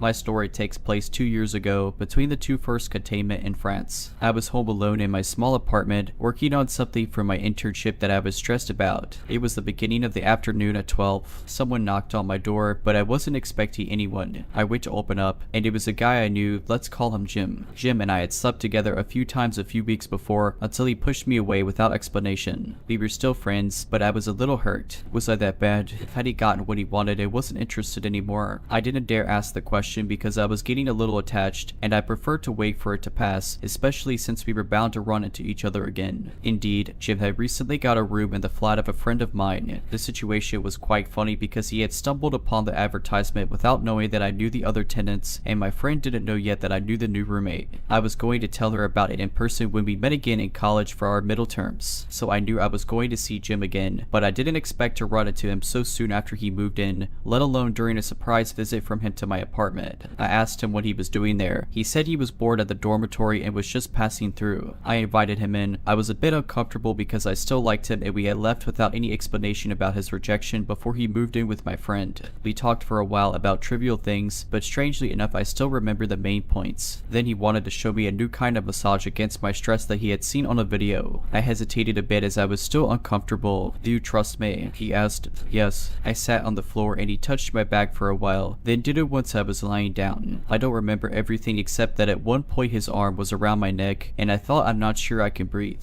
And then blackouts. Of course the memory of choking didn't come back right away. It took several months, but I'm trying to tell you the story in chronological order. When I woke up, it is dark. I was still on the ground, bleeding. I don't remember if I noticed the injury right away, but I had a large hole in my right side with many cuts underneath. The events are pretty fuzzy in my memory, but I wondered where Jim had gone and why I was alone. I went to look in the hallway, but my keys, which are normally always in the lock, were missing. I found the spare and looked outside. No one was there. Then I had my first stupid reflex. I thought I'm hurt. I need to disinfect and started to take a shower. I think I fell asleep and had nightmares of being tortured and kidnapped in the shower, probably away from my brain to try to warn me that something bad was happening. I then looked for my phone, which was also missing from the apartment. I was confused. Probably drugged, I realized later. I decided to go to bed to resume the search after resting. I told myself if I'm still hurt when I wake up, it must be real. It seemed very logical in my mind at that moment. When I woke up, my mind was already a little clearer, but I was still not totally myself. It was 8 or 9 at night, I think. I was still bleeding. I looked for my phone again, and I started to panic as I couldn't find it. I tried to calm down. I told myself that it was probably there somewhere. I just had to ask someone to call me. I contacted my best friend, let's call him Tom, via messenger through my computer. I still had a hard time unlocking my computer. I couldn't type my code. I think I was still drugged. drugged. Luckily, Tom was online. He tried to call me on my phone, but no ringing could be heard in the apartment. I think he figured out that I wasn't in my right mind because he called me on Messenger to see if I was okay. It was he who gave me the details of our conversation. I have almost no memory of it. I said, if you think you've been hurt, do you call the fire department or the police first? He freaked out and asked me to explain what was going on. I was very confused, but I think he got the gist of it. He asked, did Jim do this to you? I don't know, baby. I was still in denial at that point. Tom called the police on me. He couldn't come to help me himself because he was studying in another city. As I waited for the cops to arrive, I began to realize that I had completely messed up the crime scene by touching everything looking for my phone, not to mention the shower and the nap, which could have killed me in retrospect. I was still in no pain though. The hole in my side started to hurt when I was taken care of by the paramedics that the cops called when they saw the extent of my injuries. I had to undergo surgery as a result of this assault, which took me months to accept as an attempted murder with a knife. I had a hole in my liver and was bleeding a lot. Luckily, my other organs were not affected. While I was in the hospital, the cops came to take my statement and took Jim into custody. Imagine the surprise of my friend and her roommates when they found out that the new roommate not only knew me but was also accused of assaulting and robbing me. 1 week after the assault, when I got out of the hospital, the first bad news was that the cops had not been able to retrieve the recordings from the surveillance cameras in my building, which had already been erased because the procedures had been too long. The next day, the policewoman in charge of the investigation told me that, of course, Jim denied having been at my place that day, and nobody was at the flat to confirm if he was indeed at home all day. That's it for now. Go home to your parents and get some therapy. Right. Big up to my psychologist, who is an incredible person and helped me a lot. And then I waited for a long time, and I had to have the seals from my building analyzed for Jim's DNA. Without video or witnesses, it was the only way to prove that he was my attacker, or at least that he was in my apartment that day. It took a year and a half to get the prosecutor's verdict. No further action. No identifiable DNA other than mine had been found at the crime scene. I probably destroyed everything with the shower. So there you have it. We can't pursue the investigation. I could never prove it was Jim. I don't have any memory of the assault itself. I don't think I'll ever find them, but I have no doubt that Jim did this to me.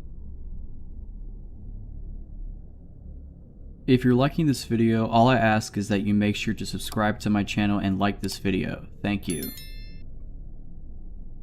I just remembered a fun encounter that might serve as a warning to those working late at night. I was 24 at the time, working in a nightclub about a 10-minute walk from my home. I used to close on Tuesday nights slightly earlier than most nights as it was generally our slowest night of the week, closing around 12 at night instead of keeping customers until 2:30 at night. Usually I'd be the only one left as I'd start cutting staff as the night went on, and since it was a slower day of the week we didn't have security on. About 2 months in of regularly closing at 12 at night, I was walking home. I used to bring in bulkier clothes to hide my figure when leaving alone, as I've been followed/chased home multiple times before, and we'd often get men waiting after hours for us girls to come out, knowing we'd eventually come out after closing and didn't want to attract attention to myself. I also used to walk home as I didn't have a car and had a few terrifying experiences with Uber drivers not actually driving me home, turning out to be fake cabs/Uber drivers or harassing me until I pretended to show interest or give them some way of contacting me, to which Uber would just give me a $5 coupon for the trouble, but that's a story for another time. The bar was located along a main road that was home to the majority of the other bars and restaurants in the city downtown. Often at this time I'd maybe see a handful of people, but the streets were generally empty. I'm walking and notice a parked car about a block away. The driver noticed me and U-turns around to be on the same side of the street as me. Now he's catcalling me and trying to get me to come into his car. I don't engage and keep walking. We're maybe a block or two past the initial spot I saw him, and he's been slowly driving alongside the sidewalk. I'd crossed the street but didn't want to get near his car. He keeps this up until about the halfway mark when he takes off in his car, and I'm just relieved he's gone. Psych, guess who comes blasting back down the road? He does. Now my walk has turned into a light jog, which then turns into me full on running. I'm running behind closed bars and businesses, now trying to find a back route to get home without him seeing where I live. At one point I'm running through bushes and mud. No matter what street I end up on, his car is waiting for me. Eventually I run right in front of his car while it's parked on the side street beside my place and run into my house through the back entrance. The back entrance is obscured by plenty of trees and car, and the surrounding houses are multiple unit homes, so I was confident he didn't see what door I got in through. Fast forward to the following Tuesday and I'm walking home. Guess whose car is parked at the halfway mark? This went on for the next 4 Tuesdays, except he started parking on the street in front of my house until I begged my manager to take me off closing that specific shift. The last time I saw him, one of the apartment buildings along the way had a few cop cars and cops standing around the entrance, and I stayed with him, which led him to drive off for the night. A week passes and I'm no longer on that shift. A coworker of mine sends me a news article via text. I open it and see that the man who's been following me was arrested for doing this to multiple girls in the city along the street my work was on and that I lived on. He got caught because he'd followed a university student up to her house and wouldn't drive away. She called the cops and he was still there by the time they came to arrest him. He got out the next day, I believe, and was arrested a few more times and was put on restrictions. Couldn't be out of his parents' house between certain hours unaccompanied by either parent before he was deported. I've also heard he didn't actually get deported, but I moved away shortly after and didn't keep up with the news on him. I don't live there anymore and wouldn't be giving myself away. So did the creep in the car who used to follow me and multiple other young women home. Let's not meet ever again.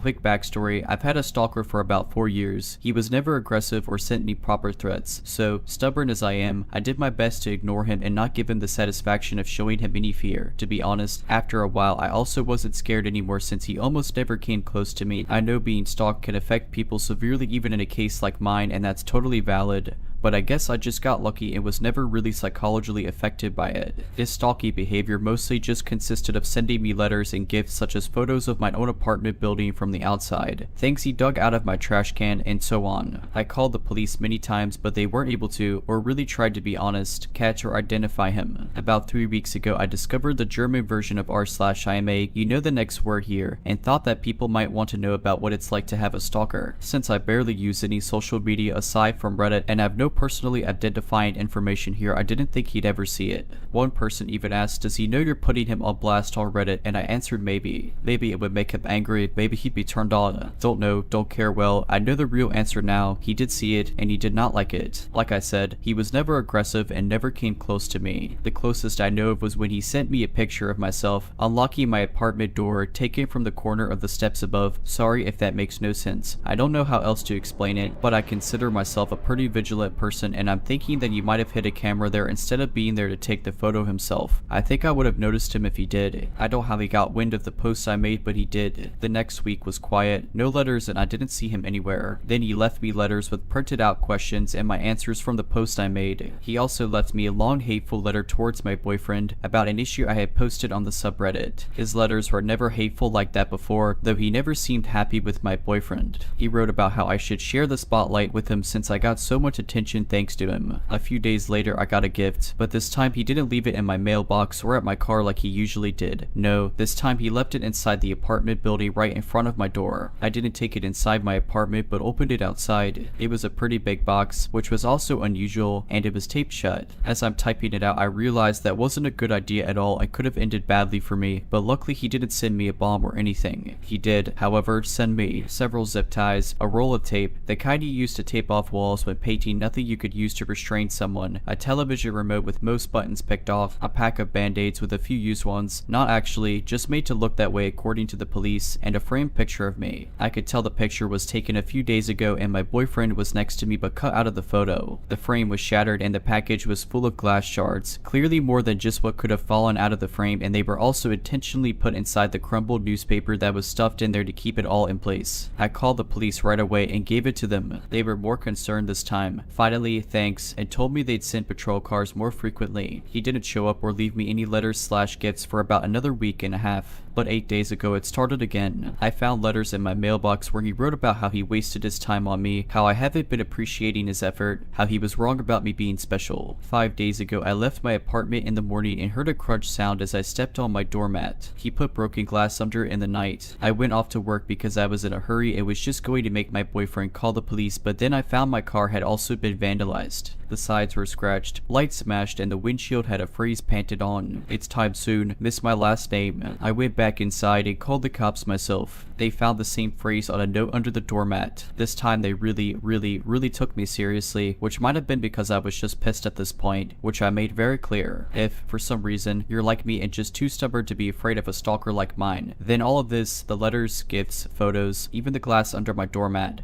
are just really annoying and inconvenient. But my car was useless to me now, and the threat scared even me. I did, however, have a dash cam in my car, and it caught everything. The police took the footage as evidence, even though the dash cam footage wasn't of high quality, and I had given them photos of him that were just as good before, but they said it's not enough, and they told me they'll look into it further and promised to send more patrol cars again. Then it was quiet for 2 more days, until 2 days ago, someone rang the doorbell at just after 4 in the morning. My boyfriend and I got up, but we were both hesitant, but I saw blue lights outside, and just as I got up I heard them shouting, "This is the police. Please open the door." They told us they were called by one of our downstairs neighbors who came home from his night shift about an hour earlier and heard someone else enter the building after them before the door fell shut. My neighbors know of my situation, and I've asked them to make sure they don't let strangers into the building. This neighbor then went into his own apartment and looked through the peephole. We have motion activated lights in the stairway, so he waited to see if they turned back on. They did. Then he saw a middle-aged man walk upstairs. Above this neighbor are only me and my boyfriend, and a single mom with 3 kids who probably won't be getting any visitors at 3 in the morning. So he called the police. They came and found my stalker 1/2 floor above me on the stairs. He should have been able to see the cop cars since there's a little window up there and they had their lights on, but he either missed them or wanted to get caught. They found a pocket knife on him and he confessed to be my stalker right away. He's finally caught. They got him. It took 4 years, a provocative Reddit post, and one very vigilant and caring neighbor. But he's finally done. For now at least. He's facing several charges, and I've collected every single piece of evidence over the past 4 years. I don't know what kind of outcome I can expect, but for now I've finally got some peace.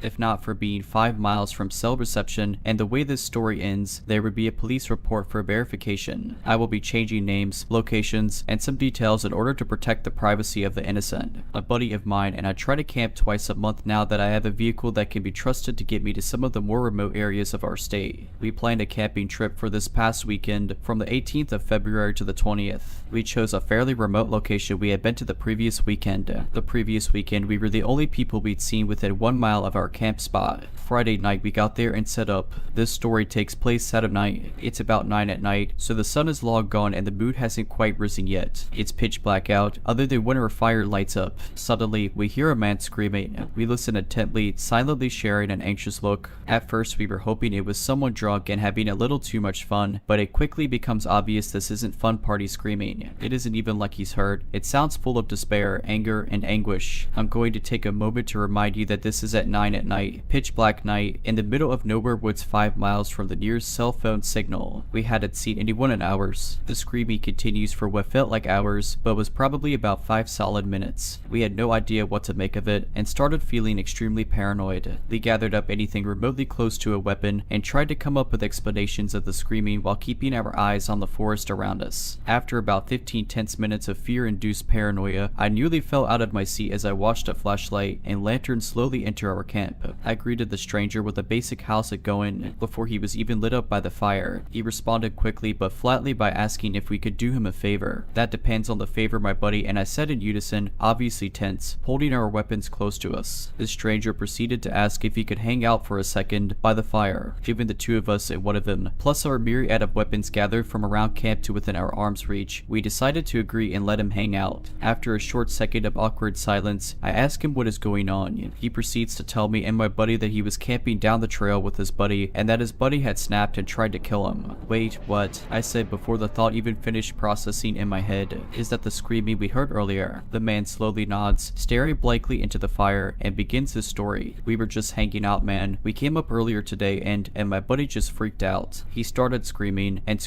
just wouldn't stop. Then he attacked me, he launched at me, and I told him to just back off and chill, you know. Well, he kept coming after me and it started getting pretty violent, and I'm pretty sure he was going to kill me, so I grabbed my car keys, the lights, and ran. I don't know what to do, man. He chased me when I ran and I don't know what to do. We don't have firearms or anything, but we do have a hatchet. My buddy and I look at each other for a second, completely astonished. Then something horrible dawned on me. Wait, he chased you? Like, he's on his way here, right now. The man just slowly nods in reply, and right on cue we hear screaming from maybe 30 to 40 feet from our camp, down on the main trail. I just want your balance, Gary. I want your balance. silence. Where are you? Where? Gary. I'd never in my life heard a man scream like this. I've never heard anything like it in my life. It was a brutal, guttural scream that was shrill to the ears yet deep in pitch. The sound of someone gone completely mad, and the way he said the stranger's name would switch erratically from long and sing-songy to short, guttural punches of sound. We killed our lights, became silent, and listened. By some miracle, the madman didn't notice our camp and continued walking down the trail, screaming the whole way. We ended up chatting with who we'll call Gary for hours, listening to the screaming getting further and further. Come to find out, they had taken 5 grams of magic mushrooms each, and his buddy, who we'll call Tyler, who was a coworker of his, was fine for 3.5 hours, then suddenly snapped. It seemed as though Tyler thought he could kill Gary and steal his good trip.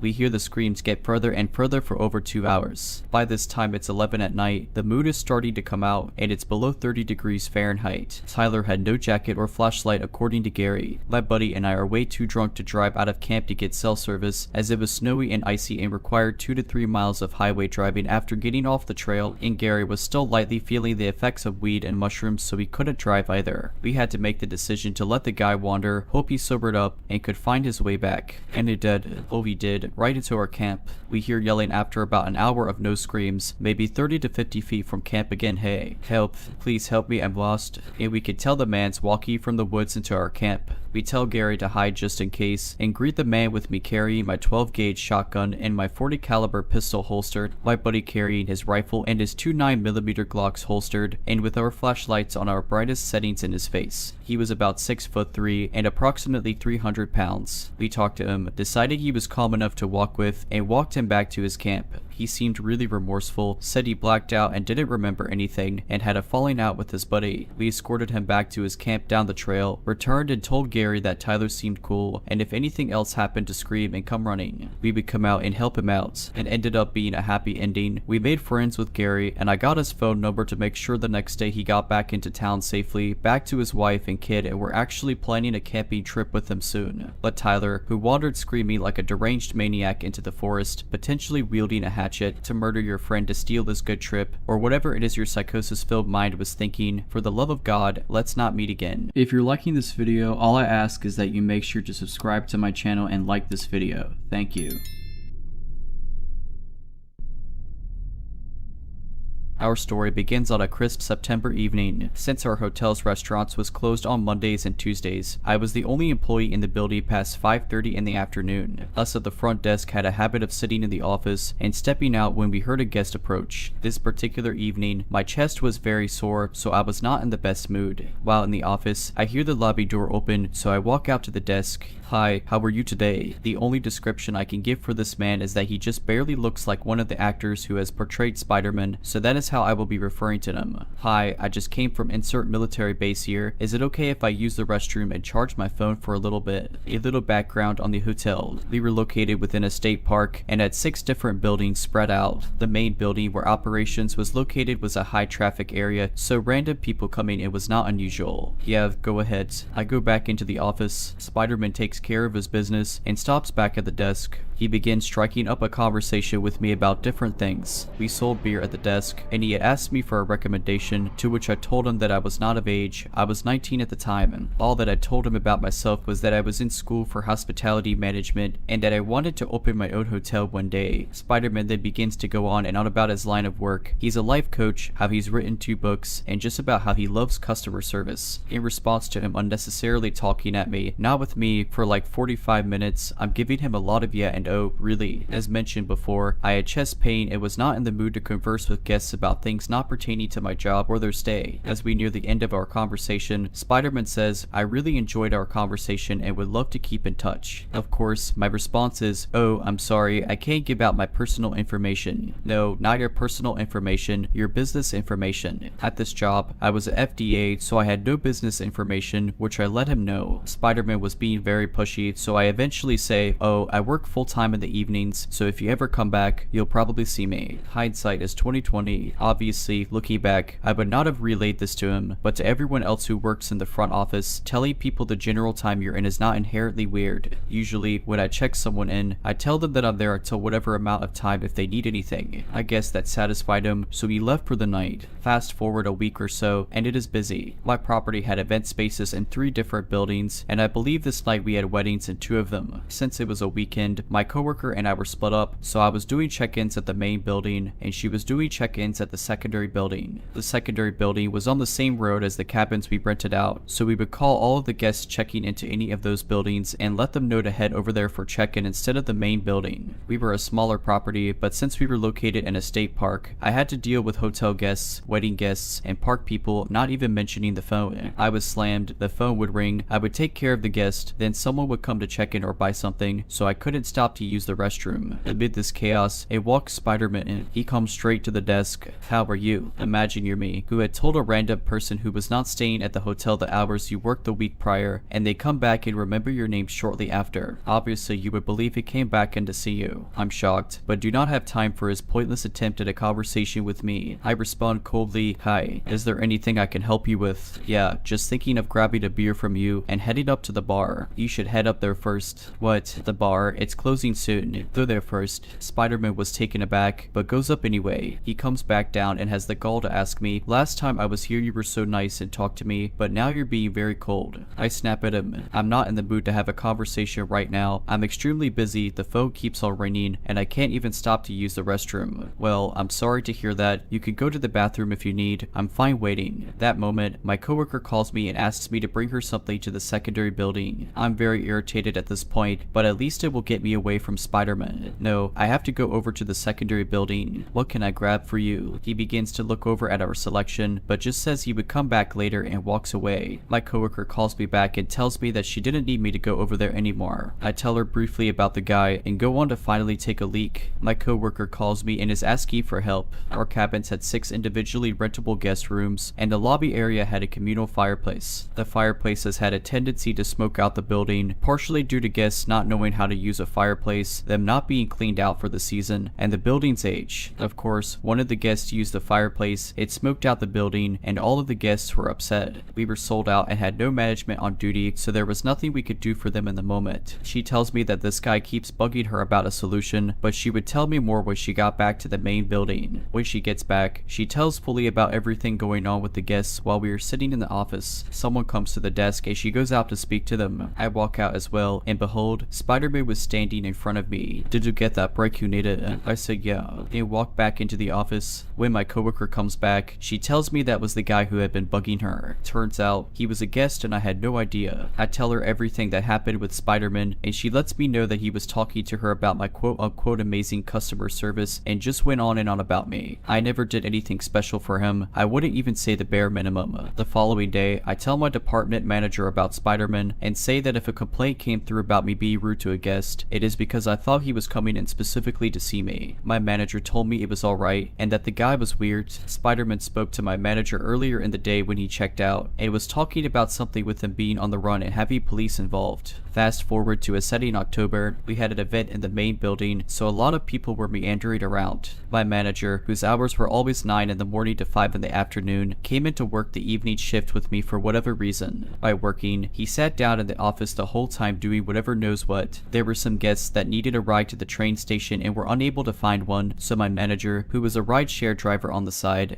took 2 separate groups of people over, so he was gone for 2 hours sporadically. Since my manager was there on and off, I couldn't sit in the back and had to stay out front the whole time. I would like to say around 8:30 at night, I was standing at the desk when in walked Spider-Man. Of course, I recognized him immediately, but decided to pretend I had no idea who he was in hopes he didn't remember me. Hi, how can I help you today? How are you? There goes that idea. He begins to make small talk with me about random things. I politely respond, not getting emotional about anything. Spider-Man then looks at me and asks, so the other day when I came in, I asked you for a beer recommendation and you told me you weren't of age. I'm just curious, how old are you? What? I stare at him for a good 5 seconds with a blank expression before responding. I'm invited. Okay, good to know. You know, I really enjoy talking to you. I love our conversations. Are you comfortable talking with me, or is it more if I have a question about booking? When I'm conversing with guests, I keep my body very close to the front desk. When talking with Spider-Man, I backed up all the way so I was leaning on the shelving unit that blocked the guest view of our office. Well, I do feel the second way, by the grace of God. He says whatever and walks upstairs to the bar and leaves me alone. My manager was sitting in the office during this whole interaction. I walk back, grab my phone, and make a panicked phone call to my then partner. I go back to the office and tell my manager that I was gonna stay in the back until I knew he was off property. Spider-Man ended up leaving maybe 15 minutes before the end of my shift. The next day, I was scheduled to work at the secondary building. I've had a lot of issues with my department manager, and he ended up being the reason why I left that job. This day in particular, one of my morning coworkers had told me that he was saying things about me to her. Something about me always sitting in the back. One, we all collectively sat in the back when it was not busy and had never received a guest complaint about this. Two, why are you talking to my coworkers about me? While I was at the secondary building, I needed to have the room keys brought over. We couldn't make keys there, so my manager and supervisor came down. Before they left, I cursed him out, to which he tried saying that he was telling my coworker that I was sitting in the back the day prior because of Spider-Man. I started saying something else, but a guest came to check in, so this was cut short. This interaction had me on edge the whole day. Later on during my shift, I called to have my middle shift coworker bring me some supplies. She calls me when she gets to her car and tells me that she saw and talked to Spider-Man. When she arrives at the secondary building, she tells me about the conversation she had with him. We knew his first name offhand, but I wanted to remember what his last name was. I looked up his first name and first initial of his Latin name in our system, and what do I see but a reservation under his name booked for that night in the secondary building that was checked in 5 minutes prior by the coworker I was with. I turned to her and asked if she checked him in, to which she said no. I called down to the main building and asked my supervisor if she checked him in, to which she did. I informed her that that man was the one who was being weird with me. She hadn't worked on those days he had come in, so she didn't know who he was. Supervisor let me know that she had told Spider-Man that I was up in the secondary building if you need anything, and he had replied with some compliment about my amazing customer service. The coworker that came over to me had clocked out for her break, but I made her sit at the desk until he arrived. When Spider-Man did come, his face fell as he saw my coworker sitting there instead of myself. He talks to her for a little bit, then makes his way to his room. His was one of the closest to the FD. I don't remember exactly what happened after, but I ended up leaving the secondary building a little before 7 in the afternoon, instead of staying there until 10:30 at night, in an attempt to avoid him. Of course, this was no use since he was already aware that I was on property. Eventually, Spider-Man did see me and kept trying to make conversation with myself, as if I didn't already make it clear I had no desire to speak to him in matters unrelated with his stay. He was a very talkative person and kept talking to my supervisor. Already on edge because of the issue with my manager, I needed to let off some steam. I go to the restaurant kitchen and start venting about Spider-Man to the cooks. The manager walks into the kitchen and is like, "Oh, are you talking about Spider-Man? And he's a little weird, but harmless. He talked about you the other day when he came in. I let him know that you were dating someone. You just have to learn when to tell men that you are uninterested. Being a young woman that works in hospitality, it is not uncommon to have guests hit on you from time to time. Whenever that does occur, I will politely tell them that I am not interested." Spider-Man was different. However, he never outwardly said that he was interested in me or wanted to take me out, and I did not want to be one of those girls who assumes everyone is into them. My manager also let me know that Spider-Man was 36. I go back down and try to sit in the office for the remainder of my shift, keeping myself busy with schoolwork, only going out when my supervisor needed another body. Spider-Man was at the desk with my supervisor talking about God knows what. We had temps working in the kitchen who only spoke Spanish. Someone asked for me to go help them since I spoke Spanish. When I came back, he goes, "Oh, you speak Spanish?" He asks in Spanish, "How much does a bottle of water cost?" I reply back in English, $2. I walk back into the office. "Oh, I wanted to talk with you in Spanish." Ignored. I continue doing my schoolwork in the back. My supervisor is up front at the desk taking her 30, still talking to the guy since she didn't want to leave me there with him. I felt bad, even though it was slow, so when a guest came to the desk with a question, I ran out to help them. After assisting the guest, Spider-Man asks, "May I speak with you please?" Again, ignored. Continue doing schoolwork. Supervisor has to walk away from the desk to clock back in. While she's gone, Spider-Man repeats himself, "May I speak with you please?" I'm not sure if it was intentional, but it sounded very authoritative. I go out to the desk. "I'm sorry, I was taking an exam that was timed to due at midnight. Is there anything I can help you with? I just wanted to apologize about asking your age the other day. I didn't mean anything by it. I was just curious." I thanked him, and he continued, "Like I've said before, I love talking to you. I love our conversations. I've been going through something lately, and I feel as though we've really connected." I interrupted him. "May I be honest with you? Sir, there's a certain way I have to interact with everyone I come in contact with while I'm working. We never had a conversation. You were just talking talking at me. I don't know if you've noticed, but you make me very uncomfortable and I've been trying to avoid you every time that you've returned. Yes, I have noticed, and I'm curious as to why that is. Now, Spider-Man has never said anything explicit to me, but his vibe is just so off. Since I'm on the clock, I can't just tell him to screw off, so I try explaining myself in the most professional way possible. Well, you give me a weird vibe. You put me off, to be quite frank with you. Well, I never did anything inappropriate. Even yesterday when you said that you weren't comfortable talking to me, I just went up to the bar.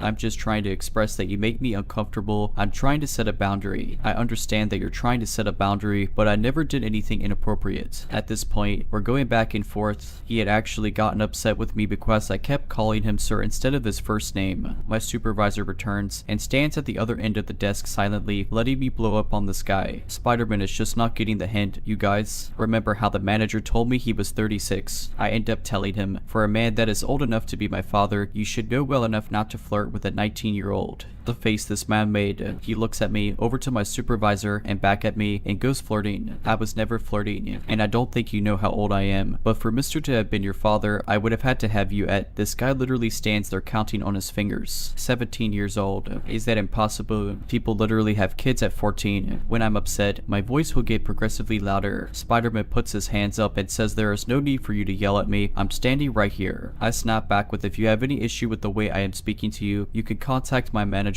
His card is right there. We don't need to escalate this. Eventually, I say to him, sir, you make me very uncomfortable. It feels as though you are coming back in specifically to see me, and for that I would prefer if you don't come back again. I was at FDA and had no authority to ban anyone, so this wasn't an official thing. More so me expressing my feelings. I have every right to come back here. Yes, sir, you do have every right to come back here, just as I have every right to leave this conversation. Have a wonderful night. I stomp back into the office. Spider-Man begins ranting about me to my supervisor, being all I never did anything wrong. She's overacting. My supervisor is just giving him the head nod because she knows everything that happened and that this was out of character for me in terms of guest relations. Spider-Man tries going up to the bar, realizes it closed for the night, and walks out of the building. My supervisor had to take over all of the end of shift duties, so I didn't have to be at the desk. Night Audit comes in, and as I try to explain what happened, Spider-Man walks back in. Night Audit goes out and greets him. What is your position here? Spider-Man gruffly asks. Night Audit replies in a matter-of-fact tone. Night Audit. Spider-Man asks for my supervisor, who is unavailable, so he tries waiting a few minutes, but ends up leaving for the night. I ended up having Night Audit and my supervisor's partner walk me out to my car that night to make sure he wasn't waiting for me or anything. I had off the day after I blew up on Spider-Man. Following my supervisor's advice, I texted my manager asking if I could call him at some point in the day about what had happened.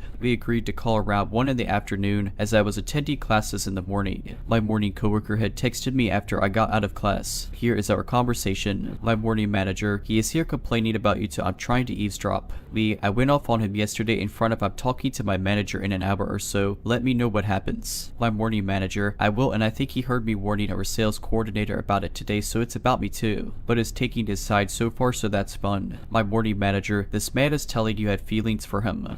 What? My morning manager, he is describing to about how you guys were having banter and said you shouldn't do that if you don't want anything. We never bantered though. Given all of this new information, I was able to provide more evidence to my manager about Spider-Man. Surprisingly, my manager actually took the situation seriously. Yeah, no, I'll ban him when I'm back in tomorrow. That's my first win in a while. After I got off the phone with my morning manager, I called and texted my other coworkers giving them a full debrief on Spider-Man. The morning coworker that had texted me about him let me know that he was hanging around her as well. She comes in for her shift at 7 in the morning and he was hanging around in the lobby of the main building, so not even the building he was staying in, for a while. My morning coworker also told me that our manager was not aware that she had overheard his conversation with Spider-Man. My manager had a whole conversation with me about he was a safe man, and my manager didn't realize I was there when they were having the conversation and came back and told me completely different things than what I heard them talking about. This part I'm not 100% I heard right, but I'm pretty sure my manager told the guy you owed him an apology. The next day, I came in for my shift at 3 in the afternoon. My morning coworker lets me know know that Spider-Man was waiting in the lobby for her that day. He was there when she came in and kept trying to talk to her. Night Audit stayed with her until around 8 in the morning when our morning manager came. Spider-Man would come over to the desk, realize she was there, would walk off for a few minutes, rinse repeat. Eventually, he checked out with the both of them. Spider-Man handed them his room keys. It was like I'm expecting a written letter of apology from her. He and my morning manager actually crossed paths in the parking lot. When my morning manager came in, she was like, "That's the guy. He's weird." Anyway, my morning manager pulls my other manager and supervisor into his office for a little bit, and then grabs me. He basically was like, "You need to protect yourself. Why would you entertain the conversation with him for that long?" If I wasn't on the clock, I basically would have told him to screw off. I can't be rude to guests. If someone is acting like that, I'm perfectly fine with you telling them whatever so they can leave you alone. Oh word, so my manager was the one who made the call telling him he wasn't allowed back. What was funny is that whenever my manager was on the phone, he would always have it on speaker. This time, he held that phone up to his ear and was speaking very low, so I couldn't hear the conversation. He told me that Spider-Man was all but I love staying with you guys on the phone. I ended up leaving that property in early December. Luckily, I had accepted a higher paying position at the hotel in the local military base. Since Spider-Man had mentioned that he had been staying at that hotel, I was very nervous about accepting the position in fear that I would see him again. My first or second day, I was hanging around the office when a reservations agent got off of the phone with a difficult guest. Agent and supervisor who was training me began talking about difficult and weird guests. I had asked them if they knew someone by the name of Spider-Man. Supervisor turns to me in disbelief and says, "Yes, we banned him." What? She brings me into my manager's office and they tell me the whole story. Manager explains that Spider-Man came and stayed with them in early September and was being very odd. He owed some people money and they were after him, so he was trying to be stealth by staying in our hotel since we were located in a military base. You needed to show identification before being let in. He kept on pestering the employees about knowing if these guys had come in looking for him, and that they should be verifying everyone's identifications as they enter our hotel. Quite literally, none of us were paid enough to do that, nor cared, as if that was anyone's job. He would hang around in the lobby areas for a while and just kept bothering the employees. Someone had let me know that he had actually come in with a woman who appeared to be around his age, if anyone was wondering, and a few days later he came to the desk and said that she had broken up with him, and he didn't understand why. Spider-Man had even mailed a copy of both of his books addressed to one of the supervisors to the hotel. I think some of the valet mentioned that he may or may not be racist, which I'm not sure of, as I myself am visibly a person of color, and so was my old manager. Given all of this, my manager went to the higher manager and was like, "Something needs to be done about this guy." My higher ranking manager went to Spider-Man's room, told him he needed to leave and was no longer welcome for the next 3 months. He waited in the door while Spider-Man packed his belongings up, which he didn't even have a suitcase. All of his things were in laundry baskets and garbage bags. I tell them everything that happened at my previous hotel with Spider-Man. So according to the timeline, he stayed at the military base hotel first, got banned, and then stayed at my previous property. Since there were only 3 actual hotels in the area that I worked, 2 of them being properties I had worked at,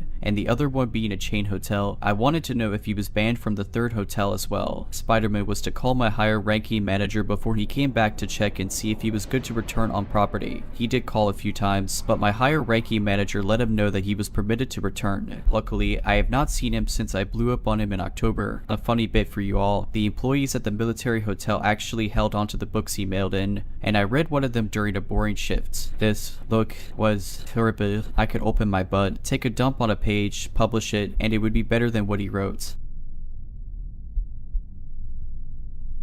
If you're liking this video, all I ask is that you make sure to subscribe to my channel and like this video. Thank you.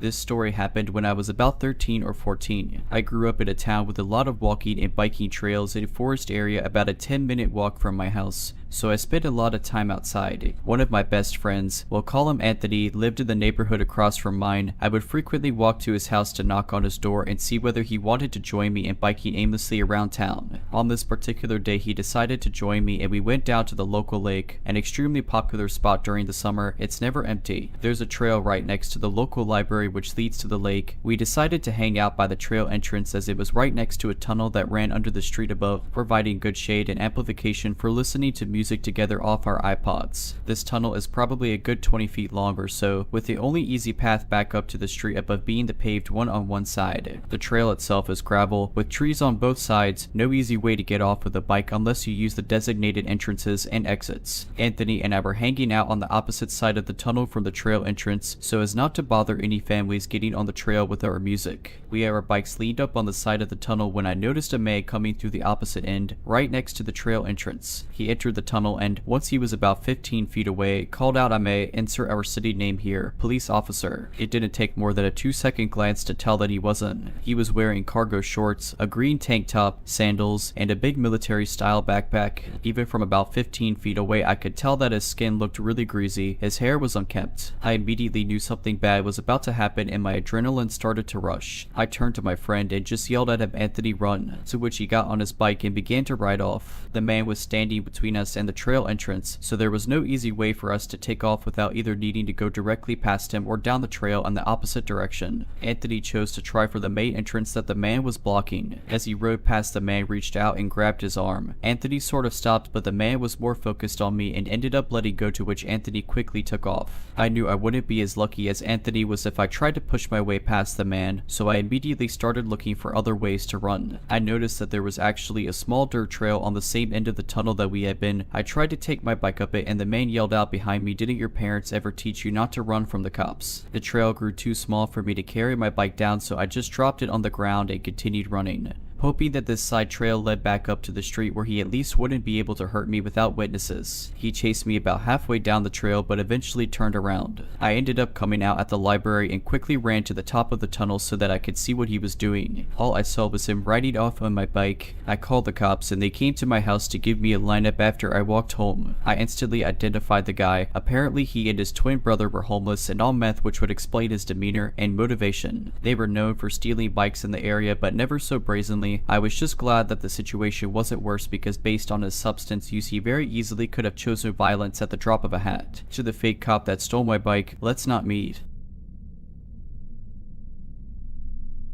The incident I'm about to share was when I was 21 years old. I'm a dude, so I'm part of an online friend group on Discord. We're all from the same country, but most of us are from different cities. Only 2 other people are from the same city as me. Everything was going fine between us until suddenly there were a series of unfortunate incidents where I had minor fallouts with them. I went through personal frustrations and I unknowingly projected them onto people on the server. These fallouts continued over April and May until one day I left the group in a frenzy. Side note, I admit I was pretty childish in how I acted with the group. I remember to apologize to all the people there for my actions, and most of them forgave me. Afterward, the night before June began, one of the people, let's call him Person 1, texted me asking if I knew certain people from my high school. I told him I did. I asked Person 1 how he knew them, and he revealed to me that he knew a lot of people from there. Suddenly, the conversation took a dark turn. Person 1 started talking to me in a sinister tone, telling me he had some of my personal information, what college I went to, my route to college, who I hung out with both in my old high school and college, and he even claimed to have some of the photos from my personal Instagram. When I asked him how he had all of that, he claimed he had tailed my car and kept repeating the phrase, "The people at your college are bad at providing information." At that point, I was scared to death. He told me if I didn't return to the group and if I didn't apologize to a specific person, let's call her Person 2, the girl he threatened me over, he'd first dox me and then wait outside my college to kidnap and kill me. After the conversation ended, I rejoined the Discord group out of fear and then went to bed.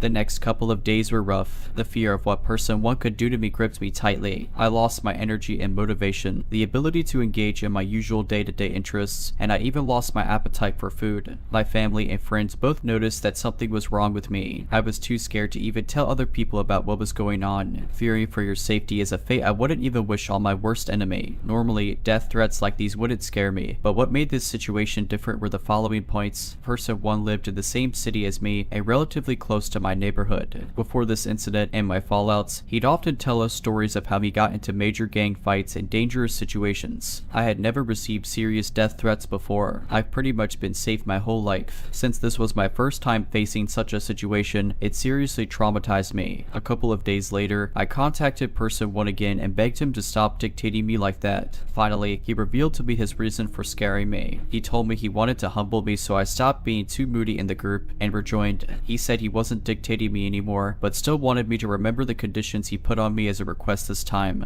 and not a threat. The situation was technically over after that. I did talk to other people from the group, including Person 2, about what Person 1 did to me, and they all responded the same way. They assured me that Person 1's threats seemed mostly empty and that everything was okay. None of them approved of what Person 1 had done, but I also told them not to talk to him about it out of fear for my safety. I know that was probably a stupid move on my part. This whole ordeal left me shocked. Even though Person 1 told me he wasn't dictating me anymore, the effects of the whole situation took a toll on me. It's been a month and a half since this happened, but it still hasn't left me. My image of the group has been tainted. Every time I come across the Discord server and see Person 1 and others, my heart suddenly fills with dread. I've been thinking about leaving the group one day, but right now I feel stuck. Normally, people would tell you to cut abusive friends off, but I find that difficult because he's part of the same group, and everyone else in the group has been incredibly kind and supportive of me. My mind keeps telling me that cutting Person 1 off means cutting everyone else off. Secondly, yes, I do have the option of just cutting him off on my private socials, but I'm scared that he might threaten me again, even though he never implied he was going to force me to stay friends with him. So this is my present situation. I'm stuck in a friend group that I don't want to be part of anymore because one of the people in that group thought it was a good idea to humble me by traumatizing me with threats. I know that leaving the group is the best thing for me, but I'm too scared of what's going to happen to me if I do so. I keep thinking about how peaceful life would have been had I not made the mistake of joining their Discord server all those months ago. My incident with Person 1 has made me realize just how evil some people can be.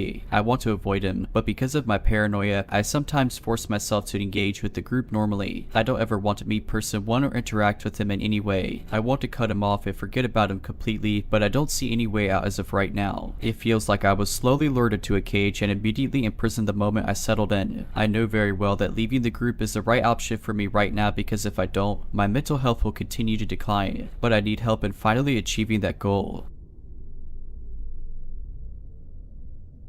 When I was 14, I worked at a McDonald's that was connected to a gas station. It was a truck stop, so it was very busy 90% of the time. The only downside to working at a truck stop fast food place was that the bathroom was on the complete other side of the building. I was a freshman in high school. At the time I was pretty small, maybe not in height but in size. I was around 5'6" and anywhere from 130 to 150 pounds. Not super tiny, but small enough to where I probably have made an easy target. This wasn't a fear of mine, however, but maybe it should have been. I remember I was in gym class. It was maybe the middle of the school day, and it was one of those days where we could just sit on the side and catch up on work for other classes if we didn't want to participate in the game. My friends and I did this almost all the time, and almost never actually worked on anything important. We were laughing and joking around until I received Power School notifications my school iPad excusing me from the remaining classes of the day. I was really confused, considering my mom hadn't mentioned anything about picking me up early, and I was only seeing my dad every other weekend, and he wasn't the type to pick me up from school. I was grounded, so I didn't have a phone with me other than a cheap flip phone my mom had gotten me from Walmart. I texted her about the notifications, but before I got a response back from her, my gym teacher told me I needed to grab my things and go to the office because my mom would be picking me up. This confused me even more, and I shot my mom another text asking if she was picking me up from school. She freaked out and told me not to leave the building. At this point, I was sitting in the office by the window, waiting for apparently nobody to come pick me up until the situation was figured out. My mom ended up calling the school and letting them know I wasn't allowed to leave with anyone that day. Apparently, whoever called claimed to be my mom and said they were coming to pick me up. As far as I know, nobody ever showed up to pick me up, and I didn't hear anything else about it. My mom wasn't comfortable with me working at a truck stop, and we got my location switched to a McDonald's that was closer in town and wasn't connected to a gas station. What we think might have happened is someone saw my name tag and possibly called all the schools in the area until they found me, but I still have no idea how they would have known my last name. With that being said, creepy stranger who pretended to be my mom over the phone and tried to pull me out of school, let's not meet. The story I'm going to tell you happened over the course of roughly 5 or 6 years. Names have, of course, been changed. When I was in college, I met this dude named Steve. He was good looking, well spoken, and confident. He was instantly well liked by most of the people that he met, but was a bit intimidating to me at first due to the fact that he was pretty jacked and didn't speak to me a whole lot in the beginning. Here I was, an 18 going on 19 fat kid with an inferiority complex that made me act out to get attention. I would wear women's clothes to class to get a laugh, or interrupt the professors with a a witticism here and a joke there, again for a laugh. I was that kid, the one that people didn't exactly dislike, but weren't too eager to hang out with because I could be a bit much at times. This did nothing to help with my feelings of inadequacy, but I didn't make the connection there until a couple years later. Steve and I didn't exactly become fast and hard friends because I got pretty drunk at a party once and he decided instantly that I was annoying. Still, we were civil to each other as we were in the same department and had a couple of classes together. We kind of hung with different crowds too, even inside the department. Steve had recently been kicked out of boot camp in the military. He told everyone that it was because he had injured himself badly enough that he had been discharged, but that wasn't true. However, we'll get to that part later. Cut to about 3 or 4 months after my first meeting Steve, and I had been invited by a mutual friend, Corey, to come to a small get-together at his place where he incidentally was roommates with Steve. I told Corey that I was kind of wary of Steve and felt like he didn't like me, to which he replied that I was right and that was why he wanted me to come over. He wanted me and Steve to get to know each other better because he was positive we would become friends if we just gave each other a chance. After some more prodding, I finally agreed. When I arrived at Corey's house, there were maybe 3 other people from the department there. It seemed like a pretty chill setting. There was some alcohol being passed around and I drank a little bit, but I kept my distance from Steve. After a couple hours and quite a few beers, I was starting to feel pretty good. Someone brought out a couple of joints and those started getting passed around the room. When one of them made its way to me, Steve spoke up.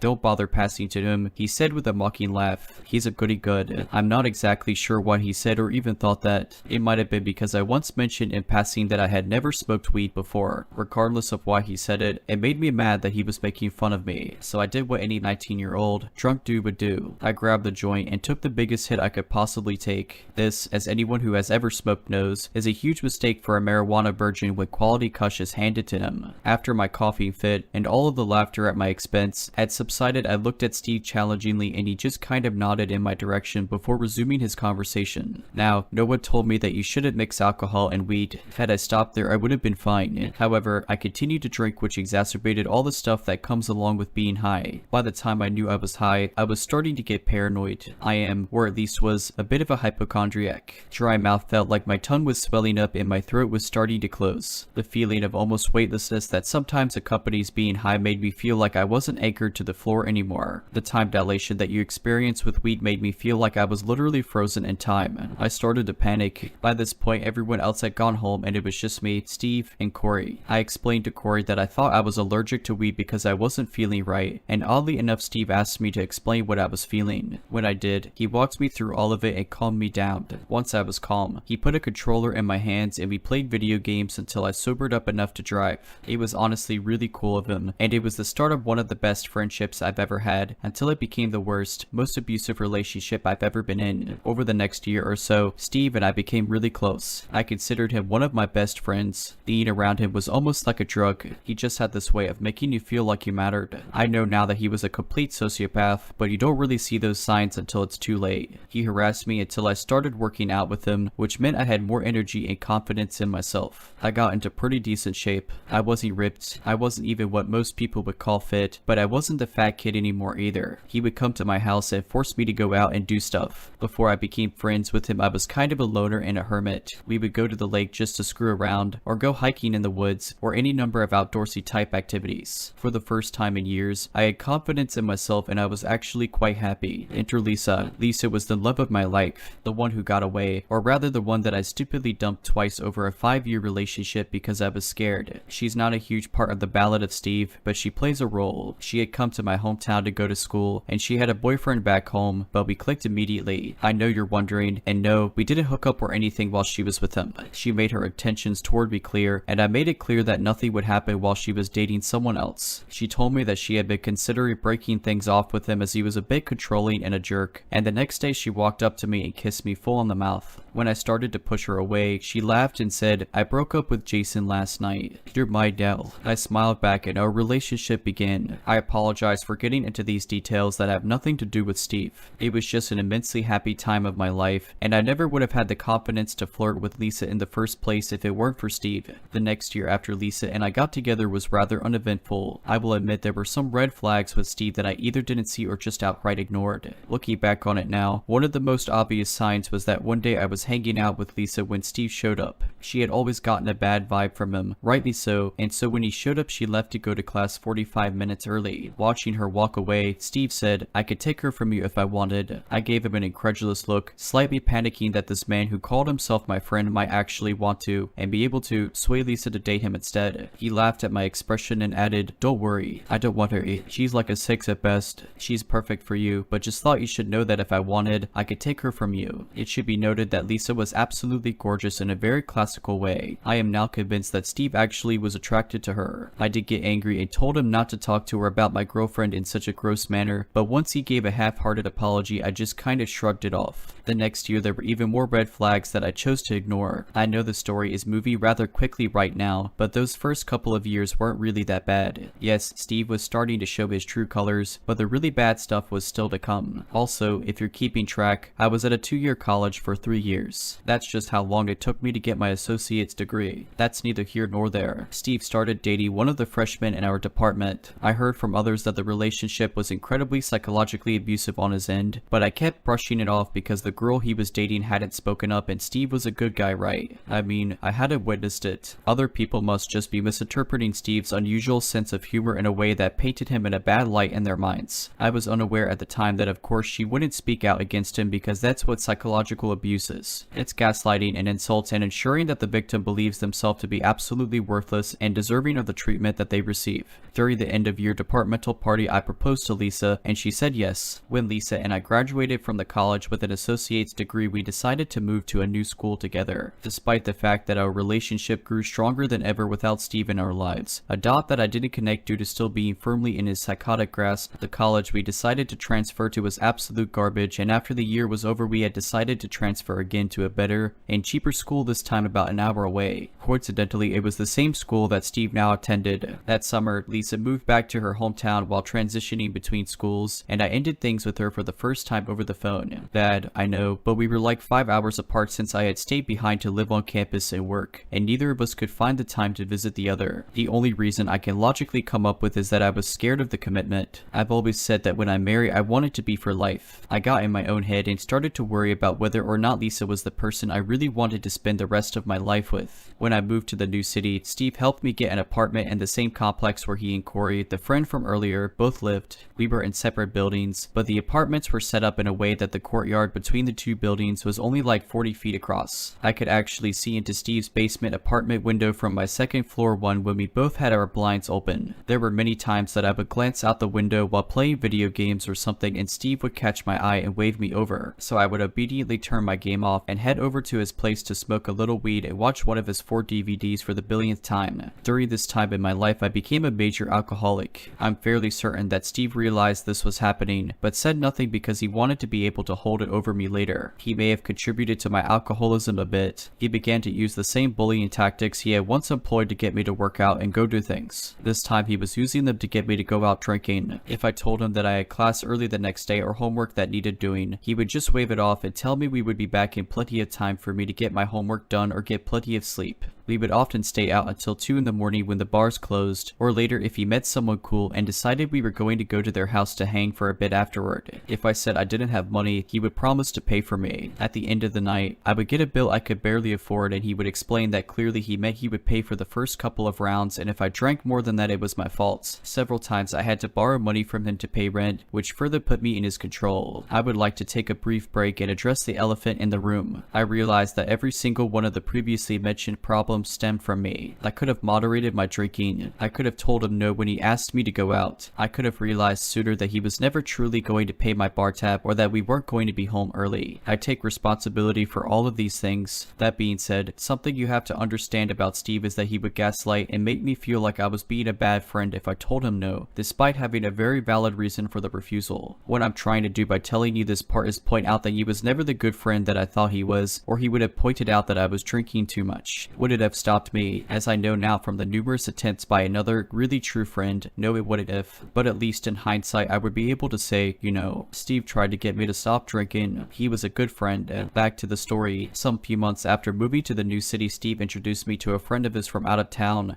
Jennifer. She was a very pretty woman with dyed red hair, styled into a pixie cut. She was thin, with an athletic build and a gorgeous face. She was honestly every straight man's dream. Not only that, but she was intelligent, funny, quick-witted, compassionate, and kind. I instantly developed a crush on her, but I was sure she was out of my league. I asked Steve if she was seeing anyone though, because at this point I still had some confidence. He told me she wasn't and asked if I liked her. I said yes, and he assured me that he would try to get a feel for what she thought of me. Cut to a few days later, and Steve is now dating her. This confused me, because when he introduced us they kept making jokes about how neither of them was really interested in the other and they would never work as a couple. I think even back then I knew that he had done his psychological games to get her to date him so he could, once again, assert his dominance over me. I shrugged it off, happy that my friend had finally found a girl to make him forget that freshman he had been dating a couple years ago. He had constantly moaned about missing her when she finally got the courage to tell him to screw off one night after he had called her fat. She was maybe 95 pounds. Over the next few weeks, I started to notice that Jennifer was looking more and more exhausted and haggard. When I asked if she was okay, she would just smile and assure me that her workload was just getting to her. We had started to become friends, so I asked her not to hesitate in coming to me if there was anything I could do to help her out. She thanked me for the kind gesture, but again said she would be fine. I would later find out that Steve was treating her just the same as he had treated his previous girlfriend. She apparently told Steve about my offer for help, thinking it was sweet that I wanted to help her, and as you might guess, Steve flew off the handle. I had never seen him so angry. He came to my apartment banging on the door fit to break it down and screaming at me to get my two-faced self out in the hallway so he could kill me. I didn't know it at the time, but Steve had started taking steroids, which explained part of his unfounded rage. After nearly an hour of him pacing my living room threatening me and yelling loud enough to wake the whole neighborhood, I was finally able to convince him that my intentions were nothing but friendly toward Jennifer now. I wasn't going to pursue her since she had dated one of my best friends. Once he finally believed that I wasn't trying to stuff his girl like a Thanksgiving turkey as he put it was like a switch was flipped. Suddenly we were best friends again, and his earlier rage seemed to have been forgotten as if it had never happened. He dumped Jennifer shortly after. My guess is that he realized I had no romantic interest in her anymore, and therefore couldn't use his relationship with her to needle me and control me. I only saw her a handful of times after that, but the last time I saw her she looked so much happier. Yet another sign about Steve I either didn't see or chose to ignore. About a month after the yelling incident, Lisa and I got back together. She was incredibly distrustful and wary of me at this point, and rightly so. I had broken her heart for no other reason than that I was an idiot. Over time, she began to trust me with her emotions again. This was a mistake on her part, and I don't mean that to sound cruel. Perhaps I had picked up some things from Steve. I know that I was fairly manipulative. I am more ashamed of that than I could ever portray with words. I hate myself to this day for some of the ways I treated her during our second stint as a couple. Lisa was still uncomfortable around Steve, and she would often leave if we were hanging out and Steve showed up. He never seemed to catch on that she didn't want to be around him. Things were made far worse when we went to a house party one night and Steve groped her. Again, I am incredibly ashamed to admit what I did when she came to me in tears of rage and disgust and told me what happened. I am ashamed because the first thing out of my mouth was, "Steve wouldn't do that. Maybe you just misunderstood what was going on." He grabbed my chest. She practically yelled at me. "Alright," I said, "I'll go talk to you."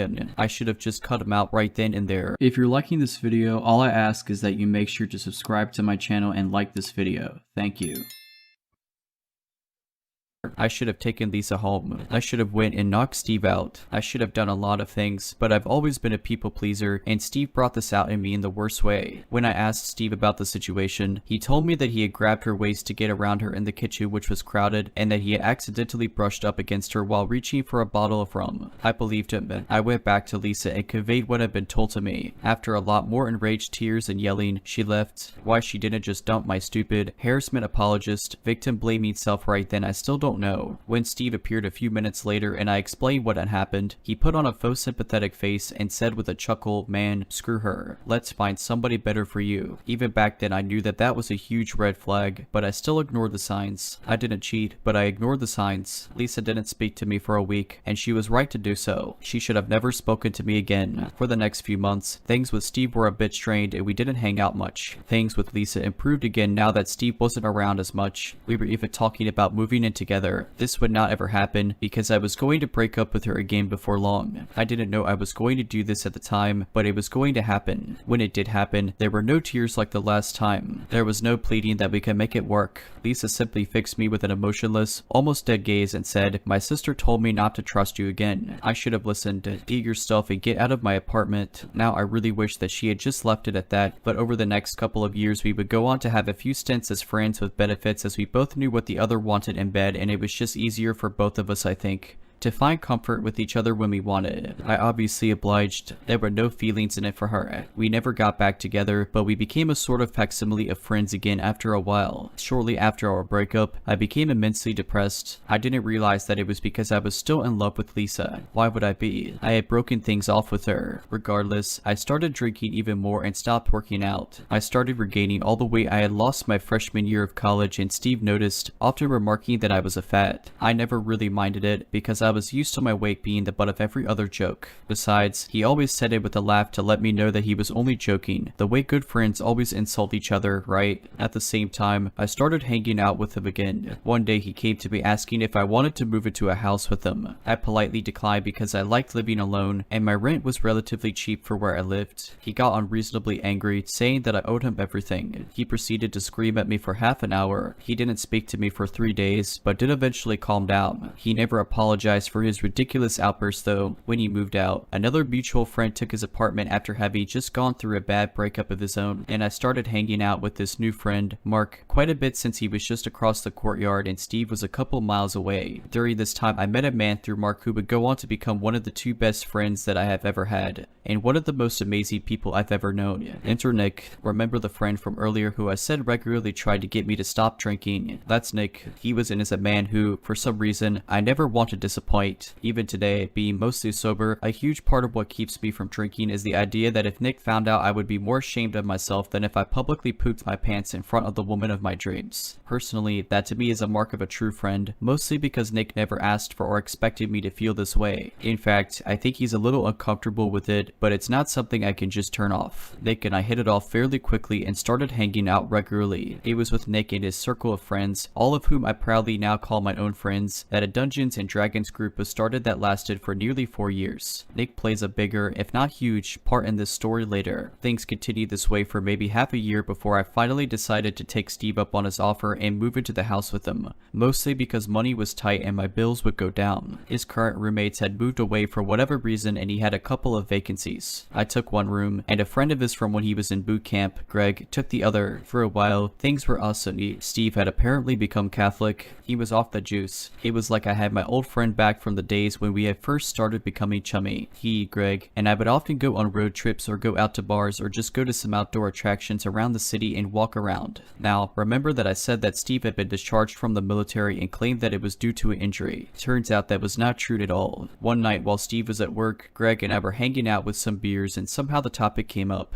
You know he was crazy? Yeah. Greg asked, "What do you mean?" I said, "He was kicked out before he finished boot camp." Really, he told me that he suffered some kind of injury and they had to let him go. After I said this, an incredulous look came over Greg's face and he turned slowly to look at me. He then proceeded to tell me that what Steve had told me was an utter lie. He told me that Steve had reason to suspect that his then wife was cheating on him and had been overheard by a commanding officer saying that when he finished with boot camp he was going to murder them both and the daughter that he and his wife had. He had been given an in-depth psychological evaluation and been discharged essentially for being quote-unquote too insane for the military. I later confirmed this with some of Steve's childhood friends. At this point I was starting to realize who Steve really was, thinking back on some of the interactions I had with him. Unfortunately, I was stupidly loyal to someone I perceived to be a good friend. At some point, I had invited Nick to come over and hang out to play video games and whatnot, and when Steve met Nick he immediately called him fat. Now, Nick was at the time a large man, and he has since made enormous strides in his fitness journey. Shout out to Nick for your hard work if you're reading this. You look great. Regardless, I remember the look of utter disbelief on Nick's face, but I defended Steve by saying that that was just how he made friends. If he wasn't calling you names, then it meant he didn't like you. By the way, can we stop that stuff? Treating people like crap as a way to break the ice is terrible. I'm guilty of it in the past, and I hate that I used to do it. Anyway, not relevant. I could tell Nick was skeptical, but he just kind of went with it. I think he kind of resented me for not defending him, but he never said so. I don't blame him if he did. A few weeks after the conversation with Greg, Steve had a friend of his from out of town stay with us for a weekend. Greg was out of town for work or something. I forget the details as they aren't important. Before this friend of Steve's arrived, he told me that she was fat, but pretty, and if I wanted to bone down with her, I had his blessing. This did not sit well with me, not only because of how he described her, which I learned wasn't true when she arrived,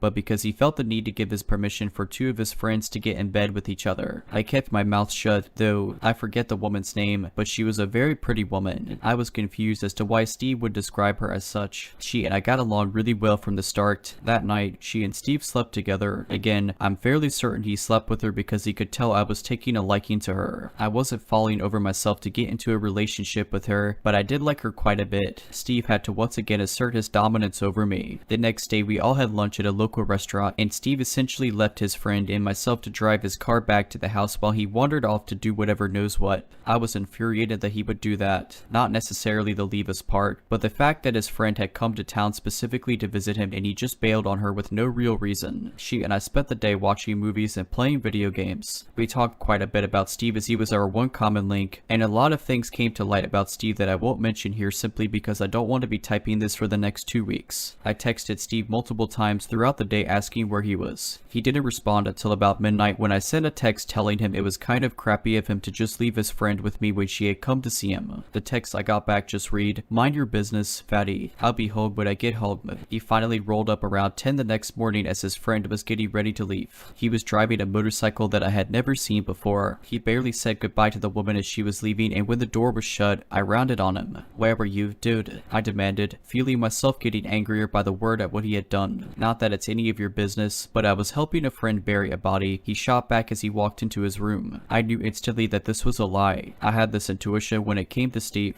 I could almost always tell when he was lying, and this one was just so outlandish that I didn't even need to consider it to know it was absolute crap. "No, you weren't," I said under my breath. "What was that?" "Fatty," he said, coming back into the room shirtless and getting in my face. I gently pushed him away from me and he looked utterly dumbfounded. He couldn't believe I would ever stand up to him like this. "I said you're lying," I retorted quickly, enunciating, "but if you want to treat your friends like crap when they travel 4 hours just to hang out with you for a couple of days, then be my guest." We stood there glaring at each other for a few seconds before he deflated and looked slightly ashamed, which shocked me. "I was with a girl I've been dating," he said softly. "So you invited a friend to stay with us?" I said, my anger rising again. "Cheated on your girlfriend with her, bailed on us, and then lied to me about it. You're a real douchebag." I turned on my heel and stormed up to my room. I'm fairly certain Steve threw something at me but missed, because I heard a thump on the wall just to the left of the doorway as I walked through. I didn't stop to find out. I didn't see or speak to Steve for a couple of days after that. It wasn't until Greg came home from his trip and noticed that we weren't spending time together and were acting coldly toward one another that our friendship started to repair a bit. Most of that was due to Greg yelling at us that he wasn't going to live with a couple of people who couldn't get their stuff together and act like adults. Despite our relationship repairing slightly, things were never really the same after that. Over the next few months, Steve started to sell drugs and always kept a loaded gun in the house. I specifically remember him telling me one day that some guy was going to be coming over to give him some money that he was owed, and if he showed up while Steve was at work, I was supposed to take the money, count it, and put it on his bedroom desk. I didn't know he was dealing at the time, and so assumed it was just a guy who owed him money. I just agreed and went back to playing my video game as he left for work. Steve got home from work before the guy showed up, and when there was a knock on the door, Steve came out of his bedroom with his gun in hand and held a finger to his lips. He opened the door to reveal a man standing on the porch with a wad of cash in hand. Steve immediately pointed the gun in his face, cocked the hammer back, and started screaming at him to drop the money on the ground and get off his porch. As the dude was fleeing in terror, Steve yelled after him that if he ever saw him again, he would kill him. Of course, I was immediately distressed by what I had just witnessed, but I was equally terrified. When he turned to me with a huge grin after collecting the money from the porch and closing the door, I just gave a weak smile and ignored the whole thing. I learned later that he was back on steroids when this happened. During this time, Steve would regularly regularly come home late at night 3 sheets to the wind ranting about one ethnic group or another. The one that sticks out in my mind the most was when he stumbled and so drunk that he could barely string together a coherent thought. He was yelling about globalism and how the Chinese were trying to take over the world. He mumbled a string of words I couldn't make out, then shouted clear as day, Ping Ling, followed by another string of unintelligible stuff, and finally SCREWIN our daughters. As the last word left his lips, he immediately fell to the floor and began to sob. I had no idea what to do. If I tried to help him, I knew he would get violent toward me. In the end, I did nothing. I just went to my room. A few weeks after that particularly lovely incident, Steve and I got into an argument about something that I can't remember. He stormed off to his room, and I thought it was over. I knew from experience that given time and distance he would calm down. He would never apologize, but at least the situation would de-escalate. I was wrong this time, and 10 minutes later, he came crashing back into the living room, gun in hand, and pointed it in my face. He was yelling that if I wasn't going to respect him, then he might as well just kill me. You're not going to shoot me, I said far more calmly than I felt. Inside, I was pooping my pants, despite the fact that I did honestly believe he wouldn't shoot me. I had been around guns before, but never had I had one pointed at me. Yeah,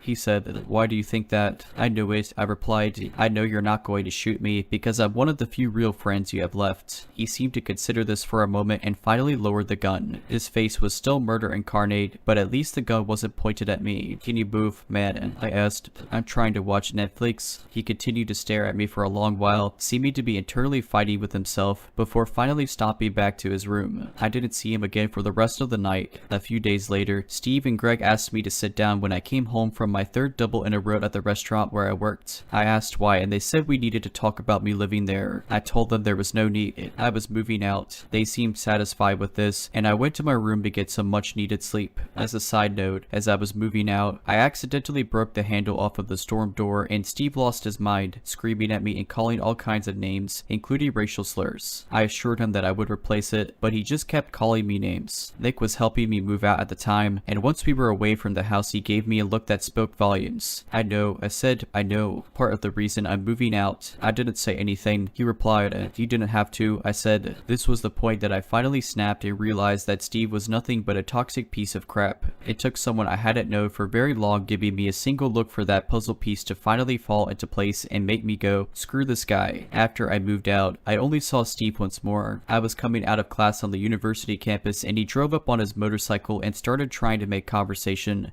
but I just made some lame excuse about needing to get to work or home or something and walked away. About a year later, I blocked Steve completely on all social media when he commented on a Facebook post and called my mom a name. I don't know why I didn't do it sooner. About a year after that, Nick and I were at the mall. Being on a bit of a time crunch and needing things from different stores, we decided to head different directions and meet up in the food court. I finished what I needed to do first and was standing in front of the Dairy Queen waiting for Nick to meet me when I got a phone call from him. What's up? I said by way of answering. I just saw Steve. He said without preamble. He was going into the store I was coming out of. He didn't need to tell me which step. He knew most of the worst of what I've put in this story by this point, although I'm sure some of these anecdotes would surprise even him. My heart seemed to seize and I felt like I couldn't breathe. I hadn't seen or spoken to Steve in over 2 years, and the thought of coming face to face with him now filled me with dread. Hello, you there? Yeah, I said, finally finding my voice. I'll meet you at the car. That's why I told you. I'll be out in a bit. I practically sprinted to the car and just kept praying to whatever gods might exist that Nick would be out soon. I went over and over in my mind what I would say or do if Steve showed up.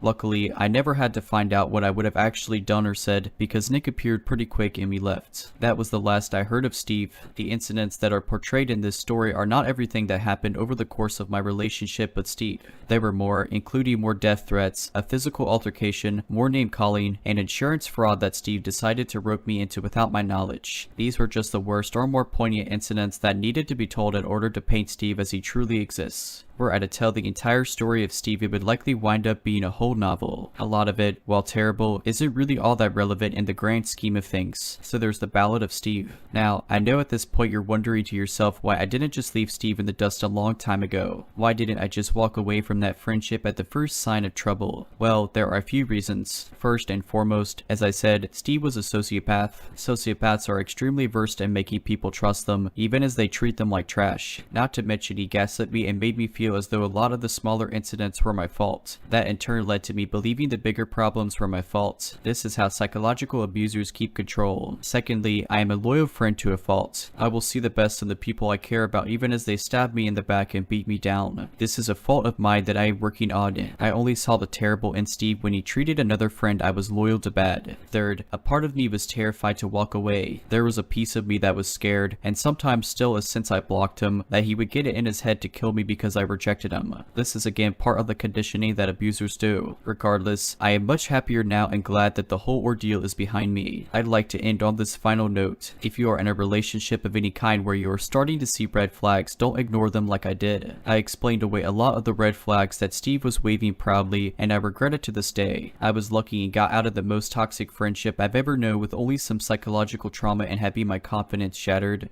But it could have ended so much worse. If you need help getting out, seek it immediately. Leave everything behind if you have to. Things can be replaced. You can't. Anyway, thanks for reading this, and Steve, please stay wherever you move to. I don't ever want to see or hear from you again. If you're liking this video, all I ask is that you make sure to subscribe to my channel and like this video. Thank you. I live in a quiet countryside where usually nothing is happening. I'm an 18-year-old girl who could easily walk around my hometown alone without even being scared because it's really safe here. Basically no crimes. So, as usual, me and my dog went for a walk one evening. It was nice weather outside, so I decided to go for a nearby field. I usually let my dog out of her leash there, so it was fun for both of us. She's a nice dog and always comes when I call for her. We get to the field and everything is going really well and nothing seems off, except I have this kind of odd feeling in my gut that I never usually have. The last time I had the same feeling when I was 8 years old and we were driving at night with my family. I had the same feeling then and I told it to my parents. I feel like something is wrong. You should be careful. I said something like that. They slowed down because I was oddly serious at the moment. A minute after I said it, a deer came out of nowhere and we would have crushed if we had gone by the same speed as a minute before. We were all shocked and my mom thanked me. I still remember it like it was yesterday. However, in the field, 10 years later, I get the same gut feeling. Whatever I think and keep going, completely ignoring it. We roll around the fields in a nearby forest until the sunset starts to set. I put my dog back to her leash and decide to leave from one of the tiny paths that go through a small forest. It's not a popular way to go, but it's quick. As I'm walking along that path, I suddenly spot a silhouette in the end of the road just before the forest starts. I think nothing of it at that point and just keep walking, but after just a little while I have a strong gut feeling and stare at the silhouette for a while. It's then that I notice that the silhouette is staring at me without moving. I just think that maybe they were waiting for someone because at first the silhouette looked like a child's, but as I got closer I noticed that it wasn't a child but a grown man who was riding what looked like a child's bicycle. It was a blue-green boy's bicycle. His legs were way too long for it and his whole body looked like he was forcing himself to ride it. It was a really unsettling sight. Still, my dumb self didn't want to turn around and have a couple of kilometers waste of time, and even though it was creepy looking, I still thought maybe he's waiting for someone that comes from my way. But every step I take he follows me with intense expression. I'm only like a 20 meters away from him when he starts to do a weird motion by jumping on his bike, smiling the ugliest and the most unsettling smile I've ever seen, just staring at me with wide eyes. He kinda looks like he was expecting something and is so excited about it that he needs to jump. He looks like he's in his 50s or something, very long and thin legs and arms, bald, and that creepy unsettling smile. That's when my alarm rings went on. I glanced behind me and no one was there. It was just me, a 18-year-old small girl with her fluffy, definitely not a guard, dog. I turn around 360 and start to jog where I came from, just in case. I glanced at him and sighed in relief when I noticed he wasn't following me or anything. I thought that maybe he wasn't waiting for me after all and called myself stupid and a scaredy cat. I was so wrong. My adrenaline starts to slow down again as I'm in the middle of the fields and I still see no sign of him following me. I let my dog out of her leash again and she starts to run around. I'm nearly at the end of the field. I only have a kilometer or some of forest part before I get to my home after the field part. When my dog spots a rabbit or deer or some interesting thing and flies towards it, I panic because she has never done that before and yell for her. I yell plenty of times for her loudly and finally she comes back. I'm relieved that nothing happened to her, but as I put her back to her leash I noticed something form the corner of my eye. The freaking bald long legs is biking towards me. He's not looking at the ground when he bikes, but me. Freak out wasn't enough to express my feeling in that moment. I have never never seen a human who looked so crazy. More than crazy. What surprised me the most was that he was biking through a field, and I can tell you it is not an easy field to even walk sometimes. It has many ponds that you need to jump over, but that psychopath just biked through them. He was struggling a lot to bike there, but somehow managed to still do that. I didn't watch for another second behind me because I just started running. I ran so freaking full speed, and I have asthma that I saw black and nearly collapsed. My lungs hurt so bad that I thought I was dying, but the adrenaline kept my blood running, and my legs too. Once I glanced behind me and he was there, struggling badly to keep up his full speed on the field grounds with that ugly white smile, and the way too little bike. After that I just ran like crazy until I found a house, hid in their yard without even minding that I was in someone else's yard. It didn't matter to me in that moment at all. I waited a while with my breathing stuck in my throat, but he didn't come. I was planning to yell as loudly as I could if he found me, but he never did. At some point the adrenaline started leaving my system and I left my hiding spot. I ran again until I reached an area which had multiple people in their yards, so I would have helped if I saw him again, but I didn't. I called the cops on my phone but couldn't bring myself to call, mostly because I had no proof and I didn't want my parents to find out because they are overprotecting, so I wouldn't probably leave my house anymore. I still live with them. Side note, I've been paranoid after this incident. My dog was frightened too. I guess she noticed something was really off too. I swear to God that I will always listen to my gut when it's telling me something from now on. A couple of years ago at university, a 20-year-old woman, decided to join a project group that catered to a niche interest. The group met on Thursday evening, so I went along for the first time, excited to join. I had a pretty good time and met some nice people. There was one guy sitting near me who didn't say very much but kept staring at me while we were working on our project. I didn't think much of it, assuming he was just awkward around girls or something, so I tried to be friendly and speak to him the same as I was speaking to the other people in our project group. He still didn't really say anything to me, he'd just look at me, but he was working hard on the project, so again I didn't think much of it aside from that you get all kinds of people in the world. At the end of the meet, I said goodbye to the group I'd been working with and agreed to see them at the next meetup. I said goodbye to the strange guy as well since he was standing near me silently with everyone else. Feeling good about the project, I turned away and left the building to walk home. But as I walked away from the group, I noticed the strange guy immediately peeled away from the group and was walking right behind me. I turned and tried to be super friendly by saying, "Oh, I'll be walking down that road, so I'll say goodbye now and see you next time." He said nothing and kept walking behind me. I was getting slightly creeped out, but at this stage I was mostly annoyed because I wanted to walk alone listening to music. I had a long walk home and didn't feel like a pained interaction with this strange awkward guy. Anyway, after quite a while of saying nothing, he was still walking with me, but he was now next to me, still completely silent. I was starting to get majorly creeped out, but I still tried to reason with myself that he's just an awkward dude who happens to live in the same direction as me. We were walking towards a common student area, so I decided I'd keep walking until I got to a grocery store not far from home. I also considered that should he have bad intentions, I wanted to stay friendly to him so as not to anger him. He continues walking with me in silence, and by the time we reach the grocery store, it's been about 20 minutes. I'm thinking I just need to get rid of him by going in here, as he'll just continue onto his house, right? Nope. I say, well, I've got to get loads of shopping done, so I'll say goodbye and I go into the store. I see him hesitate at the door, but he says nothing. I go in the store and glance back, and he's still outside the store, but thank God he didn't come in with me. So I run around the aisles for a bit to waste time, and then I see him crossing the end of one aisle inside the store. I grab something random off the shelf to take to the cashier, having some vague plan of telling them what was happening. But being naive, I was still worried about reading the situation all wrong and getting a poor awkward guy in trouble for nothing, so I didn't say anything. While paying, the guy saw me and waited for me at the exit. I walked past him and this time said nothing at all. I decided to just go straight home, since I lived with male roommates who I thought would be able to help me, and it was the first thing I thought of to do. Probably very stupid to reveal where I lived, but I was freaked out and not thinking. I didn't want to use my phone to call anyone as I was worried it would just make the guy angry to hear me saying I was scared of him. So he continued walking next to me and we power walked to my house. At this point I realized with shock that none of my roommates would be home at this time, so I was actually alone. The guy was still silent and he actually followed behind me as I walked up the path to my front door. I repeat the next part over and over in my mind for all the things that could have gone wrong and all the possibilities of what could have happened. I decided I had to just get inside and lock the door at any cost, so I thought the best thing to do was shock him. I got my keys ready in my hand and turned them in the lock.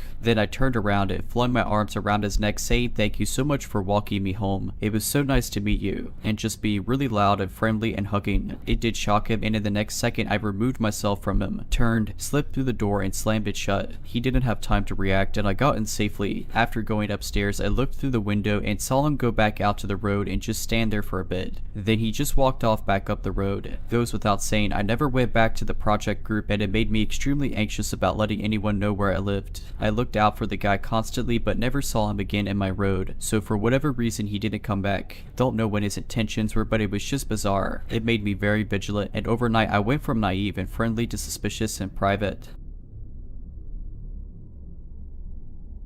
At the time of this story, I was 14. I'm a dude. This takes place during the winter. I enjoy taking night walks. I never go out too late, but I go out when it's still dark. I usually do this because in the area I live in, my primary school friends lived in the same area and I wanted to avoid them at all costs. I also just enjoy the nighttime because I found it peaceful. One day, I decided to go out later. I had just come home from somewhere at around 8 at night, so I told my parents I was heading out for a walk. They were hesitant to let me go, as I usually went at around 6 in the afternoon, but eventually they let me as long as I had my phone on me, so I headed out. I usually dress in all black with a hood on and a face mask, and I walk with my hands in my pockets. Bonus points if I have gloves on. Usually people who pass me on the street avoid me because of the all black attire I wear. Anyways, after roughly half an hour I had almost completed my walk, so close that I could see my house from where I was at. That's when I saw a light. It was a bright white light, moving randomly but generally staying in the same spot. I have pretty bad eyesight and it was dark, so as I walked I squinted to try and see what it was. Turns out, it was a dude also wearing all black, but with a headlamp.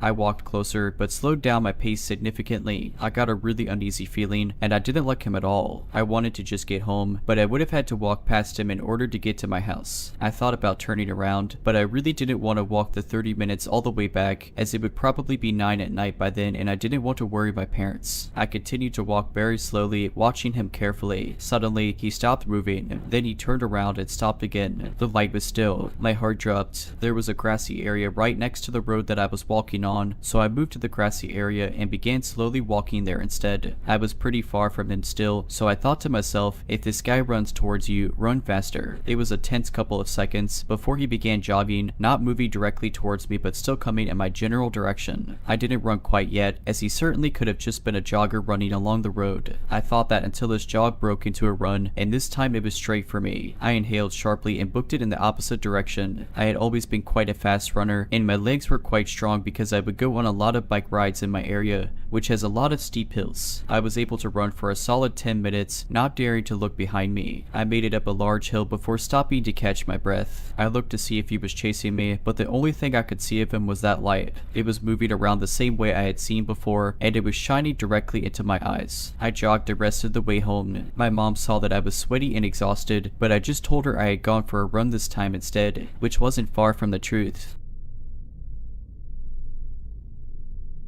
My boyfriend bought a house in a super stereotypical white suburban neighborhood. Living there was super awkward at first because I'm a person of color, and while the neighbors were friendly, they often would make backhanded remarks or comments. Because of this, I tried to avoid socializing with people as much as possible. A few months after moving in, I noticed there was a house a few doors down that never had lights on, or cars pulling in and out of the driveway. But the trash was always put out at the end of the driveway on trash day. I started paying more attention to the house after noticing this. I started noticing odd things about the house, like noticing flickery but super dim lights from certain windows and blinds sometimes closing and opening. Anyways, one day I was walking the dog and I passed the house. The man was in the front yard observing the landscaping, and he waved at me and said hello and introduced himself as the neighbor who lives in the house. As he approached me, I noticed that he smelled really terrible, like poop and mildew, which was really odd because he seemed well dressed and well groomed. The way he smiled also made me feel uneasy. He was always smiling with his teeth, and his eyes had a deadness to them. I told him I was wondering if anyone lived in the house, because for the most part it seemed abandoned. He just shrugged, but he seemed to be in a hurry to end the conversation after I brought this up, which was fine with me. As I walked away from the house, I kept turning around to make sure he wasn't following me, and I kept getting the chills. A few days after meeting him, I was on another walk with the dog, and I noticed that the front door to the house was open. I thought this was odd, because it would be letting all the heat into the house, and it was the middle of summer. The next day, the door was still open, so I called the police to do a wellness check. Once the police arrived, I watched from my house to see if I could see anything going on. The police officers didn't step foot in the house, and about half an hour later a fire engine showed up.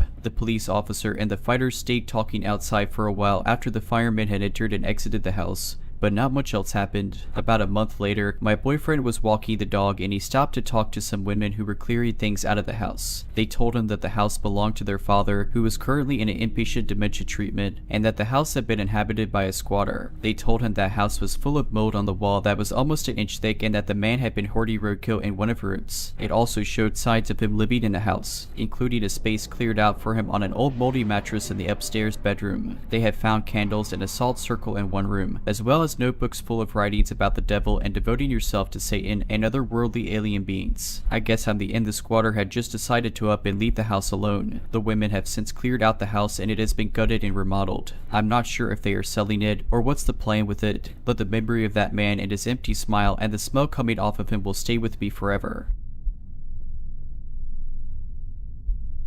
If you're liking this video, all I ask is that you make sure to subscribe to my channel and like this video. Thank you. In 2016, I was 26. I worked a seasonal job at a warehouse about a 30-minute drive from my flat. One day after work, I ordered some takeout from a place maybe 10 blocks from home. There was a gas station next door, so I filled up and left my car at the pump to say hello to some friends who lived across the street while I waited for my food to be ready. Maybe 15 minutes of chatting, walking back across the street, grabbing my food, across the lot to the gas station, into my car, and a 2-minute drive to my flat. At the time, I lived in a duplex flat with a gutted adjacent flat attached. Behind me was an old vacant motel that was currently being gutted and repurposed into studio apartments. The nearest building to the left was an old clapper bar leading to the main street and the highway, and to the right was an empty lot where a building that was demolished nearly a decade earlier once stood. The rest of the neighborhood was lower income Hispanic. I pulled into my drive, noticed a car driving relatively slow past. I went inside and leashed my dog up to let her out. As I was standing in the yard waiting for the dog to do her business, a maroon Subaru Forester, newer at the time, drove by slowly multiple times before pulling into my drive. I assumed he was lost or looking for something and walked up to him as he got out of the car and approached me. He looked like any older white man in his 50s. I remember he kind of reminded me of my dad. I asked him if he needed anything and he replied, "No, I just was checking on you." I asked him if I knew him, figuring maybe I didn't recognize him. He replied, "I saw you up by the gas station. You seemed like you needed help. I'm just saying if you need anything." I'm usually pretty slow to the cut, but at this point, I'd pieced together that this man had followed me from the gas station to a friend's house to a restaurant and then home, and immediately didn't sit right. He was just standing there and he wasn't leaving, and I had time to process the situation. I thought maybe he's an older guy. I'm a younger girl. He's on this side of town in a nice car for whatever reason. Maybe he thinks I'm a trick. And I said again, "I'm sorry. I'm not picking up what you're putting down. Why are you here?" "Nothing. I'm just a nice guy checking to see if you're alright." I specifically remember him calling himself a nice guy. During the period of this conversation, I had made it to my stoop and he had closed the gap. Behind was door, then me, the dog, then him and his car. I told him you should leave, to which he asked, "Do you wish you had a nicer place?" And if my dog, a medium-sized German Shepherd, was friendly and reached out toward her for a pet. I yanked her behind me and said no and pretty aggressively told him, "Dude, leave." He finally started backing away. I stood in the drive until he got in his car and drove off. I took down his license plate and car description, then I went inside. 15 minutes later, he pulled back into my drive, sat there for a second, and drove off. That's when I decided to file a police report. It didn't sit right. I just figured it was nothing, but I lived alone and if anything happened, I'd want a record. It was 6 or 7 at this point, so the non-emergency line was closed. I filled out a report online and never heard back from the police. Never saw that man or his maroon Forester again, either. He might have just been a weird old man. I never saw any reports of anyone going missing from Nevada in 2016, either. I know it's a stretch and probably has nothing to do with anything, but I'd only just thought of this again in the last few months. They caught that guy in New York, and I wondered if he was in Nevada before it ever came out. Same age, same build, but how do you remember a face from 7 years ago? I just remember the man at my place having more salt and pepper hair. He treated me like he thought I was soliciting, and he wanted to help. He did not respect my boundaries. It was probably nothing and not the same man. Scary, off situations just have a way of sticking with you. Maybe time to connect, this is my way of making it make sense. I used to hang out with my cousin a lot. We were both 10-year-old boys at the time of this encounter, and I'm now 33 years old. It has stayed with me ever since. We'd mostly spend our youth roaming the streets, not causing trouble, but kicking footballs around fields, climbing, hanging out with kids our age, the typical stuff before phones and Netflix became commonplace. One day we decided to go and explore a part of town that we'd never explored before. It meant going through alleyways and back streets. The trail would actually end approximately 2 to 3 minutes from my house, which was a safe part of the neighborhood. It was a sunny day, albeit not too warm, and my cousin and I had been walking for what seemed like miles. The journey we planned was supposed to go on for longer, but we got bored and decided to take a detour home. The detour involved cutting through an alleyway that looked a little bit like the Coronation Street General, if anyone is familiar with the television show. To the left of us were terraced houses, and to the right of us, steel fences with sharp points to deter any would-be thieves. We continued up here, and soon enough, one of the kids from our school lived there, and his mom shouted, "What are you boys doing here?" We ran, and I don't know why, we just didn't like her son, and her tone was accusatory. As we ran, we bumped into another kid. "Don't go that way," he said, as his voice trailed off as he ran farther and farther away from us, down the opposite end of the alleyway. We shrugged and continued on. It got darker with the trees and foliage, but we soon emerged from the alley, and that's when we saw the lone boy. A boy aged 10 or 12 stood there. His eyes were empty. He had a vacant look on his face. Well, the half of his face that we could see well enough. Above his mouth was covered with a veil, somewhat like a Halloween mask of some description, except it was June. Halloween was months away. As we got closer, we noticed the boy had a kitchen knife in his hands. I mean a fully real, stainless steel kitchen knife, both hands on the handle. The sunlight made the blade glisten. We cracked a joke, cooking outside, but he looked at us blankly. No emotion, nothing. We were too freaked out to move, and that's when we realized he hadn't moved either. Not a muscle. We saw him blink, but physically, the knife hadn't been raised up or pointed at us, just held closely to his chest, blade pointing upwards. We figured we should get away because instinct told us this was weird and a bit freaky. Going back down the alley didn't seem like a safe option. Being stuck in an alleyway with a strange kid with a knife didn't seem smart. In front of us was a road on a steep hill. It was our best bet. We walked up to the top of the hill, keeping an eye on the kid. The top of the hill was 2 to 3 minutes from my house in terms of distance. At last, we felt safe. As we looked back down the hill, the lone kid had put the knife by his leg, now holding it in one hand, but remained in the exact same spot, and stared right back up at us, expressionless. We told our parents what had happened, and they called a local community enforcement team to scout the area. Apparently the kid was found with the knife, but we never heard why he was there or what he was doing. 23 years after it happened, it's still on my mind.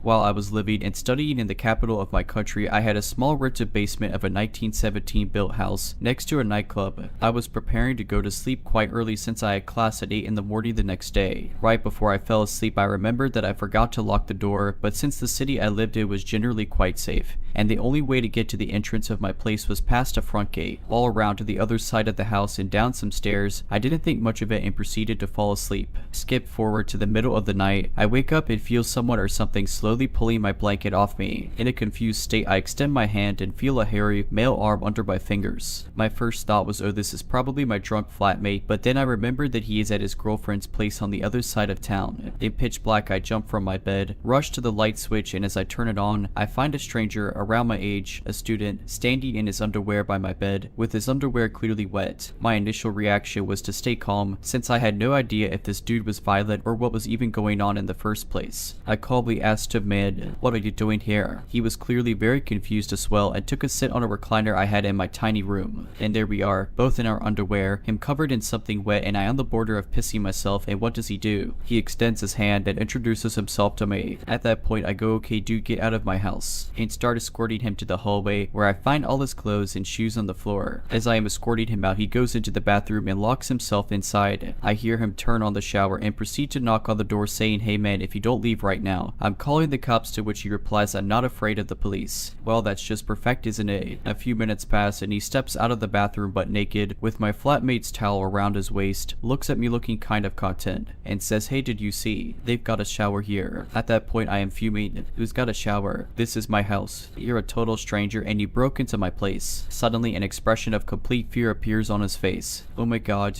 what have I done? Jesus Christ, he starts exclaiming as he is very awkwardly trying to get dressed in the hallway. Then I manage managed to get him out of the house. I even called one of his friends from my phone to come pick him up at the club. Turns out he's from a completely other town and came to party to the capital, got kicked out of the club for starting a fight, and somehow managed to get into my place. To this day, I have no idea what he was on or how he managed to find my apartment, as it is quite hidden from the street. Let's just say I never forgot to lock the door from that day.